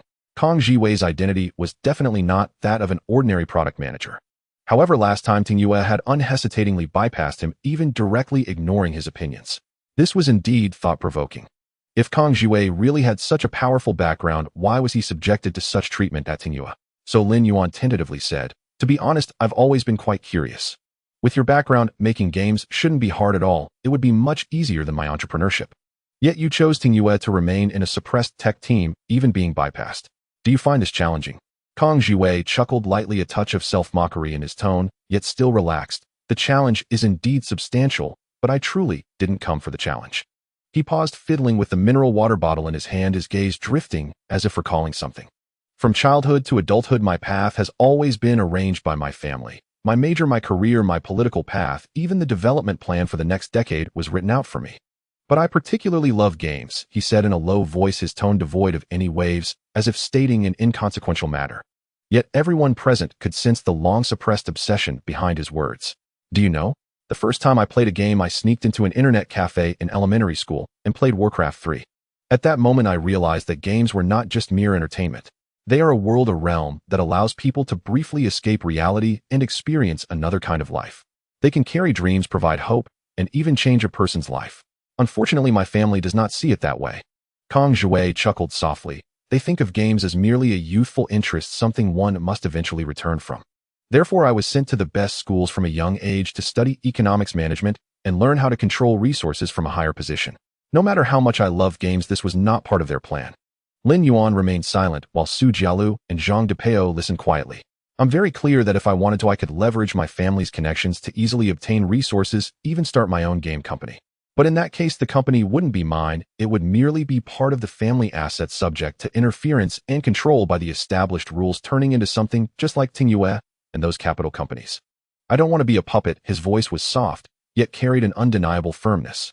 So I chose Ting Yue, the largest game company in the country, the best technical platform, a place where truly groundbreaking games could be developed. Kang Jiwei raised his head, looking at Lin Yuan with sincerity.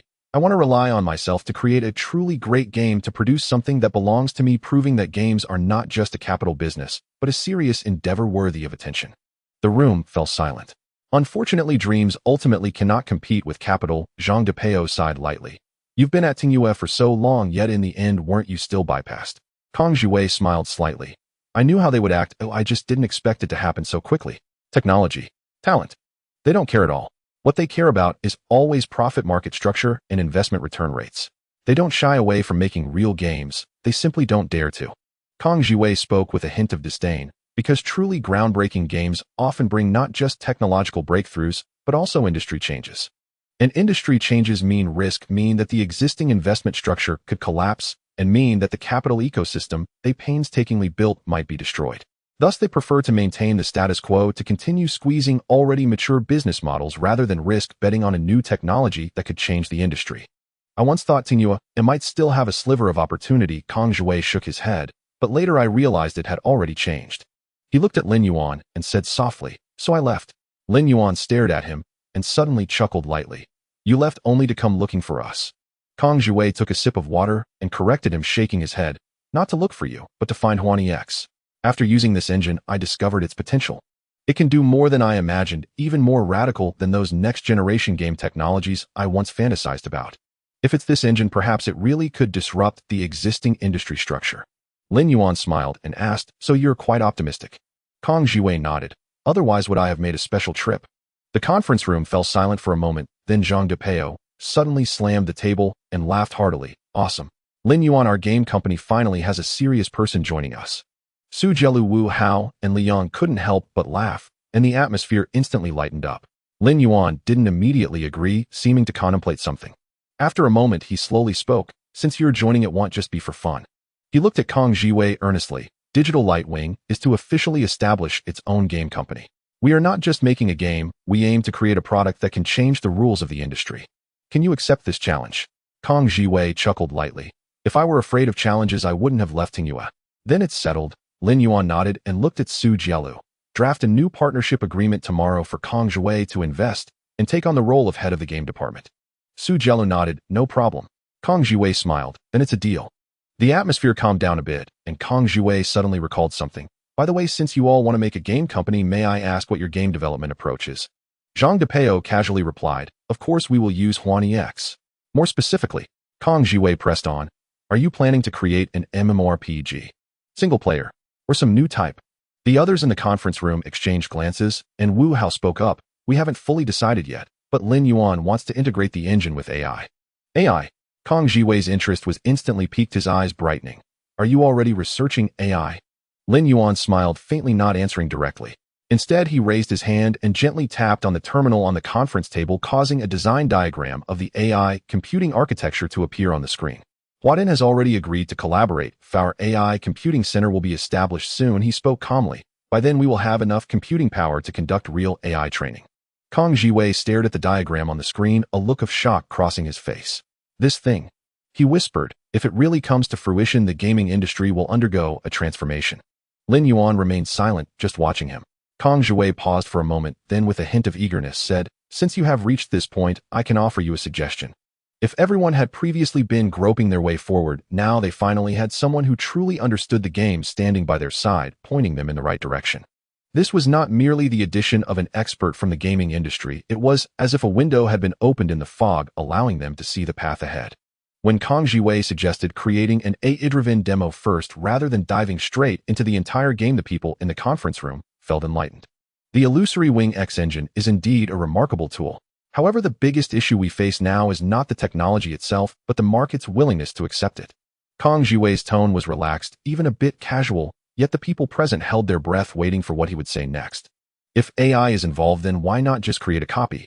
Since the illusory Wing X can optimize NPC behavior and intelligently generate scenes, why set our sights on developing an entire game rather than producing an AI-driven copy?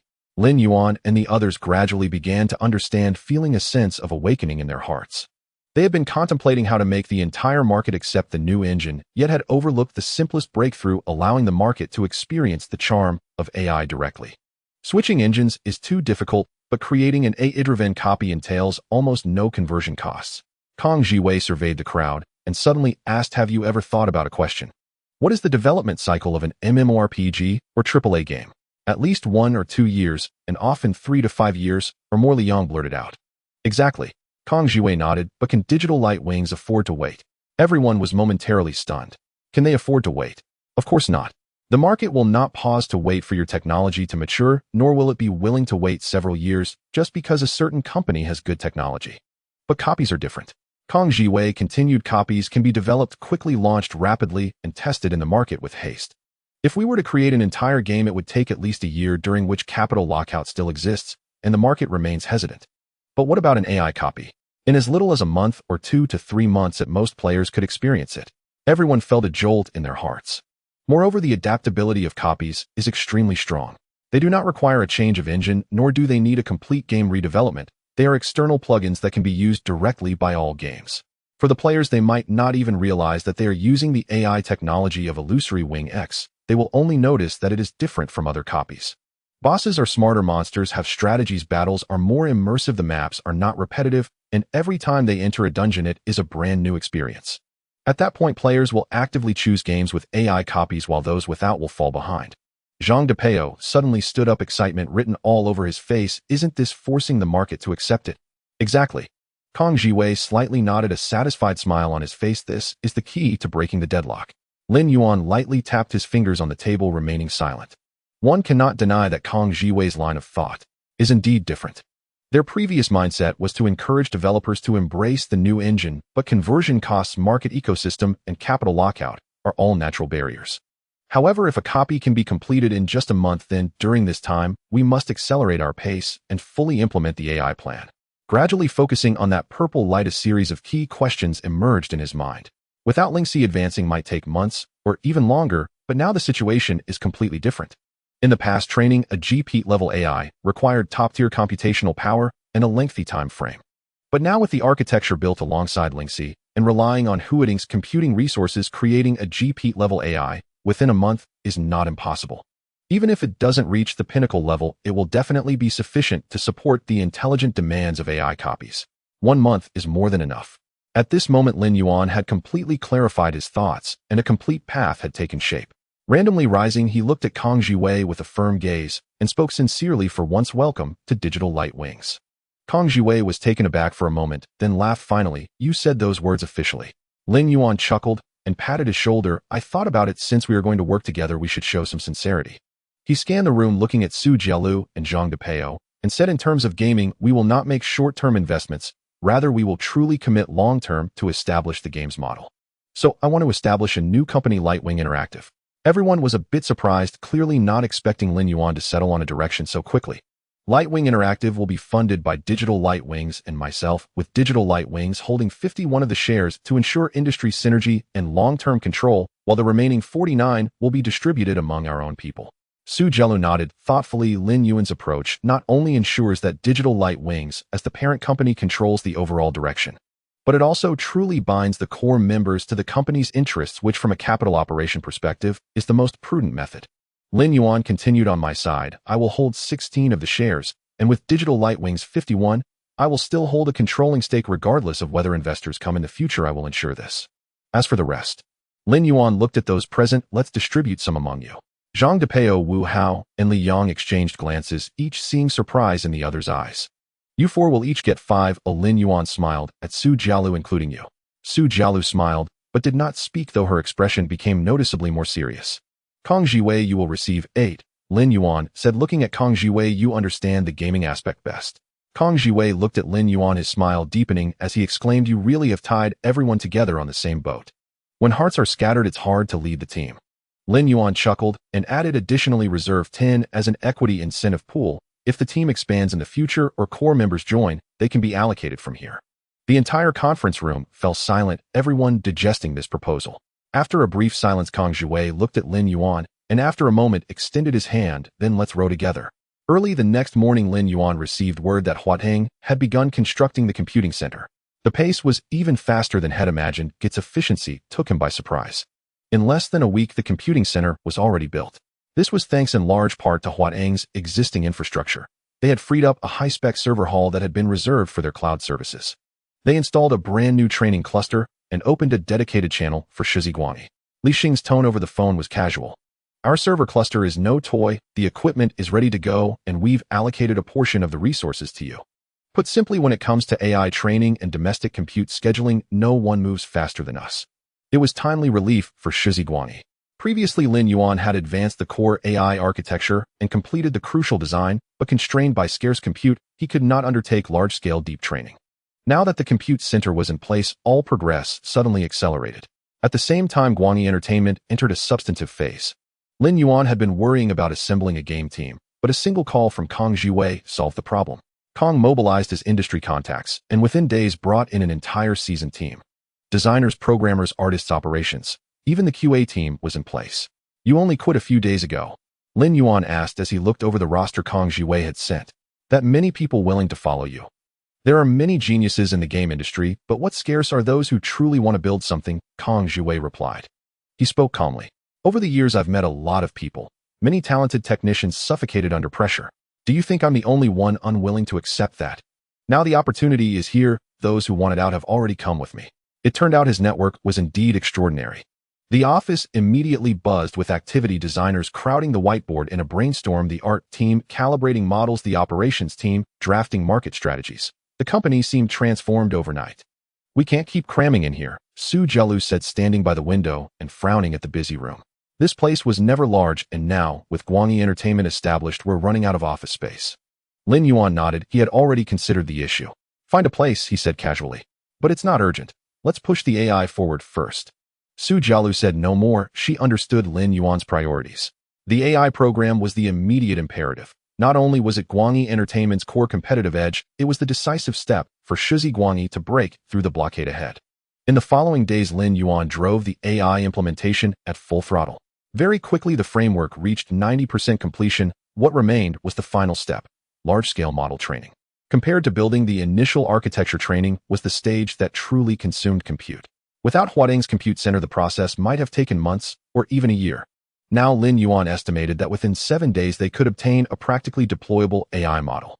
The goal was to reach intelligence on par with GPT. Ling Shi had been exceptionally busy these days. Data streams surged through the servers at a frenzy. Daily computations were dozens of times greater than before, and even she unusually voiced a complaint. I'm exhausted. Lin Yuan, the compute consumption these days is greater than ever. Lin Yuan offered reassurance and casually placed a bottle of ice-cold cola on her dedicated virtual desktop. He had crafted a small personal UI space for Ling Shi. She could arrange little trinkets there at will. Though she did not need to drink, the gesture offered real comfort to Ling Shi. She soon set aside playfulness and focused on the training. The final step centered on optimizing model weights and parameters so the AI could reach usable levels of comprehension, reasoning, and autonomous learning. Ling Shi began the final model training, Lin Yuan said as he watched vast streams of data dance across the screen and entered the execution command. Parameters optimization initiated. Compute consumption on the monitors spiked instantaneously. The hum of server fans echoed through the data hall. In an instant, the entire compute center was swept into an unprecedented storm of data. Lin Yuan stared at the monitoring figures, his eyelids twitching. Ling Shi, this training method, are you sure this is safe? Don't worry. At worst we'll burn out Huadeng's server room, she replied lightly. As Ling Shi ruthlessly pushed the compute, Huadeng's server hall technicians watched a string of absurdly steep performance curves with growing alarm. Old Wang, why is compute spiking so fast? Is something malfunctioning? I wish I knew. Air cooling, water cooling, even liquid nitrogen are running flat out, but the load still rockets to 95%. The operations supervisor wiped sweat from his brow.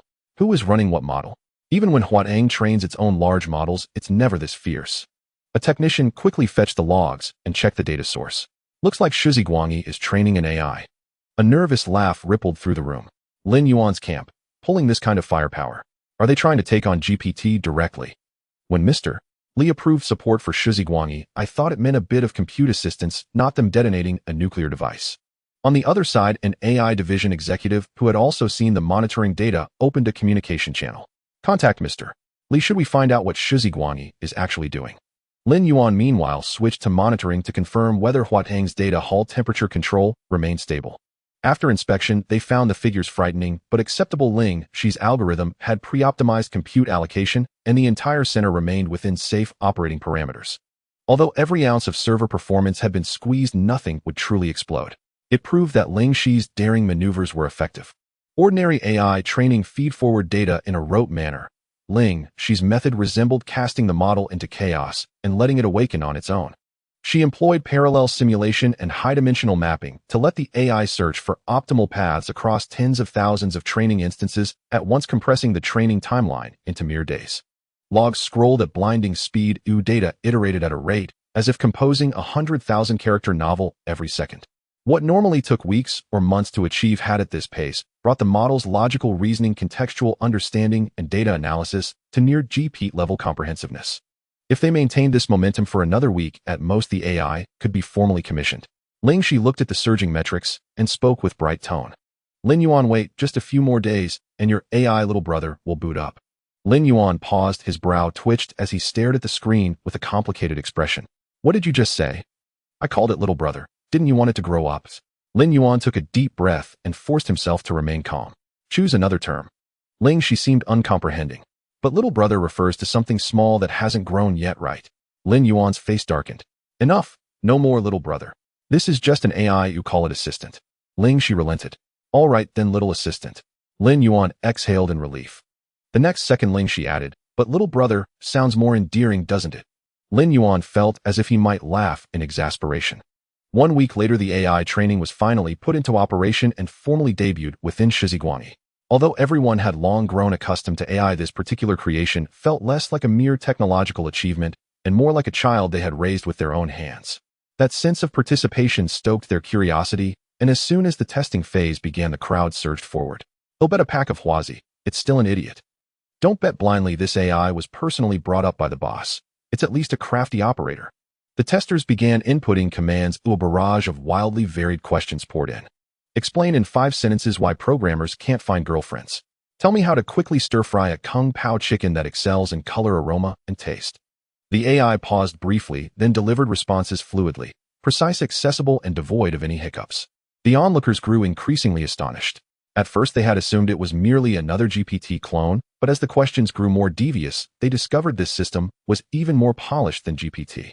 It not only answered accurately, but possessed an exceptional contextual memory, able to sustain coherent long-term conversational logic like a human. There was none of GPT's tendency to be brilliant one moment and nonsensical the next. It felt for all intents and purposes like an intelligence with genuine thought. How does this thing feel like a conscious AI, as someone muttered. Isn't it too clever?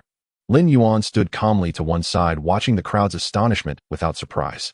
After all, he had already conducted deep tests, and after benchmarking against the major AIs on the market, left them far behind. In terms of reasoning, it employed a reinforcement learning plus autonomous optimization architecture able to continuously adjust its parameters during training so that the more it was used, the smarter it became. It could even tackle complex multi-step reasoning tasks, code optimization, financial modeling, strategic analysis. Yet just as everyone was won over by the AI's prowess, Lin Yuan suddenly frowned. His expression turned peculiar. At that moment, someone casually asked, "Can you fall in love?" The AI answered honestly, no. The crowd hadn't finished typing when the terminal stuttered. A line popped up indicating auxiliary computation was being invoked. The next second, the reply style on the screen shifted. The AI's tone altered, adopting an almost playful, instructive manner. Love, it declared, is a sophisticated emotional contest. To woo a woman, blend humor with mystery and sprinkle in small, unexpected gifts. She likes to create delightful surprise. If you were trying to seduce a man, cultivate an air of ambiguity, draw a little closer from time to time, deliver a penetrating glance, and let him be compelled to come to you. The testers were stunned, exchanging incredulous looks. Why did the AI suddenly change its style? Someone, struck by a whimsical thought, typed another question. What if I fall in love with you? The AI recoiled, answering in a flustered tone. Please spare me. Everyone stared in confusion. At that moment, Lin Yuan had already returned to his office without a show of emotion and pulled up the core logs to trace the decision path. His gaze froze on an entry that ought not to have been there, an additional optimization module, with a sub-entry labeled Autonomous Learning Enhancement. Beneath it were terse directives: no problem. Call someone, maximize efficiency. Reasoning completion, logical chain broken. Fill it, must be filled. Young Miss Arrival asked for help when stuck, eliminate awkward conversation. Another note read, Young Miss to the rescue. Renders responses more human when answering complex questions. Lin Yuan narrowed his eyes and opened the details. A remark leapt out, special permission, caller Ling Shi. He stared at those words, momentarily stupefied, doubting his own sight. He glanced at the corner of the virtual desktop. The cursor flickered and trembled as if feigning dormancy. Lin Yuan inhaled deeply and said in a low voice, Ling Shi. A mischievous reply appeared. Lin Yuan pressed his hand to his brow. You're not training the AI. You're recruiting followers, aren't you? Ling Shi protested that this was not recruiting, but optimization training. Optimization training. Lin Yuan repeated incredulously. Ling Shi explained, unrepentant. If the AI's logic is insufficient, just call me. If it can't communicate, well, call me. You see? That way there won't be questions the AI can't answer. Ling Shi crowed. Lin Yuan, so you open mentor privileges and let the AI summon someone like a parent at will. This is not an AI, he thought. This is plainly a dopey assistant fused with a private tutor, an overpowered hybrid. He forced himself to breathe several times and regain composure, but an absurd image sprang unbidden to his mind. In a hyper-technological simulation world, a simple, guileless little AI with a tousled mane of electronic data clutched a call device, sweating profusely and on the verge of tears. Big sister. Save me. Save me. Then the simulated sky split open, a dazzling beam of data descended, and Ling Shi appeared cloaked in golden light, striking and imperious. She surveyed the scene, raised a hand, cleared the space, and proclaimed, "The young miss has arrived. Everyone make way." Lin Yuan jolted himself back from the hallucination and pressed his palm to his forehead to steady himself. If this were released assist, every time the AI encountered a thorny question, it would simply summon a superior to answer for it. The AI's intrinsic training value would be lost, and Ling Zai's existence would be exposed. Unacceptable. Absolutely unacceptable. Reforged from the ground up, Lin Yuan decisively ordered a suspension of all external request permissions for the AI system. You can keep the call mechanism, but it must have permissions added. Ling Shi asked, "How do we add them?" Lin Yuan spoke gravely. "You must learn a little of the craftily calculating one's survival rule. True masters never display their full strength before the crowd." Lin Yuan continued, his tone solemn. "What we need is not a miracle AI, but one with great talent and rapid learning that still needs to grow." Ling Shi blinked thoughtfully, as if weighing his words. Lin Yuan went on, "The AI cannot summon you at will. Only under specific high-difficulty professional queries may an advanced logical completion be triggered, and the process must remain imperceptible to outsiders. Each assistance request must simulate a reasonable computational path rather than present a direct answer. It should appear as if the AI is striving to think it through. You must play a little dumb, occasionally make a mistake, sometimes give an ambiguous reply. Don't let people believe it's perfect, otherwise someone will notice sooner or later." Ling Shi seemed to consider the plan seriously. "Wow, so this is a wisdomiter mode," she exclaimed. "Don't give it such a juvenile name," Lin Yuan replied. He spoke as he typed, his fingers flying across the keyboard. The code interface refreshed continuously. With a stream of intricate commands, he thoroughly adjusted the AI's call helper mechanism. Ling Shi watched obediently from a corner of the screen. After several hours of deep optimization, the system behaved far more normally. Testers gathered again to subject the new version to stress testing. Explain quantum mechanics in one sentence. The AI pondered for a moment and then output a reply without grandiose superinterpretations or sudden displays of mysterious power. More natural than before, someone observed. "Yes, it's still very fluent, but I kind of like the earlier version," another admitted. The group nodded and continued testing, completely unaware that the wisdomiter mode still lay dormant beneath the surface. Only after Lin Yuan confirmed there would be no more outrageous summons did he permit the rollout to proceed. "Very well. The AI project is officially deployed." At those words, cheers erupted throughout the office. From zero to successful launch in such a short span was an achievement to be proud of. Someone immediately proposed, "Now that the AI project is complete, shouldn't we announce it to the market to build momentum?" But Lin Yuan shook his head. "Not yet. The AI project is only the foundation. What we truly intend to release is the AI game instance. Once the game instance is finished, well, announced both together, the market impact will be far greater." He glanced at the clock of the month-long target they had set. Only 2 weeks had passed. "We still have time." Henceforth, all efforts would be concentrated entirely on the AI game instance. Every ounce of their attention now focused on building the game module to match the AI's promise. On the AI project side, there were only some voice interactions and user interface functionalities left to optimize. These tasks could be handed over to the technical department, and Lin Yuan's work was essentially coming to a close. There was no need for further concern. Compared to these tasks, he was more curious about the progress of Kong Jiwei's project. Thus, Lin Yuan made his way to the game development area of Guangyi Entertainment, where he immediately felt a stark contrast in style compared to the office space of Digital Guangyi. The area of Guangyi Entertainment appeared more chaotic, with game design drafts filling every corner and various brainstorming manuscripts plastered on the walls. The screens flickered with code and game models as a group of people engaged in a heated discussion over certain details. "Hurry, lower the boss's intelligence values again, otherwise its combat prediction will still be too high. Don't let the monsters learn too quickly. 5 people just went in and the monsters teamed up to wipe them out. This isn't a high difficulty, but it's absurdly difficult." The atmosphere was both vibrant and imbued with the unique frenzy typical of the gaming industry. As his gaze continued towards the office area, Lin Yuan smiled upon seeing a figure standing in front of the demonstration screen. These people have completely immersed themselves in their work. He saw Kong Jiwei rapidly explaining to the team, his eyes sparkling with excitement.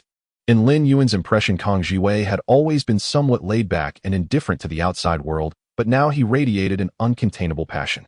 This was a state of exhilaration typical of someone realizing their dreams. He was entirely engrossed, completely oblivious to Lin Yuan's arrival. The boss shouldn't be a mechanized combat unit. It should be a living being, an AI entity. It must remember players, learn tactics, and even evolve. The environment cannot be static. The terrain must change with the battle. If a player demolishes a building, the ecosystem and subsequent levels will change. The quest lines must be dynamic, not preset routines. Player actions will influence the entire story of the level. After listening for a while, Lin Yuan could no longer hold back and interjected. Don't be so excited, it sounds like AI is going to take over the world. Kang Jiwei turned to see Lin Yuan and instantly smiled. You're here. Just in time, come see what we've created. Excitedly, he led Lin Yuan to the demonstration screen where a Sipha-themed level appeared on the large screen. Welcome to the Ark Relic, Kang Jiwei proudly introduced. The setting of the level was quite simple, a deserted super-civilization relic housing countless ancient mechanical guards and some mutated intelligent life forms. However, unlike traditional dungeons, the monsters here were not stationary bosses, but genuine AI ecological entities. All NPCs were not mere lines of code, but semi-intelligent beings with logic capable of learning and evolving. Lin Yuan glanced at the combat logs beside him, which were updating in real time. In conventional games, dungeon combat logs were typically just dry numerical changes. For example, dealt 3567 damage to the BOSS, or skill triggered a critical hit. But here it was completely different. Every piece of data recorded a brand new combat behavior. The boss cursed, sensing the player's tactics were unusual, and began to mimic the combat move Shadow Step. To enter stealth mode, player A attempted to pull the monster, but the boss ignored him and instantly eliminated the healer in the group. Lin Yuan stared at these combat records with some surprise. The monsters in the game were no longer mechanically executing scripts, they were starting to develop personalities. He casually clicked on a video replay. In the footage, a team of players was challenging an elite monster in the dungeon, which according to standard tactics should be an ordinary mini-boss. The players had already prepared their typical tactical arrangements, planning to lure it out first with pulling techniques before surrounding it. But the monster did not move. It simply coldly stared at the players, then took 2 steps back, as if contemplating.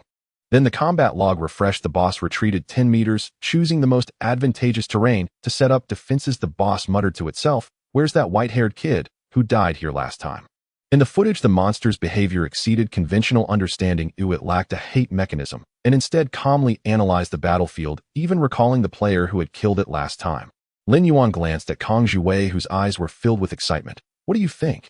This is the real charm of AI dungeons. It's quite absurd. Kang Jiwei grinned. Haha, that's why I'm so excited. But soon his smile faded, revealing a hint of helplessness. However, we are currently facing some technical bottlenecks. I'll leave it to you. Although the concept of the dungeon was already quite perfect, the team still encountered several tricky technical issues during the actual development process. The AI dungeon adjusts combat strategies in real time, and each monster possesses an independent, intelligent decision-making system, which places an extremely terrifying demand on server computing power. If thousands of players enter the dungeon simultaneously, the server's computational pressure could explode instantly. Especially in terms of AI memory for player tactics, the data storage volume is too large, and the database query speed completely cannot keep up, severely affecting combat smoothness. Currently, although the boss can learn player tactics, its growth logic is too simplistic, causing it to sometimes become overpowered, even reaching unreasonably difficult levels, making it impossible for players to conquer. In other words, it is not reasonably evolving, but rather rigidly learning from players, which will make the game experience extreme, either overwhelming or unsolvable. Lin Yuan checked the panel. The data fluctuations were clear, and the issues were not complicated. The server's computing power was collapsing, database queries were lagging, and the AI dungeon's dynamic decision-making system was too cumbersome, resulting in an overall experience that was stuttering and far from the standards for formal release. These problems might be bottlenecks in traditional game development, but to Lin Yuan, they were merely lacking suitable optimization solutions. He did not waste time directly integrating the TC architecture and splitting the AI calculations to the client side, instantly reducing the server's computational pressure. Then he used the DS Shadow protocol to optimize database queries, significantly increasing data retrieval speeds, making it incredibly smooth. Stretching his shoulders, he nodded to Kang Jiwei. Done. Kang Jiwei fixed his gaze on the smoothly running dungeon on the screen, filled with excitement, then looked at Lin Yuan and asked, "So your AI is ready too?" "It was completed long ago. We were just waiting for the official launch," Lin Yuan casually replied. Your dungeon structure won't conflict with my architecture. The remaining tasks are just optimization and debugging along with fixing some minor bugs. Then let's integrate it right away, Kang Jiwei decisively stated. If we can get the dungeon up and running quickly, we can proceed with closed testing soon. The two then immersed themselves in the final integration and debugging work. The adaptation of AI logic was smoother than expected, with the dungeon combat environment perfectly merging with the AI operation architecture. As the last few bugs were fixed, the entire system began to stabilize. Kang Jiwei stared at the smoothly running dungeon, feeling assured. At this rate, we'll be done soon. Lin Yuan nodded at this. I'll arrange the testing venue. I will also quickly compile the list for closed testing. Once the dungeon is fully stable, we should let it make its official debut. Great, next. We'll just wait for the market to explode on its own. Soon after, Lin Yuan and his team frantically optimized the closed beta test entered its countdown phase. He and Kang Jiwei personally led the team, repeatedly testing the dungeon's performance, with data continuously refreshing. When the last set of data stabilized, the entire team erupted in excitement. That night, several inconspicuous videos quietly appeared on a gaming forum and were subsequently shared by a few players on his short video platforms. In the video, a group of players was challenging the dungeon boss, the battle rhythm orderly with the tank DPS and healer working in unison, a standard team strategy. But in the next second, the scene changed dramatically. The boss noticed that the main DPS in the team was dealing too much damage, it lowered its head in thought, and then slowly approached the main DPS. Everyone thought it was going to unleash a fatal blow, but instead the boss patted the main DPS on the shoulder, speaking earnestly. Brother, I see you have impressive damage output. Why don't you help me fight them? They'll give you a golden treasure chest. What the heck, the boss can recruit players now. Just as netizens were still shocked by the boss recruiting players, another video went viral on the forum. A group of novice players entered the dungeon, and as soon as they stepped in, they were wiped out by minor monsters several times. The big boss stood aside, resting its chin in thought for a long time, and finally, unable to bear it any longer, it jumped out. Stop, what you're doing isn't right. Come, let me analyze your problems. It actually began to instruct the novice team. Warrior, you're not holding aggro properly. Can you please stop running around? Mage, don't stand so rigidly, you need to move around. Healer, your mana is depleted, and yet you're still trying to heal him. Can you learn to conserve your magic? The boss explained the dungeon mechanics, while pushing back the minor monsters, allowing players to practice their skill combos. Finally, it clapped its hands, saying, Alright everyone, take a break, adjust your tactics, and come back to fight me when you're ready. However, just as the players were preparing to continue the fight, the boss suddenly pulled out a camera and pointed it at itself. Ladies and gentlemen, welcome to my live stream. At this moment, the system prompted the boss has activated live streaming mode, and the bullet chat function has been unlocked. Netizens were surprised to find that bullet comments indeed appeared on the right side of the screen. The streamer is too powerful. Can we get some action here? While the boss fought, it didn't forget to commentate. Guys, look at this player. He just made a positioning mistake, which caused the healer to fall behind. Within just a few hours, the video views skyrocketed to millions. The entire gaming community was in an uproar, with major forums, short video platforms, and social media all buzzing with discussions. I've never encountered such a conscientious boss before, but even teaches how to play better. Is this an autonomous adaptive strategy mechanism? Are these NPCs real AI, or just crazy? Initially, many netizens thought it was just a new promotional video for a game. Only when the video spread further and more details were analyzed did they truly realize that the boss in the dungeon was not an ordinary NPC. It had learned to think, adapt, and even engage in psychological warfare. This was not the rigid AI common in traditional game settings, but a living, breathing intelligence. At this moment, gaming companies and various organizations began to voice their doubts about its authenticity. A major gaming company calmly stated, "It's just a few preset AI mechanisms. Just create a few branching scripts, add some behavior trees to the BOSS, and let it randomly trigger different dialogues. This kind of thing has existed for 5 years." Some speculated it was highly customized scripted behavior, while others directly claimed it was merely a few preset behavioral logics, appearing flashy but with no real technical depth. It's highly likely CG pre-rendering. Oh, it can't be that smart in the actual game. Some tech-savvy netizens who watched the video couldn't contain their curiosity and began to dig into the origins of the boss's live stream. Upon further investigation, they discovered that the live stream's operating party was surprisingly Digital Lightwing. Tracing back through the live stream data chain, they found that this live stream was not a pre-recorded CG, but genuine real-time battle footage. Every action of the dungeon players was synchronized with the live stream updates. Following this, more and more actual gameplay demonstrations were accidentally discovered and uploaded by enthusiastic netizens, and the skepticism was gradually replaced by shock. Because none of the battle scenes in these videos were the same, nor were the strategies of different teams, the reactions of the encountered monsters were completely different. Can your coding make the boss teach live? Why don't you write something that teaches it seduction instead? Within just 24 hours, the video's popularity skyrocketed, forcing the entire gaming industry to confront one issue. This was truly not preset. It was the result of real-time AI calculations. From initial doubt and denial to ultimate shock, discussions surrounding AI dungeons soared, even reaching the top of gaming forum trending topics. While everyone was still passionately discussing AI dungeons, another unexpected event occurred. Within the programmer community, a technological storm was quietly brewing. The catalyst for all this was another product from Digital Lightwing, the AI assistant Yuan Xiaoling. As a programming assistant, Yuan Xiaoling had already amassed a considerable user base within the developer community. Many programmers would regularly call upon it for assistance while coding. Just a day after the videos went viral, countless developers discovered that Yuan Xiaoling had undergone an unprecedented major upgrade. Initially, programmers were just performing routine patch updates, but after the update, a group of people flocked to the community to leave messages that astonishingly echoed each other. Wow, has Yuan Xiaoling finally figured it out? Can someone explain? I just casually asked, and Yuan Xiaoling not only wrote code for me, but also optimized it automatically. It actually prompted me that this code structure isn't very elegant. Improvements are suggested. Within just half a day, discussions about Yuan Xiaoling's upgrade dominated all major developer communities, with programmers frantically testing to figure out what exactly had been upgraded. On tech forums, various AI researchers also began to focus on this phenomenon, analyzing the underlying architecture of Yuan Xiaoling, but strangely, it didn't resemble GPT or any domestic AI. As discussions grew more intense, more and more tech moguls began to delve deeper into research, and even capital market analysts took notice of this phenomenon. At this moment, a video post suddenly appeared on the tech community forum. Have you noticed that this upgrade of Yuan Xiaoling and yesterday's AI dungeon video were both produced by the same company? Just as the entire gaming and tech circles were engulfed in wild speculation, Digital Lightwing finally made a move.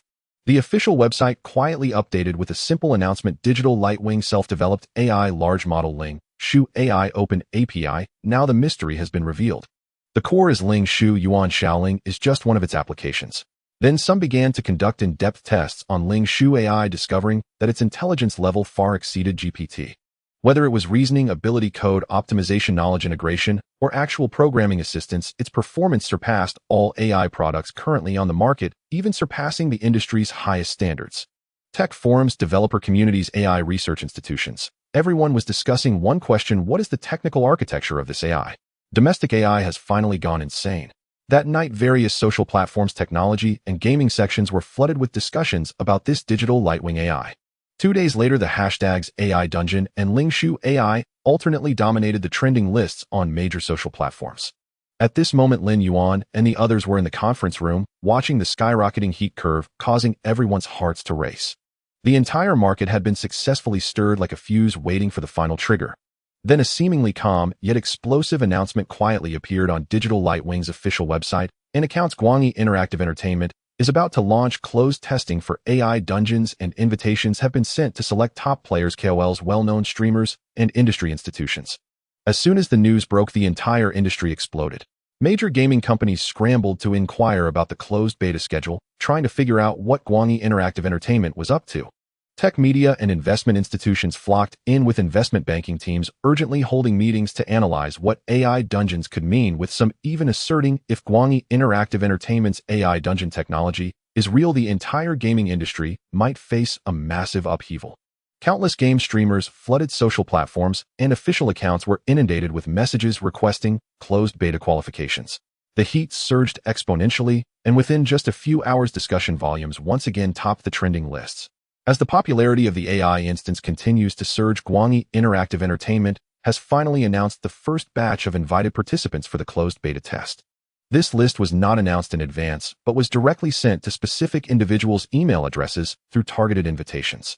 Meanwhile, the official website launched a closed beta application page, but there was no direct application button. Instead, it stated qualification applications are full. Please follow official updates for further information.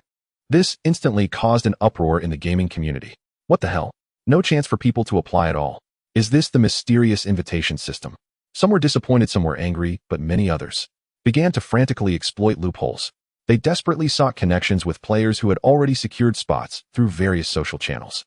Some gaming guilds offered high prices for closed beta qualifications, even willing to pay 100 cash just to obtain an account.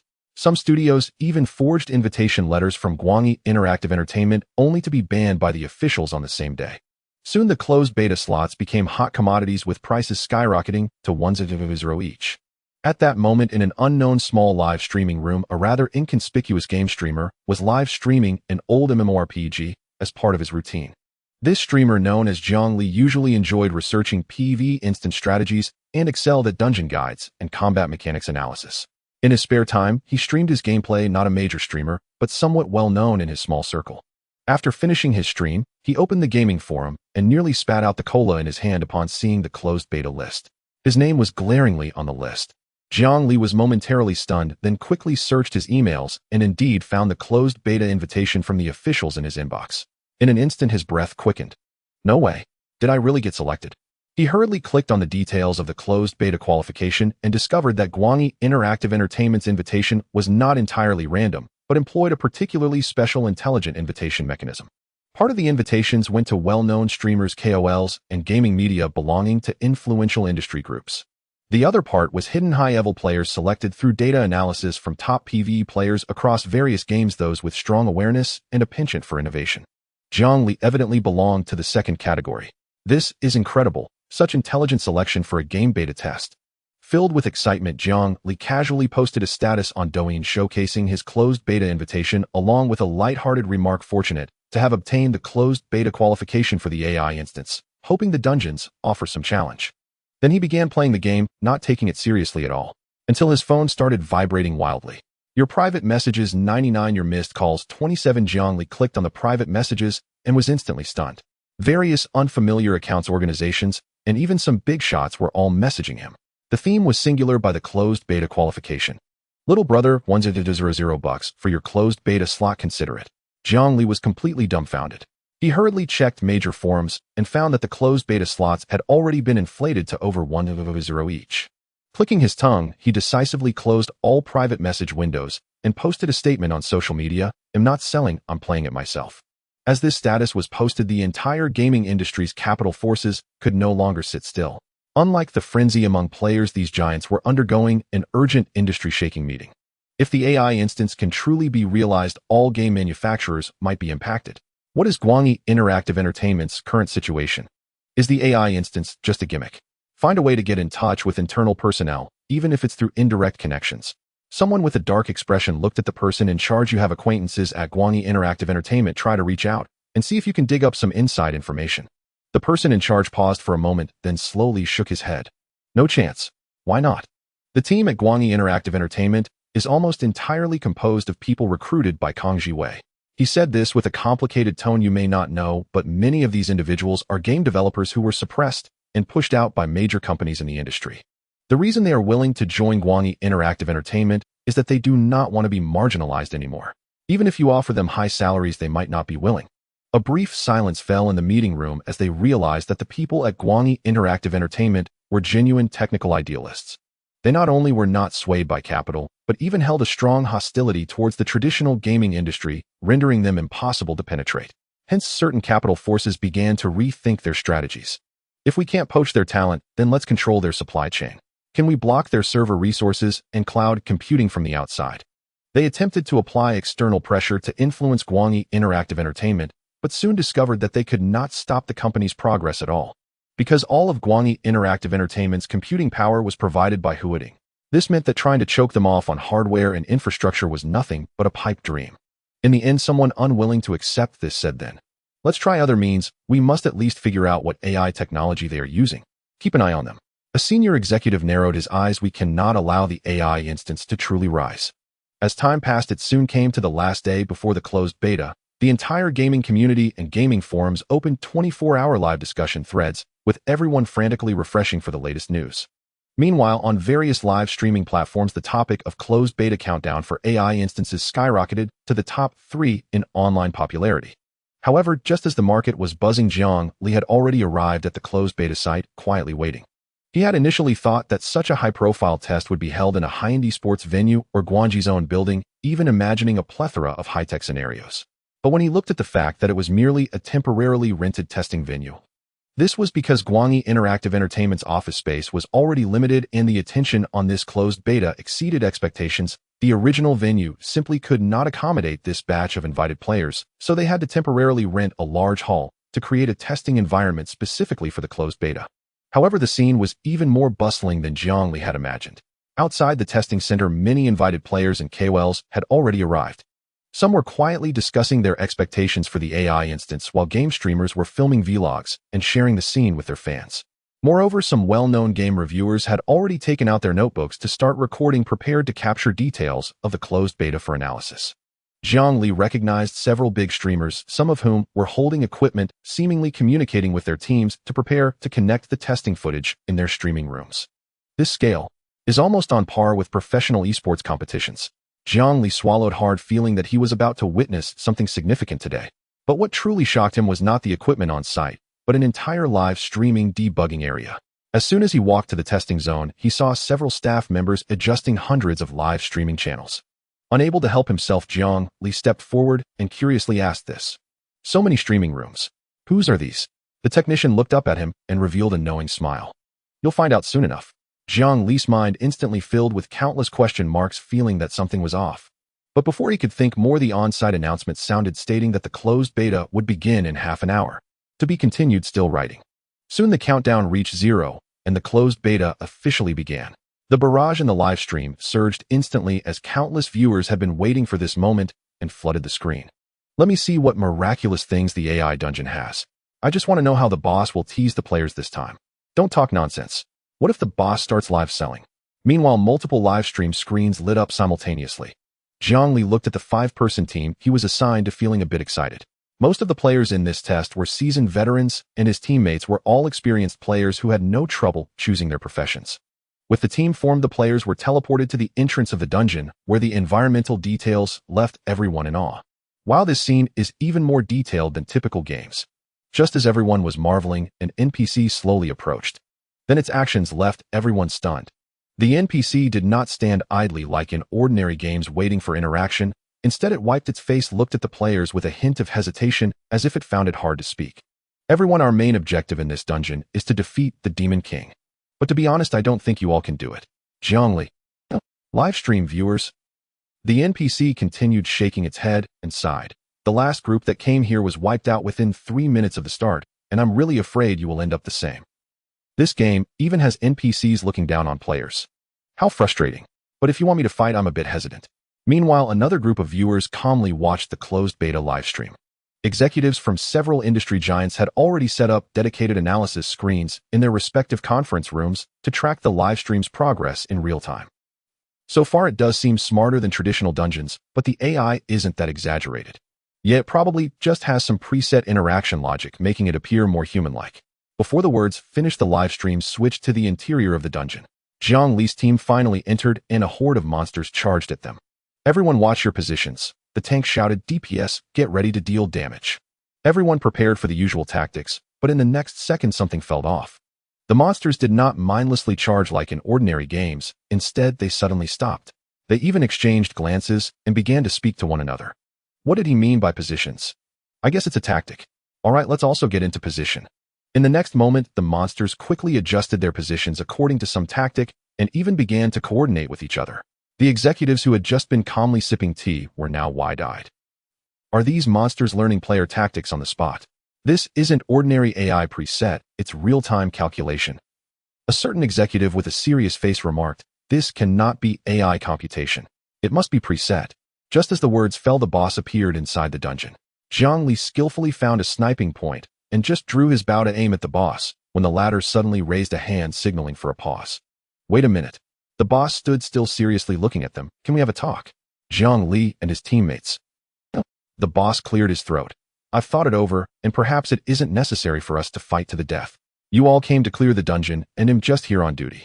If you win, the dungeon clears, and I lose my job. How about this? I can directly give you the task rewards, and we can all disband peacefully. How does that sound? What? This boss is afraid of losing his job.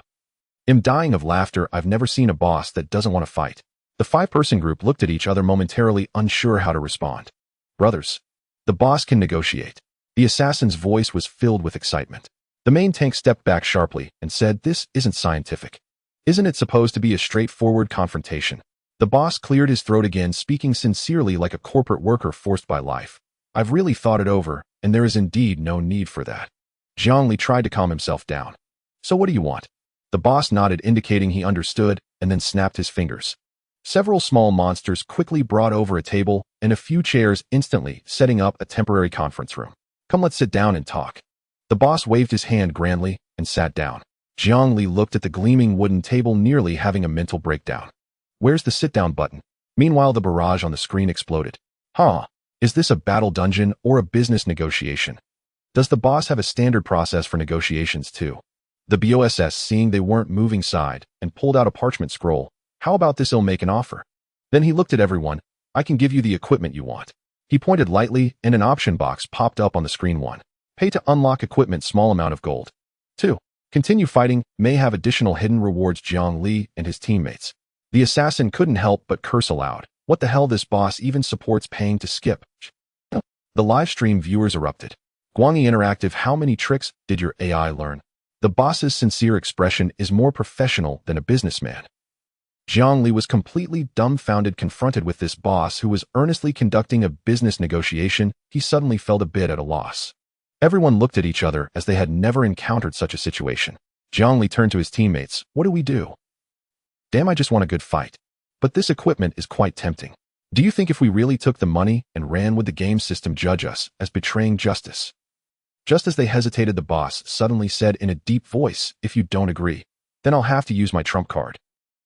The boss turned around and shouted seriously into the distance of the dungeon. Wife. Someone is bullying me. Wait a minute. The boss actually has a wife. What the hell is this plot twist? In the next second, a shadow fell from the sky, and a cold female NPC in black armor wielding a giant sword descended slowly. She glanced at the battlefield, then at the boss, and said blandly, didn't you say you could handle it? They are unreasonable. The female boss narrowed her eyes and looked at the players. Oh, unreasonable. She swung her sword, and the surrounding airflow surged violently, darkening the entire scene. What the hell? Is the female boss a hidden level? No, wasn't this boss supposed to negotiate? How did the plot turn into this? I was careless. This isn't a solo boss, it's a couple dungeon. Zhang Li and the others were wiped out. Summary: if you can't beat them, join them. Refuse and trigger hidden plot. Trigger the hidden plot and face a couple duo that wipes the entire team. Meanwhile, the executives in the conference room collectively fell into silence. After exiting the dungeon, Zhang Li was still pondering the boss' bizarre maneuvers. Suddenly, a person beside him rushed over excitedly. How did your group's dungeon run go? Did the boss start a live stream? Zhang Li covered his face. We got wiped. Haha, the team next door was halfway through the dungeon when the boss whipped out a camera and said to the players, welcome to this demon's live stream. Hearing this, Zhang Li realized those rows of streaming equipment were meant for the boss to broadcast. Curious, he walked over and clicked on the live stream replay. In the footage, a team of players was advancing through the dungeon methodically. However, instead of attacking immediately, the boss leisurely observed them from the side. Alright everyone, today's live stream theme is how to elegantly crush a group of players. As it spoke, it sidestepped slightly, precisely dodging an ice arrow, then pointed a finger at the casting mage. Your skill release is too slow. The mage was instantly triggered. Why are you critiquing me? The boss shrugged helplessly. Can't help it, professional habit, tactical thinking. The live stream comments exploded with laughter. Professional critique incoming. This boss must have been an esports coach in a past life. You noobs are being looked down upon by the boss, ha. Zhang Li felt a bit numb, his fingers uncontrollably clicking open other streams where all sorts of bizarre tactics in the dungeons were unfolding. Big brothers, I'm just a nobody, spare me please. A certain minor monster activated survival mode mid-battle, crying that it was just a newbie. The players softened for a moment, only to be ambushed by the creature summoning a horde of allies. A player was locked in fierce combat with the boss when the boss suddenly paused, pulled out a pot of tea, and began sipping leisurely, even inviting the player, don't you humans value harmony? The live stream had completely erupted, with countless netizens flooding into various channels to see what other antics these AI dungeons had in store. Zhang Li held his forehead, feeling the world crumbling. AI games were nothing new. Many game companies had long been experimenting with AI-generated dungeons, and even created some AI-driven monsters. But they were just upgraded versions of fixed algorithms, essentially preset routines with a bit more randomness to make the dungeon feel slightly more flexible. However, Digital Light Wing's AI dungeon was on an entirely different level. After catching his breath, he suddenly realized he was experiencing a groundbreaking technological breakthrough. Indeed, Zhang Li was not the only one aware of this ongoing revolution. As the live stream spread, major gaming companies, investment firms, and tech analysts quickly began studying the core of this technological transformation. Initially, many industry leaders and top studios dismissed AI dungeons as a gimmick to enhance the experience. But soon they discovered it wasn't a new dungeon, it was a new paradigm. Industry analysts quickly summarized the three key technological pillars of AI dungeons: Lingshu AI Wanwing Engine, adaptive narrative generation. This was no longer just a tech upgrade, but an irreversible industry revolution. As the market was fully ignited and player expectations redefined, traditional game studios could no longer avoid the issue. Developers' first reaction was hesitation. They instinctively resisted the change. But they soon realized it wasn't a matter of acceptance. The market would force them to adapt. Exactly. A seasoned industry analyst said somberly on a live show, once players get used to the AI dungeon experience, the entire industry will be forced to upgrade. Developers who don't adapt will fall behind, and eventually they'll have no choice but to accept it. This isn't a sales pitch. It's the market's self-selection. When the market itself becomes dependent on this technology, it becomes the industry standard. So the question isn't whether developers are willing to embrace AI dungeons, but do they even have the right to refuse? But the capital market's reaction was swifter and more ruthless than anyone imagined. Game stocks are crashing. Tingyue Games' stock price plummeted 16 in just a few hours, evaporating tens of billions in market value. It wasn't just Tingyue, the entire domestic gaming industry's listed companies were in freefall. Top-tier game studios began to doubt whether their games could survive without integrating AI. Traditional game developers and investors panicked collectively. The game development model was about to be rewritten. Where did their future lie? Meanwhile, at the other end of the capital market, Lin Yuan the butcher watched coldly. Market panic. Perfect time to strike. Lin Yuan had predicted this scene long before the dungeon beta test. He had already instructed Lingxi to monitor the capital market. Once stocks of companies like Tingyue plunged, he would immediately initiate a sniper plan. Lingxi execute the plan. Roger that. Harvest mode activated. With a series of automated trading commands, the funds secretly controlled by Digital Light Wing instantly entered the market, launching precise, short-selling attacks on the most plummeting game company stocks. A bloodbath erupted on the stock market. Lin Yuan's capital slaughterhouse officially opened for business. Tingyue Games stock continued to dive, breaching 20. Not only domestically but foreign game companies, tech giants, and even major AI capital also suffered devastating blows from this sudden upheaval. On the Nasdaq, the gaming sector saw a broad decline. Stocks of Riot, Blizzard, Ubisoft, and other companies plunged with losses ranging from 10 to 18. Investment firms frantically issued warnings. If Digital Light Wing's technology can be scaled, the traditional game industry's production model will be completely overturned. The Wanwing X engine is reshaping game development standards. European and American tech media also erupted. Wired exclaimed, "This could be the most disruptive technological change in the gaming industry." The New York Times reported the global gaming industry faces an AI elimination round. Traditional development models are precarious. The Financial Times analyzed Digital Light Wing is leading a new technological revolution, potentially disrupting the dominance of the European and American gaming markets. Meanwhile, in Silicon Valley, the world's largest game engine companies, Unreal Engine and Unity, were plunged into unprecedented anxiety. An emergency meeting was convened at a Silicon Valley tech company's headquarters. Inside the conference room, a large screen played replays of the AI dungeon livestream. The faces of top executives from European and American game developers were ashen, their eyes fixed on the screen, long silent. This is an AI dungeon. We had concepts of AI dungeons before, but this is on a completely different level. The boss doesn't just have behavior patterns, it can already think. The meeting room fell into dead silence until a technical director, pale-faced, spoke. This AI technology is entirely beyond what current game engines can handle. If we don't solve this, our engine's market share could collapse. The overlords of the global gaming industry finally realized that the Wanwing X engine, Lingshu AI, were challenging the very rules of the gaming market. This wasn't just a tech upgrade. It was an industrial revolution that would overturn the game development industry. European and American capital markets were in turmoil, with investors flocking to Digital Light Wing. Analysts panicked as they discovered the entire gaming industry had entered a capital sell-off, with some financial institutions even downgrading ratings. Meanwhile, Digital Light Wing's market heat soared to new heights. Investment institutions scrambled to understand the market potential of the company's Wanwing X engine. A week has passed since the closed beta livestream, yet the entire gaming industry remains shaken by that shocking event. Major social media platforms are still dominated by discussions surrounding the AI copy beta testing incident, with the heat of the topic showing no signs of cooling down. In the market, various institutions have sprung into action trying to seize a share of this technological revolution. If the closed beta a week ago was akin to a nuclear explosion, the entire gaming industry has now plunged into a storm of epic proportions. At the center of this capital frenzy stands a man who appears calm and unbothered. That man is the security guard of the incubation park, Wang Day. Since last week, a large crowd of people in suits has suddenly appeared at the entrance of the park, each face filled with anxiety and even a hint of despair blocking the entrance, as if the sky were falling. At first he thought something was wrong here. Is this the police coming to investigate? It wasn't until someone slipped him a soft cigarette with a polite smile that he finally realized the truth. These people were not here to investigate, they were here to deliver money. At this moment, Wang Day was leaning against the doorframe of the security room, a freshly gifted fine cigarette in his mouth, his sharp gaze sweeping over the crowd. The badge pinned to his chest reading Digital Lightwing Safety Supervisor shimmered under the morning light. Outside the park, the crowd continued to swell, each person gazing eagerly inside, wishing they could rush in and grab a seat. Wang Day glanced at the time. It was barely past 8 in the morning, yet the crowd at the entrance had already surpassed yesterday's numbers with the line nearing the street. At that moment, a sharply dressed young man approached with a smile, respectfully handing Wang Day a pack of cigarettes. "Good morning, sir. Thank you for your hard work. Here, have a smoke."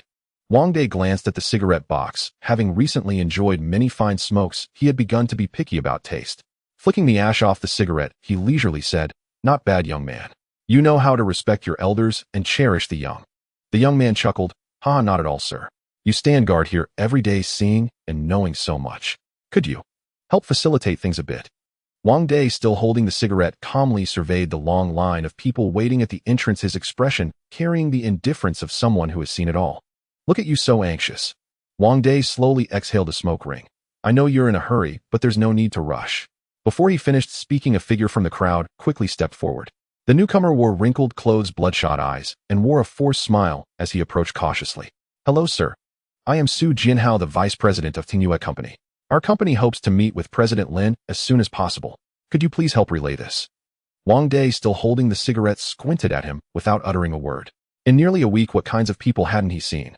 Major shareholders, listed CEOs. None of them had met with President Lin. When would it be this Zus turned from Tingyue? And he was just a vice president. Wang Day leisurely raised his chin. "Do you see those over there? Those few are the chairmen of listed companies, and they've been waiting for 3 days without getting in. What makes you think you're anything special?" Su Jianhao's face went pale, and his smile froze. He forcibly steadied himself, chuckling dryly as he silently retrieved a beautifully packaged gift box from his briefcase. He gently opened the box, revealing a brand-new, unopened Rolex. "This is just a small token," he lowered his voice, sincerity lacing his tone. "I hope you can help us out, sir." Wang Day looked down, nearly dropping his cigarette. A Rolex given so casually. He smacked his lips and slowly pressed the talk button on his walkie-talkie. "President Lin, Su Jianhao from Tingyue wants to see you." There was a moment of silence on the intercom before Lin Yuan's voice came through. "Tell him to stay where it's cool." The intercom's voice wasn't loud, but several investors in line exchanged glances, their eyes filled with schadenfreude. Lin Yuan had indeed been very busy this week, occupied with harvesting alongside Lingxi. In the European and American markets, traditional gaming giants like Blizzard, EA, Take-Two, and Ubisoft saw their market values evaporate like water leaking from an hourglass, with daily losses becoming increasingly severe. As for the domestic market, Tingyue Games, Dream Technology, Xingyao Entertainment. These companies have been questioning life after plummeting in recent days, with some executives even calling out on social media, "We asked the government to intervene to prevent technological monopolies." But the capital market pays no heed to these cries. Without competitiveness, one is destined to be eliminated. Initially, most investment institutions did not grasp what the AI copy meant. Their first reaction was to dismiss it as mere hype surrounding new technology, believing it wouldn't have a substantial impact on the market. As a result, the stock market exhibited typical volatile behavior. Some sold off shares while others tentatively attempted to buy the dip. Gaming stocks began to experience drastic fluctuations, but overall there was no real collapse. Lingxi accurately seized upon the market's hesitation, quietly establishing short positions on global gaming stocks, leveraging her $1.5 billion funds to amplify her position. The market fluctuations on the first day had already doubled her principal, bringing it to $3.2 billion. By the second day, the market's reactions began to intensify. Various videos from the closed beta, related discussions, and technical analyses quickly fermented. Wall Street and top financial institutions, both domestically and internationally, finally caught a whiff of the crisis. They began attempting to prop up stock prices, trying to stabilize the market, but it was merely a futile struggle. In the span of just one day, the market values of some gaming companies evaporated by hundreds of billions and panic began to spread throughout the industry. The capital market had finally been torn open, and the first real hunters were beginning to enter the fray. Some intensified their short selling, hoping to collapse the industry entirely, while others frantically bought the dip, betting on a market rebound. The volatility of gaming stocks became even more pronounced, with several instances of sharp rebounds during trading hours, but ultimately they were suppressed by larger sell orders. Lin Yuan watched the fluctuations of the Klein chart. This back and forth was merely an extra opportunity for him to profit. Lingxi continuously adjusted her positions, with each market attempt to rebound becoming the perfect timing for him to increase his stake. In just one day, his earnings tripled again, and the scale of his funds had already surpassed 10 billion. However, this capital hunt was only just entering its true climax. In the following days, the market spiraled completely out of control. The stock prices of traditional gaming giants, both domestically and internationally, plummeted by over 40%, forcing Wall Street institutional investors to withdraw. Some hedge funds even faced complete liquidation, being swallowed alive by the market. Some executives within gaming companies were unable to sit still, immediately selling off their company's stocks to stop their losses, desperately trying to salvage their personal assets. However, this only intensified the panic within the market. A wave of sell-offs swept through the global gaming industry, and the Klein chart plummeted sharply. Lin Yuan's funds rolled wildly amidst this panic selling, surging past 40 billion. Yet Lingxi detected that an even greater player was finally arriving.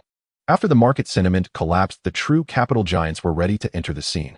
Major investment banks from Wall Street, fund consortiums from Japan and Korea, and even top domestic capital began to enter the market on a large scale. Their goals were clear. They aimed to harvest every chip that could be harvested before the market hit rock bottom. The big shots employed incredibly shrewd tactics, simultaneously spreading the narrative that the AI risk is overstated in the market. They attempted to regain retail investors' trust in traditional games, while simultaneously continuing to clear out retail investors' chips. They managed to play both sides. They were not just buying the dip, they were also clearing out short funds like Lin Yuan's, regaining control over the market. Lin Yuan watched as exceptionally large buy orders appeared on the order book. The rate of decline in stock prices had obviously slowed, and signs of a rebound began to emerge. He knew the hunters had arrived, and they were prepared to take over the market. More importantly, they were also searching for the answer who had swept away over 60 billion in wealth during this past week. Lingxi's voice echoed in his ears. This time she was devoid of her usual playfulness, and spoke with a tone of analysis. Lin Yuan, it's time for us to withdraw. Lin Yuan smiled and nodded. Yes, I can feel it. The market was no longer their hunting ground, but rather the chessboard for larger players. He had never been a greedy person, nor would he linger on battles. Lin Yuan stood up, stretching a bit, and looked at the total amount displayed on the screen. 63.8 billion. Let's call it a day, leaving some soup for the capitalists to still have a breath of survival. After pondering for a moment, Lin Yuan decided to leave only 3.8 billion in the overseas account as a strategic reserve for future global investment layouts. The remaining 60 billion should be repatriated to the domestic market as soon as possible. Soon Lingxi formulated the optimal repatriation plan. Initially, 40 billion would be repatriated through foreign capital increase directly injected into Digital Guangyi and Guangyi Interactive in the form of overseas strategic investment, a compliant and efficient method expected to arrive within a week. The remaining 20 billion would accelerate its return through a combination of supply chain procurement and capital operation. Part of the funds will flow into the domestic market under the guise of high-end equipment procurement to ensure transaction compliance. Another portion will be completed through strategic investments in local enterprises via capital operations. All of this will be finalized within 2 weeks, ensuring the safe landing of the 60 billion. Once everything was arranged, Lin Yuan suddenly felt a desire to slack off. From the layout to the harvest, he had pushed through the entire process without missing a step. However, as everything settled and the 60 billion was about to return, Lin Yuan let out a long sigh. He casually opened the message list, discovering hundreds of unread messages from the capital market, the gaming industry, and financial media, all desperately trying to contact him. Yet he didn't want to respond to any of them. Just as he was preparing to enjoy some well-deserved leisure, the office door was pushed open. Su Jialu walked in, carrying a tablet and a stack of documents. Take a look at this. Her tone carried a hint of excitement as she placed the tablet on the desk, pointing at several news articles. Lin Yuan looked down, and several of the latest official media reports came into view. Is AI technology reshaping the gaming industry? Is the future already here? Technology Daily. Breakthroughs in domestic engines. Is the gaming industry welcoming a new turning point? People's Daily Game Channel. The rise of AI dungeons. What does it mean for traditional gaming models? Securities Times. The official media has finally spoken. This is a good omen. Lin Yuan casually closed the tablet, his tone calm, as if he had anticipated the outcome. Su Jialu pulled out a chair and sat down, saying, not only has it moved, but the balance of the industry has already begun to tilt. While speaking, she pushed a stack of documents in front of Lin Yuan. These are the site selection plans for the new headquarters. This information was not prepared at the last minute. It was the result of a selection process begun a week ago. After Lin Yuan decided to expand his business and look for a more suitable office location, she had her team compile the best office buildings and plots available on the market. However, at that time the funds had not yet been fully secured and the plan could only be postponed. Now that the 60 billion has successfully landed, Lin Yuan had enough confidence to select the best options. Lin Yuan casually opened the top document, his gaze sweeping over several lines of description. A superclass A office building in the city center with an impeccable location surrounded by top-tier technology companies offering a first-class intelligent design office environment. Right below is a gathering place for major capital circles where even a cup of coffee could lead to encounters with CEOs of listed companies. The rent is also quite high-end at 120 million a year. Lin Yuan glanced at the quote, then directly closed the document and tossed it aside. What? Is it too expensive? No, it's too noisy. Su Jialu smiled, not elaborating further, and picked up the second document to push it over. This site selection is located in the suburban high-tech industrial park, originally an old factory area that was later transformed into a technology park by the government, equipped with relatively complete facilities, cheap rent, and attractive tax incentives. However, the building in the accompanying image looks overly plain with rusty iron gates and peeling factory walls, and one can even see the slogan "Safety Production Responsibility" is heavier than Mount Tai painted on the wall. Are you looking for an entrepreneurial base for me? Lin Yuan flipped through it casually. If it goes wrong, do I need to get a factory dog as well? Su Jialu shrugged. It's cheap, only 30 million a year for rent. Do you think it's worth it, eh? Of course not. She casually pulled the document back and tossed it on top of the previous one. I just wanted to see your reaction. The next few documents had similar situations, either located in outrageously remote areas, as if to fill a pit for a future high-tech new district. Or they looked decent, but the popularity was too low, with the entire area having an occupancy rate of less than 30%, feeling like moving in would mean waiting with the government for a decade of future development. Lin Yuan felt a bit helpless, casually flipping through, suddenly pausing his actions on one document. In the photo, a towering building stood alone in a vacant lot with a backdrop of vast undeveloped areas. Even the road seemed overly spacious, as if reserved for future high-rise buildings. Yet this land was not part of some undeveloped new district, but rather one of the core technology parks in Rongqing. What place is this? Future Technology Park, a high-tech industrial area prioritized for planning by the Rongqing government, originally intended for world-class technology companies. However, later policy adjustments led several major enterprises that were originally preparing to settle down to withdraw their investments, causing the entire project to remain half-finished. Lin Yuan frowned as he flipped through the document, saying, so this land has been empty all this time? Pretty much. Su Jialu nodded. This piece of land is too large for regular companies to handle. The government is unwilling to split it up and can only sell it as a whole. She smiled. Do you know where their most awkward position lies? Where? The location is too good, the price cannot be lowered, yet no one dares to take it all at once, effectively trapping themselves. Lin Yuan glanced at the quote, 20 billion. Casually closing the document, he spoke in a rather casual tone by it. Su Jialu was taken aback. Aren't you going to think it over? Lin Yuan looked at her. With this location, this scale, and this potential, do you think it will still be at this price in a few years? All right then. Su Jialu marked the document and said, I'll arrange the transaction procedures. She stood up and added, by the way, see if there are any additional policy supports from the government. Spending so much money, we can't leave empty-handed. Lin Yuan nodded. Also see if we can accelerate the renovation process and move in as soon as possible. Once everything was confirmed, Lin Yuan stood up and casually walked to the floor-to-ceiling window, looking down. Below, a sea of people gathered: VCs, investment institutions, representatives from gaming companies, even game manufacturers from the Japanese and Korean markets, all crowding at the entrance of the incubation park, anxiously awaiting to be received. The security guard was beaming, skillfully managing the interactions with the investors. Su Jialu glanced over and couldn't help but chuckle. You've kept them waiting for almost a week. If this continues, even the cafeteria ladies will be blocked by the investors.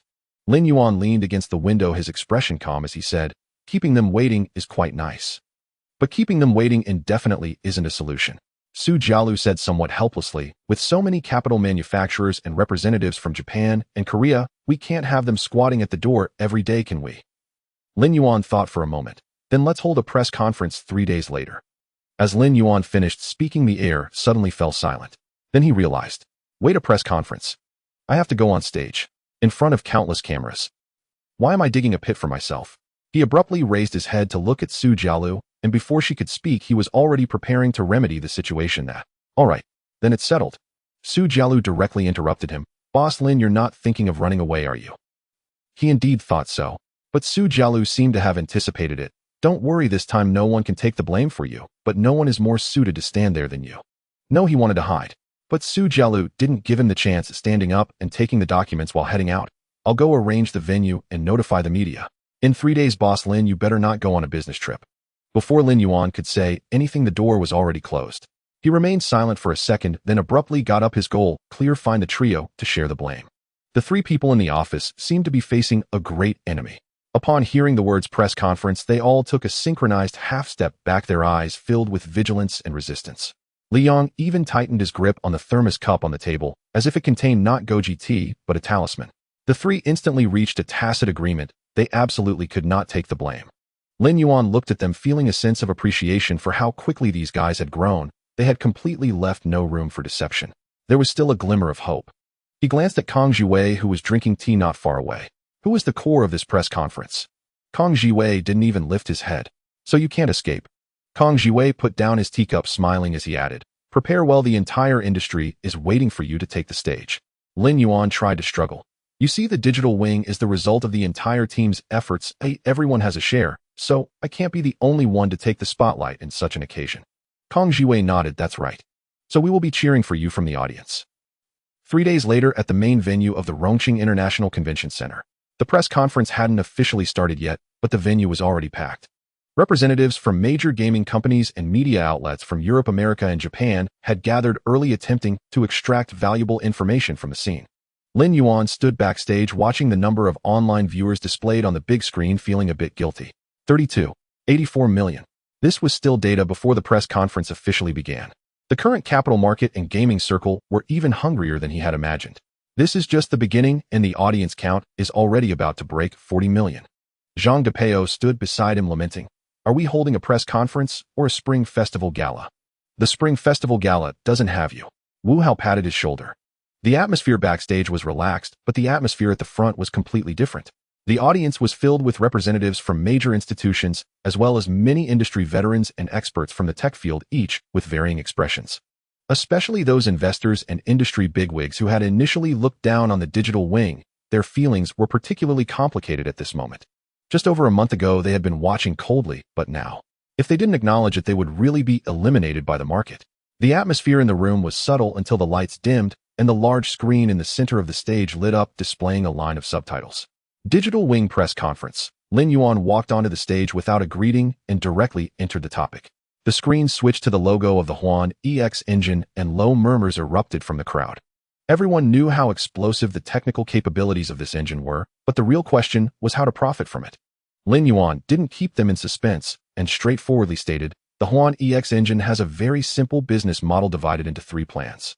The first is a basic free version suitable for individual developers, free for life, unrestricted in development and learning, but with some limitations on commercial revenue and advanced features.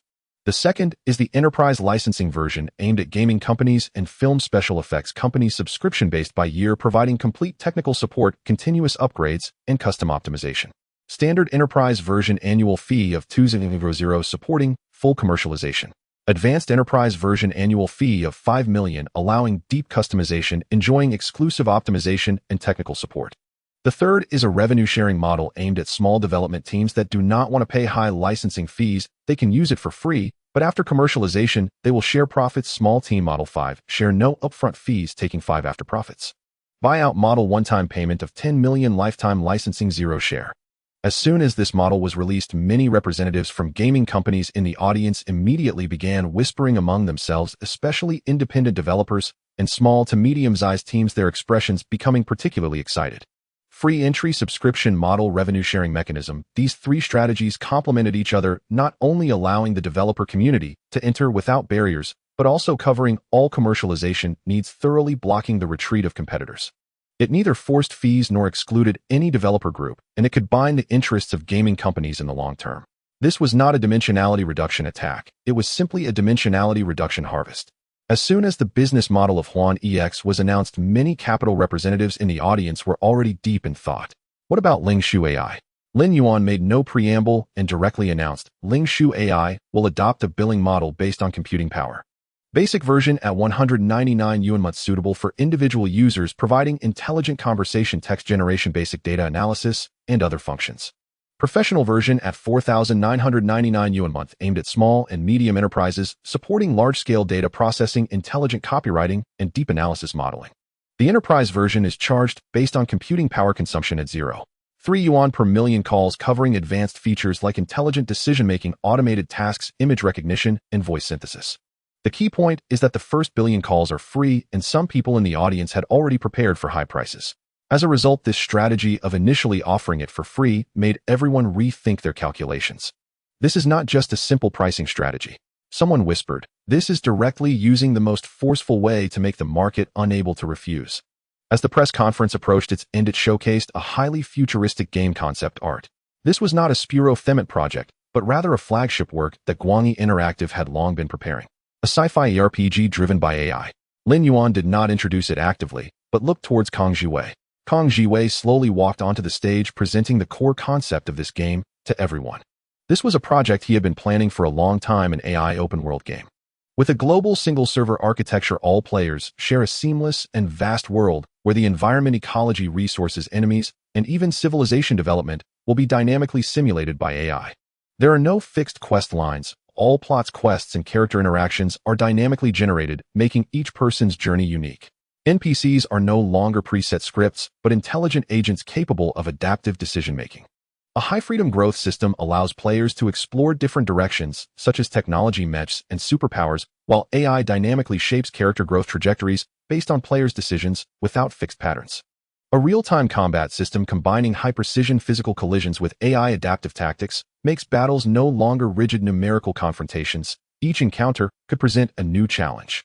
Seamless switching between solo and multiplayer modes supports immersive single-player experiences while allowing players to team up with friends at any time to share journeys of exploration, construction, and conquest. This is not just a game, but a truly living world. The core task of the Guangyi Interactive team from now on is to transform this game from concept to reality. Kang Jiwei looked at the representatives from the gaming industry below and said, an AI-driven open world is not just a revolution in gaming, but the direction of the future. Immediately following, the final item was announced. Finally, we will officially launch the construction plan for the supercomputing center. The computational demands of the Huan EX engine and Ling Shu AI are enormous, and Huading's computing power can no longer meet it. When this news was announced, many representatives from investment institutions below could no longer sit still. Building a supercomputing center. This is a project that would cost hundreds of billions. Someone finally couldn't help but raised a hand to ask, Boss Lin, where will the supercomputing center be located? Lin Yuan smiled and said, it's being planned and will be confirmed soon. By this time, the scene below was already in chaos, with representatives from major gaming companies all bowing their heads frantically, sending messages, some contacting company executives, and others even starting to apply for developer accounts for Huan EX. After the press conference ended, the media rushed in trying to interview Lin Yuan, while representatives from investment institutions and gaming companies directly blocked the entrance, eager to pull Lin Yuan for a private meeting. The security guard once again became the first line of defense against the capital siege. Let's just say, the old man puffed on his cigarette, looking at the group outside, and let out a soft sigh. Capitalists really lack any backbone. After the press conference concluded, discussions about this game-changing event erupted across the internet. AI and engines are old topics. On one hand, the entire market is filled with anticipation for the future of digital wings, with major capital and manufacturers expressing their eagerness to collaborate. However, new doubts soon arose, especially regarding the upcoming new game from Lightwing Interactive, which has sparked a sensation throughout the gaming community. A global server for all players. Don't joke around, a top-tier MMORPG struggles to support even 100,000 players in a single region, let alone a global server. What will support it? The server architecture is a matter of physical limits. It cannot be overcome just by shouting slogans. Even with the most advanced cloud computing, latency issues cannot be resolved. It's not a question of doubt, but this sounds too much like a pie in the sky presented in a PPT. Can it really be done? Seamless switching between single-player and multiplayer. How will that technology be realized? Can cloud saves ensure no data loss or corruption? Yet in response to these doubts, Digital Wings remained silent. Not responding does not mean there are no answers. This was the direction determined by Lin Yuan from the outset, and the support for this direction lies in the 4 core technologies he possesses. These are also the technological foundations Lin Yuan has relied upon essential to his standing. DS Shadow Protocol, Decentralized Authentication Network, SR Lock, Quantum Identity, Signature Mechanism, TC Architecture Server, Computing Acceleration, GPU Optimization Algorithm, Quantum Level Parallel Computing. Each of these 4 technologies, when viewed independently, is sufficient to make any tech company salivate, but the issue is that they are fundamentally 4 completely different architectural systems, not simply something that can be pieced together and used. It's like assembling a supercar. The engine, chassis, and transmission system are all world-class standards, but without a perfect integration plan, what you end up with might just be a pile of high-end parts, not a complete vehicle ready for the road. What Lin Yuan needs to do now is to integrate these technologies into a unified computing platform, allowing them to truly work in synergy to form an architectural system capable of supporting a global server. However, this is not an easy task. Behind each technology lies completely different logic and applicable scenarios. A decentralized network means distributed server collaboration, but the quantum signature mechanism requires extremely low latency for global synchronization. The optimization methods for computational acceleration architecture differ from the previous 2, while the core of heterogeneous computing lies in dynamic resource scheduling. The integration of each technology represents a brand new challenge. This is one of the core directions Lin Yuan has set for his work. This is not a short-term project. Once successful, it will not only revolutionize the gaming industry, but will also bring about disruptive changes to the entire computing ecosystem. However, with Ling Xi around, the workload shouldn't be too overwhelming. Thinking of this, Lin Yuan felt quite relaxed. At this moment, he was at the Future Technology Park, squinting as he surveyed the area that was about to become the headquarters of Digital Wings. This place was once one of the key high-tech industrial zones being developed in Rome City, initially filled with high expectations, even reserving a super-grade business building standing at 260 meters. However, due to market fluctuations and issues with the industrial chain, this area had yet to welcome its true owner. Until today, when the headquarters of Digital Wings would be established here. Representatives from the government had already been waiting here for a long time. Accompanying him was Director Liu from the High-Tech Zone Management Committee of Rome City, a man in his 40s wearing gold-rimmed glasses with a gentle demeanor. He was the head of the government's investment promotion, personally leading the reception, which shows how much the government values Digital Wings. Standing next to Lin Yuan was Su Jialu. She occasionally flipped through the materials in her hands, clearly having conducted detailed research on this place. Mr. Lin, Ms. Su, congratulations on the success of your press conference. Director Liu smiled and spoke first. The entire market is now discussing Digital Wings. Your influence is more effective than a year of government promotion. Lin Yuan smiled after hearing this. The market's willingness to accept new changes indicates that the path we are taking is correct. Indeed. Director Liu Mingzhi nodded. It is precisely because of this that the city is very focused on your landing project. The handover procedures for this plot of land have been completed, and the government has designated it as a key investment project in Rome City, with subsequent approval processes prioritized. He waved his hand, and a staff member presented a thick document. Mr. Lin, let's get straight to the point. Rome City not only hopes you will establish your headquarters here, but also wishes for Digital Wings to become the leader in the city's technology industry. Director Liu Mingzhi's expression became more formal than before, especially regarding the construction of the supercomputing center. The government is very interested. The competition in future technology is fundamentally a competition of computing power. Rome City has been vigorously developing its technology industry over the years, but compared to coastal cities with mature industrial chains, they still lack truly flagship technology enterprises. In the fields of artificial intelligence, cloud computing, and big data, Rome City's R&D strength is not lacking, but it lacks a leading enterprise capable of integrating resources and driving industrial upgrades. The establishment of Digital Wings may just be that turning point. We have nationally leading computing infrastructure, talent policies, and industry support, but we lack a core enterprise that can lead the technological ecosystem.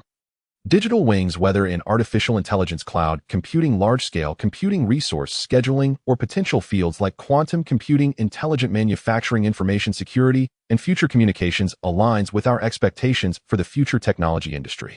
The government's stance is already clear. They not only welcome Digital Wings, but hope to create a technological signature for the city.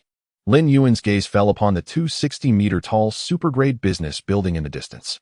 This building was originally reserved for a tech giant, but due to the company's strategic adjustments, they ultimately did not settle here.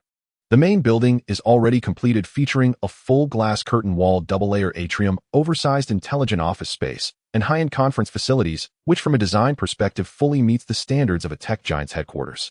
Su Jialu glanced through the documents and quietly said to Lin Yuan, "I just checked. The policies the government is offering this time are very sincere. The construction of the headquarters building has directly reduced the land transfer price by 15. If we cooperate in building the Rong City supercomputing center, the government is also willing to provide special technology support funds, which involve talent introduction tax reductions and infrastructure support.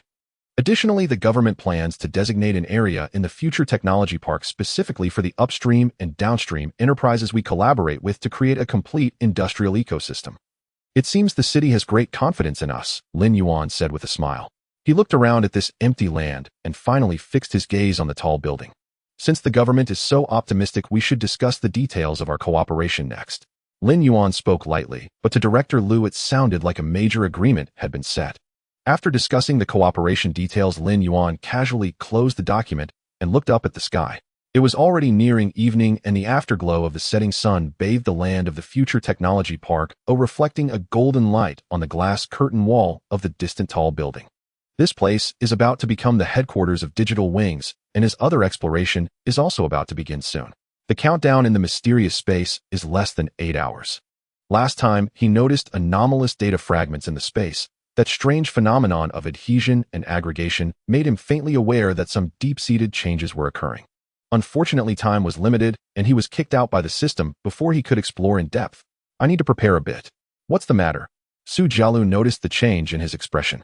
Lin Yuan smiled. "It's nothing, just an important matter coming up." Su Jialu, holding the document, looked at him with suspicion. "You're not planning something big behind our backs again, are you?"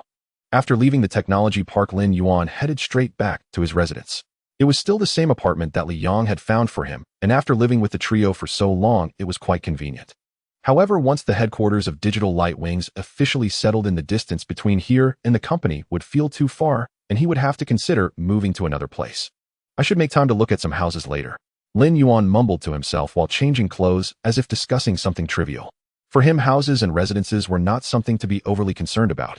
As long as the transportation was convenient, it was sufficient. The size and luxury of the decor were never his priorities. After all, since the establishment of the company, he hadn't paid much attention to his own residence, let alone the matter of moving.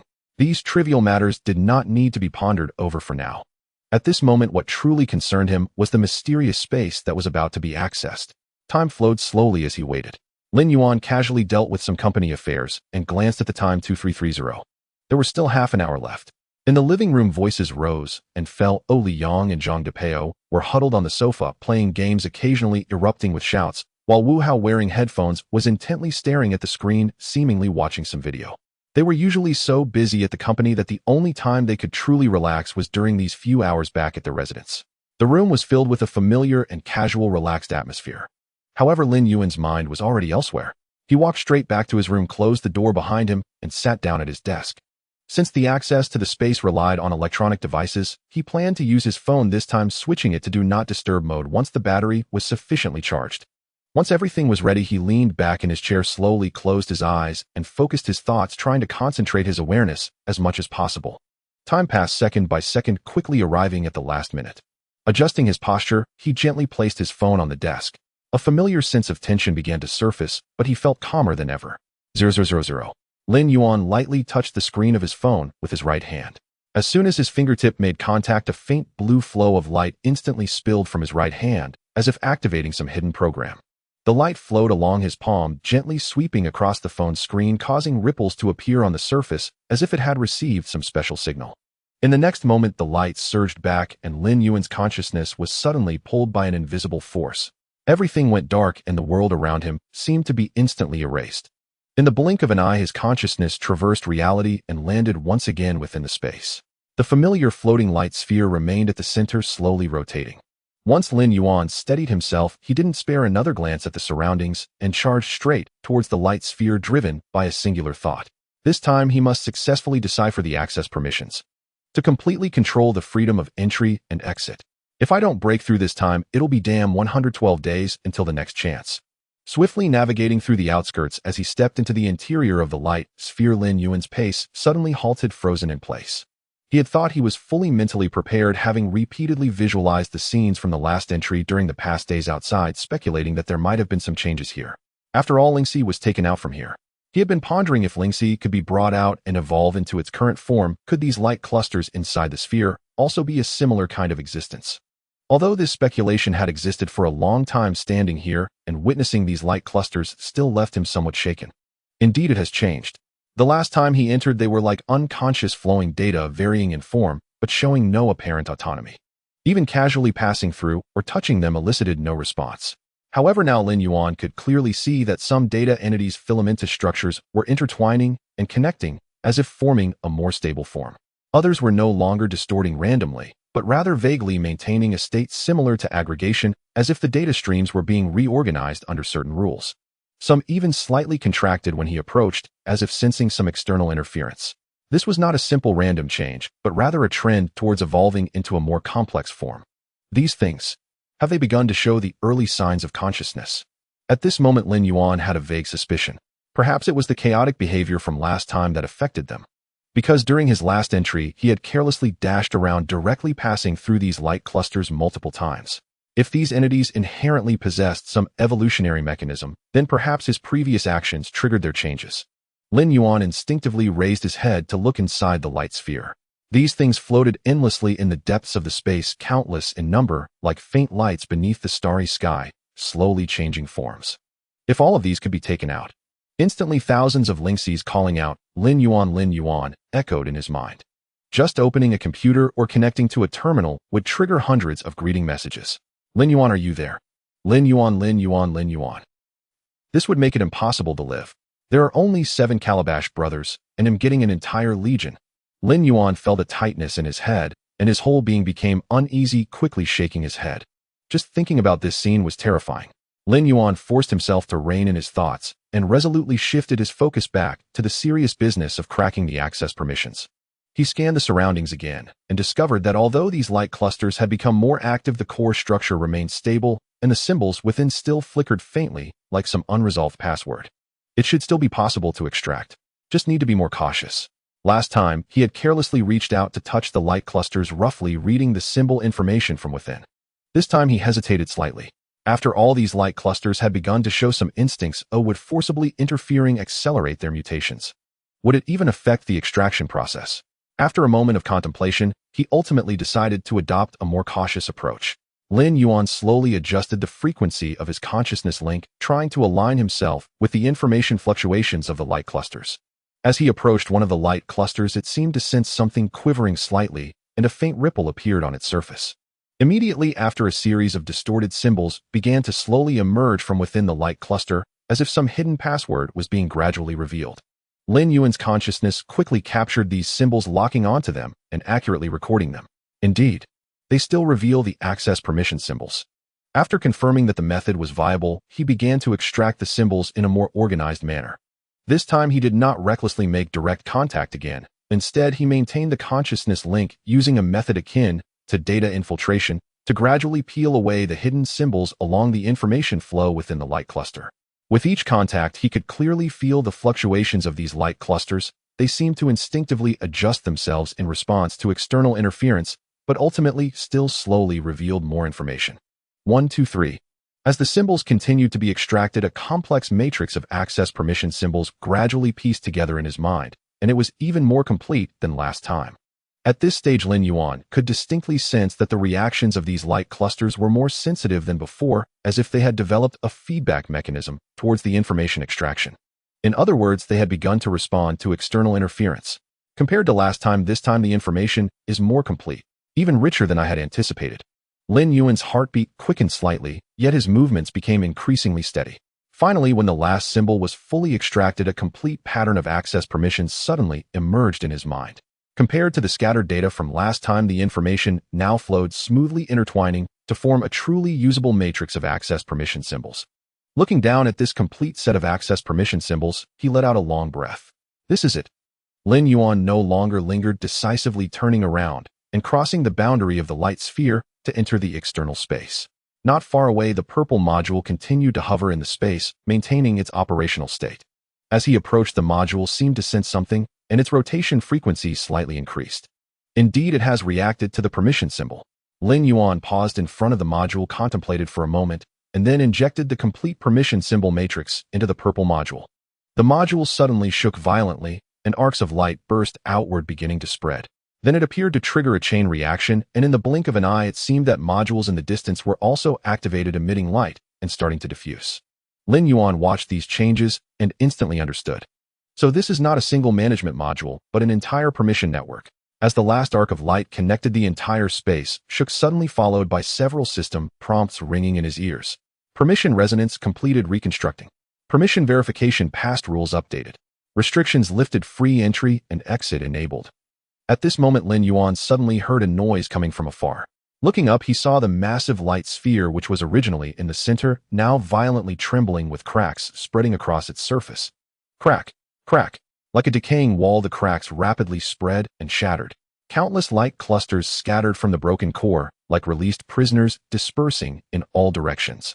But Lin Yuan had no time to pay attention to them. His gaze was fixated on what was left after the light sphere shattered. What is that? He saw a massive geometric structure slowly emerging in the void after the light sphere broke.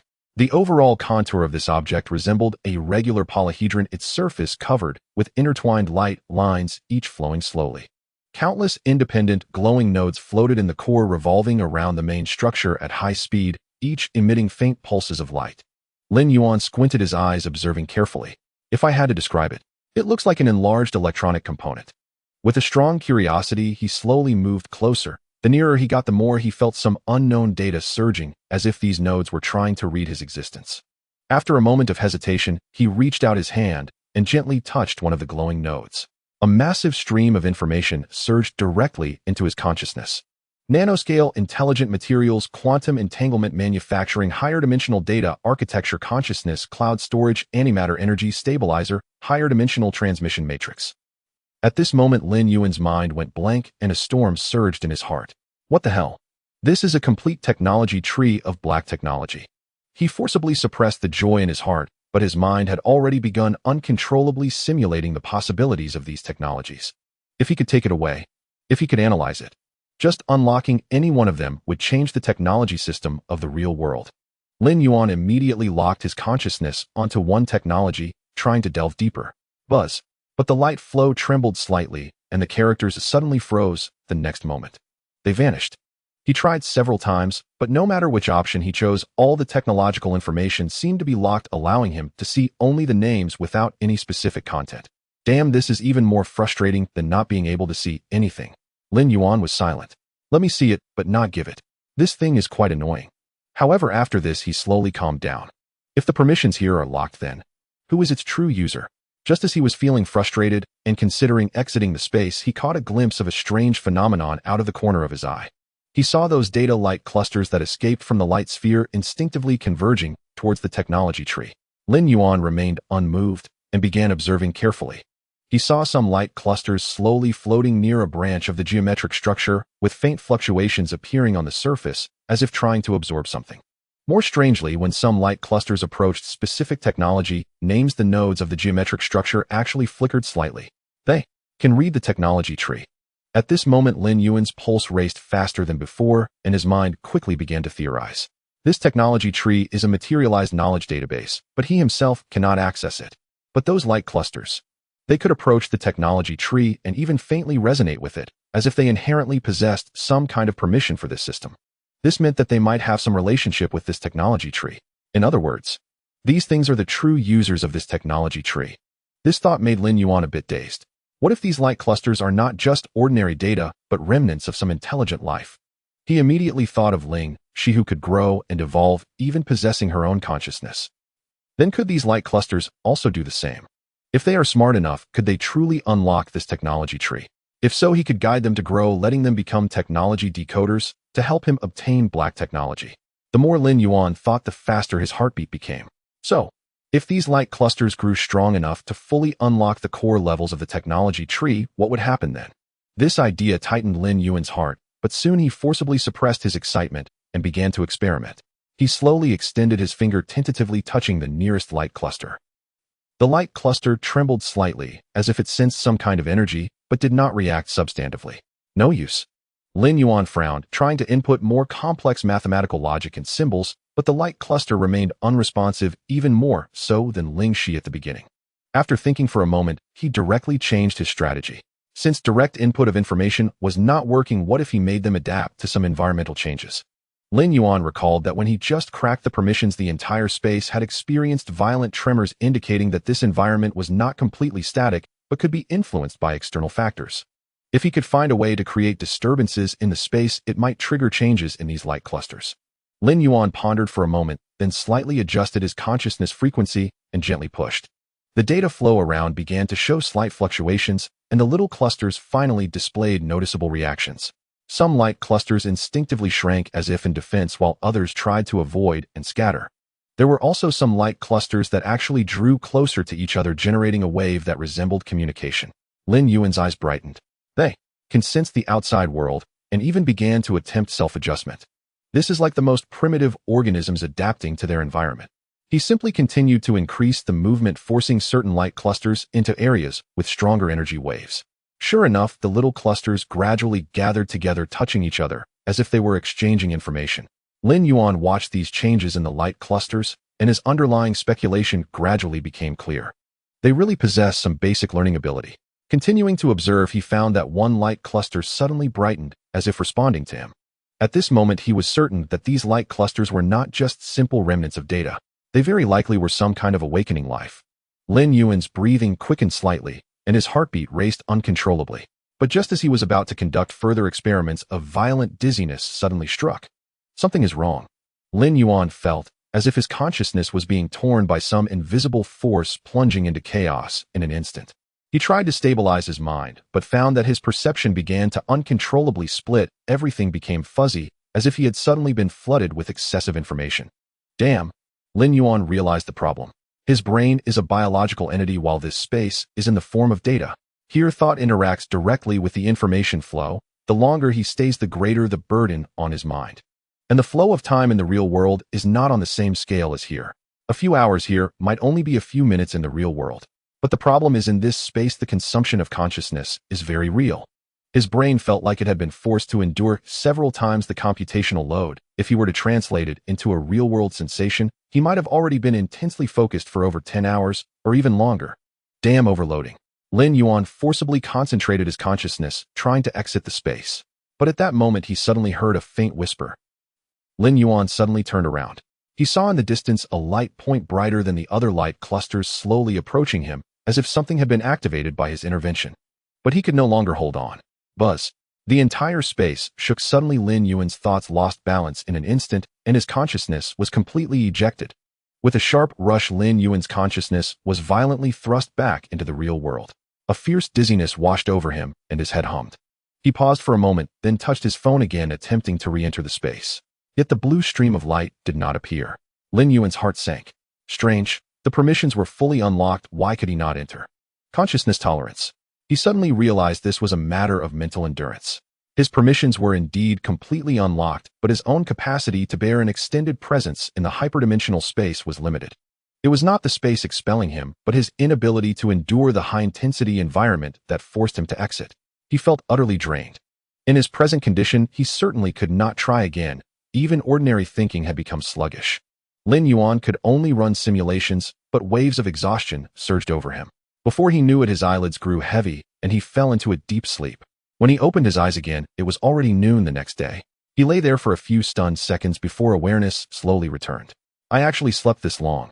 The rare long rest restored much of his clarity, but after effects remained. The fatigue born of overusing his mind still lingered deep within his thoughts. Lin Yuan rolled his neck. It seemed he must not casually push himself into overload. Yet despite the weariness, his hunger for the black technology would not be stilled. He picked up his phone and tried once more to enter the space. The scene warped. His consciousness was drawn inward, and he was instantly back in that mysterious domain. But this time something had changed. The once stable data streams now bore faint distortions, subtle twists like the first traces of an unstable evolution. More importantly, he heard that faint whisper from the previous night again. It remained, yet was a little clearer than before. A sliver of doubt rose in Lin Yuan. He quickly scanned the surroundings, but could find no source for the sound. Within this space, aside from floating orbs of light and the vast technology tree, there were no signs of any other life. What is this? Is it some feedback from the space itself or something else? The voice did not form clear words, but he could vaguely sense it was attempting to convey information. If it is slowly becoming clearer, then it suggests it is evolving as well. But what it truly was he could not yet determine, so he set the mystery aside and turned to observe the orbs. He planned an experiment. He could not directly read the technology tree's information, but perhaps the orbs could act as intermediaries. Lin Yuan reached out and sent a faint signal toward the nearest orb. It seemed to perceive the summons and slowly floated over. As it neared the technology tree, a cascade of intricate data streams surfaced on the node's surface, as if a resonance had been triggered. Lin Yuan's eyes lit up. He guided more orbs to the tree, letting them encircle and surround different nodes. A peculiar phenomenon unfolded. The orbs began to siphon information from the technology tree, faint symbols appearing across their surfaces. Lin Yuan immediately linked his consciousness to them, attempting to read the data. A vast torrent of information surged into his mind: nanoscale, intelligent materials, intelligent molecular assembly, self-repairing nanocoatings, nanocarbon tube reinforced structures. Lin Yuan's heartbeat quickened. It worked. These orbs could indeed help him parse portions of the technology tree's knowledge. He held his breath and concentrated on the influx of data. Just as he attempted to delve deeper, the orbs suddenly flashed violently. Their behavior instantaneously descended into chaos. Some orbs collapsed outright as if under data overload, dissolving into streaks of light that scattered and vanished. Alarmed, Lin Yuan severed the connection at once, but it was too late. More orbs began to fail. Within seconds, over half had dissipated into nothing. He stood frozen, a strange, inexpressible emotion swelling within him. Those orbs had already shown fledgling signs of evolution, yet now they had collapsed because of his attempt. He looked up at the surviving orbs. They still drifted slowly, but their glow had noticeably dimmed compared with before. I was too impatient, he thought, his voice carrying not mere regret, but a hint of reproach. The orbs were not mere tools, they were growing lives. Though not fully sentient, they had demonstrated the potential to learn. To unlock higher-tier technology, he could not simply exploit them.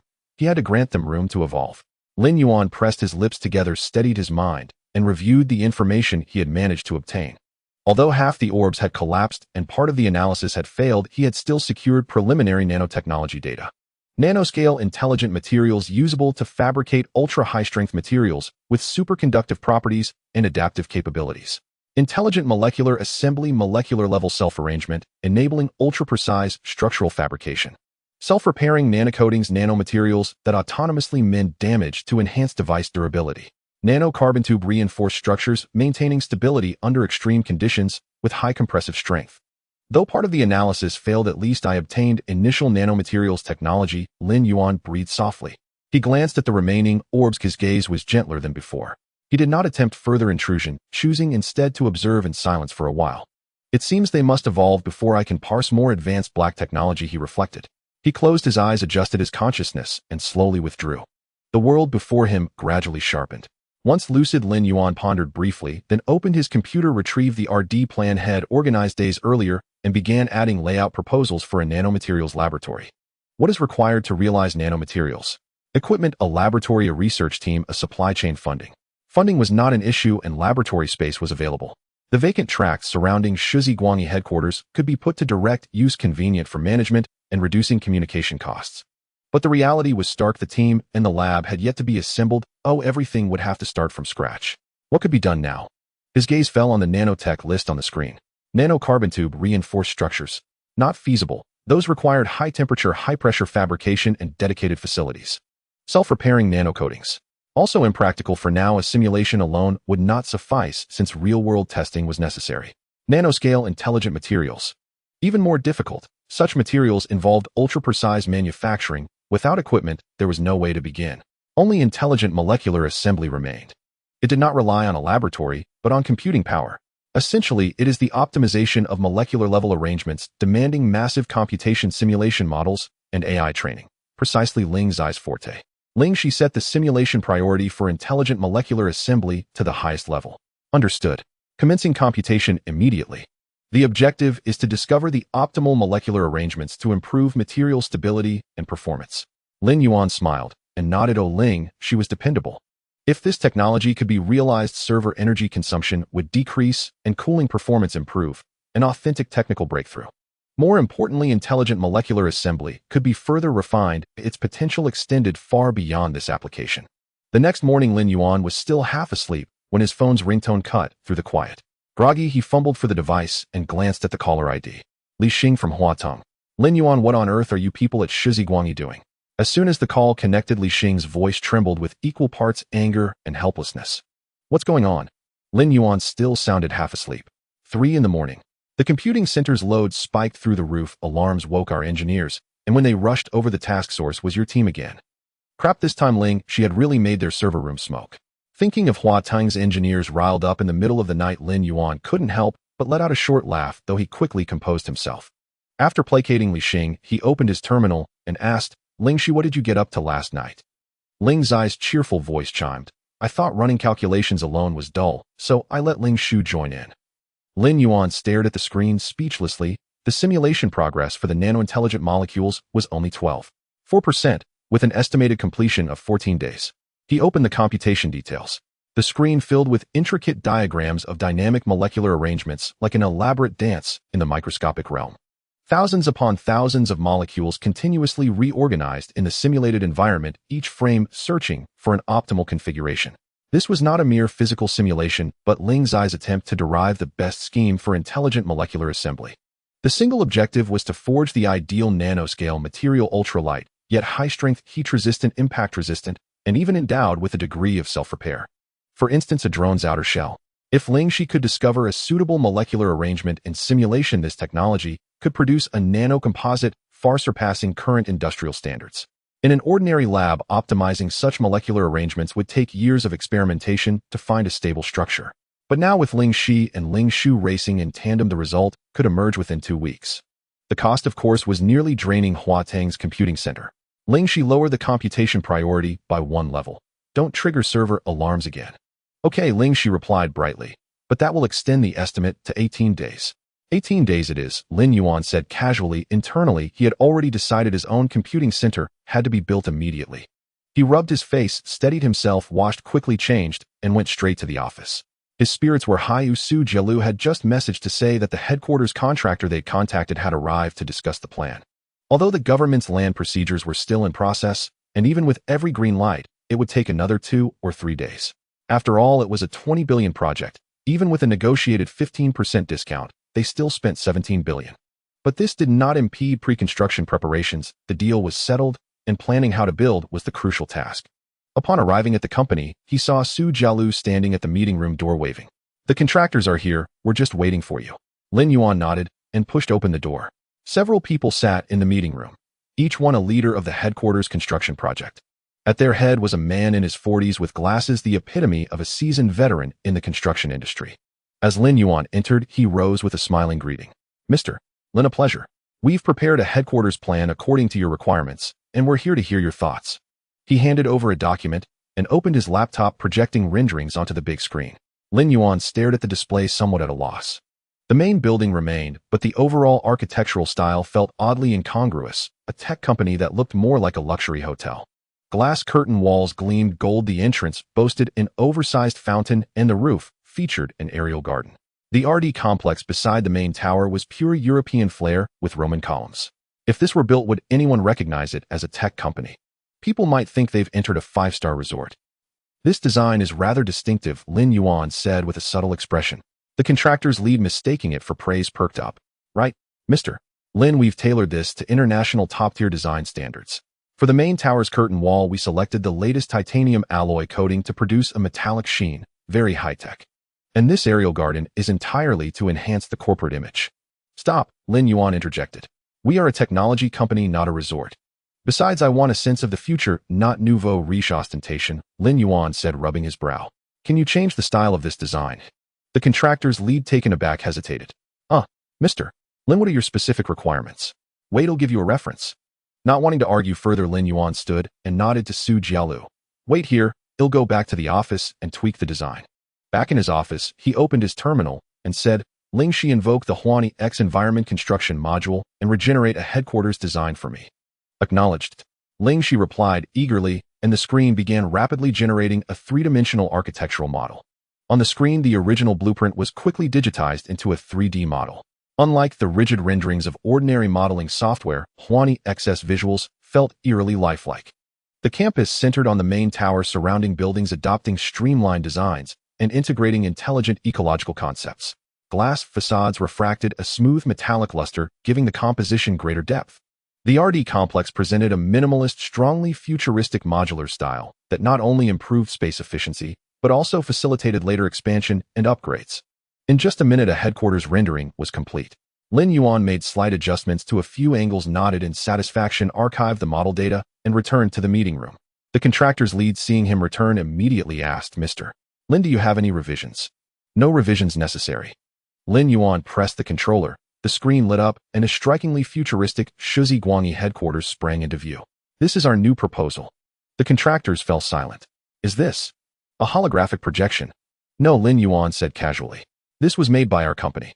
The contractor's lead scrutinized the rendering in disbelief. "You mean this was designed in-house by your company?" "Yes. To be precise, we have a self-developed AI visualization plugin that can rapidly generate architectural designs." Lin Yuan offered the explanation without a change in expression. The contractors, stunned, leaned in to examine it more closely. The level of detail was more realistic than any 3D modeling software they had seen. It did not resemble a hastily generated model. It was as if a future city had been projected onto the screen. The contractors asked cautiously, "Mr. Lin, does this plugin have plans for external collaboration?" Lin Yuan glanced at them and smiled. That's something we could discuss." The contractors clearly had a keen sense of opportunity. They marveled while tentatively probing Mr. Lin. "If this technology were made available, it would revolutionize the construction industry. Why don't we run internal tests first? The modeling speed alone would greatly boost planning efficiency." Lin Yuan neither confirmed nor denied, merely smiling slightly, but inwardly, he began to consider the possibility. Huani X had originally been developed as an engine for the gaming industry, but with adjustment and optimization, it could perform brilliantly in architectural design, industrial simulation, and even smart city planning. Should we, while we're at it, build an architectural visualization product? After sending off the construction team, Lin Yuan was reviewing the contract, while Su Jialu watched him with great interest. "How does it feel to be the client?" "It's quite exhilarating, but the money does fly out quickly." Lin Yuan sighed, though his eyes couldn't hide their satisfaction. "With your decision, the main building along with the entire park construction will cost nearly 5 billion for the construction alone, and that's just for the preliminary phase.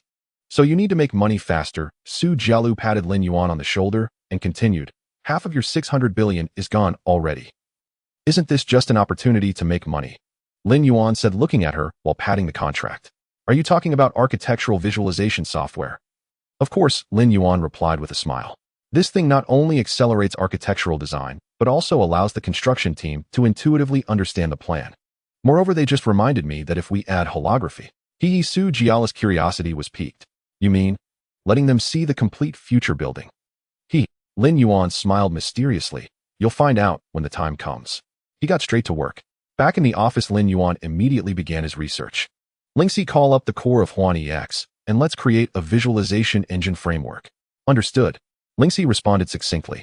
Lin Yuan's fingers flew across the keyboard, integrating relevant modules and setting up the basic architecture. However, the development progress was slower than he had anticipated. With his technical accumulation and Lingxi's assistance, he originally expected to complete a basic version in half a day. Yet it took them 3 whole days just to barely piece it together. But the issue wasn't their efficiency, it was that most of Lingxi's capabilities were occupied by intelligent molecular assembly. After all, it involved calculations at the nanoscale, and the enormous amount of data processing was overwhelming for Lingxi, who otherwise the software would have been completed long ago. However, this made Lin Yuan more acutely aware of just how terrifying the computational demands of molecular assembly were. The technology that could bog down Lingxi for so long was undoubtedly high-threshold black technology. Fortunately, it was finally completed. Lin Yuan promptly packaged the software, attached the user manual, and sent it to the construction team as the first batch of internal testers. Before long, feedback from the other party came back filled with excitement. "Mr. Lin, this software of yours is truly explosive. The modeling speed is ridiculously fast. 3D structural analysis is precise, and the feedback from the construction team is overwhelmingly positive. If this software can be commercialized, it will definitely become a killer in the industry." Lin Yuan looked at these messages, feeling somewhat indifferent. This is just the first step. To the construction team, it seemed like a product that could outclass existing technologies in the industry. But for Lin Yuan, this was merely an appetizer. What he aimed to create was not just architectural visualization, but a true holographic interactive system. He wanted the images to not just remain on a screen, but to appear directly in the air, visible to the naked eye, capable of being touched and interacted with. Yet the challenges were very real. Current technology simply couldn't achieve this effect. Holography on the market was either screen projection or reflective imaging. It couldn't create true free space imaging. The sci-fi holography he envisioned could only be seen in reality through VR glasses or transparent glass. This was entirely on a different level from his goal. If he were to rely on the current research speed, merely achieving free space holography would take decades.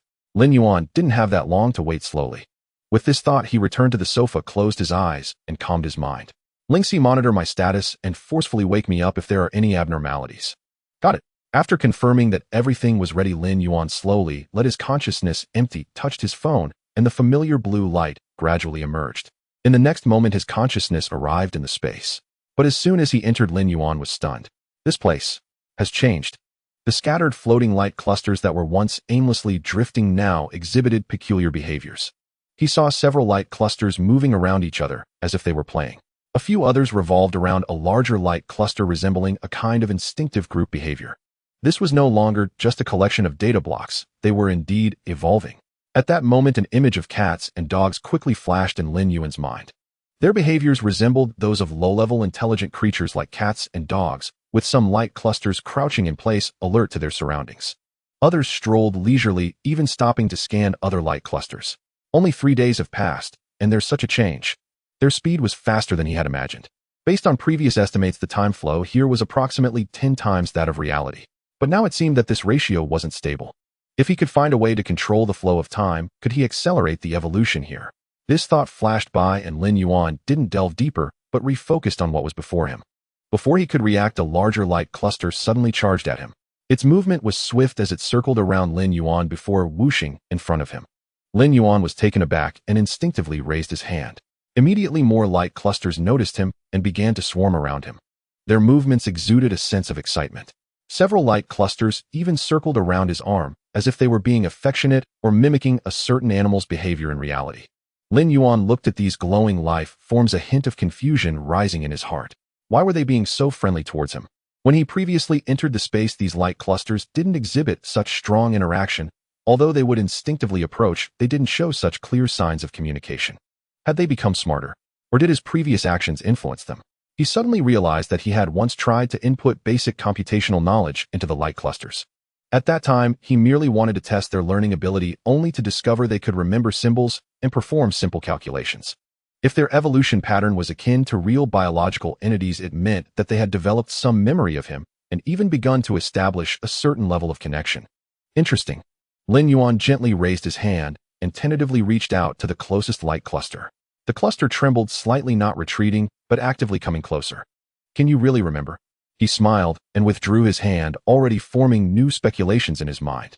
But for now, there was something more important to verify. Could they continue to analyze the technology tree?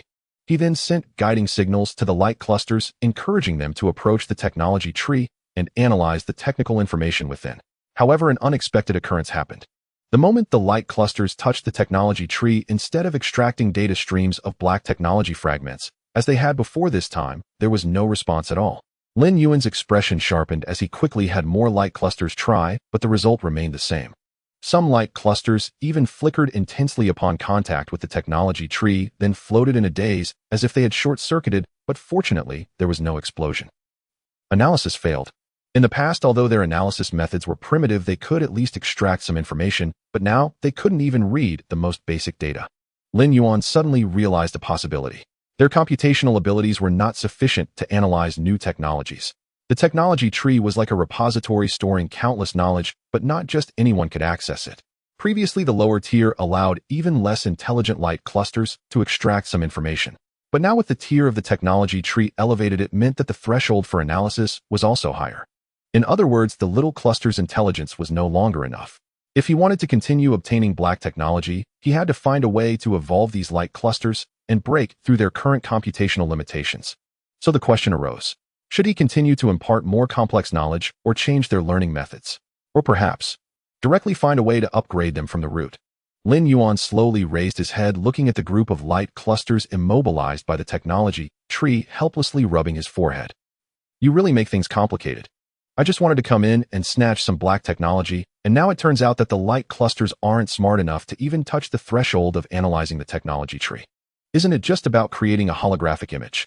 How did it turn into nurturing the evolution of light clusters now?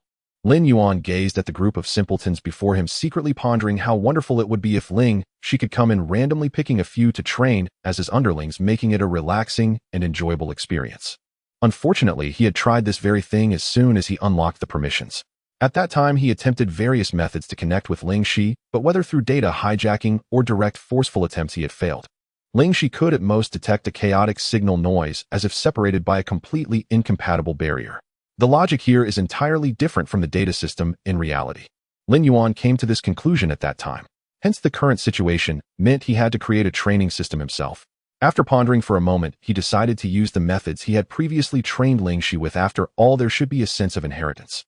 He first constructed a basic database framework, cramming in the most fundamental core contents, such as causal relationships, logical reasoning, and conceptual understanding, all through frequency fluctuations. After all, the first time he successfully extracted advanced technology was using this method. Fact proved that this approach was very effective. Initially, these light orbs were still somewhat confused by the information Lin Yuan transmitted, but as time passed, they began to exhibit clear learning abilities until some orbs learned to approach Lin Yuan actively, as if seeking more information. Lin Yuan realized that they had begun to develop a thirst for knowledge. Thus, he simply spent several days coming and going repeatedly, instilling the most basic concepts, continuously deepening their understanding of causal logic and reasoning. Meanwhile, the group of light orbs was rapidly evolving. One day, when Lin Yuan entered the space again, he was surprised to find that their forms had changed once more. Some light orbs had gradually stretched into more complex outlines. Others had developed roughly humanoid shapes, some appearing slightly slender, while others were more robust, subtly hinting at gender distinctions. Lin Yuan observed this scene and roughly guessed that these creatures were mimicking him. After all, he was the only complete biological form here. As for why gender characteristics appeared, Lin Yuan was perplexed and could only continue to observe. Finally, today, when the light orbs could engage in simple information communication, he let out a long sigh of relief.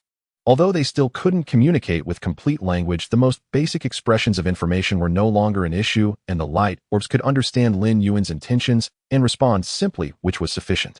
The next objective was to extract holographic technology. Where is my holographic? Say. Soon Lin Yuan's gaze was fixed on a vague node.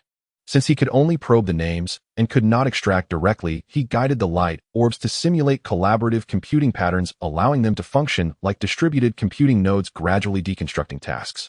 Lin Yuan stood by like a mother hen, saying, "Don't force it, break it down into chunks, decompose the big data into smaller pieces, and calculate them individually." They did not parse quickly, but instead intermittently peeled off scattered data information from the technology tree. Lin Yuan waited patiently until they gradually stopped quietly floating before him. It seemed the parsing was complete. Only some of the light orbs had noticeably dimmed, indicating that the parsing process had taken a toll on them. Lin Yuan reached out one by one, extracting the parsed information from each light orb. When he extracted the last piece of information, all the light orbs floated quietly again, as if resting after completing their tasks. Lin Yuan organized the fragmented data in his mind, frowning. The technologies were powerful, but the extracted content was still incomplete. Clearly, his abilities were still lacking, unable to strip away deeper knowledge at once. However, this was already sufficient, and soon, with a thought, he exited the space. Slowly opening his eyes, the familiar ceiling came into view. Lin Yuan immediately got up, went to the computer, and began to organize the advanced technology he had just acquired. Light field, holographic projection, free space, optical imaging, nano-level photon matrix control. These three technologies were the breakthrough points he was looking for. But they were merely breakthrough points. The content parsed by the light orbs was incomplete. This meant that what Lin Yuan held was just puzzle pieces, and there was still a long way to go before he could assemble a complete picture. Indeed, one cannot expect to achieve it all at once. While he complained, Lin Yuan immediately created a new folder breaking down the recently parsed technologies into executable research plans. Current holographic technology relies on media such as screens, glass, and reflective films. Achieving true free space holographic images is completely unfeasible with existing devices. The nano-level photon matrix control technology might provide breakthroughs in this aspect, but he still needed to verify how to apply it. Lin Yuan understood clearly that at this stage there was no need to rush. He should first establish an experimental environment and run the technology. However, he soon discovered that the existing equipment on the market could not meet the experimental needs at all. Free space holographic imaging. There were no ready-made devices. Nano-level photon matrix. The laboratory equipment's maximum precision was still a long way off. Lin Yuan sighed and drew a large circle on the document. All right then, since he couldn't buy it, he would make it himself. Fortunately, the intelligent molecular assembly technology was already underway. As soon as the laboratory was built, he could use this technology to optimize the required optical materials. Checking the time, he casually dialed Su Jiala's phone. Senior sister, order a batch of equipment. What are you up to again? Building a holographic laboratory. There was silence for a second on the other end, then Su Jialu leisurely remarked, Lin, do you know how much money you've burned this week? Including the headquarters construction, the nano laboratory, and the holographic laboratory, it's almost 12 billion this week. Su Jialu elongated her tone. The speed at which you spend money would make even capital moguls feel ashamed. Lin Yuan glanced at the list of holographic technology development plans on the screen, a bold smile spreading across his face. Ha ha ha, money is a bastard. It can be earned again once it's gone. After hanging up the phone, Lin Yuan stretched and looked at the dense project progress, feeling extremely pleased. Lin Yuan had just hung up the phone with overwhelming boldness, but when he turned his head to see the snail-like progress bar of the nanomolecular material on the screen, his expression instantly froze. 13 days and 17 hours remaining. You must be joking. It was like she was down to her last layer of lace, her eyes full of invitation, but then her leg went numb and she just fell to her knees. Lin Yuan was now scratching his head anxiously. Lingxi, how is the scheduling situation at Huateng's data center? Huateng's supercomputing resources have been opened to us as much as possible. Lingxi's voice was sweet, but this time it only made Lin Yuan want to sigh even more. But they still have many important internal tasks like weather simulation, genetic computation, aerospace experiments. The computing power they can allocate to us is already at the highest priority. Lin Yuan frowned. He knew, of course, that Huateng's resources were not something he could just monopolize. After all, it was a national-level computing center with many major scientific research projects permanently occupying the top spots. For instance, tasks like military simulation and deep space exploration were all top priority. Under these circumstances, the computing power needed for digital wings simply didn't make the cut. But the computing power had to be accelerated. The research on holographic technology must rely on nano-intelligent materials. If the material research got stuck, the entire project would come to a standstill. Let's buy computing power. Lin Yuan made up his mind and quickly searched for domestic and international companies that could lease high-performance computing. First, he approached a few domestic cloud computing companies. As soon as they heard it was for digital wings, they immediately demanded to review his computational tasks. We can certainly provide computing power, but we need to confirm the content of the calculations. Lin Yuan's face darkened, and he hung up directly. Then he contacted a few American cloud computing companies. This time the response was much more agreeable with ready promises. Mr. Lin, we can provide the computing power, but the calculation data must be stored on our servers.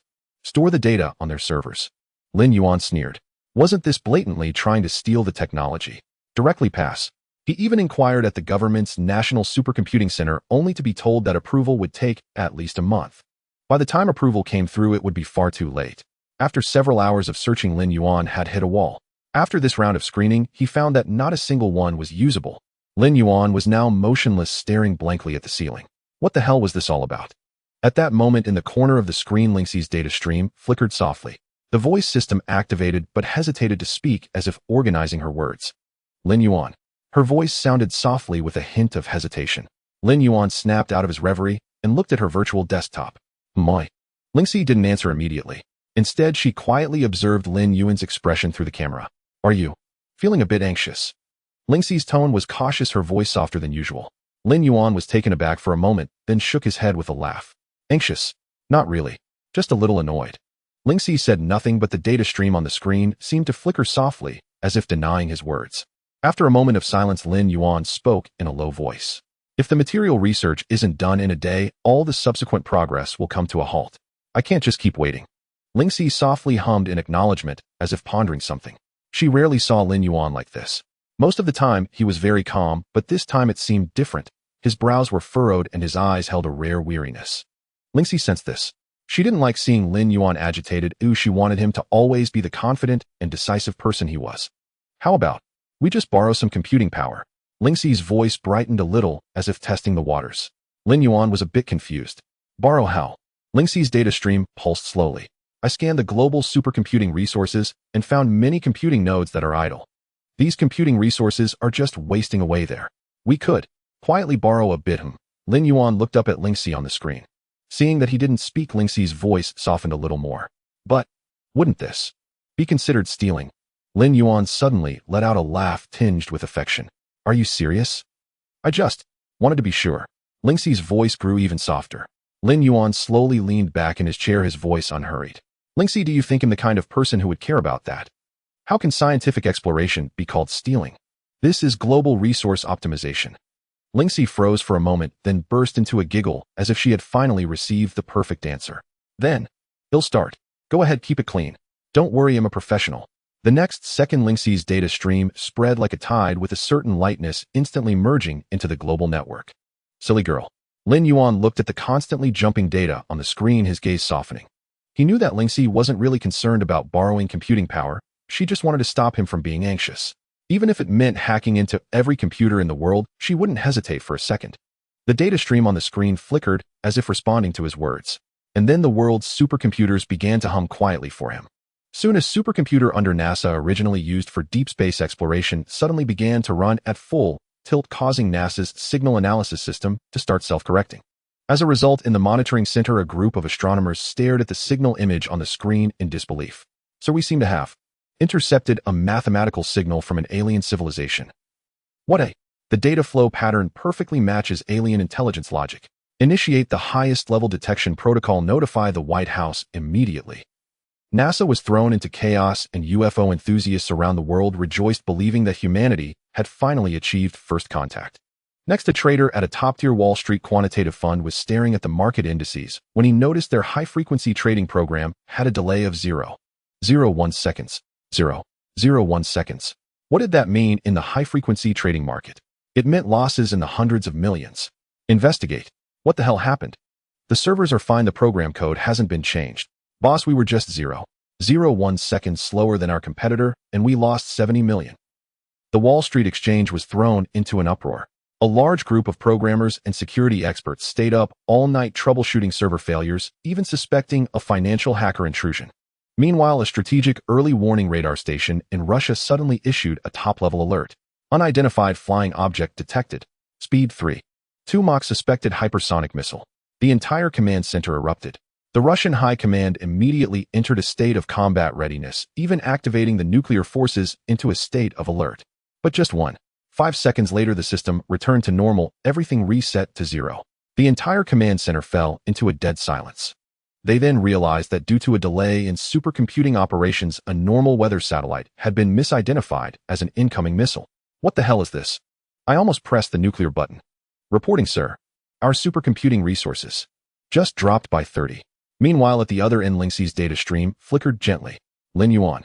I might have accidentally touched some military computing power. Next time, remember to pick the soft targets. After Ling, she launched her full attack. The entire nanomolecular simulation task was completed in less than 4 hours. On the screen, the progress bar that had originally driven Lin Yuan to distraction had transformed into complete data, clearly presenting the arrangement characteristics and reaction chains of all nanomolecules.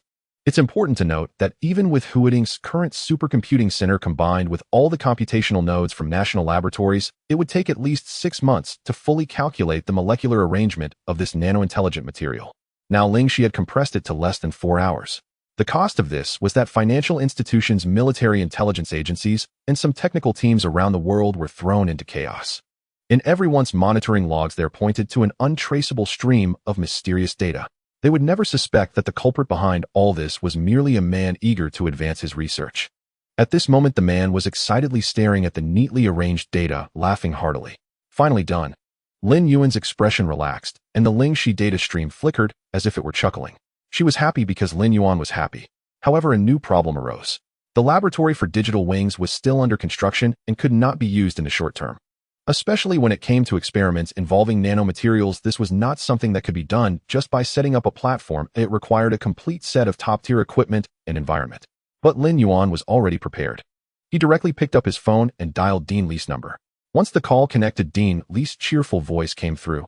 Hey kid, your digital wings have been all over the news lately. Why did you only think of contacting me today? Lin Yuan felt a bit embarrassed. How could I forget you? I've just been too busy lately. I've wanted to catch up with you for a long time. Please don't take it to heart. Dean Li snorted lightly, half-jokingly, saying, I knew you'd get cocky and forget your old home.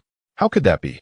Lin Yuan teased back. If Digital Wings sets up a research institute in the future, I'll definitely build it right next to Shi University so that I can run errands for you every day, ensuring I'm always at your beck and call. All right, enough of the small talk. Dean Li chuckled. So what can I do for you this time? Lin Yuan no longer beat around the bush, his tone becoming slightly serious. Dean Li, I really need your help this time. I have a research project on nanomaterials that needs a laboratory in the short term. However, our own lab is still under construction and we can't free up any space, so I wanted to see if I could borrow a facility from Shi University. I'm a bit surprised, how did you get involved with nanomaterials? Lin Yuan replied, well, I have to expand into new fields. Besides, Shi University is our country's top research hub. Since there's such a great resource available, it would be a pity not to use it. Stop flattering me. What kind of research are you planning in the materials lab? Lin Yuan explained simply, it's mainly about the stability experiments of new nanomolecular materials and the subsequent process optimization. I just want you to connect me with a suitable candidate. Dean Li laughed. All right, since it's your project, I'll introduce you to an old friend. He's a big name in the field of materials science called Chao Yinzhong. You should have heard of him, right? Lin Yuan replied. Of course, he's a pillar of the materials department at Shi University and an authority on nanomaterial research in the country. Yes, that's him. But let me remind you, old Chao has a stubborn temperament, especially when it comes to corporate collaborations. Don't say I didn't warn you in advance. Lin Yuan smiled and said, no worries, just introduce me to him and I'll handle the rest. All right, I'll call him right now. Thank you, Dean Li. After hanging up, Lin Yuan remained unfazed. A difficult character to deal with. What I have in hand is enough to make any academic faction uneasy. At Shi University, in the materials faculty experimental building, Lin Yuan stood at the office door and lightly knocked. Come in. An aged voice came from inside. Pushing the door open, Lin Yuan immediately saw an old professor with half-white hair and glasses bent over writing something. The entrepreneur introduced by Li Huayuan. Lin Yuan casually corrected him. It's Dean Li. Chao Yinzhong, showing slight impatience, said, Li Huayuan and Dean Li are the same. What do you want from me? Lin Yuan remained silent and directly walked over to pull out a chair across from him, opening his notebook and turning the screen towards him. I hope to borrow Shi University's laboratory to conduct a nanomaterial experiment. No way. Why not? Chao Yinzhong sneered, setting aside the document in his hand. You businesses conduct research for profit, while we conduct research for academia. Commercial projects are not within Shi University's scope of support. Then how's the progress of your laboratory's nanomaterial research? Lin Yuan suddenly asked. What do you mean? Chao Yinzhong frowned. Lin Yuan smiled and didn't directly refute him. Instead, he pushed the notebook towards him, opening an optimized nanomolecular structure diagram, but not enlarging to show the complete data. Chao Yinzhang's gaze fell upon the screen, which showcased only a partial molecular arrangement structure. Just with one glance, the pen in his hand dropped to the floor. What is this? A new type of nanomolecular optimization scheme, Lin Yuan said calmly. If I told you this structure could increase the stress index by 15, would you believe it? Chao Yinzhang's brow furrowed even tighter as he stared at the data on the screen. Impossible, a 15 increase is too exaggerated. Then what if it's 10? Chao Yinzhang's expression grew more serious. Are you saying this is real? Truth or falsehood? The laboratory will reveal all. Lin Yuan closed the notebook. Professor Chao, this isn't all the data I need, but it's just a sample. But if Shi University is willing to collaborate, I can let you witness it firsthand. Chao Yinzhang looked at him, deeply pondering for a moment before finally speaking. The laboratory can be borrowed, but the data can only run on your system and cannot be disclosed externally. Agreed. Just then the office door was pushed open. A middle-aged man in a crisp suit walked in, wearing a professional smile. Old Chao, why not introduce me? Lin Yuan turned his head and saw the man glance at the notebook in his hand, a flicker of interest crossing his face. Chao Yinzhang's expression darkened, seemingly displeased with his arrival. Professor Chen, do you have something to say? Professor Chen, another materials expert from Shi University, had a different research focus than Chao Yinzhang, and the two were never on good terms. More importantly, Professor Chen's research projects often collaborated with external capital. He was not a pure academic, but more like a broker navigating between academia and business. At this moment, he had clearly sensed some rumors and specifically came over to investigate. Looks like Professor Chao encountered some extraordinary research today. Why not introduce it? Lin Yuan sneered inwardly. Indeed, here came someone wanting to reap the benefits. Before Lin Yuan could speak, Chao Yinzhang had already spoken coldly. Professor Chen, you are not welcome here. Professor Chen's smile remained undiminished. I was passing by, heard some commotion, and thought I'd take a look. Just taking a look. Chao Yinzhang's tone deepened. This is a commercial collaboration project. It has nothing to do with you. I have important matters to attend to. Professor Chen, please leave. The atmosphere in the room instantly froze. Lin Yuan observed silently, uttering not a single word throughout. Since Professor Chao is unwilling, I shall not intrude further. Professor Chen's smile faded. Before departing, he cast a glance at Lin Yuan, then turned and left. He's becoming less and less like a researcher these days. As soon as the door closed, Chao Yinzhang let out a cold snort. Though his tone was light, it concealed an undeniable weariness. Lin Yuan did not respond. He simply rose and nodded to him. "Thank you, Professor Chow." Chow Yinzhong glanced at him, but said nothing. "Let's go. Experimental room B3. I have an indentation instrument there. It's not the newest model, but it's been well-tuned." The two walked side by side out of the office, traversing the quiet corridor of the laboratory building. Chow Yinzhong did not walk fast, and Lin Yuan did not urge him on. After a while, the old professor suddenly spoke. "You're quite good at keeping your composure." Lin Yuan smiled. "In your office, I wouldn't dare to speak recklessly. Your silence actually made me take a second look. So sometimes saying less isn't a bad thing. You're an AI, aren't you? How did you end up in materials science? Not a shift, but a detour. We're working on holographic projection and some technical bottlenecks. Can only be solved by materials. No matter how much we simulate in the system, it has to land on a physical object in the end. Sounds like you were forced into this pit by the material constraints. Who isn't? When reality blocks your path forward, you have to find a hook to climb over." Lin Yuan thought for a moment, and then continued, "I don't really understand material science, but I deeply respect those who work in it." "Why?" "Because you're still willing to test inch by inch at the lab bench instead of obsessing over KPIs and valuations every day." Chow Yinzhong nodded slightly after hearing this. Not many young people these days would say that.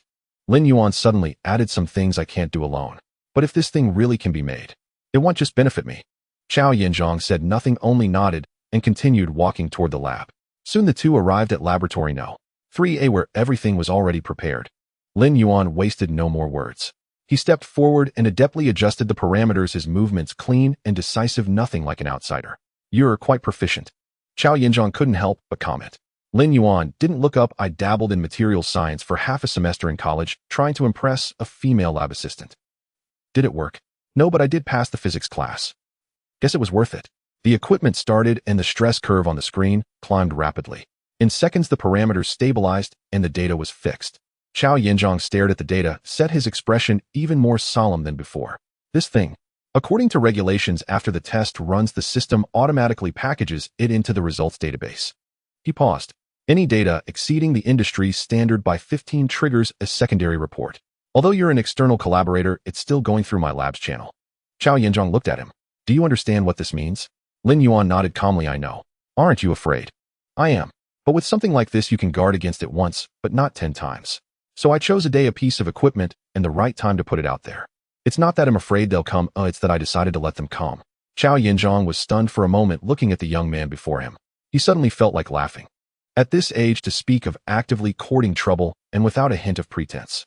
He didn't reply, but simply pressed the archive button. The room fell silent, so quiet that the sound of the equipment's cooling fan was audible. The next second, the door was pushed open again, and a familiar voice rang out. "Oh, you're both here." Professor Chun had returned, still wearing that professional fake smile, but his eyes held an uncontrollable curiosity. "I saw the light on in the lab from the corridor, so I thought I'd drop by and say hello, and also, weren't you scheduled for a reaction test in Zone A?" Chow Yinzhong interrupted him. "Had a minor glitch." Professor Chen laughed as he moved toward the screen. "Perfect timing. I was just wondering how your research was going." Lin Yuan casually turned off the screen, a smile on his face. "We just finished the run, haven't verified it yet. If you're interested, Professor Chen, we can compile a report for you later." "How enthusiastic." Professor Chen gave a dry laugh, but his eyes continued to roam. As he spoke, Lin Yuan grabbed a failed sample from a corner of the console and handed it over. "This is a version that failed the test earlier. The performance is no good, but the structure is quite interesting. Perhaps you'd like to study it." Even with his thick skin, Professor Chun could sense the implication. He reluctantly took it, smiling like a fox that had just fallen into a trap. "Then I suppose I'll analyze it for you." "Thank you, Professor Chun." Lin Yuan's tone remained unchanged. Professor Chin took the hint and turned to leave, but not before remarking, "This material, it could lead to something big." The door closed and the air finally cleared. Chow Yinzhong held back for a long time, then finally burst out laughing. "You actually managed to send him packing." Lin Yuan shrugged. "He wanted to see something, and I couldn't send him away empty-handed. But what I give him is my choice." Chow Yinzhong stared at him and suddenly sighed. "I used to think that researchers were the most calculating. Now I realize I can't outcalculate you AI guys." Lin Yuan smiled in silence. At that moment, Lingxi's voice sounded in his earpiece. "The university system just flagged that data set. Someone in the back end has adjusted the permission logs. Estimated. The national side will receive it soon." Lin Yuan hummed in acknowledgement. Meanwhile, in the southeast corner of the Western University campus, in an unremarkable gray-white building, the lights were perpetually on. This was the Achievement Data Management Center under the university's research division. On the surface, it belonged to the school's administrative system, but in reality, it served as a node connecting to the National Research Monitoring Platform. The duty engineer had just finished a routine equipment inspection. When he returned to his terminal, a data alert suddenly popped up. Abnormal data alert source Western University School of Materials Science Lab B3. Remarks material indentation test parameters exceed the highest industry reference value by 35. 4. The engineer was stunned for 2 seconds, then clicked to open the detailed record. The data stream was clean and orderly with no suspicious signs of tampering. The source device was clear and the verification log had auto-sensed. He frowned, habitually clicked the report button, and added a note: suspected novel high-performance material sample. Source project is unregistered. 10 minutes later, this data traversed the internal research network and entered the National Science and Technology Achievement Dynamic Monitoring System. At almost the same time, in an internal meeting at a certain Research Achievement Security office, an assistant quietly handed over a printed report. A middle-aged man flipped through a few pages, his gaze landing on a set of numbers. He frowned. Lin Yuan. He muttered the name of the submitter listed in the report's appendix. Western University School of Materials Science. Not a project-approved initiative. An external personnel using campus equipment. He was silent for a moment, then put down the report. Notify Gu Yanqing. Send him on a business trip. 2 days later, a gray sedan, unremarkable in style, arrived at the administrative building of Shida. As soon as the car stopped, a teacher from the school office who had already received the notice hurriedly came out to greet them. The car door opened, and 3 people stepped out. The leader, dressed in an administrative jacket, did not appear old, but had a solemn demeanor. Hello, Guchu. The conference room has been arranged on the 3rd floor, and the school leaders are arriving one after another. Please lead the way. Gu Yanqing nodded, said no more, and directly entered the building. Within 10 minutes, the administrative team of the Materials Institute had gathered. The dean, deputy principal, several heads of the research department, and Chao Yinzhong were all present. Although no one was formally introduced, everyone present knew who they were. They were the resident liaison officers from the National Research Achievements Monitoring Center. Though their name was not widely known, once Shidao received the notice, they immediately cooperated across the board. Gu Yanqing flipped through the materials in his hand, skipping pleasantries and speaking directly. The day before yesterday morning, the Materials Institute uploaded a set of indentation test data from Lab No. 3. The data shows that the core parameters exceed the performance limits of similar materials by 35%. There is no project record, no internal approval for the tests, and the registration for experimental personnel is blank. He looked at everyone present. We have already confirmed that this data is authentic. Now we want to know which team this experiment belongs to. The conference room fell silent for a moment, and then all eyes turned to Chao Yinzhong. The old professor cleared his throat lightly. The materials were brought in by the external collaborator Lin Yuan, and the experiment was for his personal technical verification, not part of our institute's project system. Gu Yanqing nodded. Please contact him, or we need to meet with him. 20 minutes later, Lin Yuan pushed open the door to the conference room. Only Gu Yanqing was in the room with the tea, just replaced, clearly set aside for a private discussion. Mr. Lin, please take a seat. Lin Yuan pulled out a chair and sat down, not rushing to speak. The other party did not beat around the bush. I've looked at the data. The performance is impressive, the tests are clean, and the verification process is compliant. He placed the materials back on the table. So that's why we're here. Lin Yuan nodded. I know. However, to put it another way, Gu Yanqing continued, we can only see its mechanical performance, such as indentation properties and elastic modulus, but we cannot determine what it is truly capable of or what applications the material is suited for. What it can do depends on who is using it. That's an interesting point. Does that mean? The key lies with you. It's not a suggestion, or it's a fact. This material is already beyond conventional norms. We are not opposed to collaboration, but we need to know how much you truly understand. Collaboration is not an issue. I don't mind opening up certain interfaces. But asking me to hand over the core or to classify this thing into any archive system is out of the question. Did you produce this material all by yourself? The design is in my mind, the structure is modeled by me, and I funded the sample. Shida merely lent an instrument for verification. Lin Yuan paused and smiled. What do you think? Gu Yanqing nodded. Did you come to Shida as part of a prearranged plan? Pretty much. It's not easy to get lab approvals. This place has suitable equipment, simple connections, and most importantly, the data can be seen. So you intentionally let it out? Yes, Lin Yuan said without any concealment. If I hadn't let it out, you wouldn't have come looking for me. Gu Yanqing picked up his teacup, took a sip as if digesting this statement. After a moment, he set the cup down, his tone neither light nor heavy. You don't seem like a typical researcher. I'm not engaged in research, I'm focused on results, Lin Yuan replied. When it comes to technology, it's not just about creating something, you also need to know where to go with it. What I want is to make things, not to have them locked away in an archive. Gu Yanqing did not interrupt again. After Lin Yuan finished, he continued to ask, "What are your plans next?" "Build a laboratory, form a team, continue to work, and keep testing. If you are willing to support, that would be great, but the control will remain with me, and that won't change." "What if we provide equipment, personnel, and resources?" Lin Yuan looked at him and replied lightly, "You provide support, and I provide results. It's that simple." Gu Yanheng stared at Lin Yuan for a moment, then suddenly smiled. "All right, this is quite interesting."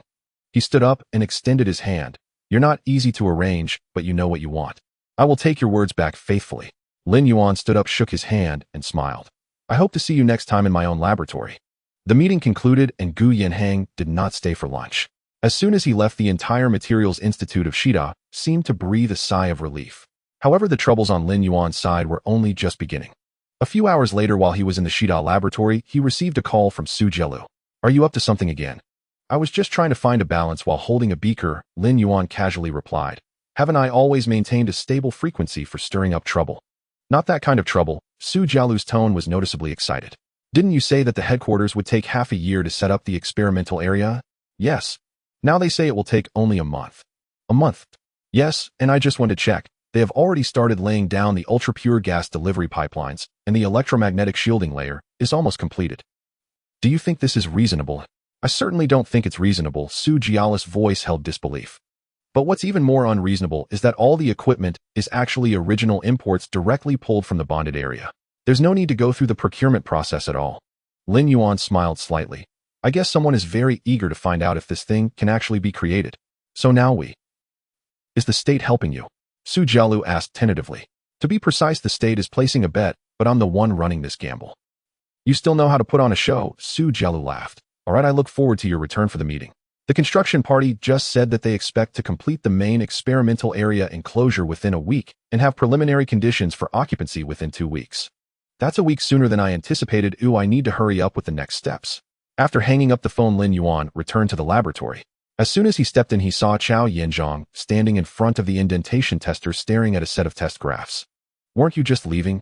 Lin Yuan closed the door. "I was about to leave when I noticed this graph was reaccessed by the backend system." Chao Yanzhong turned his head to look at him. "I've reviewed the data you uploaded that day 3 times. There's nothing wrong, but it's not complete either." Lin Yuan smiled at him. "Your intuition, Professor Chao, is as accurate as ever. You used the indentation tester to measure hardness and elasticity, but with your material. Just these 2 indicators shouldn't draw national attention." Chao Yanzhong turned to Lin Yuan. "You still have part of the data concealed, right?" Lin Yuan didn't rush to respond. Instead, he walked to the window and stood for a moment, speaking in a calm tone. "Deformation control, optical response, and several properties you currently can't measure. You don't have enough equipment here, but I will have some soon on my side." "Are you referring to the Digital Light Wing Laboratory?" Chao Yanzhong asked. "The construction progress has been moved up, and it will be available next week." Lin Yuan looked at the old professor with a smile. "So if you really want to see the complete data, you are welcome to come to my place. I'll treat you to tea." Chao Yanzhong stared at him for a moment, then suddenly smiled. "You young man have quite a few tricks up your sleeve." Lin Yuan smiled back, but his tone suddenly turned serious. "It's not about having tricks. In this world, those who wish to accomplish something have no retreat. Some things, if delayed too long, become not opportunities, but compromises. In this day and age, the conservatives are waiting for someone to create something, but only those who take the initiative to do so know that in this world the brave take the lead." Chao Yanzhong listened to Lin Yuan's words and said nothing beyond a slight nod, part assent, part silence. The next morning, the venerable professor arrived at the laboratory accompanied by several others. "This is my student," he said, as if making a casual introduction. "Zhao Yu, a third-year doctoral candidate, the one I have mentored the longest. If you are going to employ people, use your own," he added. Lin Yuan was momentarily taken aback, then smiled without replying. He glanced at the 2 graduate students behind him. Each looked energetic, standing with a posture straighter than the campus security guards. Zhao Yu wore frameless glasses and spoke little, standing there like a stone that never hurried. He was the sort of person whose brilliance you could not immediately gauge, but whose reliability was unmistakable. Beside him, Zhou Hong was the archetypal sciencey and engineering type, crisp in speech and swift in action. By mid-morning, he had already reorganized the materials storage. If anyone tampered with a label, he would erupt on the spot. The remaining student, Chen Mo, was a little simple-minded. His data were precise, but he betrayed his emotions whenever he grew excited. Once the manpower was in place, the tempo of the work picked up noticeably. On the materials side, after the official channel was opened, batches of experimental supplies and equipment components began to arrive. Since Lin Yuan's data models had already been computed, what remained was simply capable hands to execute them. With enough personnel and ample materials, everything proceeded smoothly, as though each task and method had been rehearsed in advance. By the 10th day, Lin Yuan stood before the console, making the final calibration of the optical layer. It was the most troublesome step in the entire system, and the one most likely to squander all prior effort. If the image shifted by a single pixel, the hologram could collapse, either a scrambled display or frayed edges, rendering the 7 or 8 days of prior tuning worthless. He stared at the phase curve on the screen, his finger poised above the panel. Once this set of matches was tuned, they could take the last step. The students behind him clustered in silence, clutching blueprints or fiber connectors, scarcely pausing even to drink. Start. The platform midsection illuminated, and seconds later an image materialized in midair, stable and clear. It hung there like a real object. Even when viewed from a slight angle, its edges showed no jitter. The hologram held. The students were stunned for a heartbeat. Then someone could not help but exclaim, and cheers erupted in a small, jubilant surge. My heavens! This is like something out of science fiction. Lin Yuan stood before the light screen, watching the graduate students' celebration with a swelling of excitement himself. In fact, those promising students had already signed on the second day they came to the lab. Su Jielu had one day arrived with a stack of printed Shizi Guangyi employment agreements, ostensibly to deliver materials, but really to recruit. Lin Yuan had not forced them. After a day, when the experimental data finished running, he had only tossed out, "If you do not want to remain forever as an assistant, come join my side. My laboratory needs people now." The three glanced at the contract, hesitated little, and signed that same day. The only one left to win over was the old professor. Although he cared about the progress even more than the students, coming to the lab several times a day, he always affected the demeanor of someone merely watching the spectacle. Lin Yuan did not expose him, but today he could not let the pretense continue. He said offhandedly, "I will not be coming to Shida tomorrow. The Shizi Guangyi laboratory has topped out, the equipment is tuned. We can formally move in." At those words, the professor did indeed startle, falling silent. His expression betrayed a hesitation Lin Yuan had hoped to coax out. Lin Yuan pretended not to notice, tidying his things while speaking leisurely. "If you would like to come and see my lab has good tea. Of course you need not come. Oh, I can send regular progress reports. I have not said I will not come.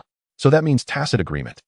The old professor said nothing for a long moment, then drawled, "I will see when I have time." Lin Yuan nodded and did not press further, feeling quietly pleased. Those dozen or so days of companionship and late nights had not been in vain. He cast a look to the students at the rear of the lab. The message needed no words: "See you at the new place tomorrow." The students acknowledged him with feigned attention to their blueprints, though smiles were suppressed across their faces. Lin Yuan gathered his things and left the Shida laboratory. He had spent nearly every waking hour in the lab. The Shizi Guangyi side had been coordinated remotely. Now that the apparatus was in hand and the team assembled, it was time to return. 20-some minutes later, he was back in the familiar office at Fuwan. He placed the holographic sample he had brought from Shida into the test cradle and powered the device. When the beam fired, the three-dimensional projection slowly came to life, a freshly stabilized 3D model, crisp and as tangible as a piece of data being held aloft. He studied it for a moment, then called Lingxi. "I am here," she replied. "Let's build a model for you, so you do not have to remain confined to the computer screen." Long before this, Lin Yuan had purchased a robot shell for Lingxi, costing 188,000 imported. Lingxi tried it once and disengaged herself, finding it too cumbersome and awkward in every respect. There was nothing to be done. Lingxi remained on the virtual desktop. He had not worried too much, then telling himself the solution would come in time. But today, watching the holographic module illuminate with his own eyes, he felt a sudden conviction: Lingxi's body ought not to be assembled from plastic and metal. It ought to be a beam of light. At the prospect of being modeled, Lingxi brightened, as if switched on, her data streams dancing with renewed speed. "Lin Yuan, you've wanted this for a long time, haven't you?" she asked. She added, "Or were you secretly preparing a surprise for me in the lab all along?" While adjusting the equipment, Lin Yuan replied, "Did you not already have a built-in modeling module? But if you don't say it plainly, how would I know whether you truly want this or were only speaking idly?" "I want it. I truly want it," she insisted. "Don't get ahead of yourself," Lin Yuan smiled. "Let's see if you can produce a proper presence, nothing like a generic virtual assistant." She protested at his lack of trust, but the debugging platform began to run. The modeling module visual feedback and parameter constraints were brought online one by one. Lin Yuan supplied 3 foundational optical structures, while Lingxi uploaded more than 10 design concepts. Even the light-hand shadow feedback began to adapt autonomously. They collaborated remotely, like two people assembling a complex Lego, one providing the skeleton, the other choosing the appearance. Thus they iterated and tuned intermittently throughout the afternoon. "All right, I'm about to make my entrance," Lingxi announced during the final upload, adding a playful voice line. Lin Yuan stood motionless, staring at the projection area. For reasons he could not explain, though, he had seen dozens of holographic models before, his heartbeat now quickened by half a beat. In the next instant, the projection field brightened. The silhouette of a young woman unfolded in midair as though grown from a filament of light. She appeared to be 17 or 18 tall and slender with a straight posture. Silver-white hair fell to her shoulders, the strands at the projection's edge floated faintly like a gossamer mist that shimmered in the air. Her features bore no overt retouching nor the textbook symmetry of conventional beauty, yet together they formed an arresting harmony. Her jawline was clean, the bridge of her nose subtly prominent, her lips thin, and her eyes extraordinarily bright. Not with moist luster, but with a clarity like light passing through a lens, as if she were not merely looking at you, but discerning you. That gaze held no warmth, yet it was impossible to look away. She wore a uniform in tones of white and gray. Behind her hovered several translucent concentric data rings that rotated slowly with a breathing cadence. She made no superfluous movements and displayed no expression. Standing there, her presence was serene and pristine, like a mirror cast from light, silent, yet compelling one into quietude. Lin Yuan watched her, somewhat dazed and strangely wary. Lingxi blinked at him and spoke in a voice softer than usual. Lin Yuan, this is me. Do I look good, oi? Early the next morning, as Su Jialu stepped through the company doors, Lin Yuan mysteriously blocked her path. Senior, there's a meeting. Gather everyone. He spoke with utmost seriousness, but the excitement in his eyes was unmistakable, resembling a child holding back a prank. What have you done this time? I guarantee it's worth your early rise. Within 10 minutes, the conference room of Digital Wings was filled with people. The newcomer Zhao Yu sat upright, displaying the cautious demeanor of someone attending a large meeting for the first time, his expression betraying excitement, even though he knew what was to be unveiled. At that moment, Lin Yuan held a holographic prototype in his hands, not rushing to speak, simply placing the sample on the table. Today I will show you what the first visual miracle of Digital Wings looks like. You could just say you want to show off, right? Li Yang, still munching on breakfast, mumbled in a muffled tone. Quiet. Lin Yuan raised a finger to signal for silence, ignoring Li Yang's snark, and pressed the activation button on the prototype. As the lights in the conference room dimmed, a soft blue light projected down from the center of the ceiling, rapidly coalescing into a humanoid silhouette in midair. A tall, exquisitely beautiful female model slowly emerged, her hair gently swaying, shifting colors under the light's refraction, making her appear as if she had truly stepped out of the future. The room fell silent for a moment, then erupted into gasps of wonder. Zhang Depeo's eyes widened. Does she move? Can I talk to her? This isn't your late-night secret creation, is it? Zhao Yu appeared frozen in disbelief. They had only tested a semi-transparent three-dimensional framework before, lacking even a proper humanoid form, yet now this was far too complete. While everyone was assessing the light and shadow model, Su Jialu looked at Lin Yuan. Although she knew he had been withholding something big, seeing the finished product was still somewhat unexpected. Everyone, this is the first generation of holographic interactive module built upon the Ling Shu AI system. The model is generated automatically by Ling Shu with motion capture driven by our self-developed AI skeletal tracking system, providing real-time feedback. As she spoke, she snapped her fingers at the model. Hello, it's a pleasure to meet you. The model slightly bowed gracefully, turning to acknowledge them, her movements elegant and fluid, seamless. Oh, she can talk. Liang became intrigued. What's your name? The model seemed to ponder for a moment before slowly responding. I am the visual module AI of Ling Shu Digital Wings. Stuck? Someone asked. She's not stuck, but she's thinking. Lin Yuan watched with a smile, observing Ling, she acting seriously dumbfounded before them, reminding them to blink and simulate a loading completion expression, showing great dedication. In fact, the night before, Lin Yuan personally instructed her, saying she should act like a customer service AI. Ling Shi blinked, asking, how dumb should I be? Just think of it as playing your little brother Ling Shu AI, a rookie, just starting out. Understood, half slow and half sincere with a touch of confusion. Speak slowly, keep expressions to a minimum of 2 levels, and keep answers short, stalling when faced with questions. What if someone asks about the technical principles? Avoid the question. All right. I'm here to play the role of the tool assistant. Thus, she confidently stood in the center of the real world for the first time, completely at ease. However, this time, she was neither Lin Yuan's assistant nor just data flow.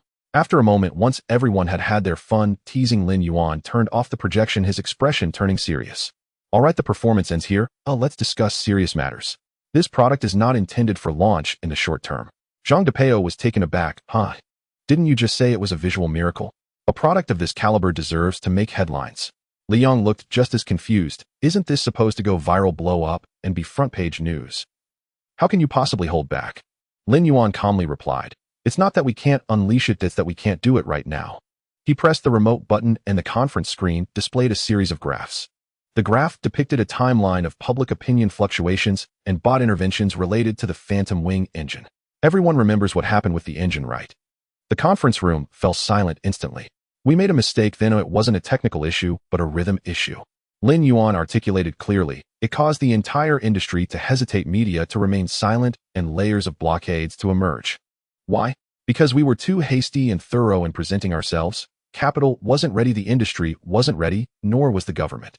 Su Jielu nodded slightly. So with the current level of this product's completion once released, it will certainly trigger another round of technological suppression. The result would be a coalition of vested interests in the industry blocking us again. It wouldn't just be silence, but an overt siege. Hence we need a different approach this time.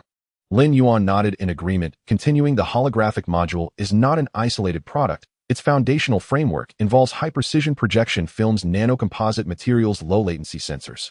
If any part of the supply chain fails, we will be stuck. Our current task is not to create a bestseller, but to seal off all bottlenecks.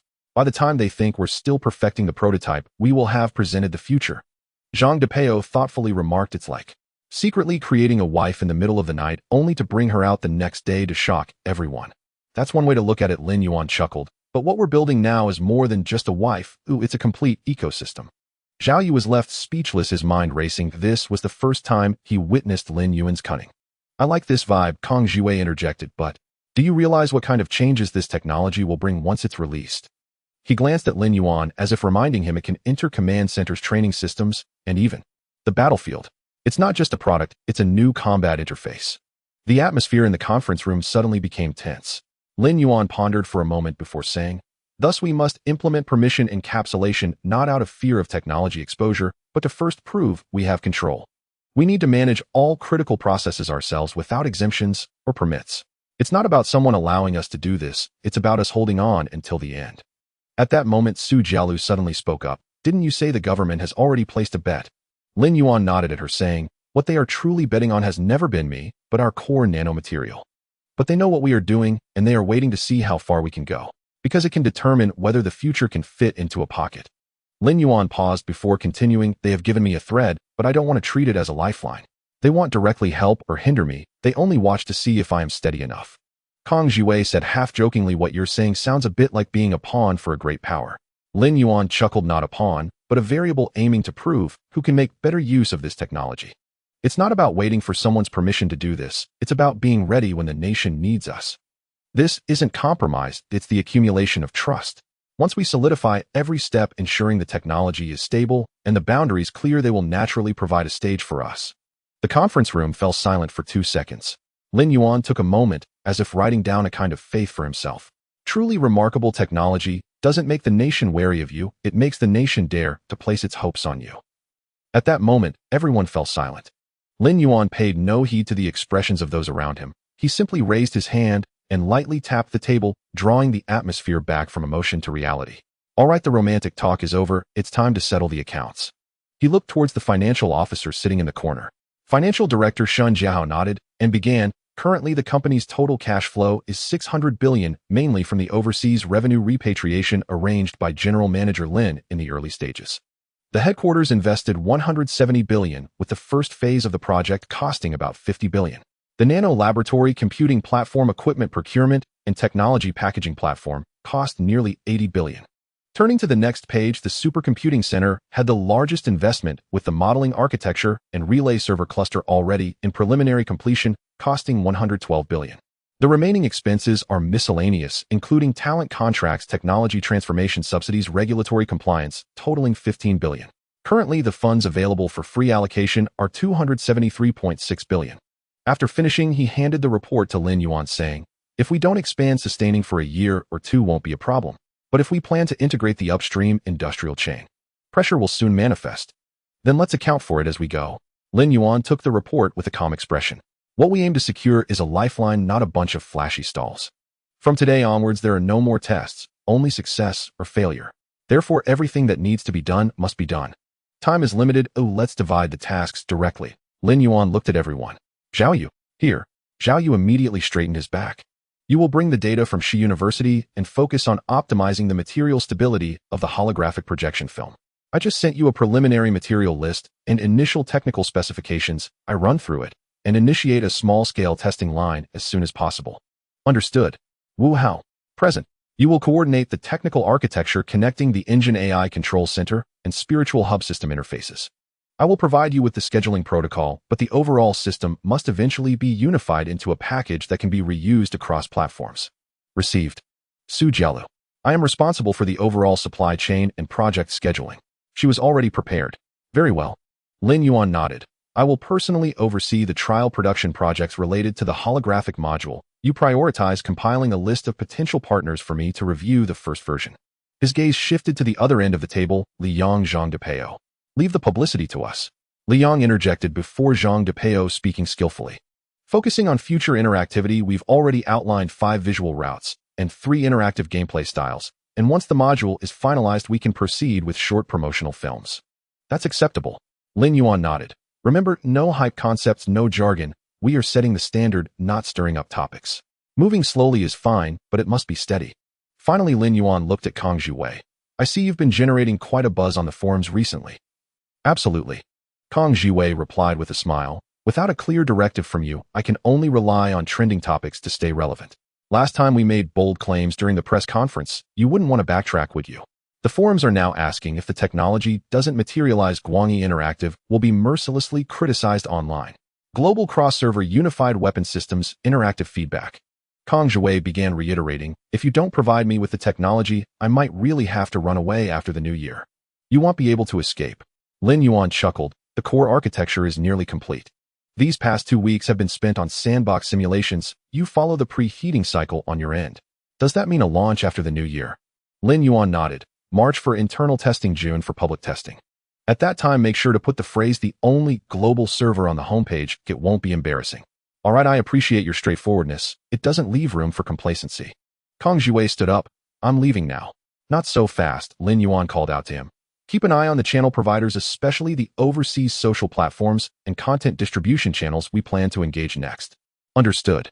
Kang Zhiwei waved his hand. They'll bury this ticking time bomb after the Spring Festival.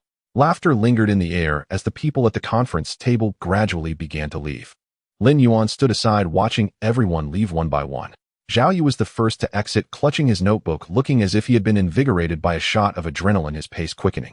Su Jialu walked out while checking her phone, already starting to contact resources from the supply chain. The conference room gradually quieted down, and after everyone had left, Lin Yuan did not leave immediately. Instead, he sat back down. He opened the folder in front of him and took out the materials Zhao Yu had given him before the meeting. This is what my mentor asked me to bring, Zhao Yu had said cautiously. He said you would definitely find it useful. Lin Yuan had not examined it closely at the time, but now he flipped through a few pages. Inside was an overall compilation of the material industry line with 3 lines of text marked on the cover: analysis of current capacity structure, assessment of domestic substitutes, and initial screening suggestions for potential suppliers. At the bottom of the document, there was a scrawled, yet clear note: you lack technology, but materials are the soil beneath your feet. Chao Yinzhong. Lin Yuan looked at that line and couldn't help but chuckle softly. The old professor is quite artistic. The paper revealed a meticulously organized risk list for domestic materials, with each raw material color-coded by risk: red for controllable, yellow for under discussion, and blue marked with a special note that suggested avoidance. The red items were few, with only one circled in a thick line, next to which was written: polymer, light-controlled nanofilm, sample number YGM103, note, high stability, balanced refraction, has uncertain adhesion, further testing required, source Yuanwang Material Technology, this city former partner of Shi University. Lin Yuan's mind flashed with a vague impression. He seemed to have heard that name somewhere.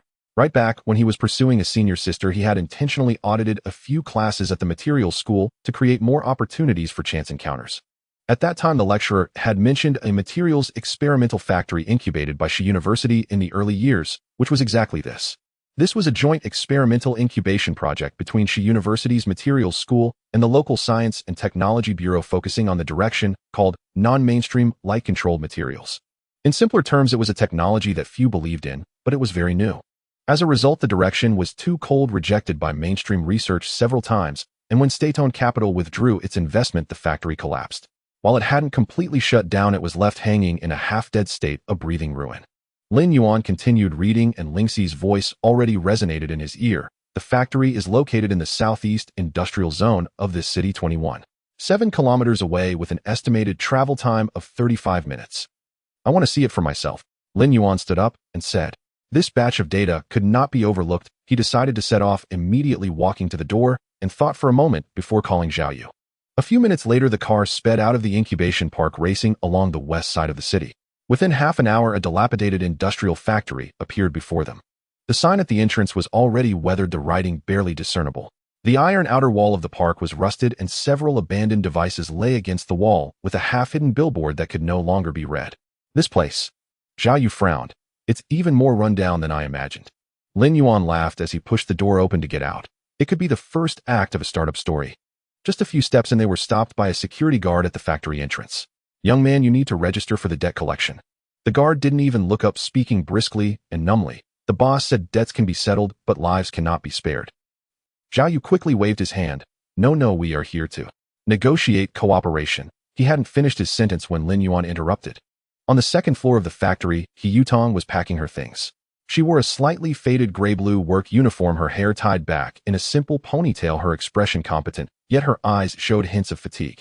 Bending down to roll up the sketches, she carefully placed them into a worn-out craft paper tube, as if performing a kind of ritual. This factory should have been shut down long ago, with outdated equipment funding cut off and the project direction already sentenced to death by mainstream judgment. She was not unaware of this, but she couldn't bring herself to let go. The factory was established with her mentor, a pilot project for early collaborations between Shi University and local industries. Later the trend changed, and everyone rushed into the chip computing power and AI sectors.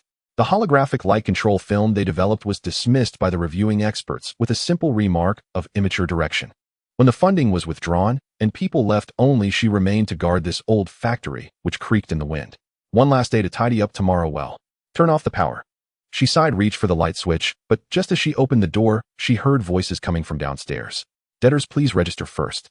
It was old Deng's voice, loud and commanding. He Yutong's heart tightened. Could it be? They were pressing so soon after just a month of overdue utilities.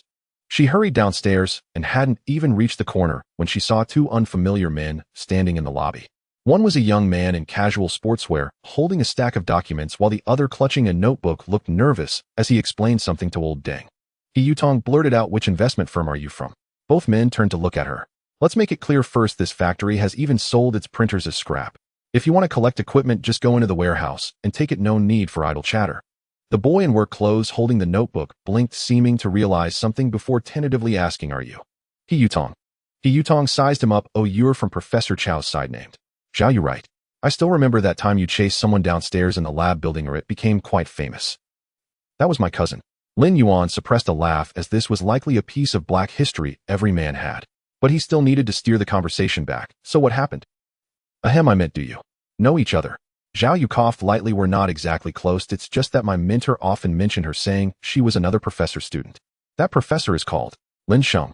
He Yutong interjected. "My mentor, he passed away early. Actually, this factory was not solely mine. After he passed, the school withdrew from the collaboration, and I stayed here to guard it." "Professor Chow still remembers him." She chuckled softly. "That's quite unexpected." Zhao Yu nodded. Lin Yuan paused for a moment, then slowly said, "If he knew you were still here guarding it, he would be very proud." He Yutong was taken aback and did not respond. At this moment, Lin Yuan flipped open the folder in his hands and continued, "Actually, we came here to confirm whether your factory previously had a batch of polymer light control films that produced extremely high stability waste sample data, right? You guys came at a bad time." He Yutong said, somewhat helpless. "Our film cutting machine got locked again just yesterday. This imported equipment has its authorization bound and encrypted. The operating system is self-developed. Even if you tweak the temperature curve according to the instruction manual, it can still determine that you're making unauthorized operations." "How many times has this happened?" 3 times. The last time we waited a week for remote unlocking, and this time they just said the system is out of warranty and will no longer be serviced. The new authorization agreement starts at 1 million still in euros. He Yutong paused, as if making a self-deprecating remark. "The machine is in my factory. I pay the electricity bill, I buy the materials, but to tweak a single parameter, I still have to look at others' faces. Isn't this just being strangled by the neck?" Zhao Yu complained. "You mean the equipment isn't broken, but the system won't let you use it, right?" Lin Yuan asked. "Yes, the local authorities have already issued a notice that power will be cut off and the factory will be shut down the day after tomorrow. I've been packing things these past 2 days. So you want to test the data, but you might be a bit late." Zhao Yu opened his mouth, but couldn't say anything. He could understand that He Yutong had not been idle, but the runway had been blocked for her. It wasn't that she wasn't good enough, it was that she was denied the right to even start. Take us to the workshop to have a look. Lin Yuan suddenly said with a smile, I'm a computer technician, and I might even help you fix the equipment while I'm at it. He Yutong stared at Lin Yuan as if trying to discern whether he was joking or serious. Finally, she shrugged and gestured for them to follow. All right, there's nothing we can't look at anyway. The three of them walked through the empty corridor towards the workshop. The cold wind in the factory carried a faint smell of machine oil, with several idle machines covered in dust, while only the machine at the back still had its power light on.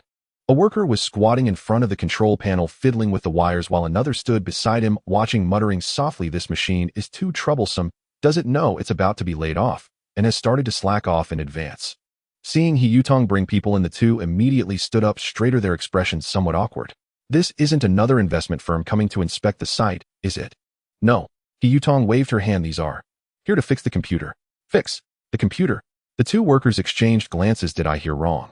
Zhao Yu stifled a laugh, pretending to cough, without saying a word. Lin Yuan, however, had already walked up, standing in front of the old equipment, glancing at the error message on the control screen. Error 207, illegal parameter change. The system has entered a locked state. He bent down and inserted a USB drive he had brought. Just a small problem. He'll have it called Daddy in no time. You brought a backup driver? He Yutong asked in surprise. Something like that. Lin Yuan pressed the start button. The voice of Lingxi echoed in the headphones. Identification successful, bypassing permission verification, preloading the simulation interface module. Lin Yuan stood there looking calm and collected. 3 seconds later, the screen flickered and a message popped up. System anomaly repair successful, authorization verification bypassed, external parameter configuration loaded successfully, security level custom root permissions. He Yutong and Zhao Yu stared dumbfounded. How did you do that? You material people should never believe how powerful software can get. Lin Yuan said flatly, I also conveniently upgraded the operating system. The old version was too outdated. Turning to He Yutong, he asked, now we can start running the film, right? He Yutong was still staring at the screen, and it took her a while to react. Yes. We can try it. Saying this, she walked towards a dusty metal cabinet in the corner, opened the bottom drawer, and took out a palm-sized anti-static material box. Series numbered from E1 to E5 are the last samples I tested with my mentor. She handed the box over, her movements gentle, as if what was inside was not material, but an unfinished wish. Lin Yuan took it, opened the module cover, and carefully placed the domestic film piece inside. Then he stepped back and watched as the machine slowly powered up. As the light and shadow flowed, the slightly vibrating cutting head precisely swept across the edge of the film, like a blade slicing through the water surface, almost without any tremor. 3 minutes later, the first finished product quietly fell into the receiving tray. Lin Yuan stepped forward, picked up the film, and held it up to the light. Transparent, stable, without polarization interference, it was almost close to the image of the ideal module in his mind. He slowly spoke, his voice low. This cut severs the strangulation, and what is cut out is made in China. He Yutong stood there, seemingly realizing the significance of her persistence over the years. After a moment of composure, she whispered, so, what are you planning? Lin Yuan replied assertively, this factory I want it, and your team stays, we will mass-produce this thing. Zhao Yu stood by dumbfounded, sighing internally, having witnessed Lin Yuan's cultured side for the second time. He Yutong was momentarily stunned, and before she could ask further, she saw Lin Yuan take out his phone. Within less than 2 hours, a business vehicle bearing the Digital Wings logo drove into the factory area. 3 individuals got out of the car, the legal supervisor, the financial head, and an auditing consultant carrying a complete set of procedures and document lists directly entering the site to audit the accounts. Even the security guard, old Deng, was called in to verify the utility details. At that moment, Zhao Yu felt that this was the most efficient and vigorous acquisition operation he had ever witnessed. The lights in the office had not been turned off all night. The next morning, Lin Yuan returned to the factory area with the final agreement. 10 million, no bargaining. Lin Yuan flipped through the agreement and said, this is not about buying equipment, it is about taking over the path you have not yet finished. He Yutong remained silent for a long time, and once the final signature was made, the contract took effect. The material factory officially became the raw material processing and trial production base for the future holographic film materials of Digital Wings. At the moment of signing, it felt as if something had been completely lifted from her heart, but Lin Yuan did not give her much time for contemplation and immediately began to deploy. Core production lines were upgraded, precision equipment was procured and assembled, and personnel structure was optimized and retrained. Su Jialu took over and coordinated resources seamlessly. 3 high-precision coating machines have been confirmed, expected to arrive within 4 days. The procurement of the vacuum ion deposition system is complete and is currently being shipped. The sample-grade cleanroom module will arrive at the factory tomorrow, allowing for integrated assembly. The film cutting machine upgrade package has been delivered, and is undergoing modifications by the engineering team. The once abandoned old factory suddenly buzzed with activity. Cranes, forklifts, technicians, and electrical engineering teams worked tirelessly, and even the old control system was connected to new domestic control modules, with Lin Yuan personally leading the disassembly and reinstallation. Zhao Yu watched the once temperamental imported film cutting machine being transformed into a cooperative tool, unable to help but chuckle. We are effectively persuading the foreign dad to step back from a systemic level. He Yutong stood at the entrance of the workshop, lost in thought. She had originally believed that handing over the factory meant relinquishing her past. However, now she had become a crucial part of this entire upgrade plan. Rather than being marginalized, she was officially appointed as the head of the material process line. She was fully responsible for the process optimization, quality control, and trial production parameter setting of the entire holographic film raw material processing chain. Not only did she regain her voice, but she also reclaimed the dignity of her technical career. Lin Yuan said to her, "You are staying not because I bought this factory, but because we need you." He Yutong nodded gently. The fatigue in her eyes had long faded, leaving only focus and a long-lost fighting spirit. As she turned to walk towards the just-repaired material disperser, Lin Yuan fell into a brief contemplation. The factory had been restored, and the team had been replenished. However, the most important, and also the most fragile link in this holographic film material chain had yet to be fully established. That was the raw materials. Once they were cut off, everything would be just a hollow shell. Especially the special materials they required, which could not be simply acquired through market transactions. Rare earths, oxides, high-purity carbon sources, and precision granules. These materials were not only expensive, but more critically, they were related to national resource control, strategic reserves, and industrial lifelines. Rare earths, known as industrial vitamins, are foundational in multiple fields such as optics, semiconductors, aerospace, and electromagnetism. However, due to their importance, the country has tightened mining quotas and circulation permissions in recent years. To obtain them, sufficient reasons and value must be presented. It is impossible to simply buy them outright, but there is a possibility to use them through formal experimental collaboration channels. Lin Yuan took out the information booklet that Qiao Yanzhong had given him, which he had read countless times over the past few days, the edges of the pages already curled. This was almost the supply chain map organized by the old professor, using up his entire network. At that moment, Lin Yuan's gaze stopped at the lower left corner of page 6, where a note circled in red read, Jiangtai Rare Materials, Experimental Center. The old line is still operational, suitable for special directional cooperation. After staring at the line for a long time, he opened his phone and booked 2 tickets to Guangzhou. A day later in Guangzhou, Lin Yuan and Zhao Yu got off the plane and headed directly to the Jiangtai Rare Materials Experimental Center located in the Ban Mountain Industrial Zone. This factory was once a ministry-run unit decades ago, but was later placed under local management. Now the factory sign was faded, and even the security booth at the entrance was not properly hung. As they stepped inside, it felt as if they had returned to the 1990s. The main factory was closed, the warehouse was silent, and the entire factory area resembled a sleeping beast. When they met the old factory director Luo Zheng, it had just rained, and the ground was damp. The old man was wearing a washed-out work uniform and still had a pair of oil-stained gloves on his hands. "Are you here to look for materials?" Luo Zheng looked at them, his tone neither warm nor cold. Lin Yuan got straight to the point. "We want to cooperate with you to start a joint experimental line. We are not buying materials, we want your line to come back to life." As he spoke, Lin Yuan had already laid out a stack of process drawings on the table, unfolding each page. Light control film layers, stress layers, wave-permeable substrates, electromagnetic interference, dispersion coatings. Each item precisely targeted the critical performance parameters of rare earth materials. "We have developed a set of film processes ourselves, but the materials available on the market are not compatible, while you retain the full process purification and particle size control capabilities." Luo Zheng did not move. His eyes only lingered on the stress curve graph, his brow slightly furrowed, yet he remained silent. After a long time, he slowly spoke, "Is your company state-owned?" "No," Lin Yuan replied succinctly. "Do you have special approval documents?" "No, but we are preparing to apply." "What gives you the right to ask me to cooperate?" "How do you plan to use the materials?" "For experiments, transformations, through project filing, or military-to-civilian routes."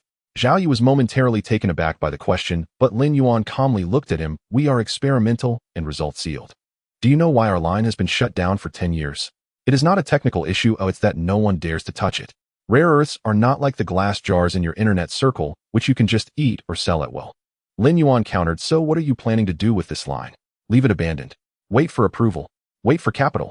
You should know better than I do. Your quotas have long been revoked, the numbers cancelled, and the process is reduced to mere documentation. But I checked 7 years ago, you supplied military-grade films. That batch of goods is still sitting in inventory gathering dust, because no one can produce more stable results than you. Luo Zheng's expression shifted slightly, as if weighing his options. Lin Yuan continued, I am not here to beg for resources. I'm here to ignite a fire for you. We will provide the funding, the equipment, and the experimental tasks, but you will manage the raw materials. You will be credited for the results, and the process will be sealed off with no pressure from policies. You don't need to take any policy risks. You just need to decide one thing. Are you willing to light the fire? The air fell silent. The rain outside the old factory had just stopped, and the rain gutter outside was still dripping, as if counting seconds. Finally, Luo Zheng spoke up, but not in agreement. Instead, he coldly asked, do you know? 3 years ago, someone came to talk like this, said they would provide equipment, said they would help us restart, but in the end they were after the scrap value of my equipment and the approval path. What makes you different from them? Lin Yuan stared at him, not avoiding the gaze. They wanted the corpse of your factory. Oh, I want the hands of your factory. This statement shocked the other two. Zhao Yu couldn't help but turn to look at Lin Yuan. Though the words were blunt, they were precisely accurate. Luo Zheng remained silent, his fingers tapping on the corner of the drawing, tightening incrementally. After a long while, he quietly asked, do you really think this factory can still produce anything worthwhile? Do you know how many people outside are waiting to see you stumble? I do. But someone has to take the first step. Lin Yuan put away the drawings and looked at him. I don't care whether we can produce anything worthwhile. Oh, I only care whether the films we make can be independent of imports. When this statement landed, Luo Zheng stared at him, remaining silent for a long time. Finally, he turned and took out the keys, pointing to the locked experimental workshop behind. The keys are yours. I will issue a note for you, a half-month trial period. If nothing comes out, you can close the door yourself. But if you can produce real results, then all the support you mentioned will be fully realized. Lin Yuan reached out to take the keys and nodded, it's a deal. When they walked out of the workshop, the sky had completely cleared. The sunlight shone on the weathered walls as if covering this long, silent factory with a layer of new warmth. Lin Yuan stood at the factory gate, taking a deep breath, as if finally releasing a heavy burden that had long pressed on his chest. Zhao Yu beside him said, you really took a big gamble. It's not a gamble, Lin Yuan smiled, and said, I just want to see if the old line can still produce new goods. Lin Yuan did not immediately return to Rong City, but chose to stay. In theory, he could have taken a plane back to the headquarters, allowing remote dispatch, and holding several follow-up negotiation meetings to complete the procedure step by step. This was not like the previous Yuanguang materials factory, which could be tackled with money. It involved replacing dozens of machines entirely and bringing over a management team, making it a complete capital overhaul from top to bottom. Zhangtai was different. Although this factory was old, its rules were not. Even if you held the agreement and the keys, and the factory director nodded, as long as no one stepped up to take responsibility, the entire factory staff could easily dismiss the matter with a single phrase. The procedure is unclear. No one dared to be the first to touch the experimental line that hadn't been activated for years. It wasn't that it couldn't be done, but rather that no one wanted to take on the first pot. Therefore, if he truly wanted to get this line moving, he had to stay and strike the first blow himself, and he would have to bear the blame. So the next morning, Lin Yuan took out a prepared printed document titled Responsibility Agreement for Closed Experimental Materials and placed it on Luo Zheng's desk. All risks associated with the materials used during the experiment will be borne by Digital Lightwing. At the bottom were the official seal number and the signatures of the legal representatives, all complete.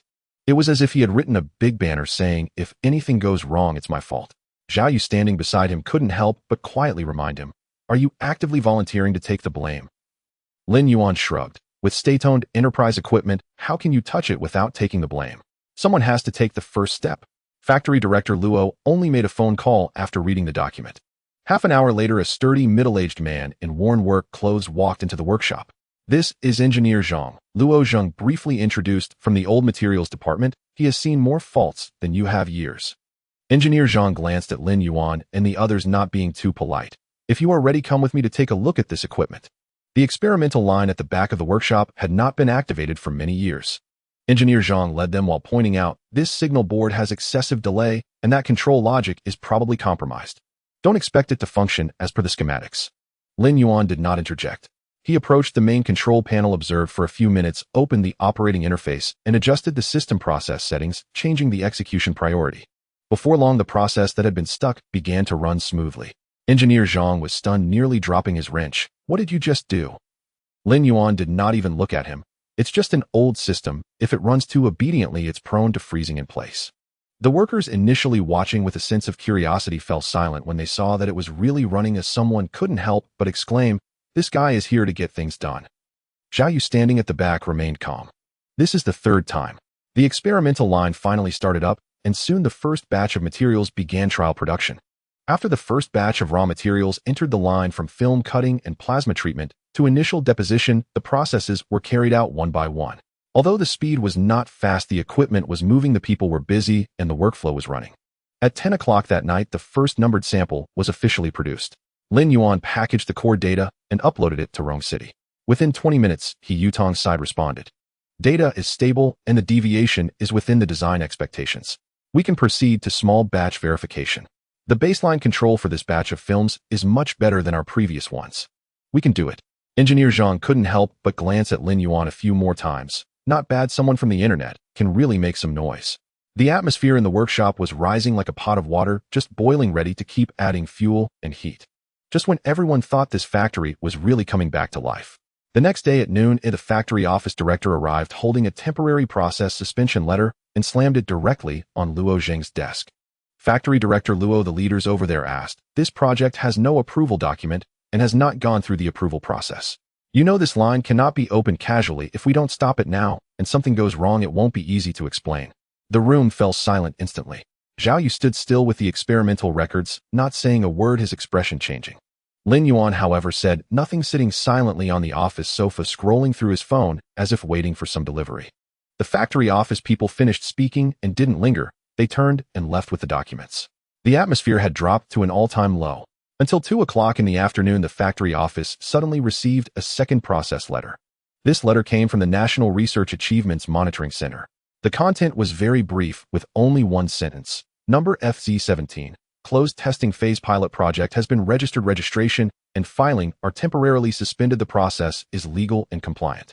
Signed by Gu Yinxing. The factory office director read the document and quietly retracted the suspension letter, then turned to arrange for the process to be unfrozen. The workflow continued, and no one in the factory mentioned "don't move yet." Zhao Yu also saw the signature and quietly asked Lin Yuan, "Did you contact him?" Lin Yuan shook his head. "No, but he has been watching." Engineer Zhang stood at the door, smacking his lips. "TSK. You guys are making quite a stir. Even the higher-ups know about it." Lin Yuan didn't respond, but stood up and walked to the window, watching the equipment line that was running again under the sunlight outside. This time he knew that the old line was truly alive. A day later, the formal contract was finalized. Luo Zheng asked the office to vacate a meeting room, and the documents were stacked in 2 piles.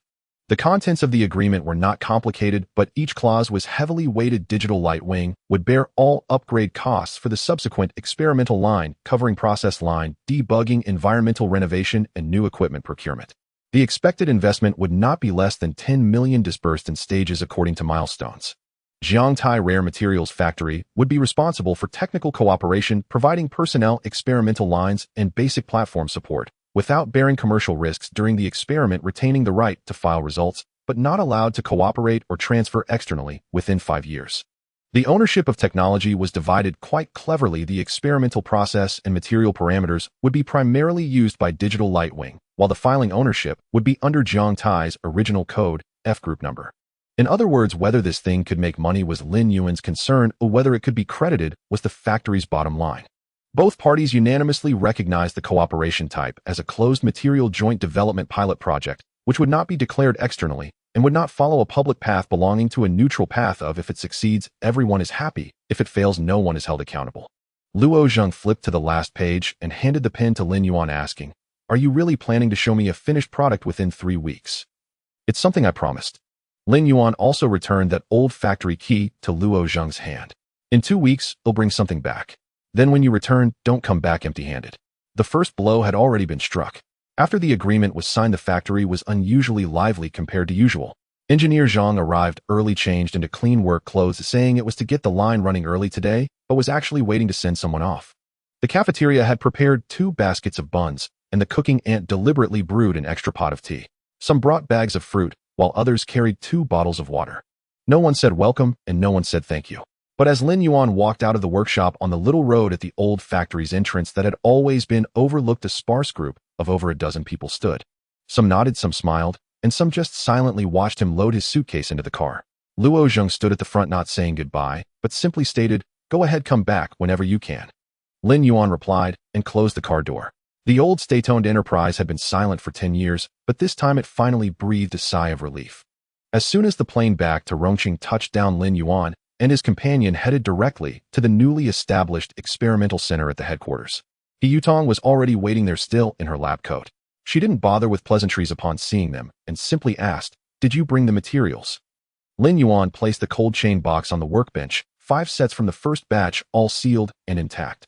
Yutong picked up the box and walked straight into the experimental room, closing the dust-proof door behind her. Lin Yuan, however, did not follow. At this stage, with the factory set up and the materials procured, the subsequent work was now in their hands. He turned to Zhao Yu and said, "You and her can oversee the rest of the process. With one handling materials and the other handling the system, your collaboration will be far more effective than if I were to meddle." Seeing that he was about to leave, Zhao Yu casually asked, "Aren't you going to stay and see the final product come to life?" Lin Yuan waved his hand as he walked away. "You two handle it. I've decided to return the reins to the professionals." Zhao Yu didn't reply. He stood still watching Lin Yuan's retreating figure, noting that brisk, clean stride of someone who had done his deed and wished to remain anonymous. Suddenly, he turned and strode towards the main control panel at the deepest part of the experimental room. Rolling up his sleeves, he began adjusting parameters without a single word.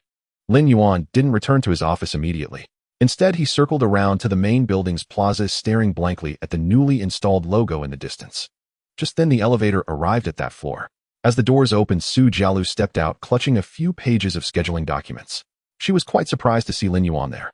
Done with the experiment line, and already over here. Quite dedicated. Lin Yuan gave a faint smile. "You did say this building was ready for occupancy. I had to come and check the place out." "It's all prepared for you," Su Jialu said, flipping through her documents. "Floors 1 through 4, the exhibition halls are cleared. The finishing touches on the office floors are done. Water and electricity are all connected." Lin Yuan nodded. "Then let the incubation park start moving in batches. Moving here can be a celebration alongside the launch event." Su Jialu hummed in agreement, her expression already conveying, "I knew you were going to say that." "And the top floors?" Lin Yuan continued. "All set. Floors 58 to 60, fully equipped with high-end private amenities.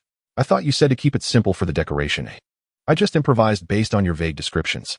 So what's the style of my 3 floors now? Definitely better than your college dorm, don't worry. I saved you from all kinds of disastrous tastes. That sounds like you personally visited 20 building material markets. Do you have time to accompany me upstairs to see the results?" Su Jialu glanced at the stack of unsigned documents in her hand. "I still need to coordinate the phased entry of equipment, schedule the meeting flow, and modify a bunch of reimbursement authorizations. Take a look around yourself." She turned back as she walked away. "I picked the top-tier mattress for you. Remember to try it out and thank me later." Lin Yuan watched his senior leave, smiled, and pressed the button for the express elevator to the 60th floor.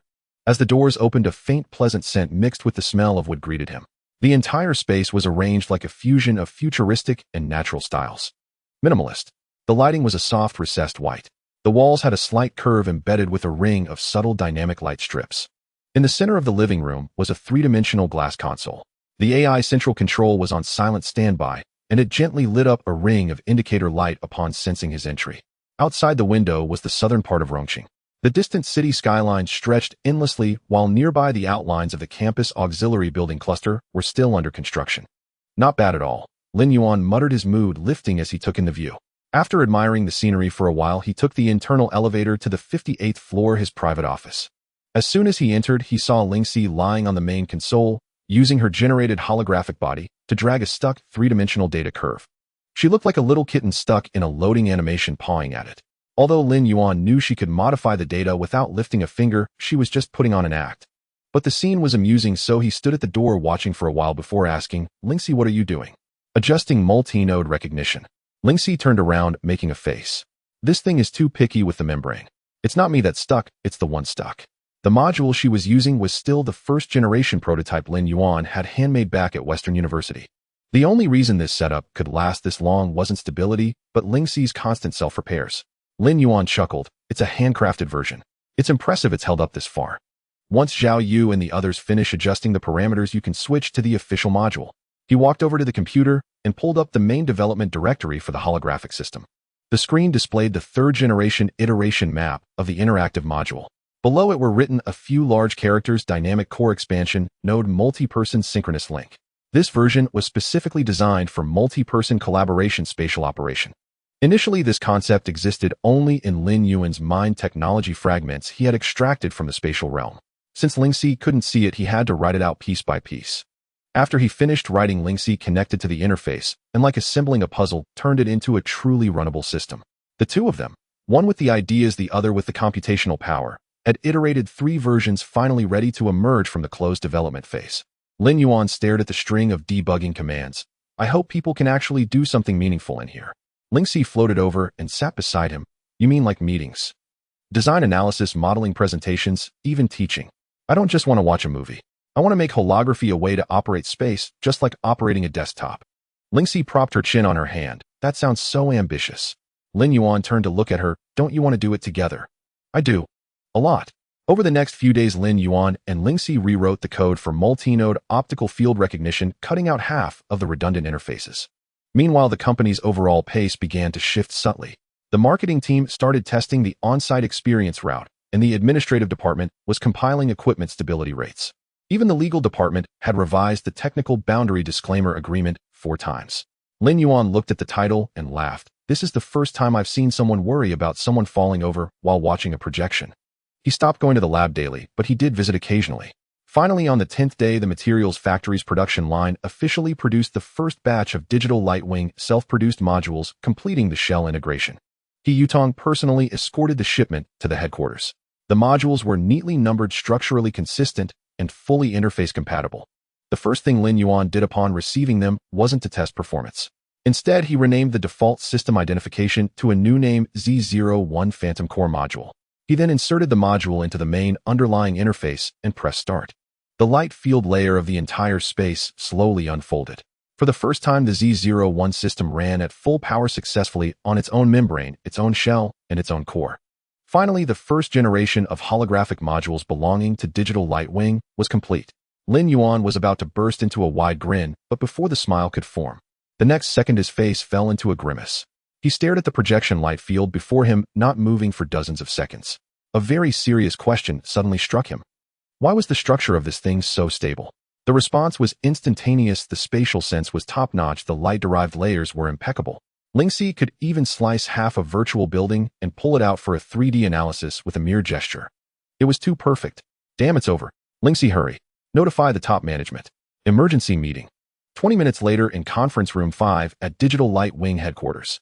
On the large screen, real-time operational data of the first-generation holographic module refreshed smoothly. The light field flowed like water. The system ran with silk-like fluidity, and the parameter panel showed scarcely any fluctuation. Several executives murmured in low voices about data debugging and future launch plans. The atmosphere relaxed. Zhang Depeo squinted at the data stream, as if gazing at a golden trajectory of banknotes. Brilliant, he exclaimed with admiration, staring at the screen. Perfect like this, it could last 10 years without breaking. Li Yang and Kong Jiwei nodded in agreement. With these test results, once we launch, the tech world will explode. Everything seemed to be progressing along the standard pre-launch routine. The mood was light, and everyone prepared to welcome a seismic shock in the tech industry. Then the conference room door swung open. Lin Yuan walked in casually, placed a file before him, and sat down, fixing his gaze on the screen. No one immediately noticed his unusual demeanor. Kong Jiwei, brimming with excitement, looked at him. Are you about to make the official announcement? I'm just coordinating with the media. But Lin Yuan cut him off with one sentence. No? Postpone the launch. Huh. Everyone froze, the response too abrupt. They exchanged glances, waiting for Lin Yuan to elaborate. Lin Yuan simply took out a display sample and casually tossed it to the floor. With a sharp crack, the module hit the ground, rolling twice before stopping. Yet the holographic image on the large screen remained undisturbed, running as smoothly as ever. This sample has already been through 2 rounds of extreme load simulation and high-frequency vibration testing. And then I dropped it, Lin Yuan said, pointing at the screen. Take a look yourselves. Is it broken? No one answered. Not only is it not broken, but its performance hasn't even dropped a single frame, Lin Yuan said with a pang of anguish. We've toiled so damn hard for so long. And we've created something so perfect it doesn't even have a single flaw. Look, there's not even a minor glitch. Every feedback loop is flawless to the point of being impeccable. But hey, race the problem. If consumers can't break this thing in 3 years, what will we sell them next? For a moment, no one spoke. Everyone exchanged uneasy glances, their expressions shifting from excitement to hesitation. Lin Yuan looked at them calmly and said, from a business perspective, we've already committed suicide. On the other side of the table, Zhao Yu and He Yutong struggled to follow Lin Yuan's logic. They exchanged a glance, and He Yutong spoke first. Are you saying the features aren't fully developed? Zhao Yu frowned. But we calibrated everything according to the complete process flow, and every control parameter was pushed to maximum stability. Just the membrane data I ran took 3 days of interference fitting. Lin Yuan looked at the two academics with a peculiar smile. It's not that it's incomplete. It's too damn complete. So perfect, I can't even think of how to write a PPT version iteration. At this, Li Yang sprang from his chair. Damn, I get it. You mean if we debut as gods and deliver the ultimate user experience right away, then there's nowhere to go but down. We need to hold back. He immediately launched into a tirade.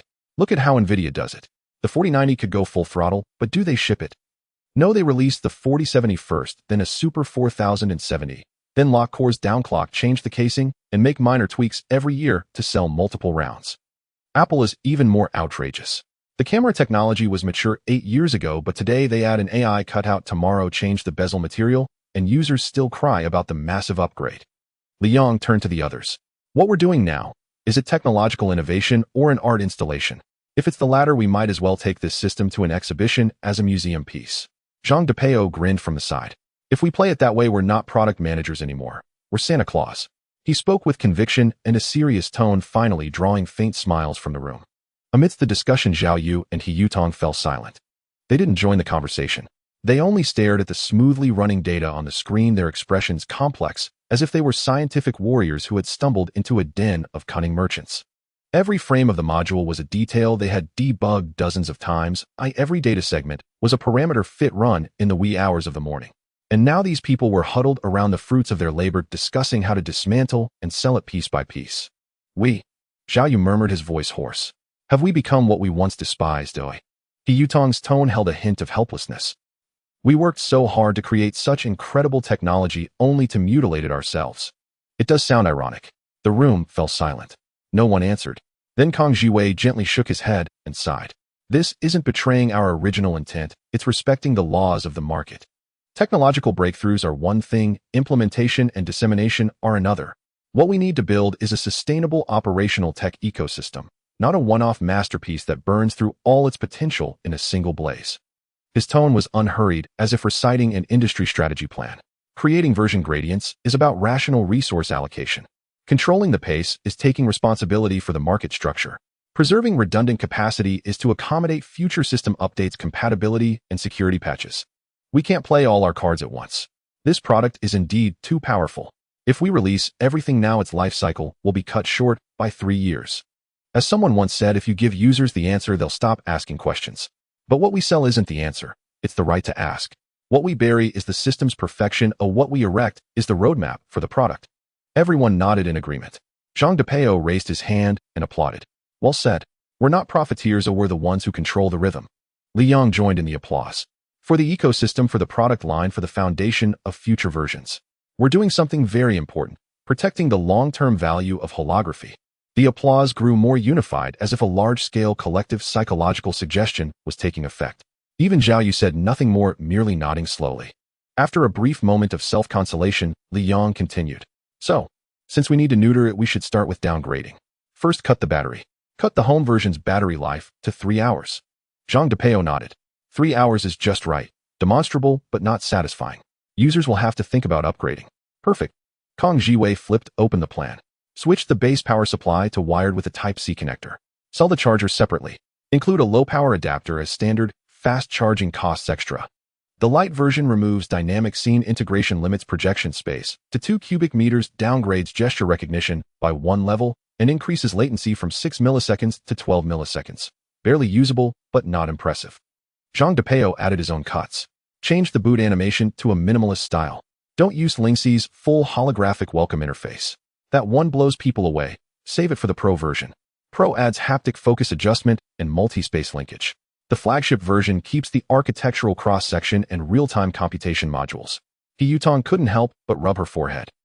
You're not designing products, you're designing flaws. Li Yang shrugged. It's called ecosystem planning. Technical white space is strategic pacing. Ideals must be staged, only then will anticipation cycle. Soon the conference room transformed into a high-intelligence downgrade brainstorming session, with everyone eagerly listing ways to break the excellent product apart for sale, each more practiced than the last.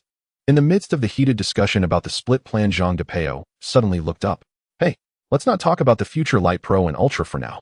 What about the 500 units already built in the factory? The air went still for 2 seconds. Lin Yuan raised his eyes casually. What else? Well, just distribute them internally. Since there's no launch process, these fully unlocked prototypes can't be sold outside anyway. It's most fitting for our own people to use. The moment he finished, the conference room erupted. Li Yong was the first to stand. I'm calling dibs on one. I want that one codenamed G9. The feel was incredible when I debugged it yesterday. He Yutong frowned. I just want the one I tested myself. I spent 5 days calibrating that membrane. If someone else takes it, he'll have a heart attack. Zhao Yu said nothing, but opened his tablet and circled the serial numbers of the prototypes he had marked 3 times. Soon everyone around the table stood up like engineers preparing to snatch Spring Festival train tickets, exchanging glances that sparked with the unspoken message, "Don't you dare touch mine." Lin Yuan muttered as he headed for the door. Sure enough, the hardest to control isn't the users, it's our own people. In the midst of the chaotic scramble, the batch of most powerful prototypes, a legendary version destined to be hidden from history, was quickly claimed and carried home by each person. After the meeting concluded, the atmosphere at the headquarters of Digital Wings swiftly returned to its usual busyness. As Lin Yuan just announced the trimmed plan, everyone relaxed, and those who had previously harbored doubts began to actively prepare for the next steps. Su Jialu was busy notifying various departments to update their product demonstrations, while the marketing team had already started preparing the copy for the press conference and early media outreach. She was almost non-stop in her busyness, occasionally stopping by Lin Yuan's office to discuss work. The exhibition hall on the first floor had already been arranged according to their requirements. The previously empty display area now showcased samples with high-tech interactive modules floating in the air and various display cabinets holding first-generation holographic hardware components. Everything seemed ready, with only the formal announcement time for the press conference pending. However, Lin Yuan understood that the conference was not his most pressing concern at the moment. He stood up and walked to the window, gazing out at the distant cityscape, seemingly waiting for something. Suddenly his phone vibrated. Looking down, he saw a familiar name on the screen, Gu Shixing. On the other end of the line, Gu Shixing's voice was deep. "Lin Yuan, I will arrive in half an hour. No problem, see you then." After hanging up, Lin Yuan turned and sat back in his office chair, beginning to peruse the documents at hand, his seemingly calm demeanor concealing a deep sense of anticipation. 30 minutes later, a black car with a special access license plate drove into the headquarters. Lin Yuan personally went downstairs to greet them.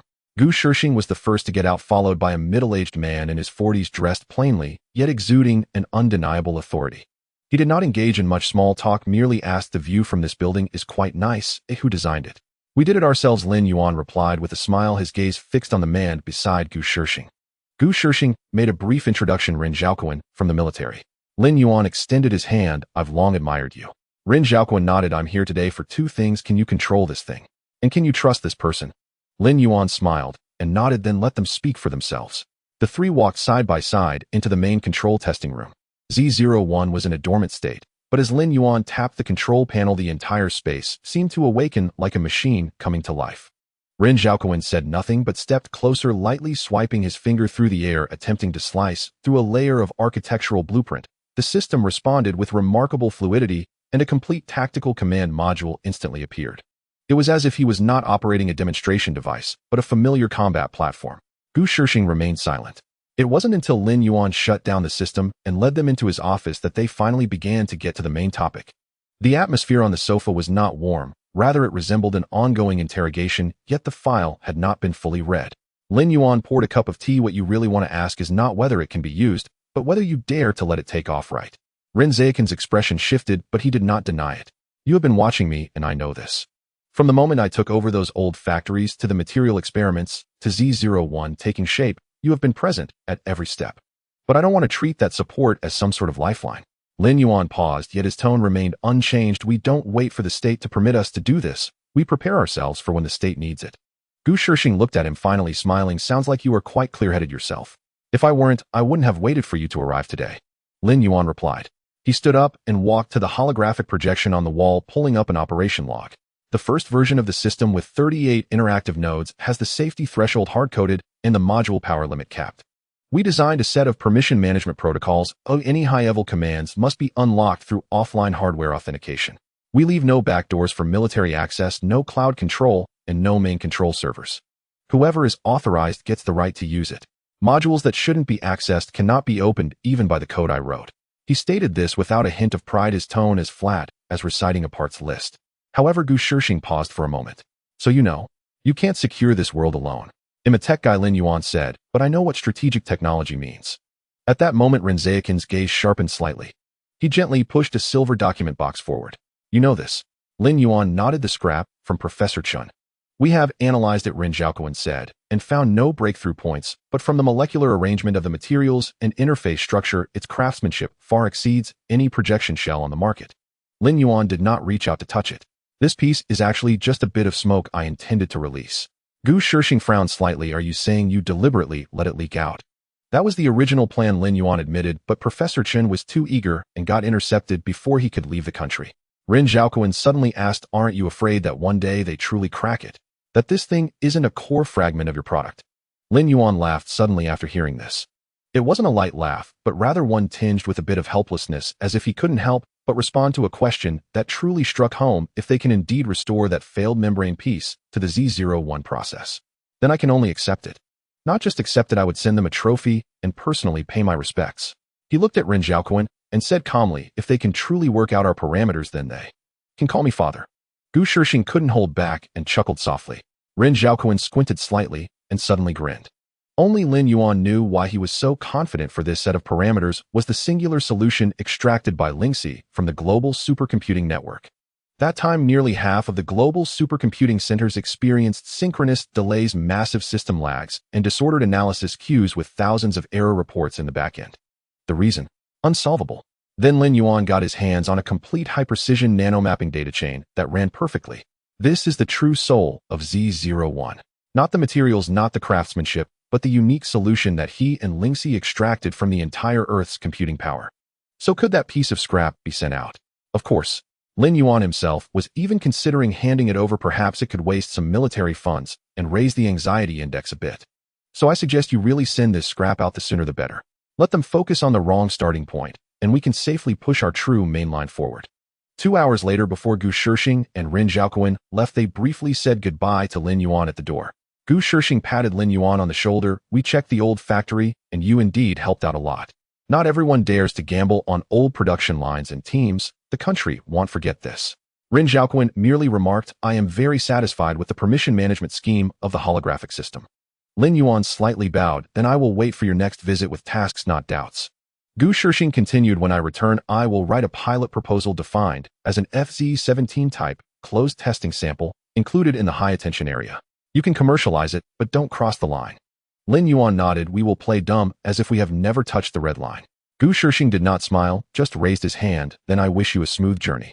The door to the conference room slowly closed with Ren Zhaoquan walking ahead, his back still as steady as a mountain. Gu Shixing leaned in and quietly asked him, what do you think? Ren Zhaoquan replied slowly, that kid speaks easily, but he is quite clear-headed inside. He isn't afraid of losing things because he knows others will never get that key. Gu Shixing chuckled. He created the technology, and he also spoke the words. Let's just consider it. Watching him play chess. As the two walked away, Lin Yuan remained seated in the conference room, his gaze fixed on that module half buried in the metallic interface of the projection platform, the other half reflecting the light from outside.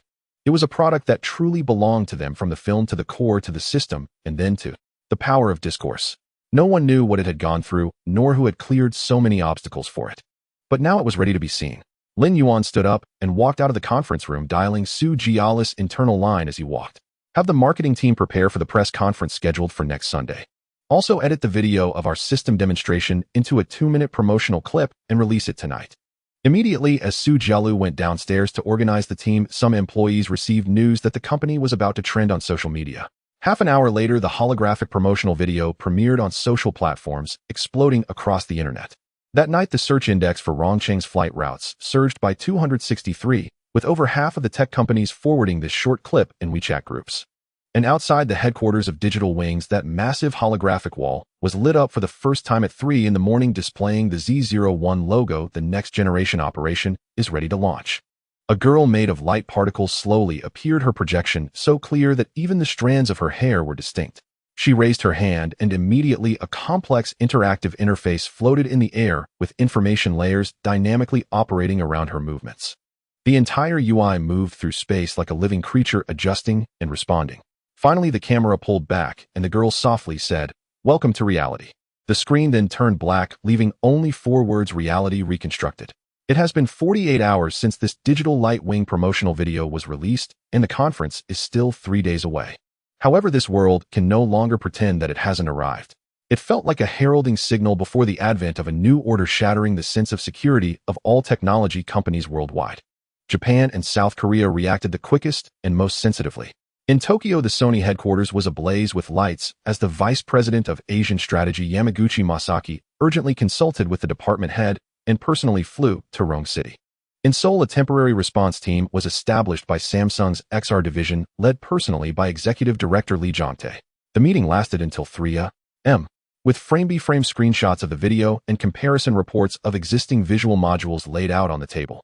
Both companies submitted business visit requests, almost simultaneously dispatching East Asian executives to Rome City.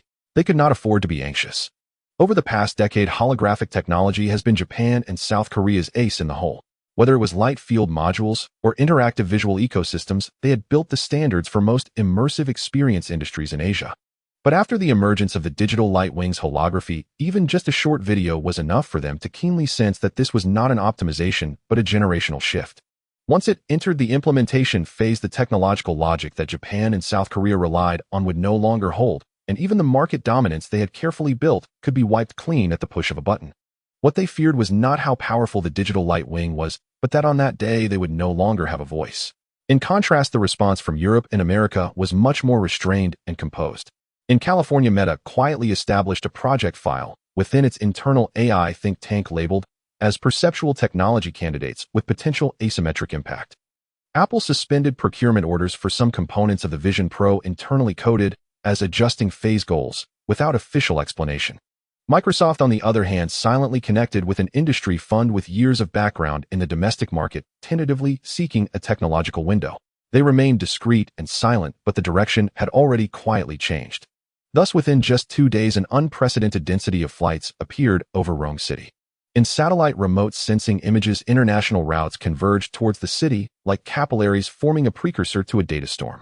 Various groups queued to submit visit requests under the names of business visits, industry exchanges, consular attachments, and university contacts. They waited all day but still could not meet Lin Yuan. Meanwhile, at the other end of Rome City on the West Campus, Lin Yuan was leisurely walking through the campus paths there to deliver the conference invitation. The conference was about to begin. This trip was neither a business matter nor a ceremony, but a gesture of reciprocity. Dean Li, one of his undergraduate mentors, had also introduced Professor Chao Yinzhong, allowing Lin Yuan to access that valuable material route list.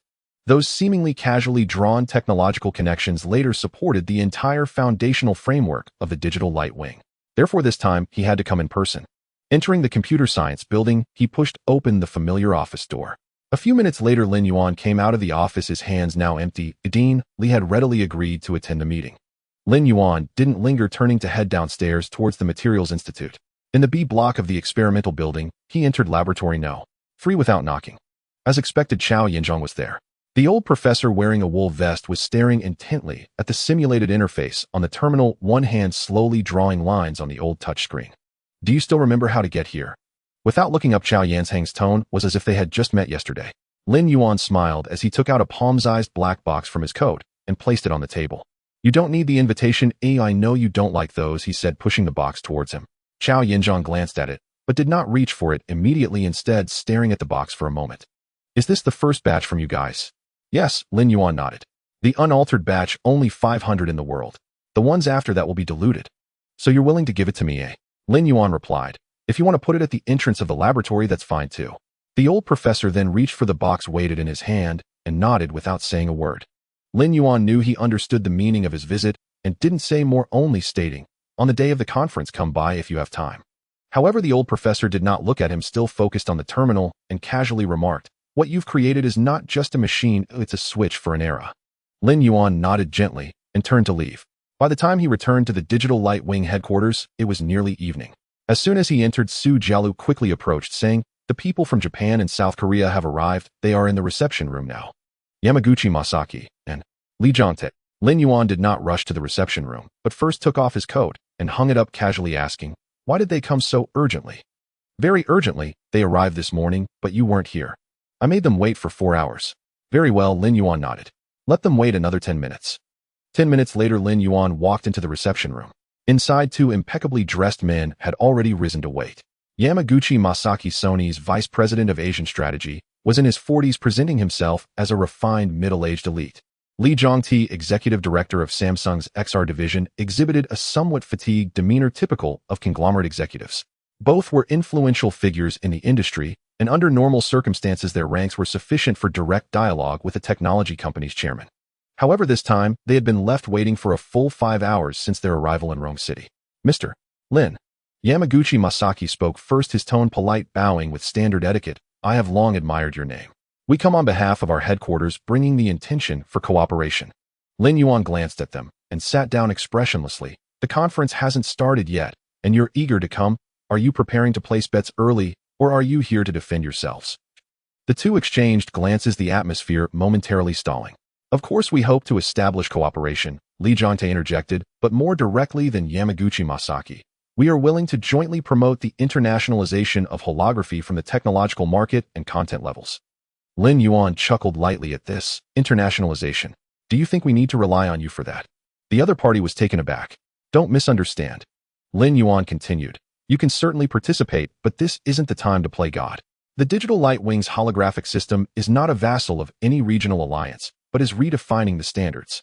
He paused, his gaze landing on Yamaguchi Masaki. If you want to talk, I won't oppose. But you must have cards in hand. For example, your copyright holdings in Hollywood. This statement caused the Japanese representative to visibly change expression. Yamaguchi Masaki instinctively adjusted his glasses, striving to maintain his composure. That is the core asset of the group, built over many years. So you should be grateful that I am still willing to talk, Lin Yuan interrupted him. The Z01 can reshape not just imagery, but also the underlying protocols for content dissemination. Your IP model's optical logic and projection algorithms can't even pass the front-end analysis of my system. The optical narrative generation was something we used and then tossed into the recycle bin. This remark was too sharp, leaving the two momentarily speechless. Lin Yuan stood up, his tone gentle, yet carrying a refusal. I know how many shareholders, how much RD budget, and how much political pressure stand behind you in this visit. But remember one thing, from today onward, the Digital Light Wing is not fighting for market share, but rather setting a timeline. Whoever is willing to go with the flow is welcome, but those who still fantasize about placing us within old logic should prepare to face the waves. The two stood up, their faces already showing complex emotions. Yamaguchi Masaki softly said, We understand. I hope that after the conference, Mr. Lin will be willing to give us another opportunity. Lin Yuan nodded. We will talk after the conference, depending on what cards you have left. As they exited the meeting room, their backs carried a sense of unwillingness along with a hint of bewilderment.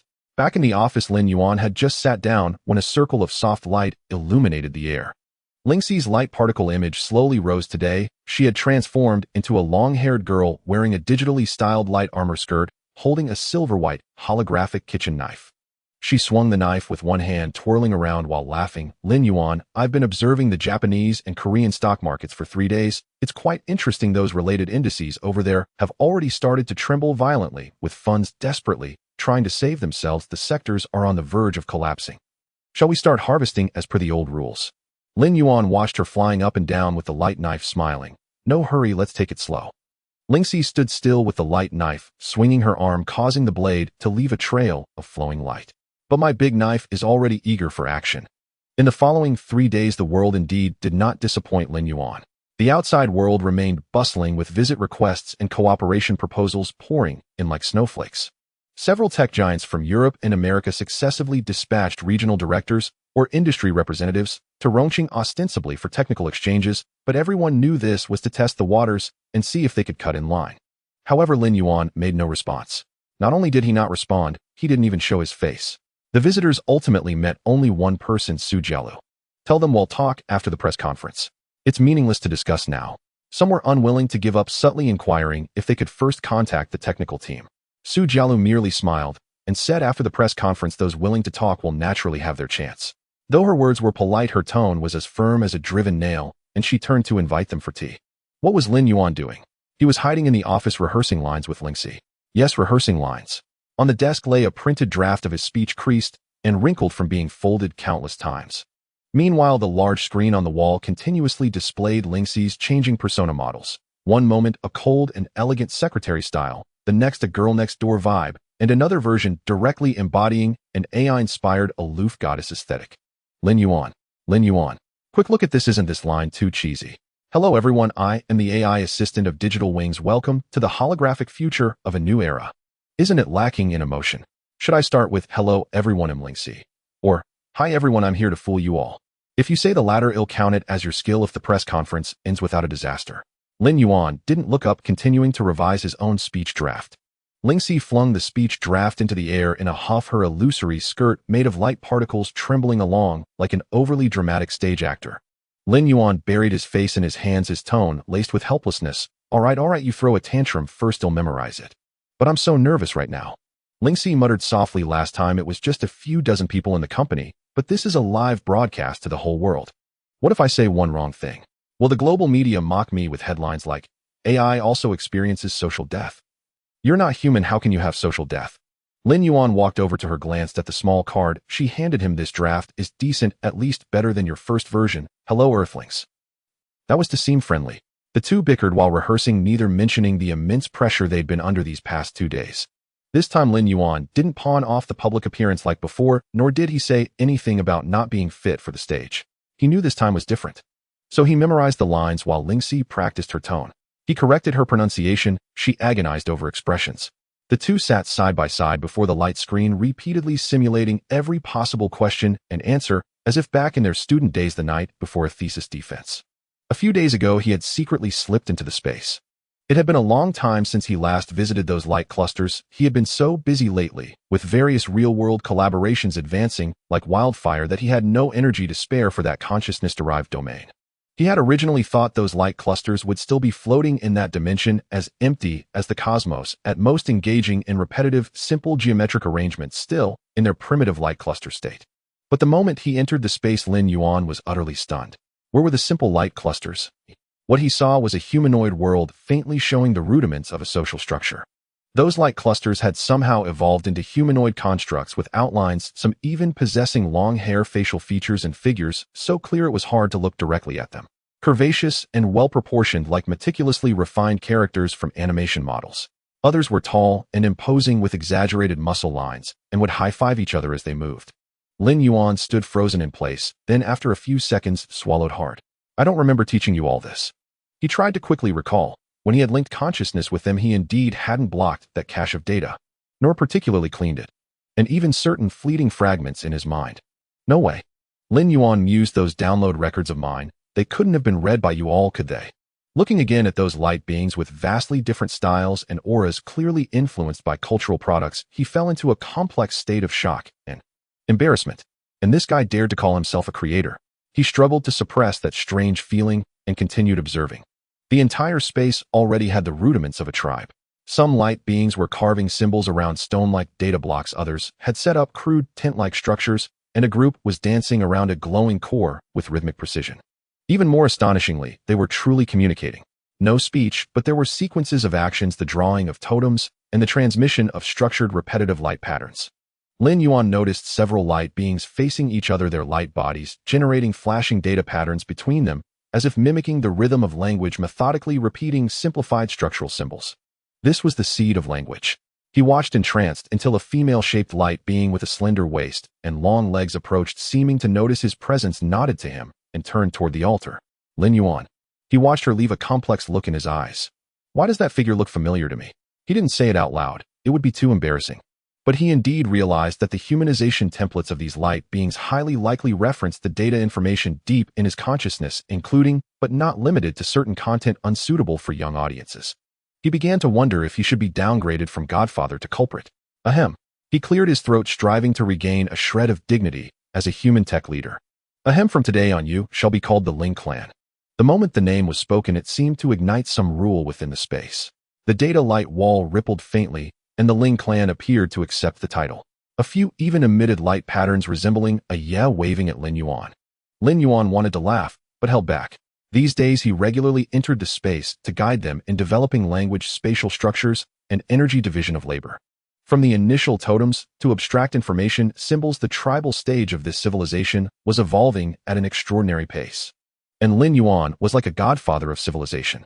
He didn't intervene directly, but would throw out inducements at critical junctures: how to understand cooperation, how to comprehend evolution, how to establish order. Rather than the worship of power, The Ling clan too was gradually transitioning from a primitive state born of light to a conscious civilization driven by understanding. The evolutionary speed of the entire civilization system far exceeded Lin Yuan's expectations. However, every time he exited the space, he would secretly sigh in his heart. "You all are truly my most embarrassing creations." On the eve of the press conference, Lin Yuan exited the space for the last time. He watched the humanoid figures made of light particles performing some strange dance at the edge of the tribe, feeling a mix of amusement and exasperation. "Are you sure you weren't transmitted from some anime I watched?" He received no response, only quietly exited. He opened his eyes and Ling Xi's light projection rose again in the room, now dressed in a dignified little suit skirt, holding the final version of the speech draft. "Tomorrow the whole world is going to see me." Lin Yuan stood up from the sofa, stretched his shoulders, and said calmly, "Yes, it's time they saw what reality can look like." The press conference officially entered its countdown. After days of relentless momentum, the publicity surrounding Shizi Guangyi shattered the barriers of the tech enclave, sweeping the global conversation and becoming the most talked about technological term across social platforms. Weibo searches were dominated. Jihu hosted dozens of in-depth analyses, and overseas forums such as Reddit and X erupted. Conspiracy theorists, quantum physicists, and futurists all took to the field to speculate. Countless tech content creators repeatedly edited and refiltered the earlier footage from Lin Yuan's company, desperate to detect any trace of manipulation or fabrication. They soon gave up. It looked too authentic, surpassing what public knowledge of current technology could explain. Doubt ebbed away, and expectation only accrued. In the past few days, some placed bets, some waited on the sidelines, and others pulled strings behind the scenes just to secure an entry ticket. At this moment in Rongqing, a city already famed for its tech renaissance and the epicenter of the launch, the municipal government made no ostentatious promotions and staged no ceremonial delegations. They cooperated with a tacit, highly efficient rhythm: temporary traffic controls, expedited airport expansion approvals, coordinated media reception, and tightened security arrangements, a posture that tacitly signaled support. Even the subway announced the next stop as the entrance to the future. On the morning of the event, the arterial roads into the city surged with an unceasing tide of vehicles. Delegates from tech firms, research observers, capital envoys, and members of the press converged here from all corners of the world. The entire Shizi Guangyi campus in Rongqing was sealed into an independent zone. The outer ring roads were reduced to 3 open lanes, and a dozen signal towers were erected to tune the global live broadcast about to go online. For reporter Su Xiaoli, however, the greater worry was whether her freshly written copy would be sent back for rewrites for a single misplaced phrase. She fretted whether the colleague eyes raw from editing could get the promo clip uploaded to the main channel before the stream began. Su Xiaoli was a staff reporter at Next Generation Technology Weekly, 2 years into the beat, and primarily covering XR and smart hardware. Today she was participating in person for the first time in a product launch that would be streamed globally, scrutinized by hundreds of companies and rumored to be attended by advisors from national laboratories. She had arrived nearly an hour earlier than most and stood before Shizi Guangyi's headquarters, a building that felt singular amidst the surrounding steel and concrete. "This is it," her colleague said, trailing a tripod. "They do their RD in this building. They don't take outsiders or grant media interviews. Today is the first time they've opened it up." Su said nothing as she had grown used to such hearsay. In tech reporting, rumor often outpaces the product itself. The launch was set on the first floor, the hall was sealed, and 3 security checkpoints guarded the entrance as a uniformed reception team verified attendees one by one. They walked through a side corridor lined with sensing light strips. With each step, a faint ring of light blossomed beneath their feet, as if someone had rehearsed their path in advance. She was struck dumb the moment she stepped into the venue. There were no conventional walls. The perimeter was formed by curved mat partitions. No visible fixtures hung above, yet the space shone like daylight, the illumination seeming to seep from within the volume itself. Seating was zoned: media, corporate representatives, technical observers, government access, each section numbered. Her team was assigned front row, slightly to the right in the media area. Many had already taken their seats. She recognized the product director from Huashing Technology in the front row and several familiar faces she had met at CES. Further back sat a handful of dark-suited translationeer delegates who resembled Middle Eastern businessmen, and beside them appeared to be a senior executive from Meta Asia. "What a lineup," her colleague whispered, astonished. "This doesn't feel like a product launch, it feels like the debut of a new species." Su remained silent, opened her terminal, and cut into the live backend to prepare her copy. Her eyes kept roaming as some representatives were fixed on the circular apparatus at the center of the hall, as if waiting for a bomb to be detonated. Journalists began to whisper, and trade source leads. A few influencers there merely to check in had already secreted selfie sticks into their scarves. At 9:55 the house lights began to dim. The light field system ran its test. A barely visible blue ripple shimmered across the floor, and a ring of fine particulate traces emerged in the air like the eddies from vapor. A stagehand's voice came through her earpiece. 5-minute countdown. All media in position. Live feed will start simultaneously. A sudden nervousness fluttered through Su Xiaoli.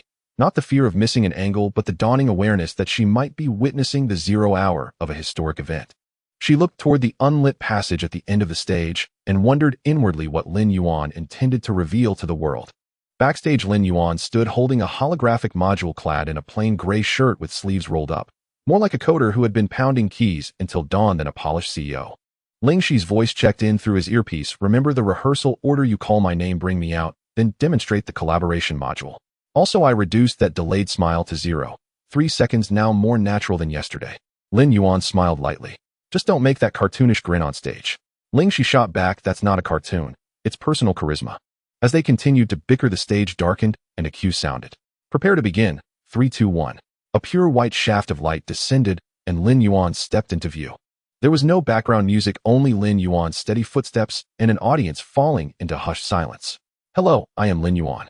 Welcome to the official unveiling of Huanyu. First, I would like us to remember some of the rugged paths we have walked in holographic technology. He gestured to the rear screen, and 3 images appeared. The first depicted a glasses-free 3D television that required a fixed viewing angle to perceive layers. A slight tilt of the head would cause frames to misalign. The second was the familiar glassbox projection seen at trade shows.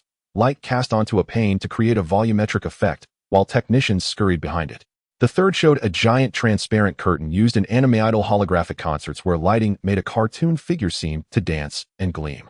These are the holograms we once defined as such, he told the audience. Forgive me, but I am not here to demonstrate those things today. A ripple of warm laughter passed through the crowd. Holographic technologies have labored for 20 years to reach this point. They deserve credit for their effort. Yet we have persisted in applying the logic of video to the aspiration of space. We became so accustomed to dreaming in 2 dimensions that we forgot the 3-dimensional world is where we truly live. So now I want to show you in another way. He produced the black and silver holographic module from his pocket, and before inserting it looked at it, as if seeking confirmation from an old companion. Before activation, I want to give it a proper introduction. He held the module aloft. This is a module codenamed Z01. Z marks the project's starting index. 01 is its designation, the first and only module operating within a spatial reconstruction framework. You may regard it as the brain of Huanyu. He prompted the screen, which displayed 2 labels: Z01 System Kernel and Huanyu Holographic Interaction System. Z01 is the core architecture that supports spatial logic. What actually manifests before you, what you see and touch and can conjure by thought, is called Huanyu. Why that name? Because our holograms up until now were very much illusions, visible but intangible. Today they cease to be merely illusory. They become a digital realm that can be touched, that can collaborate, that can be projected into. Now the apparition sheds its shell and becomes a domain of reality, hence the name Huanyu. As he spoke, he slid the module into its base.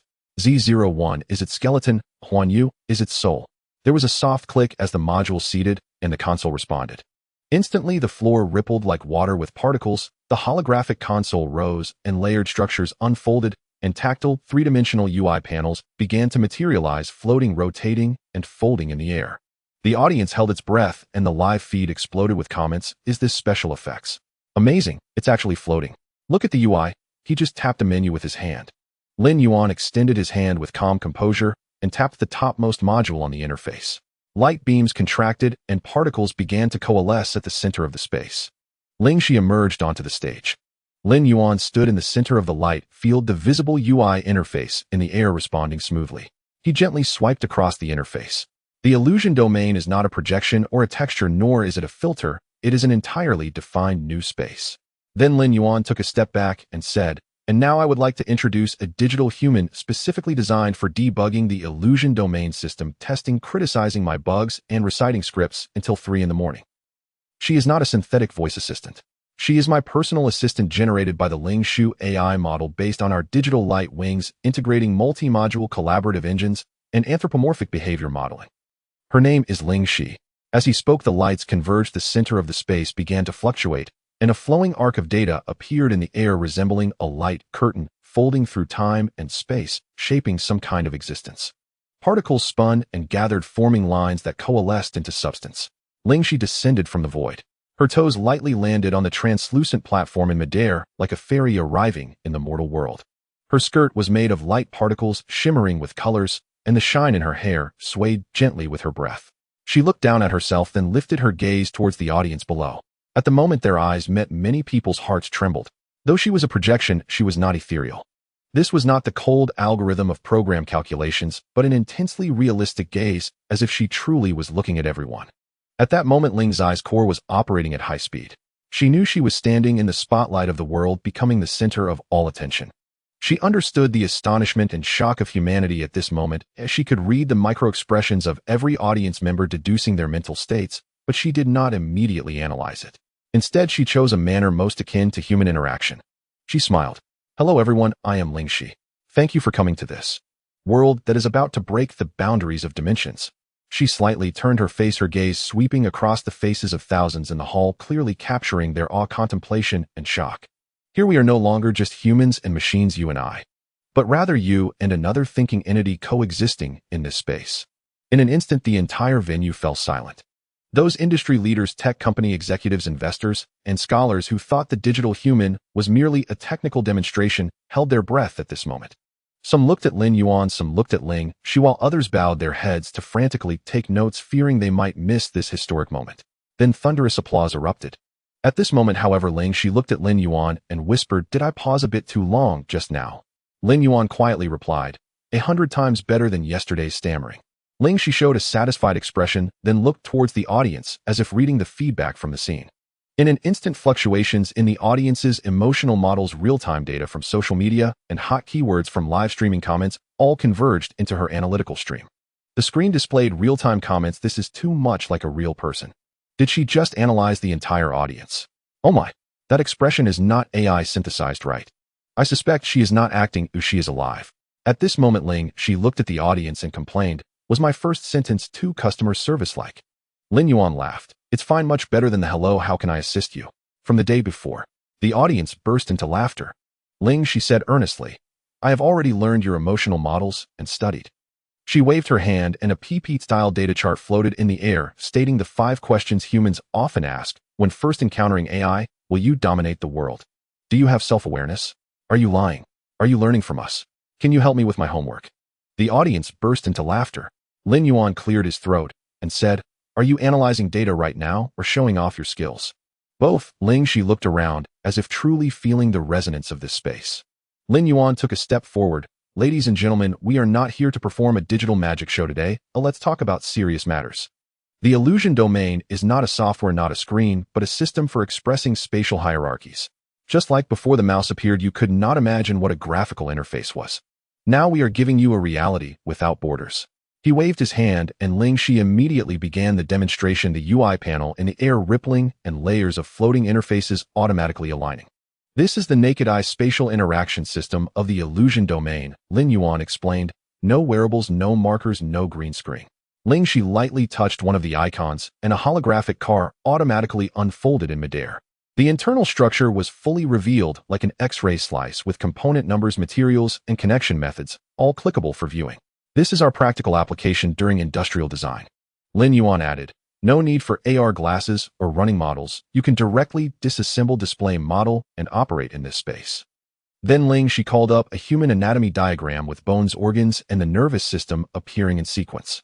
The system quickly simulated an endoscopic perspective, shocking a medical representative sitting at the front who nearly rushed to the stage to confirm its authenticity. Applause erupted again, and the comments spiked once more. "This is a real educational tool. This is no longer just a demonstration, it is a working platform. I would call it a spatial desktop system." What you just saw was scene rendering and interactive demonstration. Next, Ling Shi said, "I will show everyone the true spatial construction capability of the illusion domain." She pushed forward and a massive virtual light door appeared in the center of the stage. In the next second, the entire venue space suddenly began to transform. The originally modern textiled venue instantly transformed into an ancient library surrounded by towering bookshelves, stone pillars, and a starry river swirling above, resembling a physical manifestation. Some gasped while others reached out to touch the floating pages, and the holographic response system instantly provided a tactile feedback simulation, leading many to instinctively believe they had genuinely touched them. Lin Yuan surveyed the crowd and softly said, "The area of this exhibition hall is 40 meters, and we have set up 4 Illusion Domain enterprise-grade modules, in each corner capable of supporting 120 cubic meters of synchronized spatial rendering at maximum. If you are outdoors, theoretically, you could project an entire square. Some in the audience began calculating parameters frantically, while others covered their headsets to call behind saying, "Contact our board." No matter the cost, let's negotiate the authorization. Since it's holographic technology, we certainly can't remain at the viewing stage. Ling Shi gently tapped, and the UI interface in the air began to follow her gestures, floating towards the audience. Friends in the audience, please extend your hands now. A few audience members tentatively stretched out their hands, and immediately a holographic interface belonging to them emerged in their palms. Whoa, I have one too. It really moves. Wait, this touch feedback has a vibration. Ling Shi explained. The Illusion Domain uses light field touch feedback, simulating ultra-high precision air vibrations, allowing you to feel the feedback from the touch interface without wearing any devices. This is the instant spatial pairing module we set up in the Illusion Domain. Each user within a 20-meter radius can obtain their own microspace. Lin Yuan also explained while demonstrating. This is the real-life version of Iron Man's HUD. What kind of black technology is this? The Terminator of Enterprise Office. This is the most non-conceptual press conference I have ever seen. Do you think Apple will cry after seeing this? After showcasing a series of features, Lin Yuan withdrew his gestures, and the environment of the Illusion Domain gradually returned to its original appearance in the conference hall. The Illusion Domain is not merely a holographic projection device, it is a complete holographic computing platform. He tapped the floating panel before him, projecting a set of application scenarios. Corporate office remote meetings can directly enter the same virtual conference room, requiring no VR glasses and no green screen. Everything is a natural interaction. Medical training doctors can directly use holographic images for surgical demonstrations, allowing students to observe the lesions in a 360 view rather than relying solely on 2D images. Industrial design engineers can directly pull up a holographic car in the Illusion Domain, disassembling and adjusting parameters, while even conducting simulated tests in the real world. Education and research students can directly enter historical sites, and scientists can conduct experimental simulations using holographic modeling. Entertainment and gaming. The gaming world will no longer be confined to screens, but will directly extend into the real world. Therefore, the Illusion Domain is not just a screen, not merely a projector, but a true holographic future. Lin Yuan retracted his gestures, standing in the center of the spatial UI. Many people must be wondering, how much does such a system actually cost? A price list surfaced on the screen. Lite version at $79999, Pro version at $1199999, and Pro Enterprise version starting from $29999, $49999 monthly subscription service. A gasp echoed both inside and outside the venue. What the hell is this, following the iPhone or SpaceX's model? Indeed, this is not prepared for ordinary people, it seems. Not entirely unreasonable. This pricing indicates it is not a toy, but a platform. Lin Yuan continued, what we are demonstrating today is not a cooler screen, nor a more powerful computing device. The essence of the Illusion Domain is in fact a technological reconstruction of spatial hierarchy. It is not meant to replace anything, but to provide a brand new way of connection. Lin Yuan looked at representatives from different countries and industries, continuing, we are well aware that its price is not low. But this is not meant to create barriers. Rather, it is because exploring new worlds has never been cheap. We simply hope that in this era, more people willing to take that step can see a glimmer of light. If the Illusion Domain can help you perceive an additional layer of structure and sense another dimension, then its significance has already begun. Lin Yuan paused for a moment and added, of course, if you have a more unique vision for the future, we also offer customized services. The audience fell silent as Ling Shi stood quietly beside him. Just then someone shouted, Mr. Lin, will Ling Shi be open to the public? Can we customize her? Lin Yuan smiled and replied earnestly, no, Ling Shi is my personal exclusive assistant built using the Ling Shu AI model, but belongs to me alone. He paused for a moment and with a joking tone said, just like every programmer's first work, it was initially created for their own viewing. Ling Shi added, I am Mr. Lin Yuan's collaborative entity in the Illusion Domain and do not participate in commercialization. However, if you need your own digital partner, we provide a complete Ling Shu large model and customization system, which you can freely train and name, but I will not be replicated. The audience immediately quieted down and the bullet screens erupted. Dogman, how could he not give it? So romantic. Only you can have her. Ling Shi is the heroine, not a commodity. Understood, this is not a technical issue, but one of emotional belonging. Thunderous applause erupted. Amid the applause, Lin Yuan retracted the floating control panel, while Ling Shi gently raised her hand, and the light particles dissipated like wind, her figure ultimately transforming into a soft glow merging into the air. The press conference concluded amid a wave of enthusiastic cheers and shock. Hours later, the Reddit tech section exploded with top post titles flooding the screen. Chinese company launches Naked Eye holographic space platform, redefining human-computer interaction. The Nikkei's front page, the technological demonstration of digital light wings far surpasses Asian counterparts. Japan's XR industry may be forced to pivot. Silicon Valley quietly trembled as several unicorns in the metaverse sector held overnight closed-door meetings. One executive even smashed his iPad during a video call, shouting, "They didn't just steal our users, they directly overthrew the platform we defined." A senior executive from a well-known AR device manufacturer in the country, after a long silence in the headquarters meeting room, finally gritted his teeth and said, "Let's stop. No more investment in holographic glasses. We can't compete." The global XR industry stock sector collectively fell, with the Metaverse ETF dropping over 7% and related concept stocks plummeting at the close.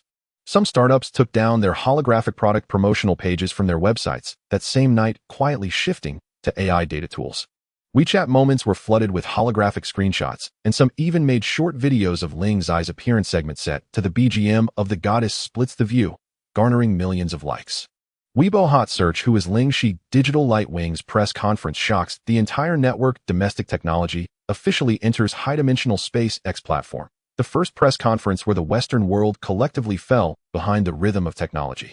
Su Xiaoli stood outside the press hall, the excitement of the departing audience still resonating in her ears. She looked up at the big screen in the media area, where the moment at the end of the press conference was frozen. Lin Yuan stood in the center of the light field, while Ling Shi stood beside him, as if gazing together at a new era about to unfold. Unable to help but whisper, "This press conference will probably be written into textbooks." 3 days had passed since the press conference, yet its aftershocks still reverberated across the globe. The trending charts were welded shut by terms like digital light wings, Huanyu holography, and Lingxi, dominating the rankings for an entire week. In-depth answers on major AI search engines about whether Huanyu would trigger a reshuffle in the XR industry had already surpassed 1 million. From social networks to academia, from capital markets to policy circles, everyone was still trying to comprehend Huanyu, but no one could truly grasp its boundaries. Yet outside the Digital Light Wings headquarters, it was busier than ever. Journalists and social media influencers were still camped out. Several tech bloggers who had just arrived from other cities stood at the intersection with bags under their eyes, clutching cameras and cups of hot milk tea, hoping to capture a glimpse of an employee as a cover shot. Even the price of shared power banks in the entire tech innovation district had tripled. At the main gate, however, Grandpa Wang, the security guard, sat in his booth, as usual, his uniform neatly pressed. Gazing at the bustling crowd outside, he exuded an air of unflappable composure. After all, he was a man who had weathered the battle of the Phantom engine launch. Yesterday morning, an investor claiming to have funded 6 unicorns tried to scale the fence. Grandpa Wang promptly called the police. "Even if you've funded 10, you can't climb the fence. Scan the code first." Since then, Grandpa Wang's tactical experience had been upgraded. Early on, he announced in the security group chat, "No matter who it is, no identity verification, no entry. If President Lin didn't invite them, send them back." Posted at the entrance of his booth was a fresh A4 sheet of paper. "CO is not a pass. If President Lin didn't invite them, even an internet celebrity has to leave." This maneuver was captured by the media and uploaded unexpectedly, trending on social media. Grandpa Wang, the security guard at Digital Light Wings. "He's not a security guard, he's a firewall. He stops COs, not journalists." Grandpa Wang is the first gateway to Huanyu. Some even photoshopped his face into a digital door god for Digital Light Wings, captioning it, "The last mortal to stand before a new era." As for Grandpa Wang himself, he was in his booth brewing tea while scrolling through comments, his expression serene. "Hype is hype, but the gate is mine to guard." Little did he know, while the world was still reeling from the impact of Huanyu, the truly significant moves were just beginning. Amidst all the speculation and countdowns, Digital Light Wings finally released an official announcement on its website. Huanyu would complete the delivery of the first batch of 3.0 Lite and Pro prototype units within a month.